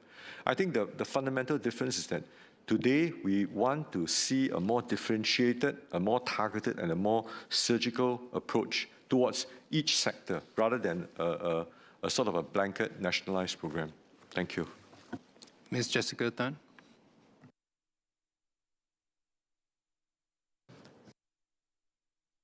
Thank you, Mr. Chairman.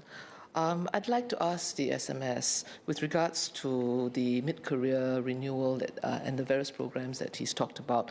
Would MOM consider expanding a CTC-style support specifically for mid-career PMEs who face possible disruptions, and to enable employers also to redesign the roles and redeploy staff more proactively? Because CTC, the CTC support could act like a enterprise-wide thing to allow for the health diagnostic, career health diagnostics, then the co-funding of the renewal, and then the multi-stage career planning. So I'd like to ask if that would be possible.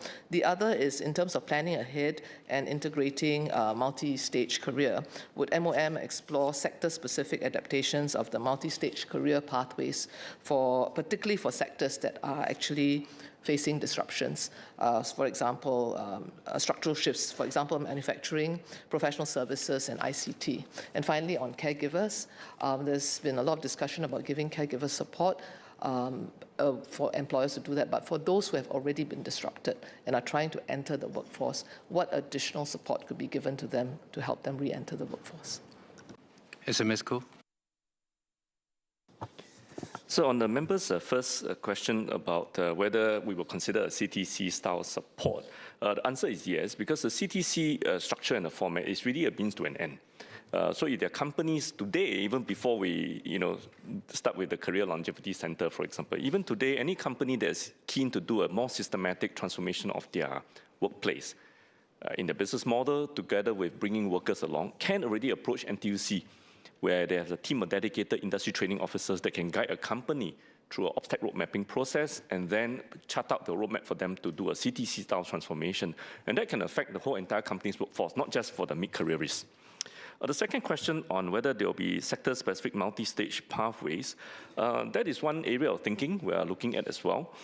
Because actually, as I said in my speech, there's no one-size-fits-all model that will work for all companies or for all sectors, right? So in order to have a little bit more of a targeted, tailor-made kind of pathway for companies, we think that the AFA concept of what we're doing, by having companies from different sectors actually piloting some of the ways in which they actually help to transform into a multi-generation workplace, they could then start to share their learnings with fellow companies in the same sector. So that's one approach that we can take. How we can actually then enlarge this could be through the various TACs or even through the Career Longevity Center, where employers themselves can actually conduct conversations or workshops, share their own experience so that SMEs and companies of different sizes can learn together, have a community of practice, and that actually then takes away some of the fears of even embarking on this transformation of the workplace by the companies. So I think the concept is exactly what we are thinking of. How we operationalize it, I think, is something that is still in discussion, and I think we're open to ideas. The third one on how we can help caregivers, I think if we can get our career and employment support ecosystem, as Minister and myself has articulated, up to speed, crowding in a lot more of the private sector players in this space as well, some of the resources that we put forth, not just for the senior workers, can also actually be useful to those caregivers who have left the workforce for some time, who needed maybe a bit more of a skills uplift.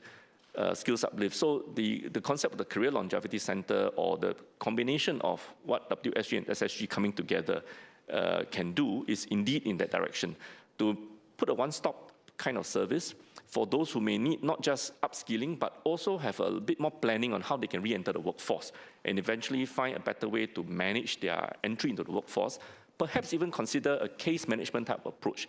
In other words, the caregiver who may have been out of the workforce for some time, you can't just leave the person alone to just, oh, here's a job and good luck to you. It's between you and your employer. Maybe a case management approach to check in on the person, to just find out how you're doing after the first few months, to just make sure you handhold not just the individual, but maybe work with the HR in the company to actually understand how the HR for the company can better support this person who may need a lot more guidance being away from the workforce for some time. So these are ideas we're all exploring right now. Thank you. Mr. Patrick Tay, for your 5 cuts totaling 7 minutes. Questions. Firstly, on MRN, and secondly on the one pass. Firstly, for the mandatory retrenchment notification, even as early as last month, I had another company that informed of a retrenchment exercise a day before. I think we were scrambling trying to help the workers. So I urge MOM to really relook at, mandatory retrenchment notification to MOM specifically prior to the retrenchment exercise, so that we can act on it. And for those who breach MRN requirements, not just a slap on the wrist, but more, enhanced penalties, and not just merely administrative penalties. Second question or clarification is on the new One Pass and Tech track. One Pass AI and Tech track. How does it differ from the current Tech Pass, and who are we really hoping to attract? Who's taking this? Minister Tan? Mr. Chairman, I'll take both in the interest of time. The short answer to the MRN advance notice, as we are undertaking the review of the EA itself, we will comprehensively look at all that, so rest assured. On the second part, with regards to the One Pass, the construct of the One Pass is meant to bring the movers and shakers, the rainmakers, the network brokers here. And we believe that the 3 most valuable traits that we have collectively is our people, our one people, the trust that we have built over the years, and the credibility that we have as a hub. And of course, today, in the uncertain world that we live in, the safety, the predictability, the transparency, and the frameworks that we have here, and the type of robust debates, the constructive debates that we're able to have here in the House, all put us in a very good position to attract global talent to be here. And with that, they can spawn multiple enterprises. They can uplift the caliber of by transferring cutting-edge technology, thought processes, and so on to our local. Then I think we would have arrived and achieved our end objective. Thank you. Ms. Yeo Wan Ling, you had 4 cuts totaling 10 minutes. My clarification is for Minister. In the labour movement, I've seen firsthand how PWM brings dignity, structured progressions into our workers' lives when previously there was none. In this House today, I heard differing views questioning the relevance and efficacy of our PWCS and thereby impacting the PWM productivity and upskilling intents. When something has demonstrably improved livelihoods for thousands of Singaporeans is portrayed as burdensome or ineffective, it risks eroding confidence in policies that have made actual differences on the ground. There has been a diversity of views expressed today, including specific suggestions to policies. How will the government take all of these on board? Minister Tan. I recognize and I respect the diversity of the views that have been expressed, not just today, but I think in many of our sessions. And I think there are also many different views, huge dichotomy, and also many tensions between the views that's been expressed. For example, some would want AI to move faster, and then others urge more caution. We've even had Mr. Gerald Giam and Associate Professor Ho who called for rapid AI democratization, put AI skills into every worker's hands as quickly as possible. Now, on the other hand, Mr. Pritam Singh cautioned against unfettered expansion. He urged for tighter guardrails, stronger regulation. And Ms. Yeo Wan Ling, Dr. Wan Rizal, Ms. Mariam Jaafar have similarly echoed views to ensure that AI adoption actually translates into real wage growth and not jobless growth. Then we have got other examples where some want to raise productivity, skills, and wages in the domestic sectors, while others ask to support lower productivity sectors with easier access to foreign workers. And Ms. Yeo Wan Ling spoke about the limits as to how much we can expand our foreign workforce. And yet Mr. Gerald Giam warns of the dangers of a dual-speed economy. However, at the same time, with some members, for instance, like Associate Professor James Lim and Mr. Mark Lee, have called for more leeway for domestic-oriented sectors, including F&B and retail, to access foreign workers to help our SMEs cope with cost pressures. Now, members of the House, Mr. Chairman, these are examples that reflect the fundamental trade-offs that we must all square off. As with all policy decisions, we strike a very careful and a very delicate balance between all of these competing priorities. Now, as the government of the day, we are entrusted with the responsibility to navigate these complex issues. We have to reconcile all of these tensions into coherent, fiscally sustainable, and forward-looking and practical policies for all of our fellow Singaporeans. So we consult widely. We consult widely with workers, with employers, with unions, with industry partners. And we try as much as possible to ensure that the voices and the concerns are heard. Now, we have this singular objective. We want to empower Singaporeans through all stages of life, and we want to ensure that they are equipped to succeed in this changed world. Now, we also have to contemporaneously ensure that our businesses continue to thrive in this transformed landscape so that we can continue to foster an environment where innovation, where opportunity continue to be accessible to all. So we balance all these priorities. Sometimes certain very expedient and clear pathways may seem so intuitive. Why is it that we're not able to do it? It's because whatever policy that we come up with, we implement, it will trigger a cascade of ramifying effects much further laterally and down the line. And hence, we walk on a very tight rope. And we hope that with your support, with that focus on singularly building a better future for all of our Singaporeans and our future generations that will come after us, we will continue to work hard to build a Singapore that's prosperous, that is full of optimism, and resilient and safe for all. So I thank you for your understanding. I'm sorry we've reached the guillotine time. So can I invite Ms. Yeo Wan Ling, if you'd like to withdraw the amendment? Thank you to all who were involved in this very robust and rich discussion. Chairman, with that, I seek leave to withdraw my amendment. Thank you. Is the honourable member given leave to withdraw the amendment? Aye. The leave of the majority is given and the amendment is withdrawn. The question is that the sum of $3,920,999,400 for head S, then part of the main estimates. Those who agree say aye. Aye. Those who disagree say no. I think the ayes have it. The ayes have it. The question is that the sum of $178,690,100 for Head S stand part of the development estimates. Those who agree say aye. Those who disagree say no. I think the ayes have it. The ayes have it. Head L, Ministry of Sustainability and Environment. Ms. Polisan.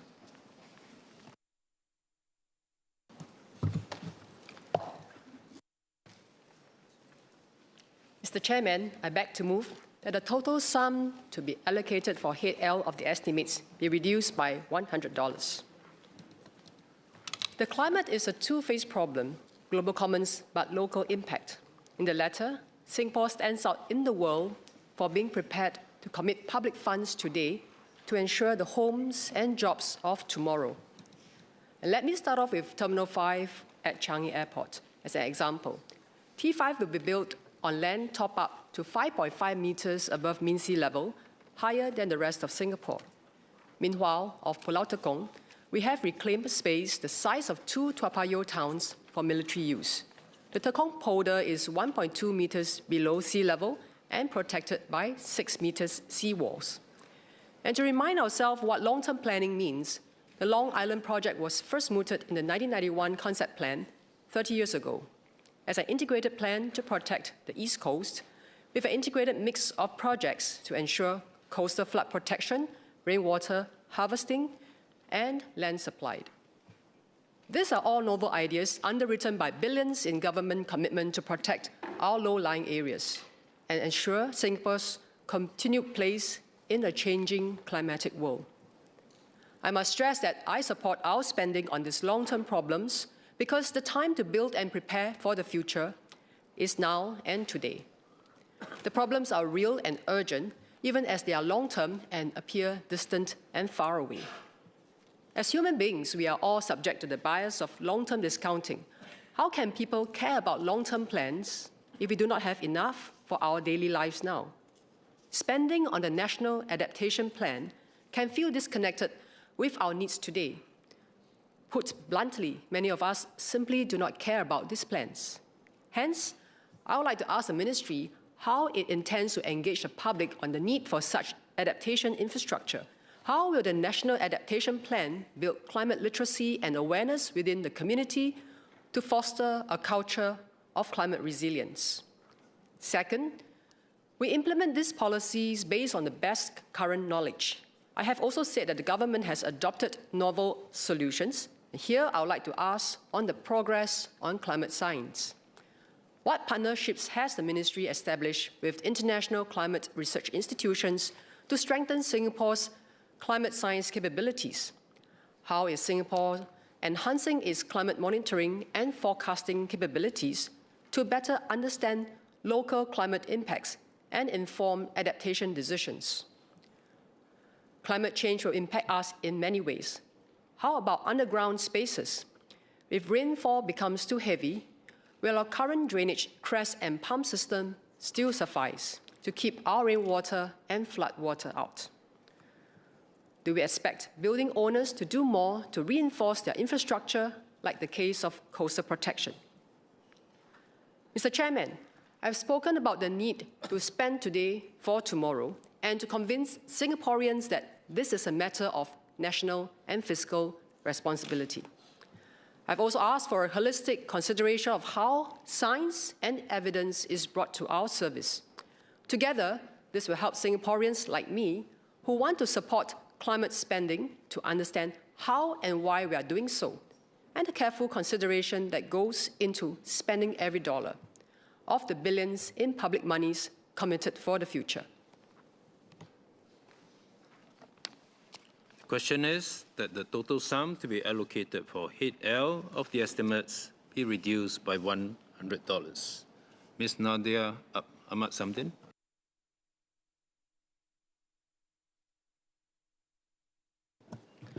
Sir, as an island nation, Singapore's safety and sustainability is closely linked to the health of our coastal, water, and marine ecosystems. Climate change places growing pressure on these interconnected systems. Rising sea levels affect coastal protection, more intense rainfall tests flood resilience, and warming seas affect aquaculture stability. I would like to seek the Ministry's views in two main areas. First, on flood resilience. We have observed increases in average annual rainfall and the frequency of heavy rainfall, with annual rainfall rising about 83 mm per decade since 1980. While Singapore has progressively upgraded drainage infrastructure, it is neither practical nor cost-effective to size drains for the most extreme storm events only. As rainfall intensities are projected to increase, some residual flood risk may need to be managed at community level during extreme events. Could the Ministry share how Singapore is strengthening community flood resilience, including public preparedness and local response capabilities in flood-prone areas? Would the Ministry consider a map, perhaps, or improved alert system? Secondly, on climate-resilient aquaculture and food resilience. As of 2023, Singapore had 98 sea-based and 33 land-based seafood farms. Most farms are concentrated in near-shore coastal waters where sea space and environmental conditions impact farm viability. Could the Ministry provide an update on recent trends in the number of aquaculture farms, including any consolidation or exit, and what the trend might indicate about the sustainability of the sector? These coastal farms are highly sensitive to surrounding marine conditions and have experienced environmental stresses. Could the Ministry share how aquaculture farms are transitioning towards climate-resilient systems, such as hybrid or recirculating aquaculture technologies, as well as the take-up rates of support schemes, the extent of transition across the sector, and any key challenges in scaling the adoption of such technologies? Beyond productivity improvements, sustained demand for local produce matters. To boost local demand amidst import competition, I understand the Ministry worked with industry partners to establish an industry-level supply and demand aggregator. Could the Ministry provide an assessment of its effectiveness in strengthening demand for local produce and plans to further support market development? How else can the public be engaged? Climate pressures across our water do not operate in silos. As risks intensify, adaptation will become more complex and costly. If our island city-state is to be resilient, we must strengthen the integrity of our systems, from infrastructure to industry to individuals. Thank you, Chairman. Dr. Syed Harun Al-Habsi.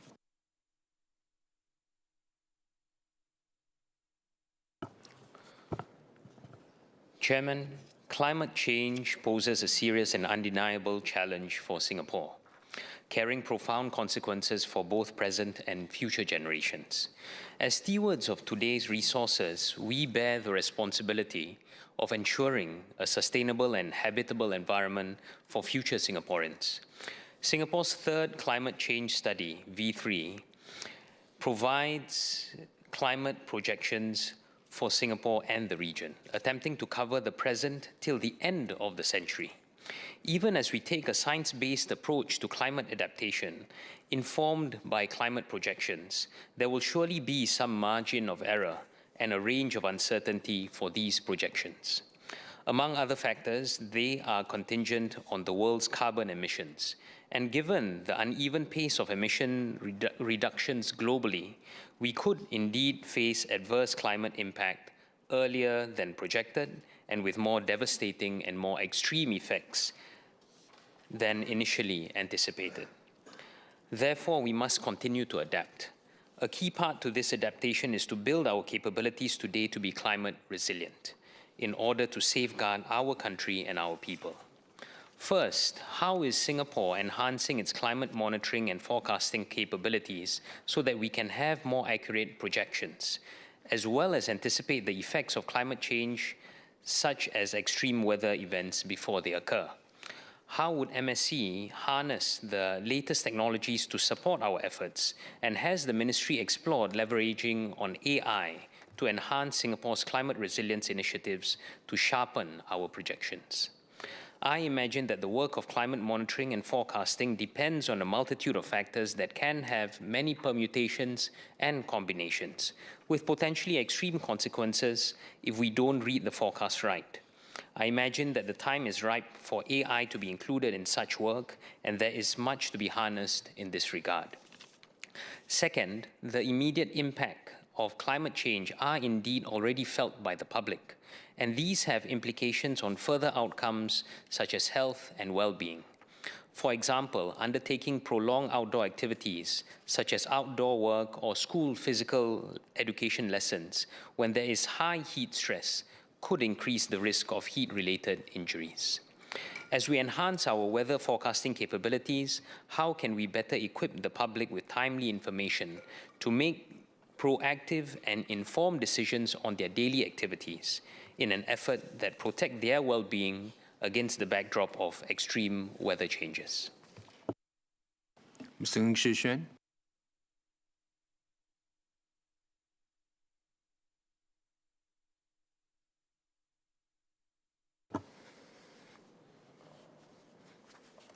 Chairman, heat resilience is not just an environmental issue. It is a public health, productivity, and infrastructure issue. Ministries have already taken practical steps. The MOM's Workplace Safety and Health Council has strengthened heat stress management guidelines for outdoor workers. MND has piloted cool coatings and incorporated urban design measures to enhance airflow and reduce heat built-up in estates. MSC is advancing long-term adaptation through measures such as coastal protection. These are important efforts, but rising temperatures cut across ministries, sectors, and systems. We should move towards a more coordinated framework. In the battery industry, every additional degree of operating temperature reduces performance and lifespan. Similarly, higher ambient heat can accelerate infrastructure wear, increase cooling loads, and reduce workers' productivity across sectors. I suggest 3 areas for a coordinated approach. First, anchor a cross-ministry heat resilience framework that aligns workplace heat stress guidelines with building design standards, estate planning, and industrial operations. MOM, MSE, MND, and MTI should move in step so that worker safety, urban design, and economic productivity are treated as part of the same system. Second, scale passive cooling as a baseline strategy. Third, strengthen digital heat monitoring. To operationalize this, we can pilot a heat-resilient industrial precinct or campus.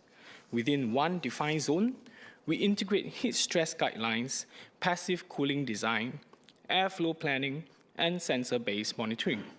Importantly, we measure not just workers' productivity outcomes, but also infrastructure durability, maintenance frequency, and energy consumption. This allows us to quantify the economic impact of adaptation, not just the environmental benefits. Coastal protection safeguards our long-term national assets, and heat resilience will safeguard both our people and our economic systems. A coordinated, cross-ministry approach will ensure we adapt systematically and not in silos. Thank you.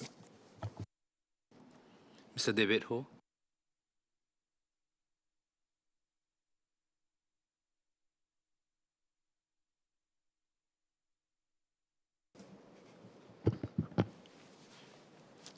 Chairman, I would like to speak on heat resilience with a specific focus on vulnerable groups. While the weather for the past few months has been generally cool and pleasant, we must acknowledge that majority of the year and the foreseeable future, heat will continue to be an issue. For many Singaporeans, hot weather will continue to be a daily lived reality, but the burden is not evenly shared. Children, seniors, residents living in smaller flats with less ventilation or households without air conditioning will feel the impact of high heat temperature more severely.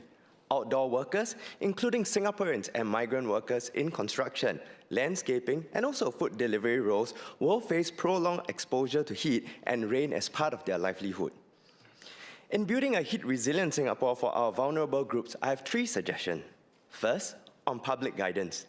The good news is this: we already have heat stress advisory, and that is a good foundation. But guidance can be made more accessible and more targeted. The question we must ask ourselves is this: who is vulnerable to heat? And do they know about such advisories? Knowing is one thing. Are they able to digest the information? This is especially important for children and also the elderly, who may experience health impacts at lower heat threshold than healthier adults. In particular, we also must ask ourselves whether these advisories are age appropriate and are they easy to act on.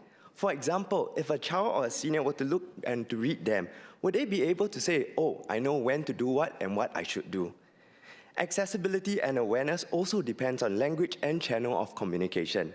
We should translate key guidance into major languages, and given the target profile that I mentioned, it shouldn't be too wordy or too technical.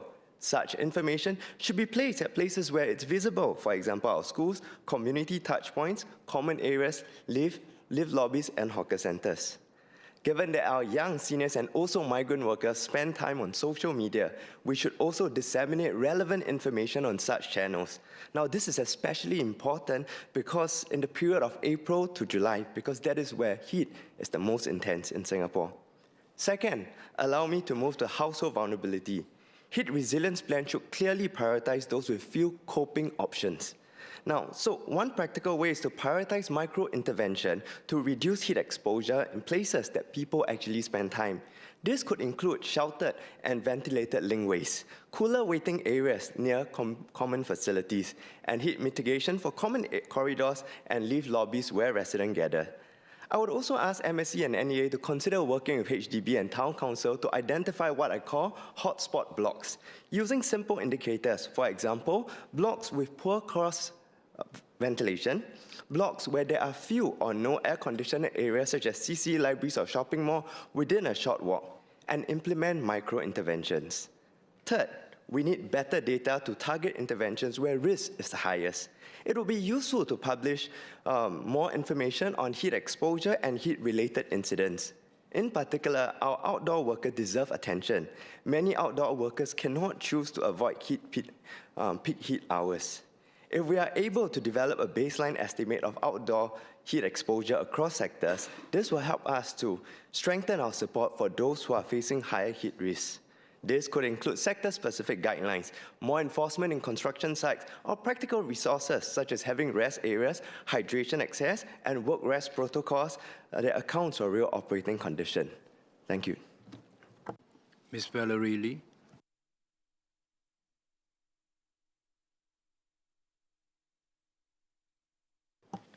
I would like to first declare that I am an employee for an energy and utilities company that operates industrial wastewater and new water assets. Chairman, heat and water shapes our national conversation. One presses upon us daily, the other sustains us silently. Heat shapes how our children play, our seniors exercise, and how our workers commute. Water underpins every household, hawker center, hospital, and industry. These are not abstract matters, and these are daily realities affecting comfort, health, and economic resilience. The government has done well through the National Heat Resilience Strategy, which manifests in countrywide manuals like the URA Draft Master Plan 2025 to tackle urban heat and mandatory water recycling for water-intensive projects from 2024 to enhance water resiliency. But more can be done, and I will first speak on heat resiliency, then water resiliency. Singapore's mean surface air temperature has risen about 0.25 degrees Celsius per decade between 1948 to 2024, roughly double the rate of global warming. We now face days constantly above 34 degrees Celsius and warmer nights. Heat affects sleep, productivity, and long-term health. Children dehydrate faster and regulate body temperature less effectively. Seniors face risks of heat stress, cardiovascular strain, and hospitalization. This is not merely discomfort, it's a livability issue. I would like to ask how the ministry is working with MND, MOT, and other agencies to strengthen the whole of government heat adaptation plan. What novel solutions is the ministry studying? Is the government focused on cool pavements, reflective materials, and putting data-driven heat mapping for vulnerable estates to good use? I would like to offer a proposal. First, extend covered walkways from high-density residential commuter points to transport nodes, working towards 100% coverage. Second, we should provide fundings to ensure all playgrounds and fitness stations, including existing ones, have overhead canopy shelter using heat-safe materials such as tensile fabric membranes. Outdoor play for children and active aging for seniors can then be an achievable national reality. If heat is our daily pressure, water is our strategic safeguard. And I have a soft spot for any topic related to water, having begun my first full-time job as an industrial wastewater plant engineer and witnessing the opening of the first large-scale new water plant in Changi East more than 16 years ago. My career journey reminds me how innovative we have been as a nation with our water strategy, despite limited land and no natural aquifers.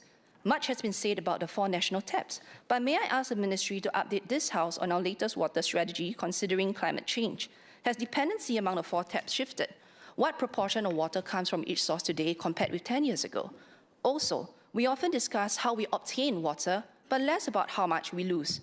May I ask what Singapore's recorded water loss rate is over the past 2 years and how it compares internationally? I've received reports from the MCSDs I care for about burst pipes suspected to be linked to nearby national construction projects. What safeguards has the Ministry done to prevent infrastructure damage and reduce non-revenue water loss? Water resiliency is not only about diversifying resource supply, it is also about protecting every drop that we produce. Chairman, heat resilience requires upstream design. Water resilience requires upstream planning, both demand anticipation and coordination. By planning ahead for cooler neighborhoods and secure water systems, we protect our children, seniors, and our future. Singapore has thrived by preparing early, so let's continue that tradition with clarity and with resolve. Thank you. Mr. Abdul Muhaimin Abdul Malik.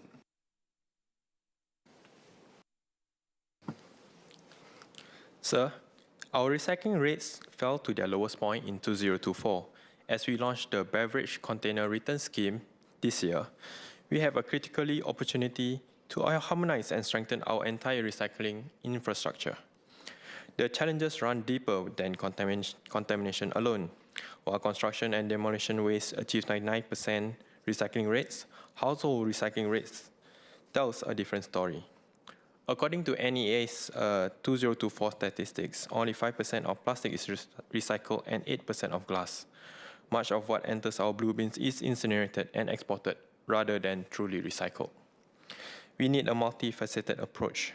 First, leverage government procurement power to create guaranteed demand for recycled materials.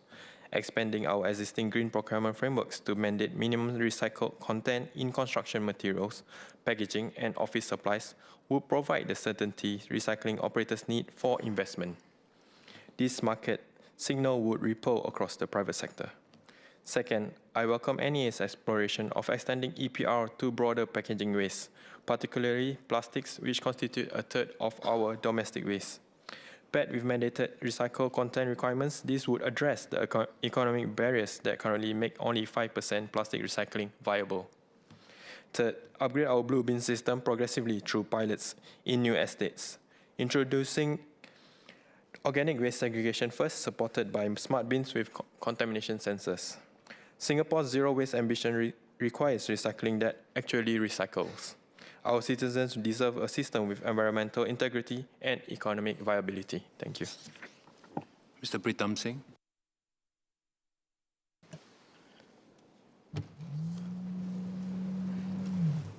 After years of public education on the importance of recycling, more Singaporean families now make it a point to decontaminate and sort their recyclables before depositing them at the blue recycling bins located near their HDB blocks. However, some practical problems persist for housing estates where the smaller 660-litre recycling bins on wheels are deployed. Appointed waste collectors already undertake collections 3 times a week. For the estates where the larger side-loading recycling bins are located, collection is scheduled for twice a week. These larger bins fill up quickly, even outside the festive season. This is partly driven by the growth of online shopping and the increased disposal of packaging material from online purchases. When bins overflow and recyclables are left exposed for longer, the prospects for recyclable contamination increases. What were perfectly recyclable items in and around the bin at the point of disposal can be rendered unrecyclable. As an ecosystem, such developments can undermine the very recycling behavior we have worked hard to cultivate. What metrics does NEA use to determine whether appointed public waste collectors should increase collection frequency for the larger bins? While I understand that NEA can mandate additional collections on an ad hoc basis, does the Ministry not agree that more frequent collection must keep pace with improved and more widespread recycling habits among residents? Ms. Lee Hui Ying.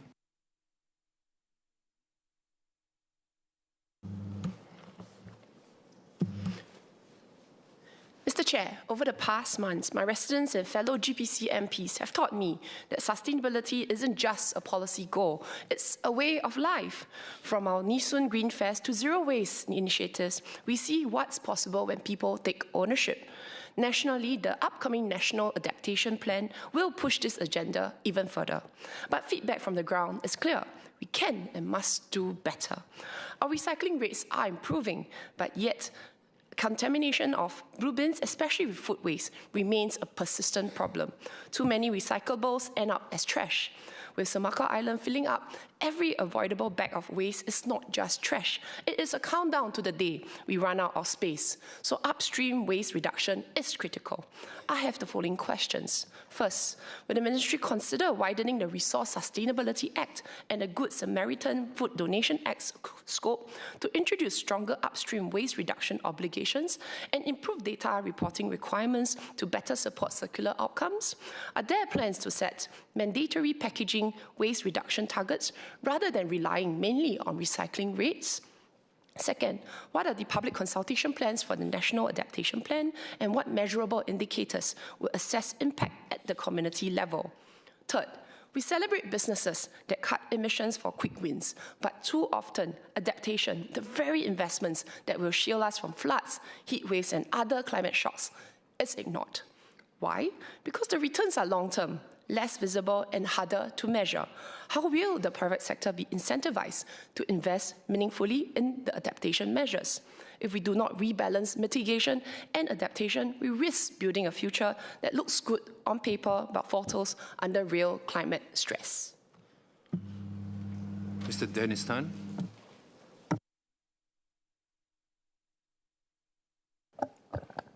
Singapore's overall recycling rate remains above 50%, but this figure is stabilized by industrial waste streams that are almost fully recycled.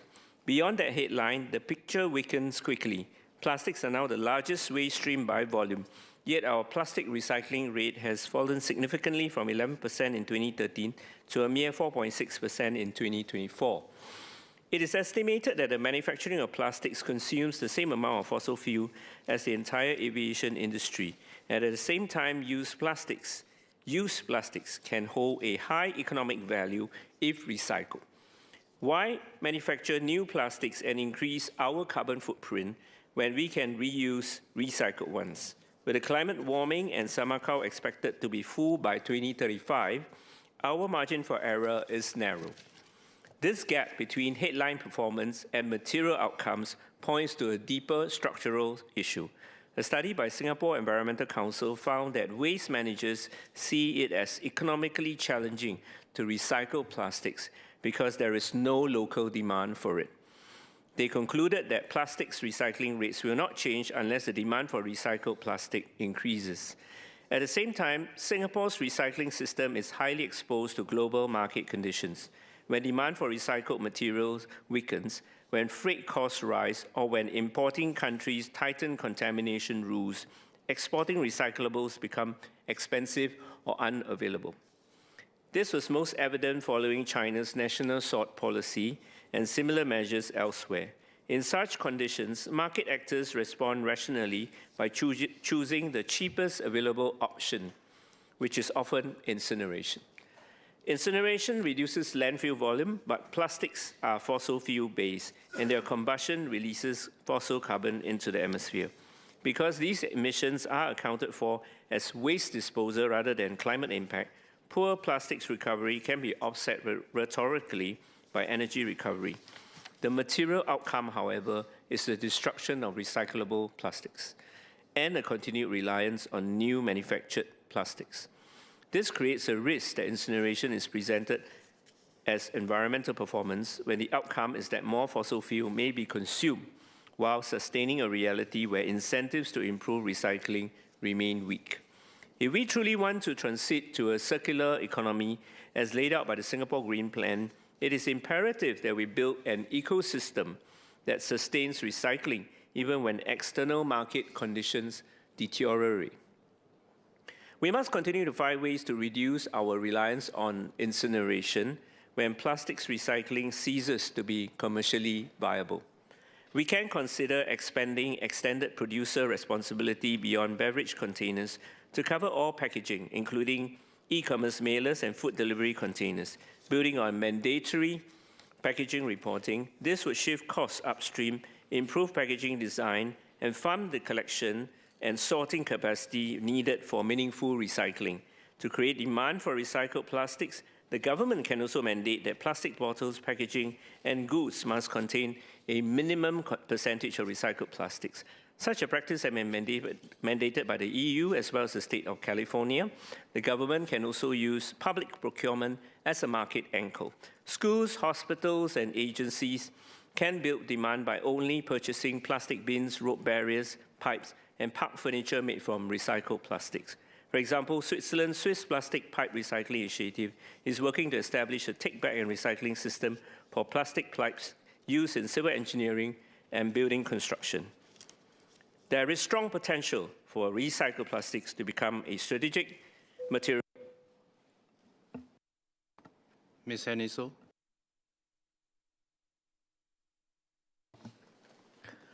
Chairman, as we navigate the challenges of climate change, it is imperative that we, as a community, take collective action to build a more resilient and eco-conscious Singapore.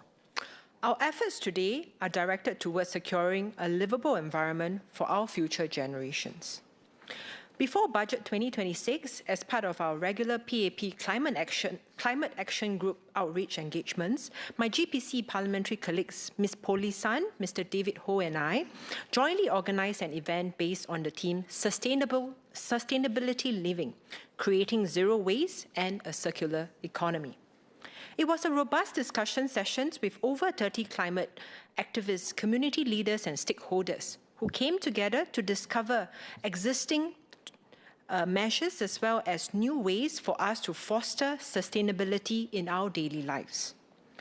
From the lively discussions and brainstorming, what we have gleaned is this: to convince Singaporeans to adopt green habits that minimize generation of waste, energy consumption and water usage, 3 key pillars must undergird our efforts and policies. 1, increasing education. 2, improving infrastructures. And 3, enhancing incentives. While sustainability is a global mission, the Singapore way has to be one that is made to measure and measure to manage. For our unique urban context, with clear metrics to track progress and refine our approaches as we continue on this unceasing sustainability journey. We need targeted and a range of policies that would, in aggregate, resonate with and manage everyday Singaporeans. Against this backdrop, I raised several questions for MSE's response today. First, on the effectiveness of the disposable carry-on bag charge DCBC. Introduced in mid-2023 at larger supermarkets, this initiative has already shown promising results, with at least large supermarkets operators having reported a reduction in bag usage by up to 80%. This nudge has encouraged many to bring reusable bags, cutting down on plastic waste that clog our landfills and oceans. However, as we approach the 3-year anniversary of the DCBC, I would like to ask the Ministry, what is the latest data on the scheme's overall effectiveness in reducing disposable bag consumption across Singapore? 2, what lessons can we apply to broader waste reduction efforts? Second, regarding climate vouchers under the Climate Friendly Households programs. This scheme has been a valuable tool providing vouchers for energy and water efficient appliances, and it was recently enhanced with an additional $100, bringing the total to $400 per eligible household and extended to private properties until 31st December 2027. It is heartening to see such incentives making sustainable choices more accessible. Drawing inspirations from innovative local programs like the Northwest CDC's Green Homes at Northwest, which rewards recipients with up to $500 in e-vouchers for adopting eco-friendly practices, such as using climate vouchers for high-efficiency appliances, I propose MSE considers how we can build on this momentum. Can the Ministry share whether the climate voucher scheme will continue beyond 2027? Or if a nationwide version akin to Green Homes at Northwest, perhaps at tiered rewards for multiple green actions, could be rolled out to amplify incentivization and education across all districts in Singapore. Third, the upcoming Beverage Container Return Scheme, or BCRS, set to launch on 1st of April 2026. This deposit refund system for plastic and metal beverage containers managed by BCRS Limited promises to boost recycling rates with a 10-cent refund per container returned at over 1,000 reverse vending machines island-wide at launch, aiming to double within the first year. By making producers responsible and consumers active participants, it addresses waste at its source while improving recycling infrastructure. To ensure its success, can the Ministry provide more details on how the scheme will be operationalized, including management of unredeemed deposits and strategies to garner widespread support from Singaporeans through education campaign and accessible return points? The BCRS may only be successful with the public support. However, as we have heard the views of affected proprietors and feedback from consumers, the greatest challenge that needs to be overcome is, in my opinion, getting everybody on board. Finally, as we mark the 6th anniversary of the SG Eco Fund this year, launched in 2020 with $50 million to back community-driven sustainability projects, the fund has empowered numerous initiatives from small-scale sprout grants, now permanently capped at 30,000, to larger endeavours. This milestone is a testament to ground-up actions. Does the Ministry have plans to expand this fund scope, perhaps by increasing overall funding, introducing new categories for climate adaptations, or partnering with more sectors to spur even greater participations across all segments of society? In closing, embracing a green, sustainable lifestyle is not just about policies. It's about empowering every Singaporean to make a difference. By prioritizing education, bolstering infrastructure, and enhancing incentives, we can measure our progress and manage our resources wisely. Ms. Polisan.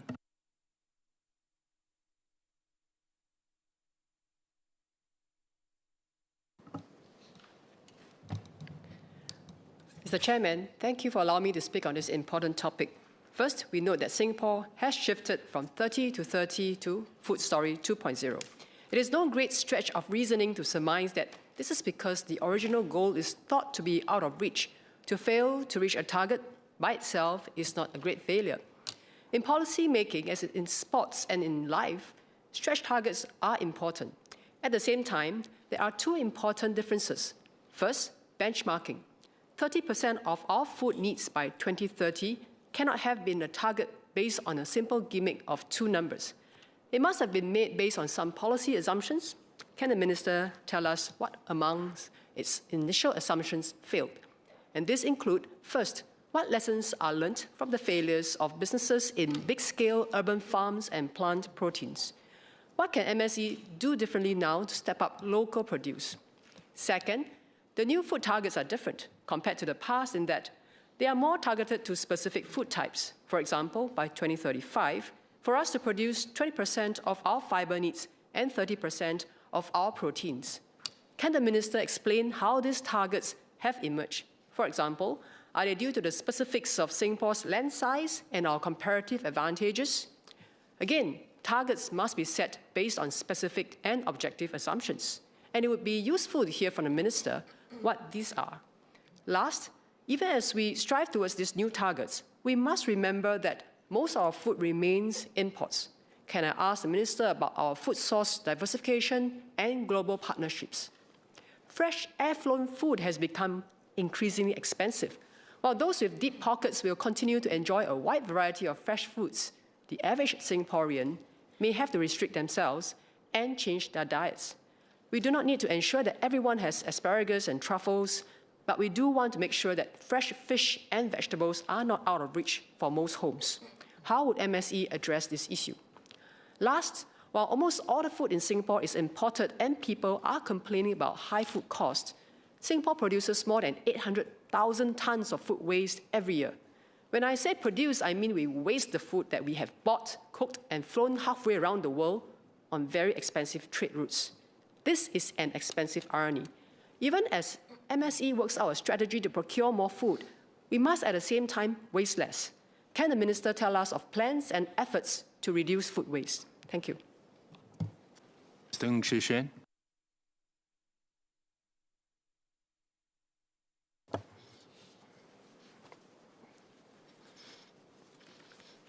Chairman, I would like to speak on 3 of the 4 pillars of our Singapore Food Story 2, diversifying imports, global partnerships, and growing local.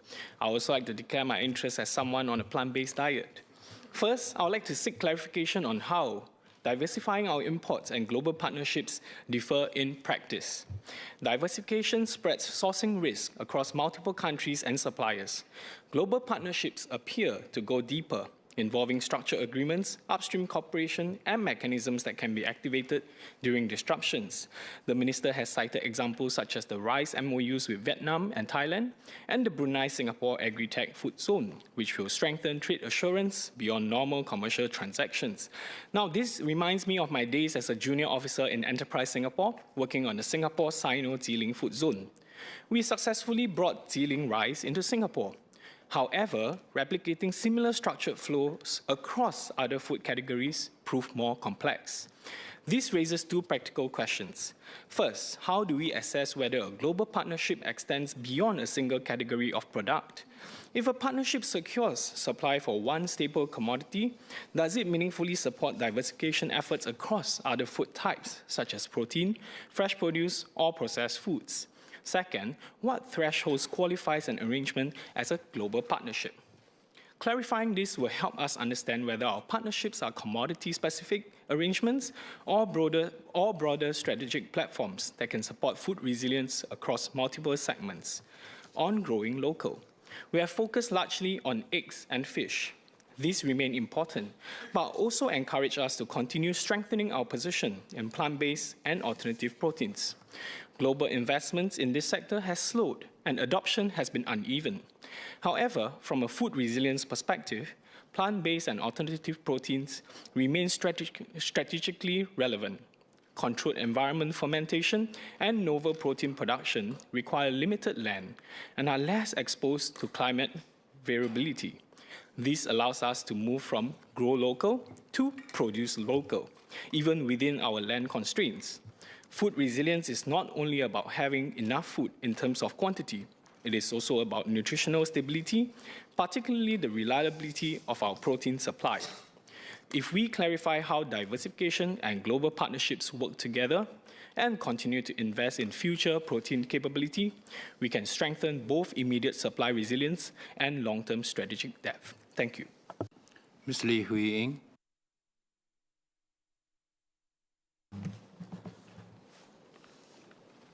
Mr. Chair, in November last year, it is with a measure of regret that we note the 30 by 30 goal, producing 30% of our nutritional needs by 2030, has been replaced with revised targets for 2035. We understand the pragmatism behind this decision. Our local agri-food sector has faced severe headwinds. We have seen high-tech farms shut down, and a quarter of our sea-based farms exit the industry in 2024 due to rising costs. The statistics are sobering. In 2024, we produced only 8% of our fiber and 26% of our protein. However, while the timeline has shifted, the urgency has not. We face a global environment where supply chains are increasingly vulnerable to disruption. In this context, strengthening our local food capabilities is not just an economic ambition, it is a strategic necessity for our survival. I have 3 questions to the Minister. First, beyond the sustainability study on the multi-tenant facility, how will the Ministry further support our existing local food producers to succeed even in spite of high cost? Are there plans to help them access better financing or technology to ensure both survival and ability to scale? I understand 11 agencies are required to approve a plan for commercial farming. Will the Minister also consider allocating resources towards engagement of food producers to provide them with support to meet regulatory guidelines and requirements? Would there be a review to identify if it would be possible to streamline regulatory processes? Third, achieving our food security goals requires an all-hands-on-deck approach. By setting aside more community spaces into community plots and growing public interest in community farming, we can not only supplement our food supply, but also strengthen our We First Singapore spirit, engaging our citizens directly in stewardship of our food security. Thank you. Ms. Tai Ying-Tzu.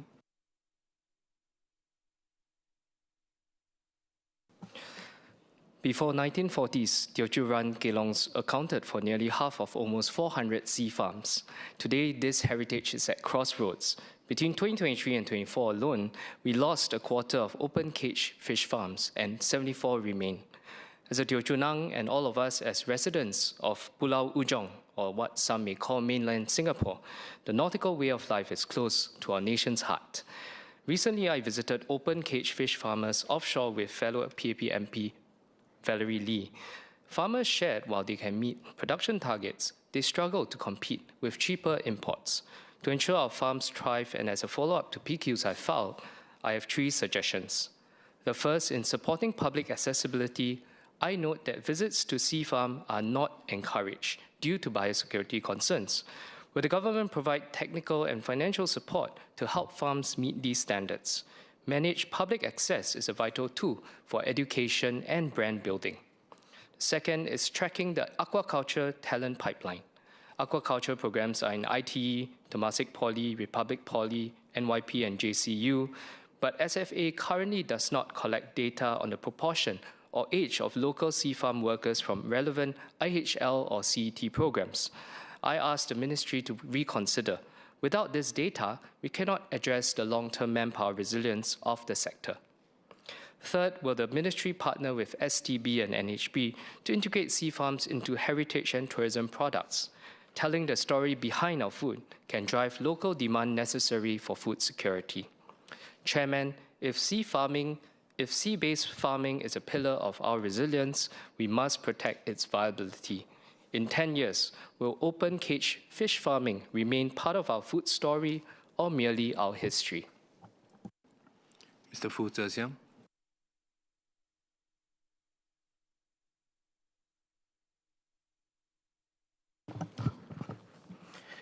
Chairman, I declare my interest working in the supply chain sector.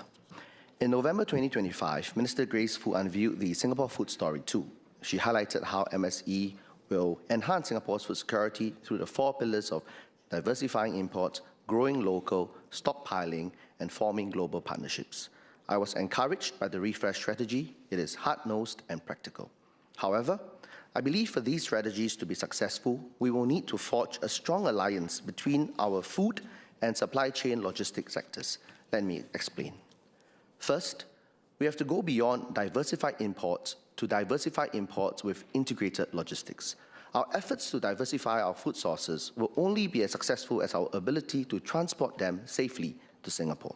For many products, a new source is useless if the cold chain breaks.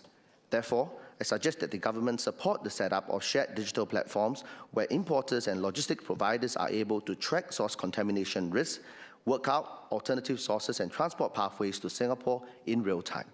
Second, going beyond growing local to growing local cost-effectively through shared infrastructure. To make our high-tech farms commercially viable, we will need shared plug-and-play logistics hubs that consolidate cold chain, cold storage, and first-mile, last-mile distribution. This will help to bring down distribution costs for producers and make our local produce much more cost-competitive. Third, going beyond stockpiling to innovative stockpiling. Our strategic stockpiling of rice and proteins relies on the ability of the supply chain partners because they are the guardians of the reserves. We should encourage our food producers, retailers, and supply chain partners to work together to develop innovative technologies and strategies that enable our food to last longer while also generating less waste. And finally, going beyond developing global partnerships to transforming Singapore into the regional distribution center for high-value food. We should leverage our world-class port infrastructure and invite food firms to use Singapore as their re-export base, where products are processed, certified by SFA standards, and redistributed across the region. This will give us strategic leverage and early access visibility to global food flows that others lack. Mr. Chair, as we develop our food story too, I believe it is time to build our hawker story too. Sir, while not as highlighted as for public housing and public transport, much of our food in our public hawker centres is supported by the government through rental policies and productivity grants. The government also invests significantly to build and upgrade hawker centres without recovering the cost from SCHC operators or stall owners. Our pioneer hawkers, who currently still make up around 30% of cooked food stallholders, pay heavily subsidized rent at about $300 per month. This is part of the social compact between the government and the people, and our hawker centres and culture have become a central part of our national identity. Sir, this House debated hawker culture in Singapore extensively in 2024. I was not in the House then, but I would like to raise 2 points that I believe will influence our hawker culture in the decade to come. First, while our pioneer hawkers still make up 30% of cooked food stallholders, this proportion will drop sharply over the next decade as they age. There will be a cliff effect. Many of them are already operating their stalls with the help of their family members, relatives, or stall assistants. In 2024, then SMS for MSE, Mr. Kopo Kun, said that the stalls of our pioneer hawkers can be transferred to immediate family members at the same low rent of about $300 per month. I would like to clarify if this low rent will be extended to subsequent renewals by the family member, or if subsequent 3-yearly renewals will be subjected to the market rent, for which the current median rent is about $1,250. If it is the latter, then it must follow that the average or mean rent of our hawker stalls will go up over the next decade, because 30% of stalls is a substantive proportion, and the jump from $300 to $1,250 is more than a 4-fold increase. Sir, I have several pioneer hawkers in my constituency, Tanjong Pagar, Tiong Bahru. Their children, who are now also in their 50s and 60s, have come to me. They want to take over the stalls from their parents, but are worried of the rental spike when they do so. Now, I understand that it is not realistic or practical to expect the rents of these stalls to be retained at $300 in perpetuity. However, I would like to seek MSE's consideration to stretch out the rental increase over a much longer period. For example, rather than a sharp jump from $300 to $1,250 in 3 years, could we stretch it out over 12 years instead? Second, manpower.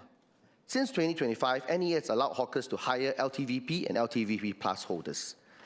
Mr. Chair, I appreciate the expansion of the pool of stall assistants. However, my view is that as long as the head of the stall is a Singaporean, physically present daily at the stall and producing familiar hawker food, it does not matter as much the nationality of his or her stall assistant. Hence, to further support our long-serving hawkers manage their manpower needs and costs, I urge MSE to reconsider allowing work permit holders to work as stall assistants in our hawker centres for stalls that have been operating for more than 10 years. Ultimately, the familiarity that all Singaporeans seek most in our hawker centres is the food, not the stall assistant. Thank you. Mr. Louis Chua.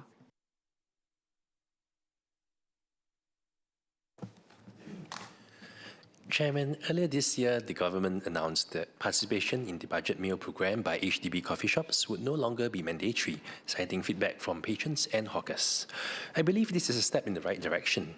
Amidst rising operational costs and long working hours, providing budget meals eat away at the already thin profit margins of our hawkers, who often have to compromise the budget meal's nutritional value to compensate for their diminished profit margins. Nonetheless, stallholders in SCHCs continue to offer such value meals, as centre operators are required to ensure the availability of affordable meal options. It was also revealed last year that stallholders at Bukit Canberra were contractually bound to provide free meals for low-income residents at their expense, although this was subsequently scrapped. Further, the discounts offered to PG, Merdeka Generation and certain CHAS card holders are absorbed by the hawkers themselves. Although many Singaporeans feel the pinch of rising hawker food prices, it is unfair for our hawkers to shoulder the direct responsibility for providing affordable meals.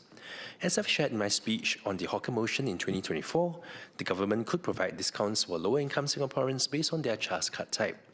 As it is, card holders who present their CHAS card at a participating eatery would be able to receive a discount on their food, the quantum of which corresponds to the colour of the CHAS card, whether it's blue, orange or green.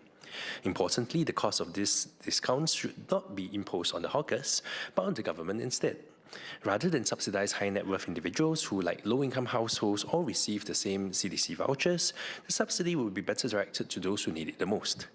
With this, the responsibility of ensuring the affordability of well-balanced and nutritional meals will be shared in a much more equitable fashion across stakeholders, a point which I have shared in a PQ in 2025. By enhancing governmental support to ensure affordable meals while securing the livelihoods of our hawkers, younger players could come in and rejuvenate the hawker scene whilst bucking the trend of a rising number of veteran hawkers calling it quits and retire. Mr. David Ho.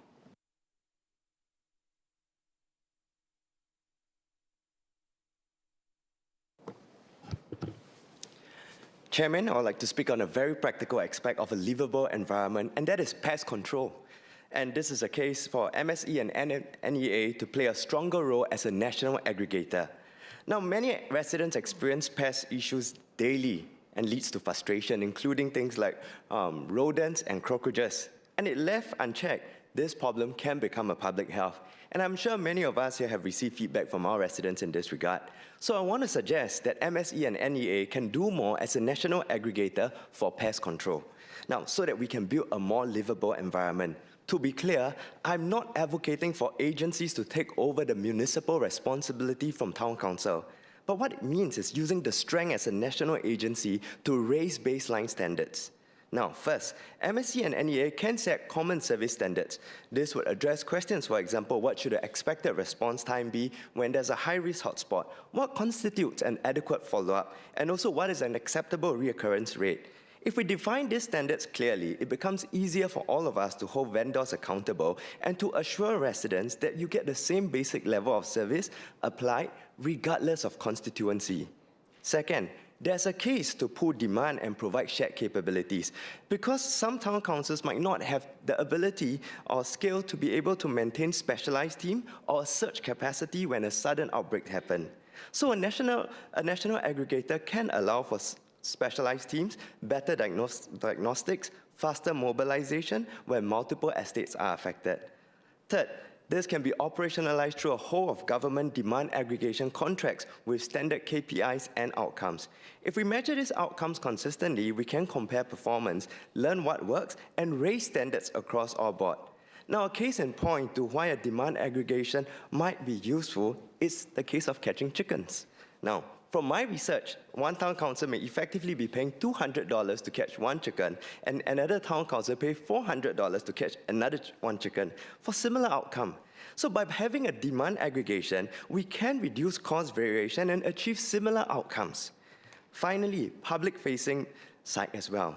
Advisories for food operators and residents in relation to pest control should remain current, multilingual, and practical.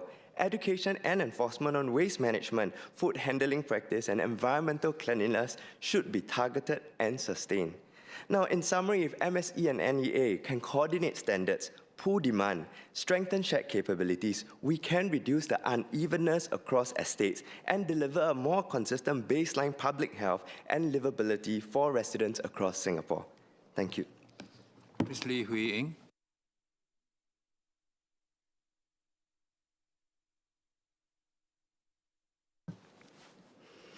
Chair, Budget 2026 raises tobacco tax to discourage smoking, but the real victims are those trapped at home, children and non-smoking family members exposed to secondhand smoke. This topic has been brought up in this House multiple times, but we must continue to place attention on this silent killer. From the Global Burden of Disease 2023 study, at least one person in Singapore dies that's attributed to secondhand smoke, and the numbers are climbing. It is time to move beyond taxation. It is time to act decisively to protect Singaporeans from secondhand smoke. And it is time to legislate and ban smoking at windows and balconies. To be clear, it's not to police what happens inside homes, but to stop smoke from drifting into neighbours' units and harming our young and old. There's a need for stronger enforcement powers and smarter surveillance. How effective are current measures in addressing complaints on secondhand smoke and also high-rise littering? We now face a technological stalemate. Catching offenders in the act is difficult, and existing cameras are limited by angles and privacy constraints within homes. As a result, recalcitrant offenders act with a sense of immunity, and many complaints reach a dead end for lack of evidence. MSE is already using AI video analytics for rat surveillance and drainage inspections. It's time we apply this strategic advantage to protect our residents' health, safety, and living environment. Will MSE commission a sandbox pilot for AI-enabled enforcement cameras. This pilot using cameras could first automatically and instantly mask the interiors of units and faces of residents to ensure privacy. 2, strictly detect specific motions, specifically the trajectory of an object being thrown or the lighting of a cigarette at the window interface. With this, we can overcome the privacy hurdle that currently prevents enforcement. Mr. Charrington. Did you know Singapore has 8,000 km of ABC waterways, 17 reservoirs, and yet only 15 designated fishing spots? We lament that children are addicted to screens and thus must do more to encourage them to spend time outdoors. Children and youths I've met in Toa Payoh turn to fishing to manage stress and connect with nature. However, with no designated fishing spots in close proximity, they resort to fishing in unauthorized and often more dangerous areas. Areas with high human traffic, fast water currents, or precarious physical barriers. Often, youth fishing illegally are met with negative public sentiment or disproportionate aggression. If we want our youth to be stewards of our environment and get outdoors safely, we must first allow access to legal and safe interactions. I ask Ministry to consider opening more designated fishing spots within our reservoirs and waterways by providing convenient and legal access, move away from. Thank you. Mr. Lee Hong Chuan.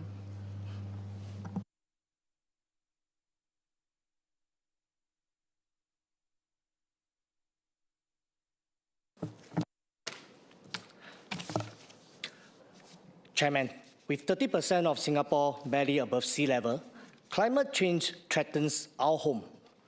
Beyond enhancing our infrastructure, we must recognize the vital role of civic society and youth in climate resiliency. Groups like Seakeeper Society Singapore lead youth-driven marine initiative from biodiversity conservations and ocean cleanup to reducing plastic and engaging communities in science. Their work strengthens coastal defense, builds regional stewardship, and raises public awareness. I urge structured support through co-funding, grant, and mentorship so young advocates can actively contribute to national planning. Coastal protection is more than engineering. It's a whole-of-nation effort. Let us empower our youth together, safeguard our sea and our future. 让我们携手青年，共护海洋，守护未来。谢谢。Order. Pursuant to Standing Order Number 91, Section 3D, I extend the time of this day's committee sitting for a period of up to 30 minutes. Minister Grace Fu.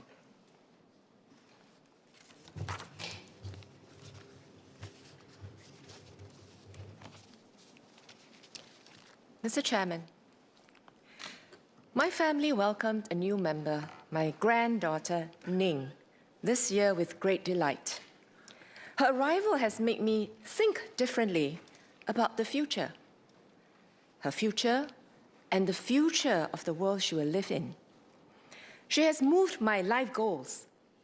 I now want to be fit enough to play with her. I hope to live to see her graduate from college. And she brings new meaning to my work in MSE.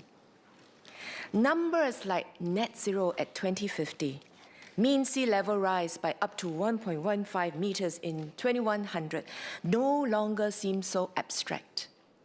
Ning will be 24 in 2050. What kind of world will she live in?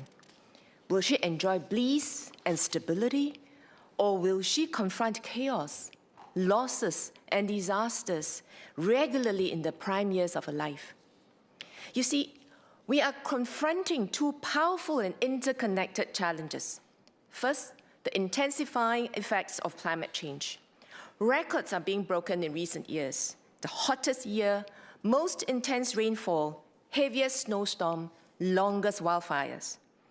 Climate hazards are projected to cause economic loss of over $1 trillion by 2050. Disruptions in food production and water supply may become frequent occurrences. Second, global climate action is under strain.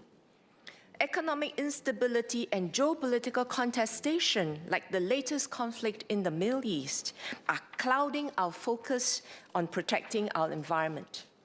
Major emitters may backslide on their climate obligations as they grapple with the global tensions on security, energy, trade, and investments.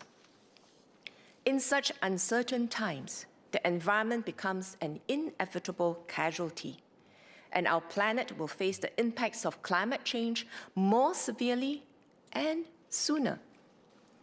Singapore will not be spared from these impacts.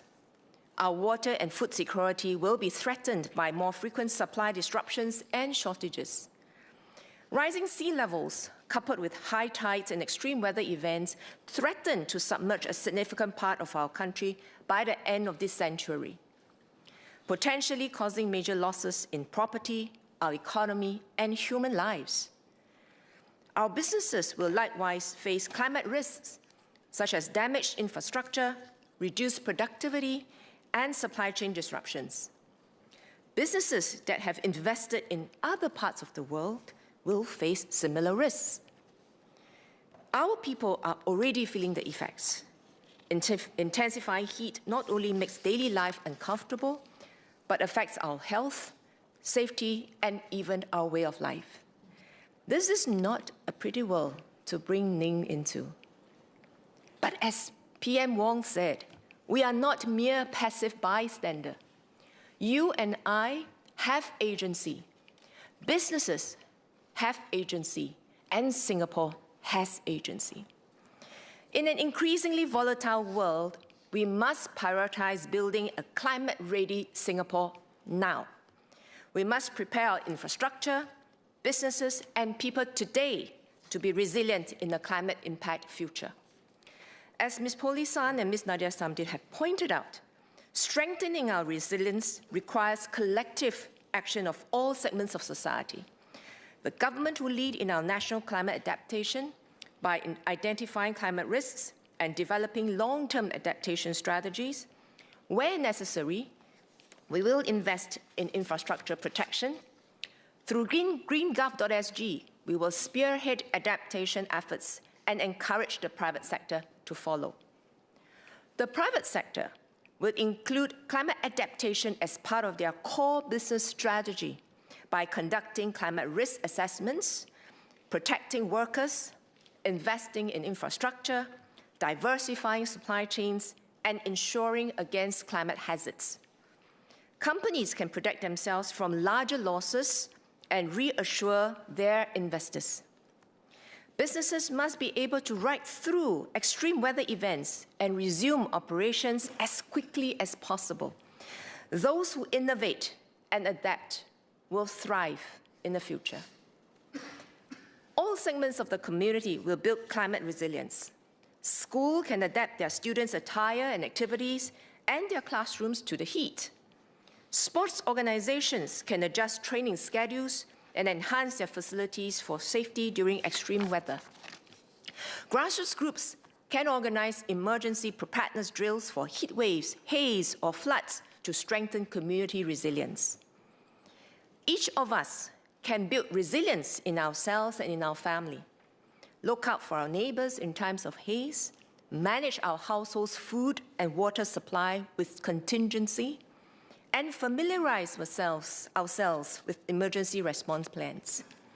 Together, we must keep Singapore going as much as possible in step with the changing climate and recover as quickly as possible in the face of extreme weather events. We will designate 2026 as the year of climate adaptation to galvanize this collective effort on adaptation. It involves a comprehensive review of our adaptation measures across key domains, such as heat resilience, coastal and flood resilience, and water and food resilience. Together with citizens, businesses, and civil society, we will formulate Singapore's first national adaptation plan, our long-term strategy to build a climate-ready nation. And let me elaborate on the key domains of the plan. First, heat resilience. We will strengthen and coordinate heat resilience efforts across the whole of government. We will invest more in R&D to deepen our understanding of heat impacts, develop innovative cooling solutions, and identify effective behavioral changes. SMS Janil will share more details. Next, flood resilience. Ms. Poh asked whether our drainage infrastructure will still be sufficient if rainfall gets heavier in the future.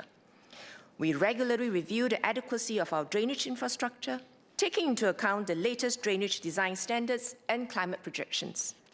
Several projects are in the pipeline. For example, we will be carrying out drainage improvement works to Bedok First Subsidiary Drain and Sungai Serangoon Eastern and Western Subsidiary Drains to reduce flood risks. We will also complete drainage improvements to 900 meters of the Bukit Timah Canal between Rifle Range Road and Jalan Kampong Cantik this year. Besides drainage improvements, building shared responsibility and fostering community resilience will remain key flood resilience strategies. And SPS will share more later. Third, coastal resilience. To protect our coastlines from rising seas, we will build a continuous line of defense around Singapore. We are pleased to share that we have now completed conceptual studies for the northwest coast from Tuas to Lim Chu Kang. The studies recommended replacing tidal gates and raising the dikes that are protecting our western reservoirs, a significant source of our water supply. Site-specific studies for Sentosa and the southwest coast will commence this year. This week marks an important step forward in our coastal protection journey. We will table the Coastal Protection Bill in Parliament for second reading, which, when passed, will give us the legislation and regulatory powers to implement our coastal protection plan. As we reshape our coastlines for the future, we will work hand in hand with stakeholders to co-create solutions that not only protect our shores and preserve the spaces and features we value most, but provide opportunities to create new spaces. Lastly, water and food resilience. We will continue to innovate and take collective action to ensure Singapore's basic needs are met, even in times of disruption. SMS Zaki and SMS Janil will elaborate. We have touched on the why and what of adaptation, and now on the how. A holistic adaptation plan needs to be grounded in and guided by science. Members asked how we are enhancing climate monitoring and forecasting capabilities, including through international partnerships. Last September, we established the Climate and Weather Research Alliance Singapore, or CORAS, to advance tropical climate and weather research for Singapore and Southeast Asia. CORAS is implementing a $25 million weather science research program, which will raise our capability in weather forecasts and climate projections. Of the program's projects, one covers the use of AI to enhance predictions of heavy rainfall and strong winds, improving our ability to forecast weather phenomena like Sumatra squalls.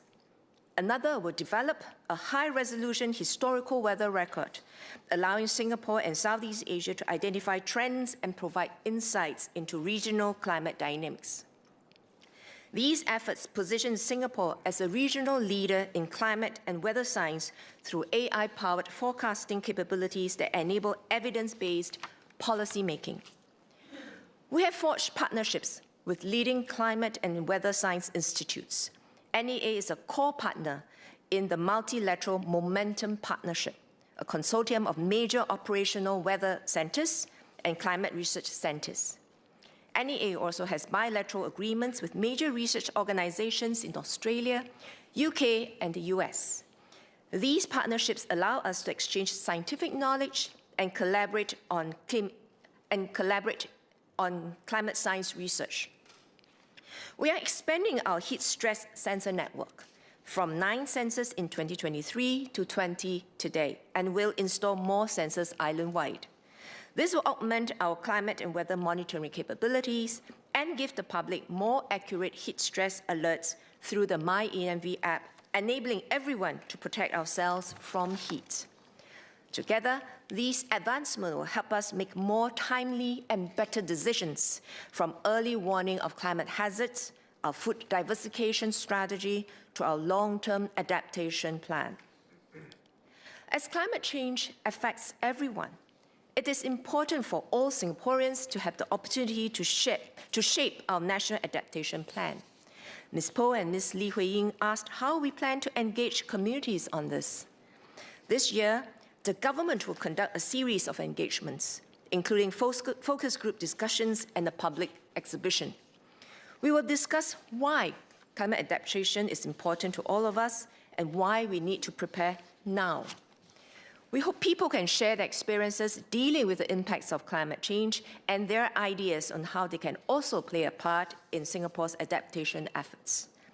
By tapping on the collective minds of citizens, businesses, and civil society, we will enhance our nation's climate resilience to safeguard our way of life, including those with more needs, the elderly, the young, and the low-income households. For businesses, we will engage and partner our industries in developing adaptation strategies that are tailored to their business needs. We will provide more details later this year and welcome Singaporeans' active participation. The government is fully aware that there are many community stakeholders who are passionate about climate action and have innovative ideas on adaptation. To encourage ground-up initiatives, the SG Eco Fund will broaden its funding scope to include adaptation. Let me share an inspiring example. ANAC, a local design agency, realized that there is a gap in how we dress for the heat. So they brought together artists from around the world for a showcase on climate adaptive fashion. They ran workshops, raising awareness about urban heat challenges and teaching participants how to create their own heat-mitigating accessories, turning awareness into action and inspiring new ways of living in a warming world. I'm wearing one of their pieces today. I'm wearing one of their pieces today, the Ultra Sarong. The scarf, adapted from the sarong, changes color from yellow to orange when exposed to the sun, giving you a visual alert to UV exposure. We welcome more of such brilliant ideas from the community. SBS will share more about how the government will support. Mr. Chairman, in Chinese, please. 我部将把这一年度拟定为气候适应年，适应气候变化的工作任重道远。这不是单一部门、机构或团体能够完成的任务，企业必须积极参与、创新。 社区必须相互配合、扶持，科研人员也必须不断挑战、突破。更基本的是需要民众的积极参与，无论是在探讨如何应对高温天气、如何面对突发性淹水，或是如何在推进防潮措施的同时，维护休闲空间及保护生态环境等课题上，民众的参与决定 长远计划的有效性，民众的意见将为我们首个全国气候适应计划提供重要的参考。该计划将于2027年发布，并在随后数年逐步落实。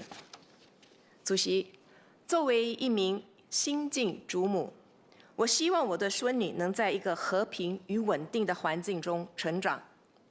然而， 即使我国竭尽所能保护境内的环境，外地产生的环境变化仍会影响我们。在这个充满变数的世界里，我希望我的孙女能够以坚韧与自信的心态茁壮成长，勇敢迎接未来的挑战。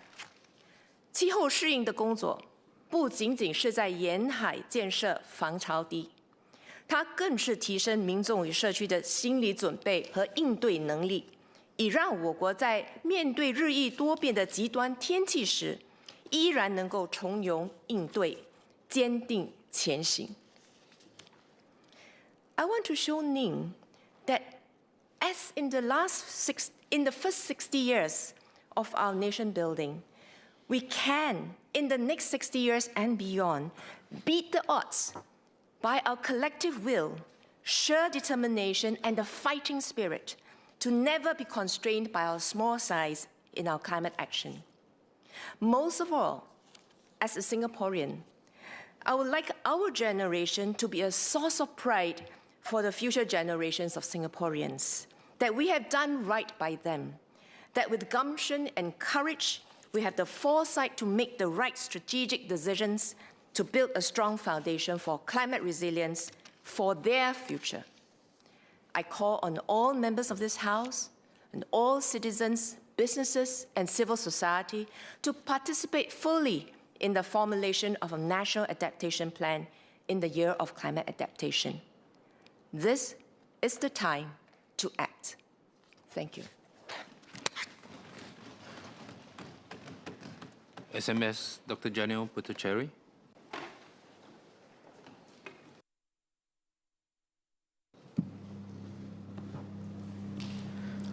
Mr. Chairman, we are experiencing the effects of climate change today.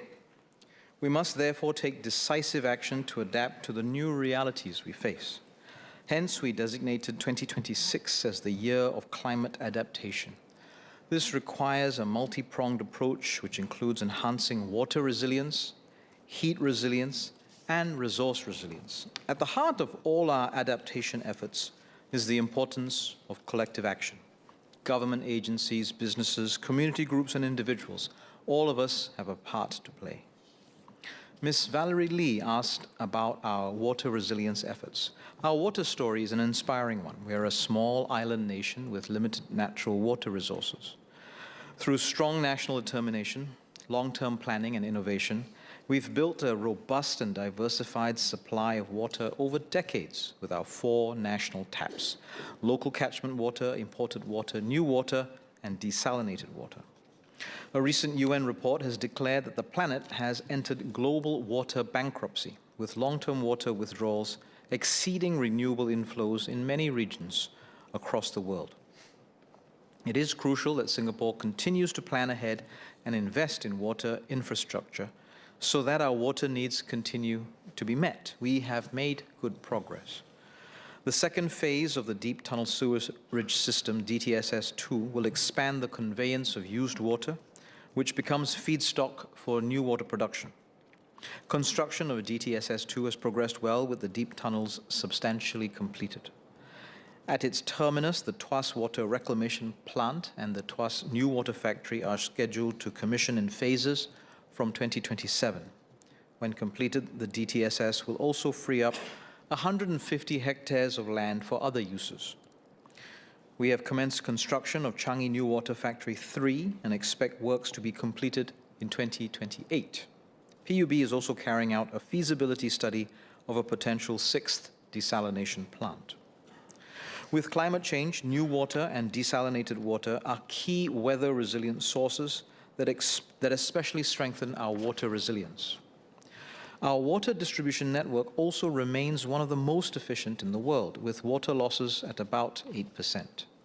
PUB achieves this with regular maintenance and technology such as sensors to detect and respond to pipe leaks early. As we invest in building and maintaining our water infrastructure, we should also persist with our water conservation efforts to moderate the growth in water demand. We will continue to work closely with stakeholders from households to businesses to shape behaviors and promote sustainable water use. To address rising temperatures, we have developed a science-based, multi-pronged heat resilience strategy. As mentioned by Ms. Valerie Lee, this is a whole-of-nation effort. Academia, government, agencies, and the community must come together so that Singapore continues to be a vibrant, livable, and dynamic city. Mr. Ng Shisuan asked how we will harmonize standards and share best practices across existing heat resilience efforts. Tackling heat has been an ongoing work of the government. For example, MSC has been enhancing public awareness on heat stress prevention through the heat stress advisory and communication campaigns, and MND has been incorporating cooling strategies into our city's urban planning and building design, such as wind corridors to optimize wind flow, and trees to provide shade along key pedestrian routes and public spaces. We had also prepared the National Heat Wave Response Plan involving over 30 government agencies and ministries. As climate change impacts intensify and heat continues to affect all segments of society, we need to tighten whole-of-government coordination and enhance our heat resilience strategy so that we holistically address all impacts of heat, including those to the economy and society. We're happy to announce that MSC has established a new Heat Resilience Policy Office. The new Heat Resilience Policy Office will bring together efforts across various agencies, including MND, MOH, MOM, and MSF, to chart the way forward for our heat resilience efforts. We will do so in three main ways: coordinate action, oversee research, and represent us internationally. The office will develop a heat resilience action plan across the infrastructure, health, economic, and social sectors. The action plan will identify priority areas and develop measures to address them, including by extending proven solutions to other sectors. This will also prevent duplicative efforts and ensure that our principles are aligned while working with individual agencies leading the various initiatives. Some issues that we will need to deal with include which areas, sectors, or population segments are most at risk, and how can we further support these groups? What additional research is needed for sectors to develop effective, tailored measures? How do we balance the need for additional cooling against the need to meet our emissions targets? The office will work with government agencies to engage businesses and communities on these important issues and explore how we can build heat resilience in our local spaces and communities together. I thank Mr. Ng Shih Suan and Ms. Valerie Lee and Mr. David Ho for their suggestions. They are practical suggestions, and we will take a closer look together with the relevant agencies, and we will take these on board as we engage our stakeholders and develop our action plan. Coordinated oversight of our research and technology efforts for heat resilience is also needed so that we continue to build capabilities and deepen our knowledge. This ensures that our measures under the action plan are backed by science. We will launch the RIE 2030 Heat Resilience R&D program to advance capabilities and investments in heat resilience research through two complementary pillars, one focusing on infrastructure interventions, and the other on understanding and managing impact of heat on society. As part of this program, we will launch a $40 million Adapting to Heat Impact funding initiative, which will step up research in emerging areas such as heat impact and community heat resilience. Mr. David Ho asked how our heat resilience plans will cater to vulnerable groups. This will be a key area of our research under the new funding initiative. We will devote more resources to study and protect those who are more vulnerable to heat, such as the elderly and the very young, and those who are more exposed to heat, such as outdoor workers. We aim to better understand how heat affects us all and develop tailored guidelines and solutions to help everyone thrive in a warming world. This new bound of research builds on work that we have done over the years, bringing together researchers and agencies to co-create innovative solutions. For example, under the Cooling Singapore 2.0 project, researchers have worked with government agencies to develop an island-wide digital urban climate twin to simulate Singapore's urban climate and assess the effectiveness of various cooling strategies. This will guide agencies in testing and implementing heat mitigation strategies. As we chart our next bound of research efforts under the RIE 2030 Heat Resilience R&D program, we call for researchers and industry to join us on this journey. The office will also lead international engagements and collaborations on heat resilience. We will share our efforts and learn from other countries' best practices. This is not new, but will now be more coordinated. For instance, following the success of the Digital Urban Climate Twin by the Singapore ETH Center, local authorities in Brazil are piloting the tool to simulate city and district-level climate change scenarios. This heat resilience strategy also works alongside existing efforts such as the Go25 national movement. Launched last year, Go25 encourages behavioral change by getting residents to set the indoor air conditioning temperature at 25 degrees in their homes, offices, and buildings where possible. The aim is to tackle overcooling and reduce energy use without sacrificing thermal comfort. The campaign in 2025 saw strong participation from around 200 industry partners who committed to reduce overcooling, adopt sustainable practices, and build long-term heat resilience. The energy efficiency pledges will translate to at least $6.4 million in annual savings, a win for the environment and long-term cost savings without compromising on thermal comfort. I encourage members to visit the common spaces of our integrated hubs, such as our Tampines Hub and Wisma Geylang Serai, as well as our community clubs, such as Yuhua CC and Kebun Baru CC. They have pledged to go 25 and installed hybrid cooling systems, which include a combination of fans and air conditioning to keep our shared spaces comfortable. As we adapt to climate change, we must also work to mitigate our impact on the environment. For households, residents can use vouchers under the Climate-Friendly Households Program, the CFHP, to purchase energy and water-efficient household appliances. Ms. Hanny So asked about our plans for this program. Next month, we will expand its eligibility to include 5-tick clothes dryers and induction stoves. Creating a circular economy is another key enabler of climate mitigation. By shifting towards mindful consumption and sustainable habits of reducing, reusing, and recycling, we can minimize the amount of waste disposed of. I thank Mr. Abdul Muhaimin, Ms. Lee Hui Ying, Ms. Poli San, and Mr. Pritam Singh for their interest in waste reduction and recycling. Since launching the Zero Waste Master Plan in 2019, we have introduced segregated recycling to complement mixed recycling through the blue bins. For example, we introduced Singapore's first Extended Producer Responsibility, or EPR scheme, in 2021 to ensure proper end-of-life management and the recycling of e-waste. For food waste, the Good Samaritan Food Donation Act, which commenced in 2025, will facilitate the donation of surplus food to beneficiaries. In addition, under the Resource Sustainability Act, new commercial and industrial buildings that generate large amount of food waste are required to segregate it for treatment and reporting. One waste stream that deserves particular attention is packaging waste, of which plastics is a significant component. The amount of packaging waste generated in Singapore forms 1/3 of our domestic waste generated. Our overall recycling rate is low, and for plastics, it is only around 5%. This is why we are strengthening circularity for packaging. Ms. Hanny So and Ms. Lee Hui Ying asked about our efforts to tackle this waste stream. In July 2023, we implemented the disposable carrier bag charge. Since then, participating supermarkets have reported a 70 to 80% reduction in the number of bags issued at checkout. Mr. Dennis Tan also asked if we will expand our EPR scheme to enhance producer accountability in managing waste.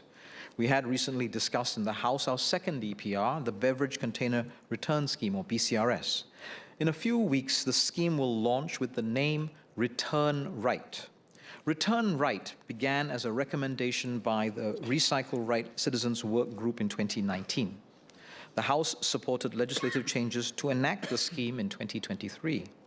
And subsequently, a consortium of producers came together to form BCRS Limited to operationalize the scheme.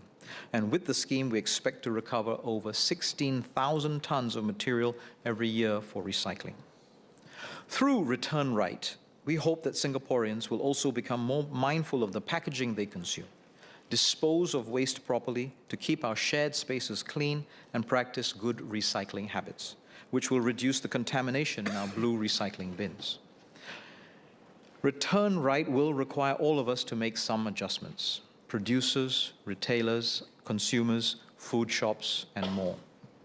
Based on the experiences in other countries, it will take some time for the scheme to settle into a steady cadence.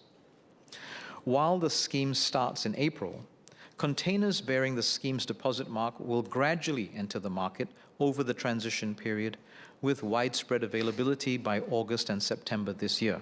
This will give everyone some time to transit to a new way of recycling. In the coming weeks, we will expand outreach efforts with partners, scale up online publicity, and see materials at stores explaining how the scheme works and where to recycle. Major supermarket operators have come together to provide greater clarity in price displays for consumers.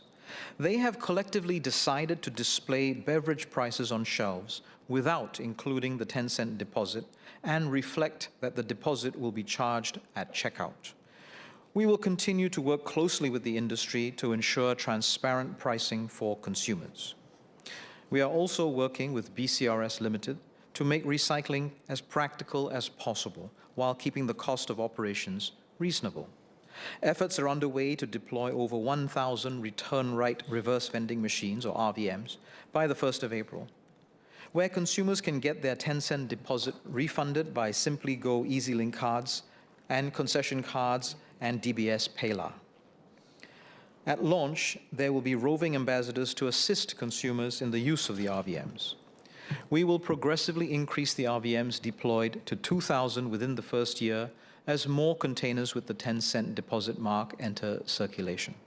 Some of these additional RVM locations have already been identified, and the remaining ones will be located based on return patterns and feedback from the community and other stakeholders.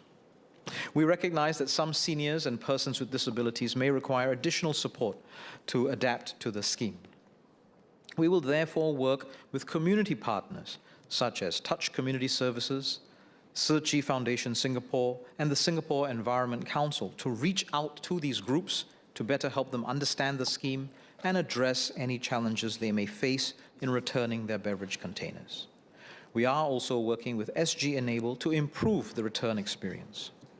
I've spoken about purchasing beverages from the supermarket or a retail shop and returning them at the RVMs. But what happens when we order a beverage while dining outside in a restaurant?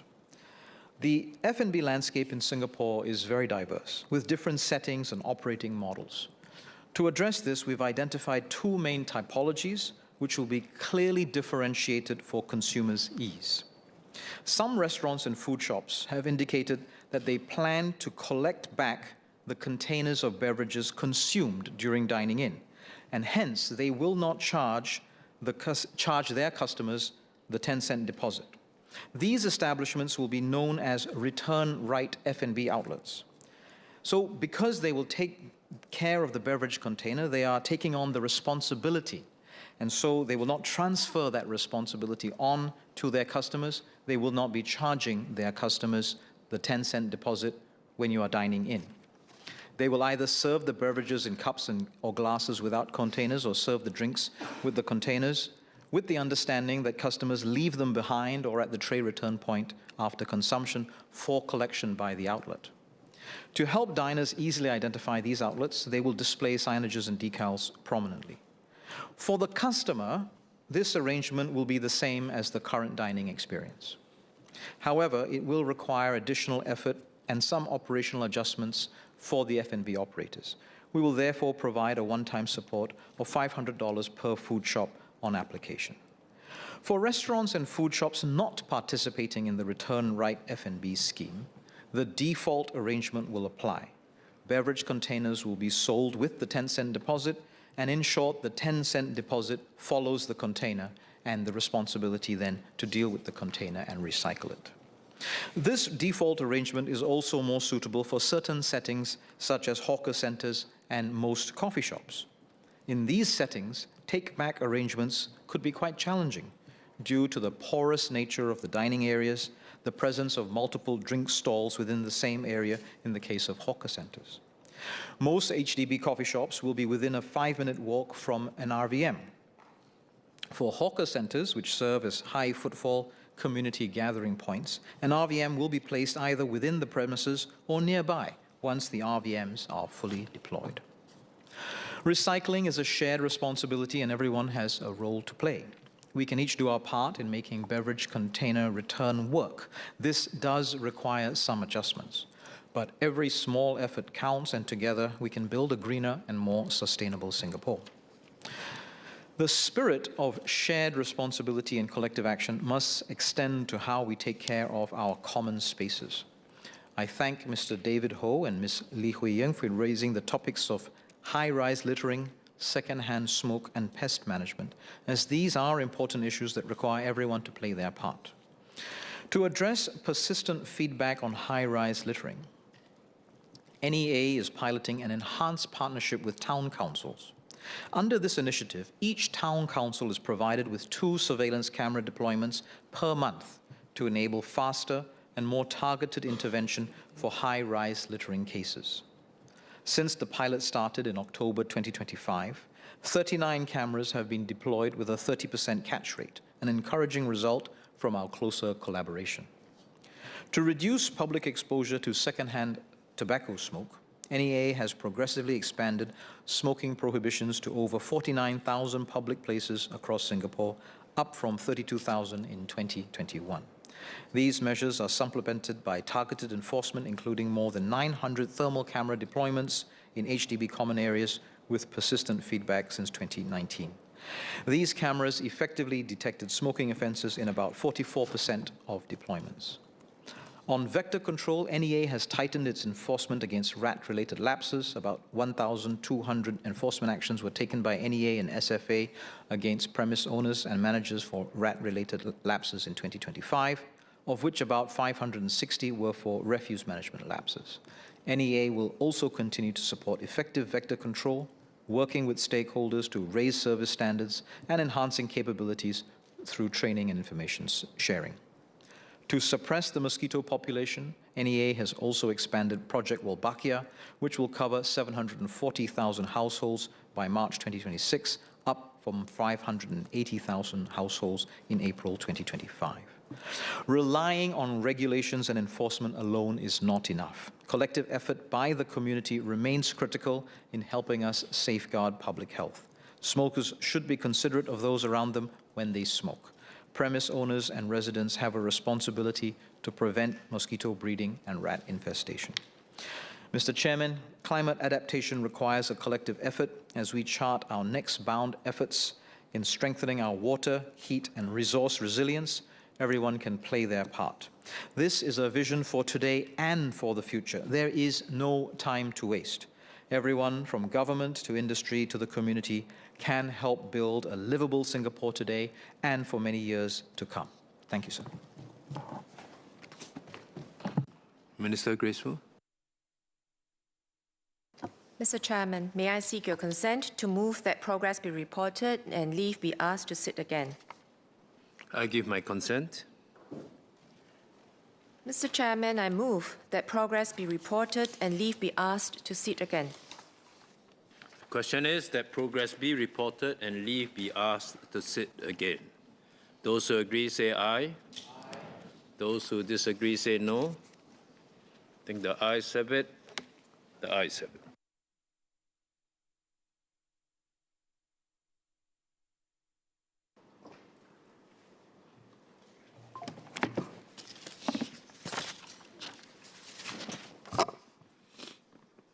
Minister Graceful. Mr. Speaker, I report that the Committee of Supply has made progress on the estimates of expenditure for the financial year 2026 to 2027 and ask leave to sit again tomorrow. So be it. Leader.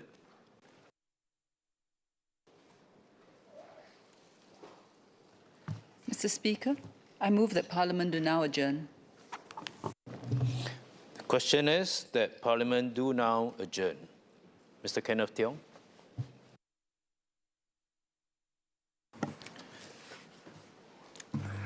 Speaker, I wish to discuss our CCA system. A resident in my ward shared her son's story with me. He started playing tennis when he was 7. His primary school did not offer tennis as a CCA, so his parents arranged training outside, once a week with a private coach, twice a week in a small group program. Both parents worked full-time. For 6 years, he trained largely on his own. He never had the chance to play alongside peers of his age. His dream, all through primary school, was simple: to join a secondary school with a strong tennis team and finally be part of one. He applied through DSA to his dream school. The school took a handful of boys, all top-ranked players in their age group. He was not selected for DSA. He did not give up. He worked hard for his PSLE and earned his place on merit. Then came the CCA trial for tennis. He made it to the final round, but was not selected. At this school, trials are conducted before students submit their CCA choices. He was advised not to list tennis. The school explained that there was no room, space constraints, grading considerations. So the boy chose rugby. It is one of the few CCAs with vacancies and open to beginners. Rugby trains 3 times a week. With that and a heavier Sec 1 workload, he had to give up competitive tennis. He can still hit a ball on weekends, but he cannot train seriously. His mother told me, it was heartbreaking to watch her son give up the sport he loves, not because he was not good enough, but because the system would not give him a chance to become good enough. Mr. Speaker, I believe this is a system problem, not a talent problem. Each January, Sec 1 students submit a ranked list of CCA preferences. For popular CCAs, sports, performing arts, schools conduct trials and auditions. Students who do not pass are asked to remove that CCA from their choices. Some fail multiple trials. They are allocated to whatever remains. This is not unreasonable on its own. Resources are finite. But consider what makes CCA different from everything else in our education system. CCA is compulsory. Students must participate for 4 to 5 years. Under LEAPS 2.0, that participation is graded, and those grades translate into bonus points for post-secondary admission. We have spent the last decade making the rest of our system more open, mid-year exams removed, PSLE T-scores replaced with broader bands, streaming dissolved into subject-based banding. Each reform carries the same signal: less sorting, more room. CCA has not received that same attention. In 2020, the ministry piloted the removal of CCA selection trials across 8 primary schools. The pilot seems a success. Today, about 2/3 of primary schools operate without trials. When I asked the minister about this on 12 February, the reply confirmed the results, but did not address secondary schools where LEAPS 2.0 applies and stakes are highest. There's a model already operating in Singapore, in our international schools. At Singapore American School, students who miss the competitive team are not turned away. They join a developmental program and continue training. No student is excluded. It is an established system on Singapore soil, showing that open participation and competitive excellence reinforce each other. This principle is not foreign to local schools. Hwa Chong's track and field program, the first school to win all 4 divisions at the National Schools Championship in a single year, requires no prior experience and welcomes anyone with a passion for the sport. It fields athletes across every event category: sprints, jumps, throws, walks, cross-country, pole vault. A 2008 report on the National Schools Championship observed that while a rival school matched Hwa Chong in first-place finishes, Hwa Chong's depth across the field, finishes in every event accumulating points, was what secured the divisional title. Broad participation is not the enemy of competitive excellence. At Hwa Chong, it is the competitive strategy. Internationally, the pattern holds at scale. Durham University fields 16,000 students across 550 teams, 75% of the student body, and is the top-ranked team sport university in Britain. In the US, 8 million high schoolers play athletics. At the college level, over 2 million play club sport alongside 500,000 NCAA varsity athletes. The base of the pyramid and the peak are not in competition. They are the same structure. Norway's Sports Federation has codified this. Its children's rights in sports provisions, adopted in 1987, guarantee every child the right to choose whichever sport they choose to participate in. Selection determines competitive squads, but no child is excluded. That system, in a country of 5.6 million people, our size, has produced 445 Winter Olympic medals, more than any country on Earth. I also want to turn to DSA, because DSA and CCA are entangled. DSA now covers 141 of 148 secondary schools. Sports is the largest talent category. When the tennis CCA has 20 sports and half are reserved for DSA students, the remaining places must absorb the entire non-DSA cohort through trials and leftover places. That boy in my ward trained for 6 years and earned his school place on merit, but the system had already given half the seats away before he arrived. The question is straightforward. Who has access to the preparation that DSA awards? Competitive sport at age 12 requires years of coaching, tournament entry fees, and parents with the time and means to support it. In 2024, a basketball coach was investigated by CPIB for allegedly charging parents $30,000 to $50,000 per child to secure DSA placements. That's not an isolated bad actor. It is a market responding to a system where the stakes are high and the pathways narrow. Does early selection identify future talent? Sports science is settling on this question, and it's not a close call. In December 25, a study published in the major journal Science, synthesizing the developmental histories of over 34,000 top-level performers, Olympic athletes, Nobel laureates, elite chess players, classical music composers, had a central finding. Young standouts and adult world-class performers are largely different people. Approximately 90% are different individuals. Early specialization produces early results, but adult world-class performance is predicted by the opposite pattern: limited early discipline-specific practice, extensive multidisciplinary engagement, and gradual initial progress. World-class athletes averaged involvement in 2 other sports over 9 years during childhood. A companion meta-analysis supported it. The predictors of junior elite success were precise opposite of the predictors of senior world-class success. Many talent promotion programs select youth based on current performance, which is often the result of biological maturation, early puberty, relative age effect, being born earlier in the selection year, and early specialization, high volumes of sport-specific practice at a young age. These advantages typically diminish or reverse by adulthood. It further recommended that since current performance is a poor predictor of future potential, selection should consider side entry athletes and prioritize those with sustainable development patterns, such as moderate main sport practice combined with other sports. Also, that program success should be measured not by junior medals, but by how many athletes transition to senior international excellence. This matters because our CCA system, trials at age 12, a 4-year lock-in, leaps points tied to competitive results, is structurally an early selection model. It may produce results in the national school games, but a system optimized for junior results by the best available science is not selecting for true adult world-class performers. I would like to highlight Singapore's National Youth Sports Institute. NYSI's Junior Sports Academy exposes primary 4 to 5 students to 4 to 5 sports over 2 years.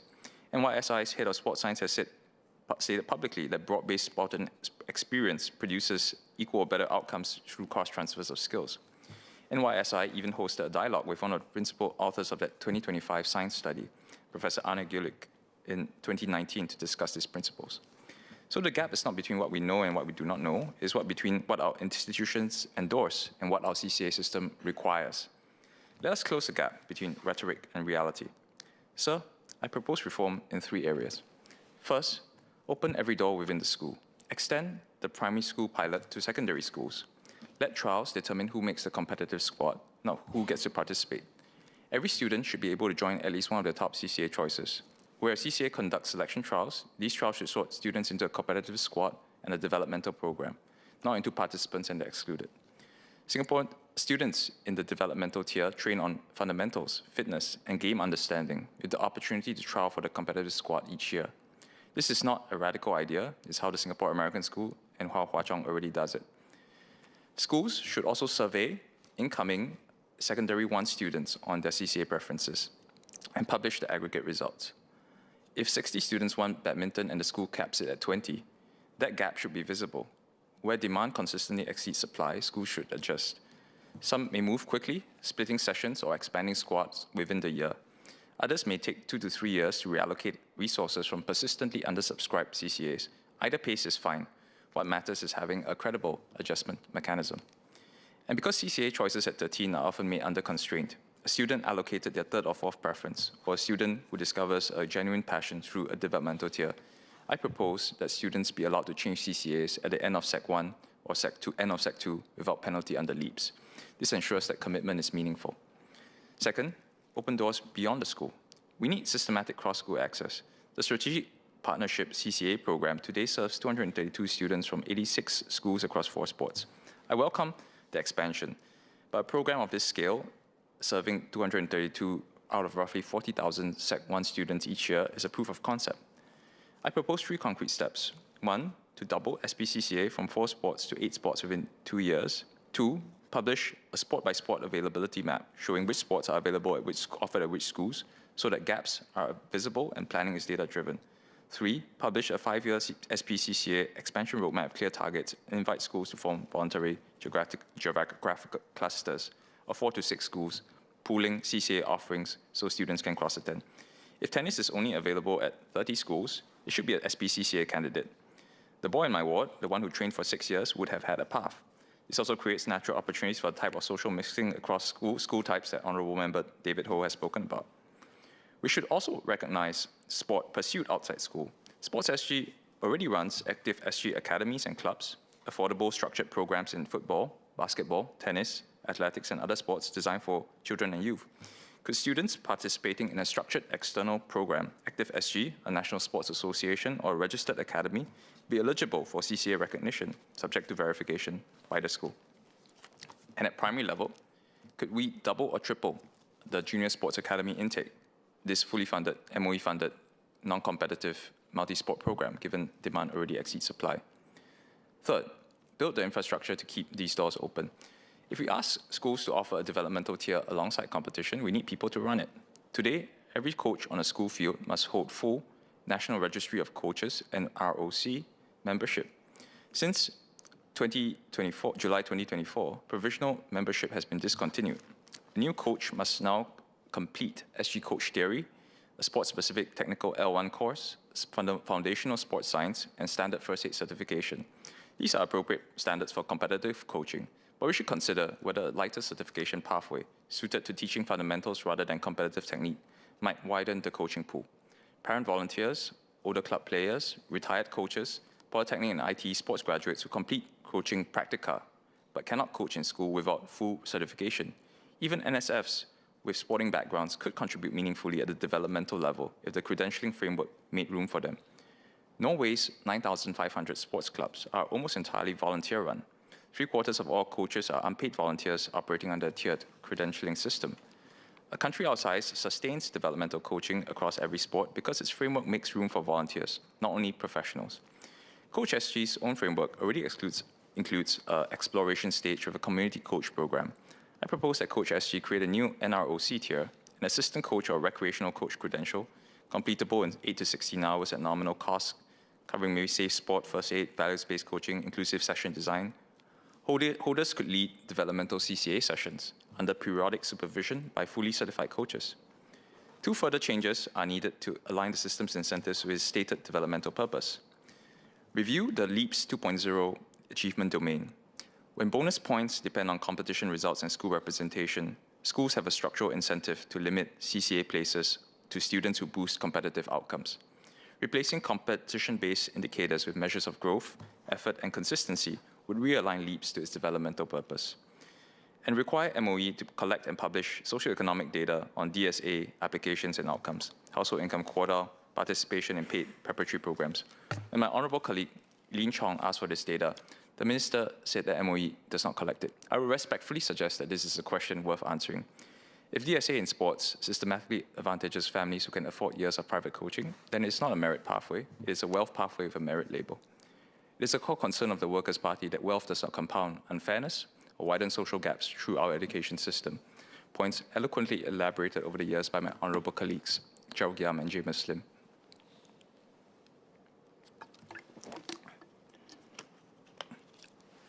Speaker, let me return to that family. That resident also has a younger daughter at a different school. Her primary school runs recreational sports CCAs, no trials. The girl has never held a badminton racket in her life, but she signed up for badminton because she was curious. She was allocated a first choice. She was learning and she's happy and she belongs. 2 children in the same family, 2 completely different experiences. The difference is not talent or effort. It is whether the school opens the door or closes it. That 13-year-old boy did everything he could. He trained for 6 years. He earned his place in a secondary school that was strong in tennis. He showed up for the trial, and the system told him there's no room. He's now in his prime developmental years and is playing a sport that he didn't choose, while the sport he loves slips further away with each passing term. His mother told me, quote, "I will always wonder whether, if the school had been more open, my son might have improved and eventually earned a place on the team. It's something we will never have the chance to find out." End quote. We have the opportunity to make a system that is genuinely open, to extend to CCAs the same generosity of spirit that has guided every other recent reform of our schools. Sir, I so move. SMS David Neal.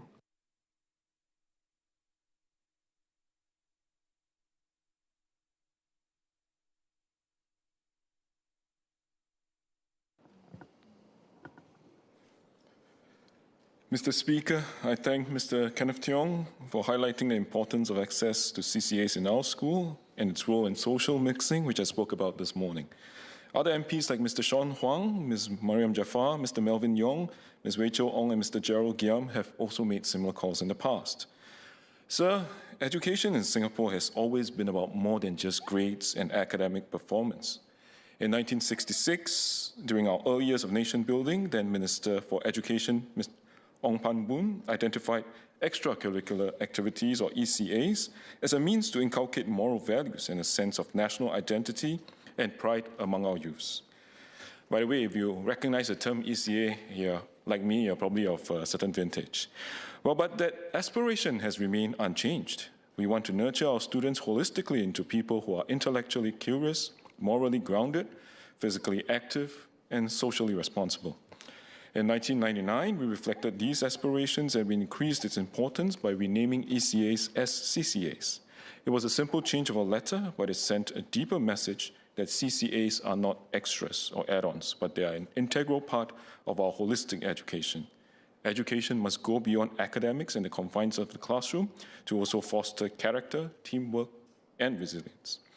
In this regard, CCAs provide authentic settings where students build character and apply values learned in the classroom: teamwork, resilience, empathy, and leadership.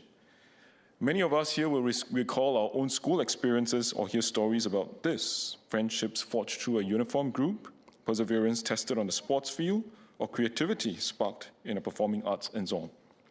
Well, a few years ago, the hockey boys from St. Hilda's Secondary School trained hard for their first post-pandemic National Schools Games competition, and they won their opening match. But hours later, they would receive crushing news that coach had just passed away sadly from a heart attack. The school and alumni rallied around them. The CCA teachers, Glenn and Caleb, would check in on them every day. Team captain Nabil would continually remind them of their coach's belief: never stop fighting until the final whistle is blown.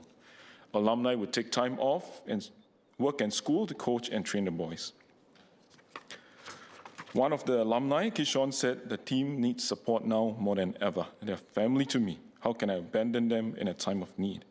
The team will go on to complete their games. As a tribute to their coach, the whole team wore T-shirts under their jerseys that read, "For you, Coach Kader."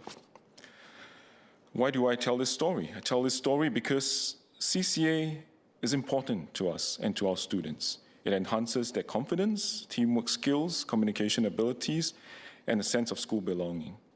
Studies have shown this, and these are consistent with global studies.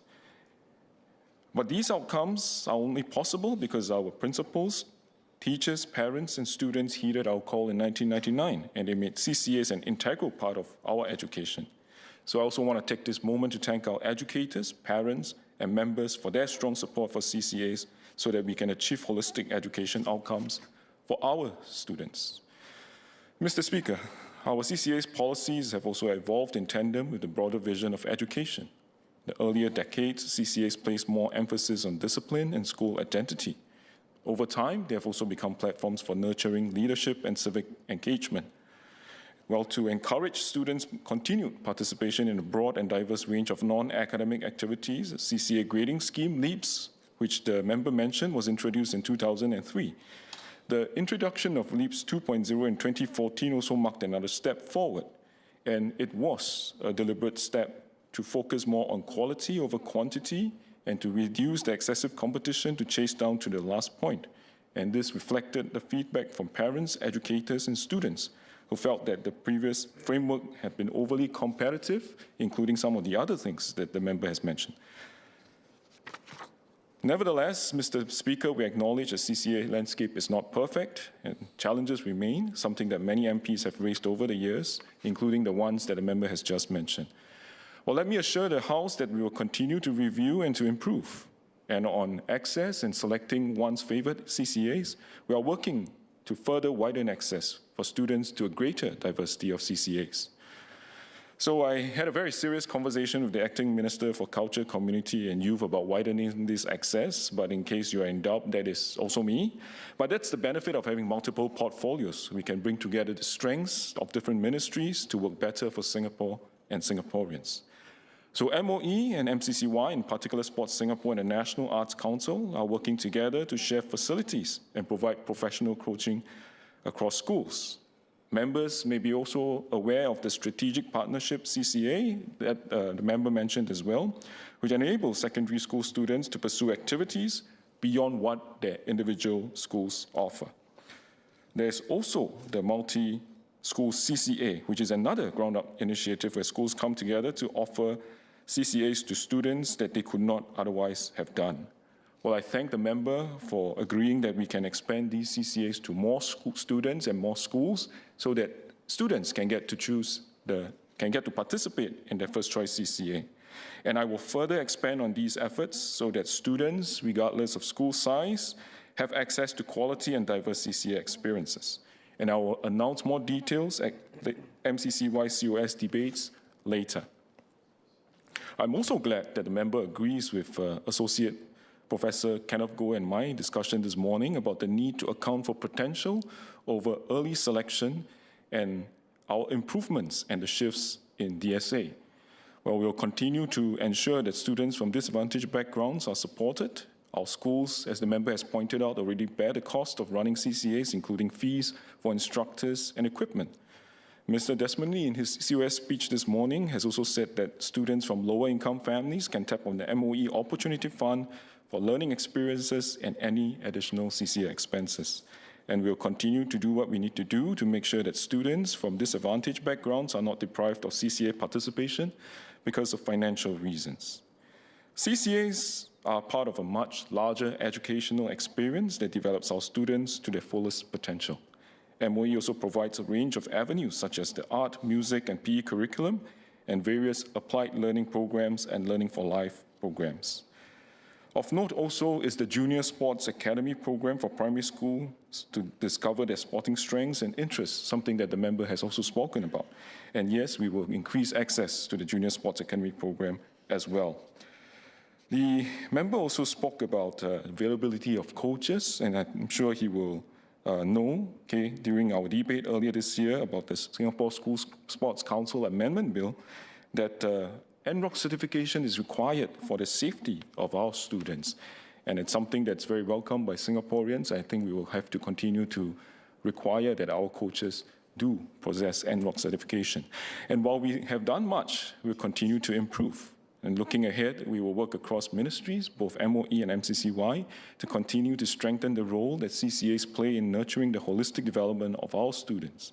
And as part of this, strengthening access to CCAs from students, allowing them their first choice, and to strengthen access for students from disadvantaged backgrounds is a key priority. As our Prime Minister has said in his budget speech, every Singaporean, regardless of where they start in life, should have a fair chance to pursue their aspirations and realize their full potential. And I believe this is no different in terms of gaining access to their most prioritized CCA. Mr. Speaker, I thank the member once again for his very many suggestions. It's not possible for me to reply to every single one, but I also want to thank him for recognizing the importance of CCAs in our schools. CCAs are very much an integral part of our Singapore's education system and one that endeavors to develop every Singaporean into confident citizens. They give our students space to discover their passion and to contribute to their communities and to develop into the confident persons and concerned citizens. And as our society evolves, so must our approach to holistic education. MOE remains committed to working closely with teachers, parents, and partners across government and the community to ensure that students continue to be able to access their favorite CCAs and that CCAs continue to nurture both the heart and the mind so that we continue to shape a generation that is not just ready for work, but for life. Thank you, Mr. Speaker. The question is that Parliament do now adjourn. Those who agree say aye. Those who disagree say no. I think the ayes have it. The ayes have it. Happy Chap Gomeh. Order, order.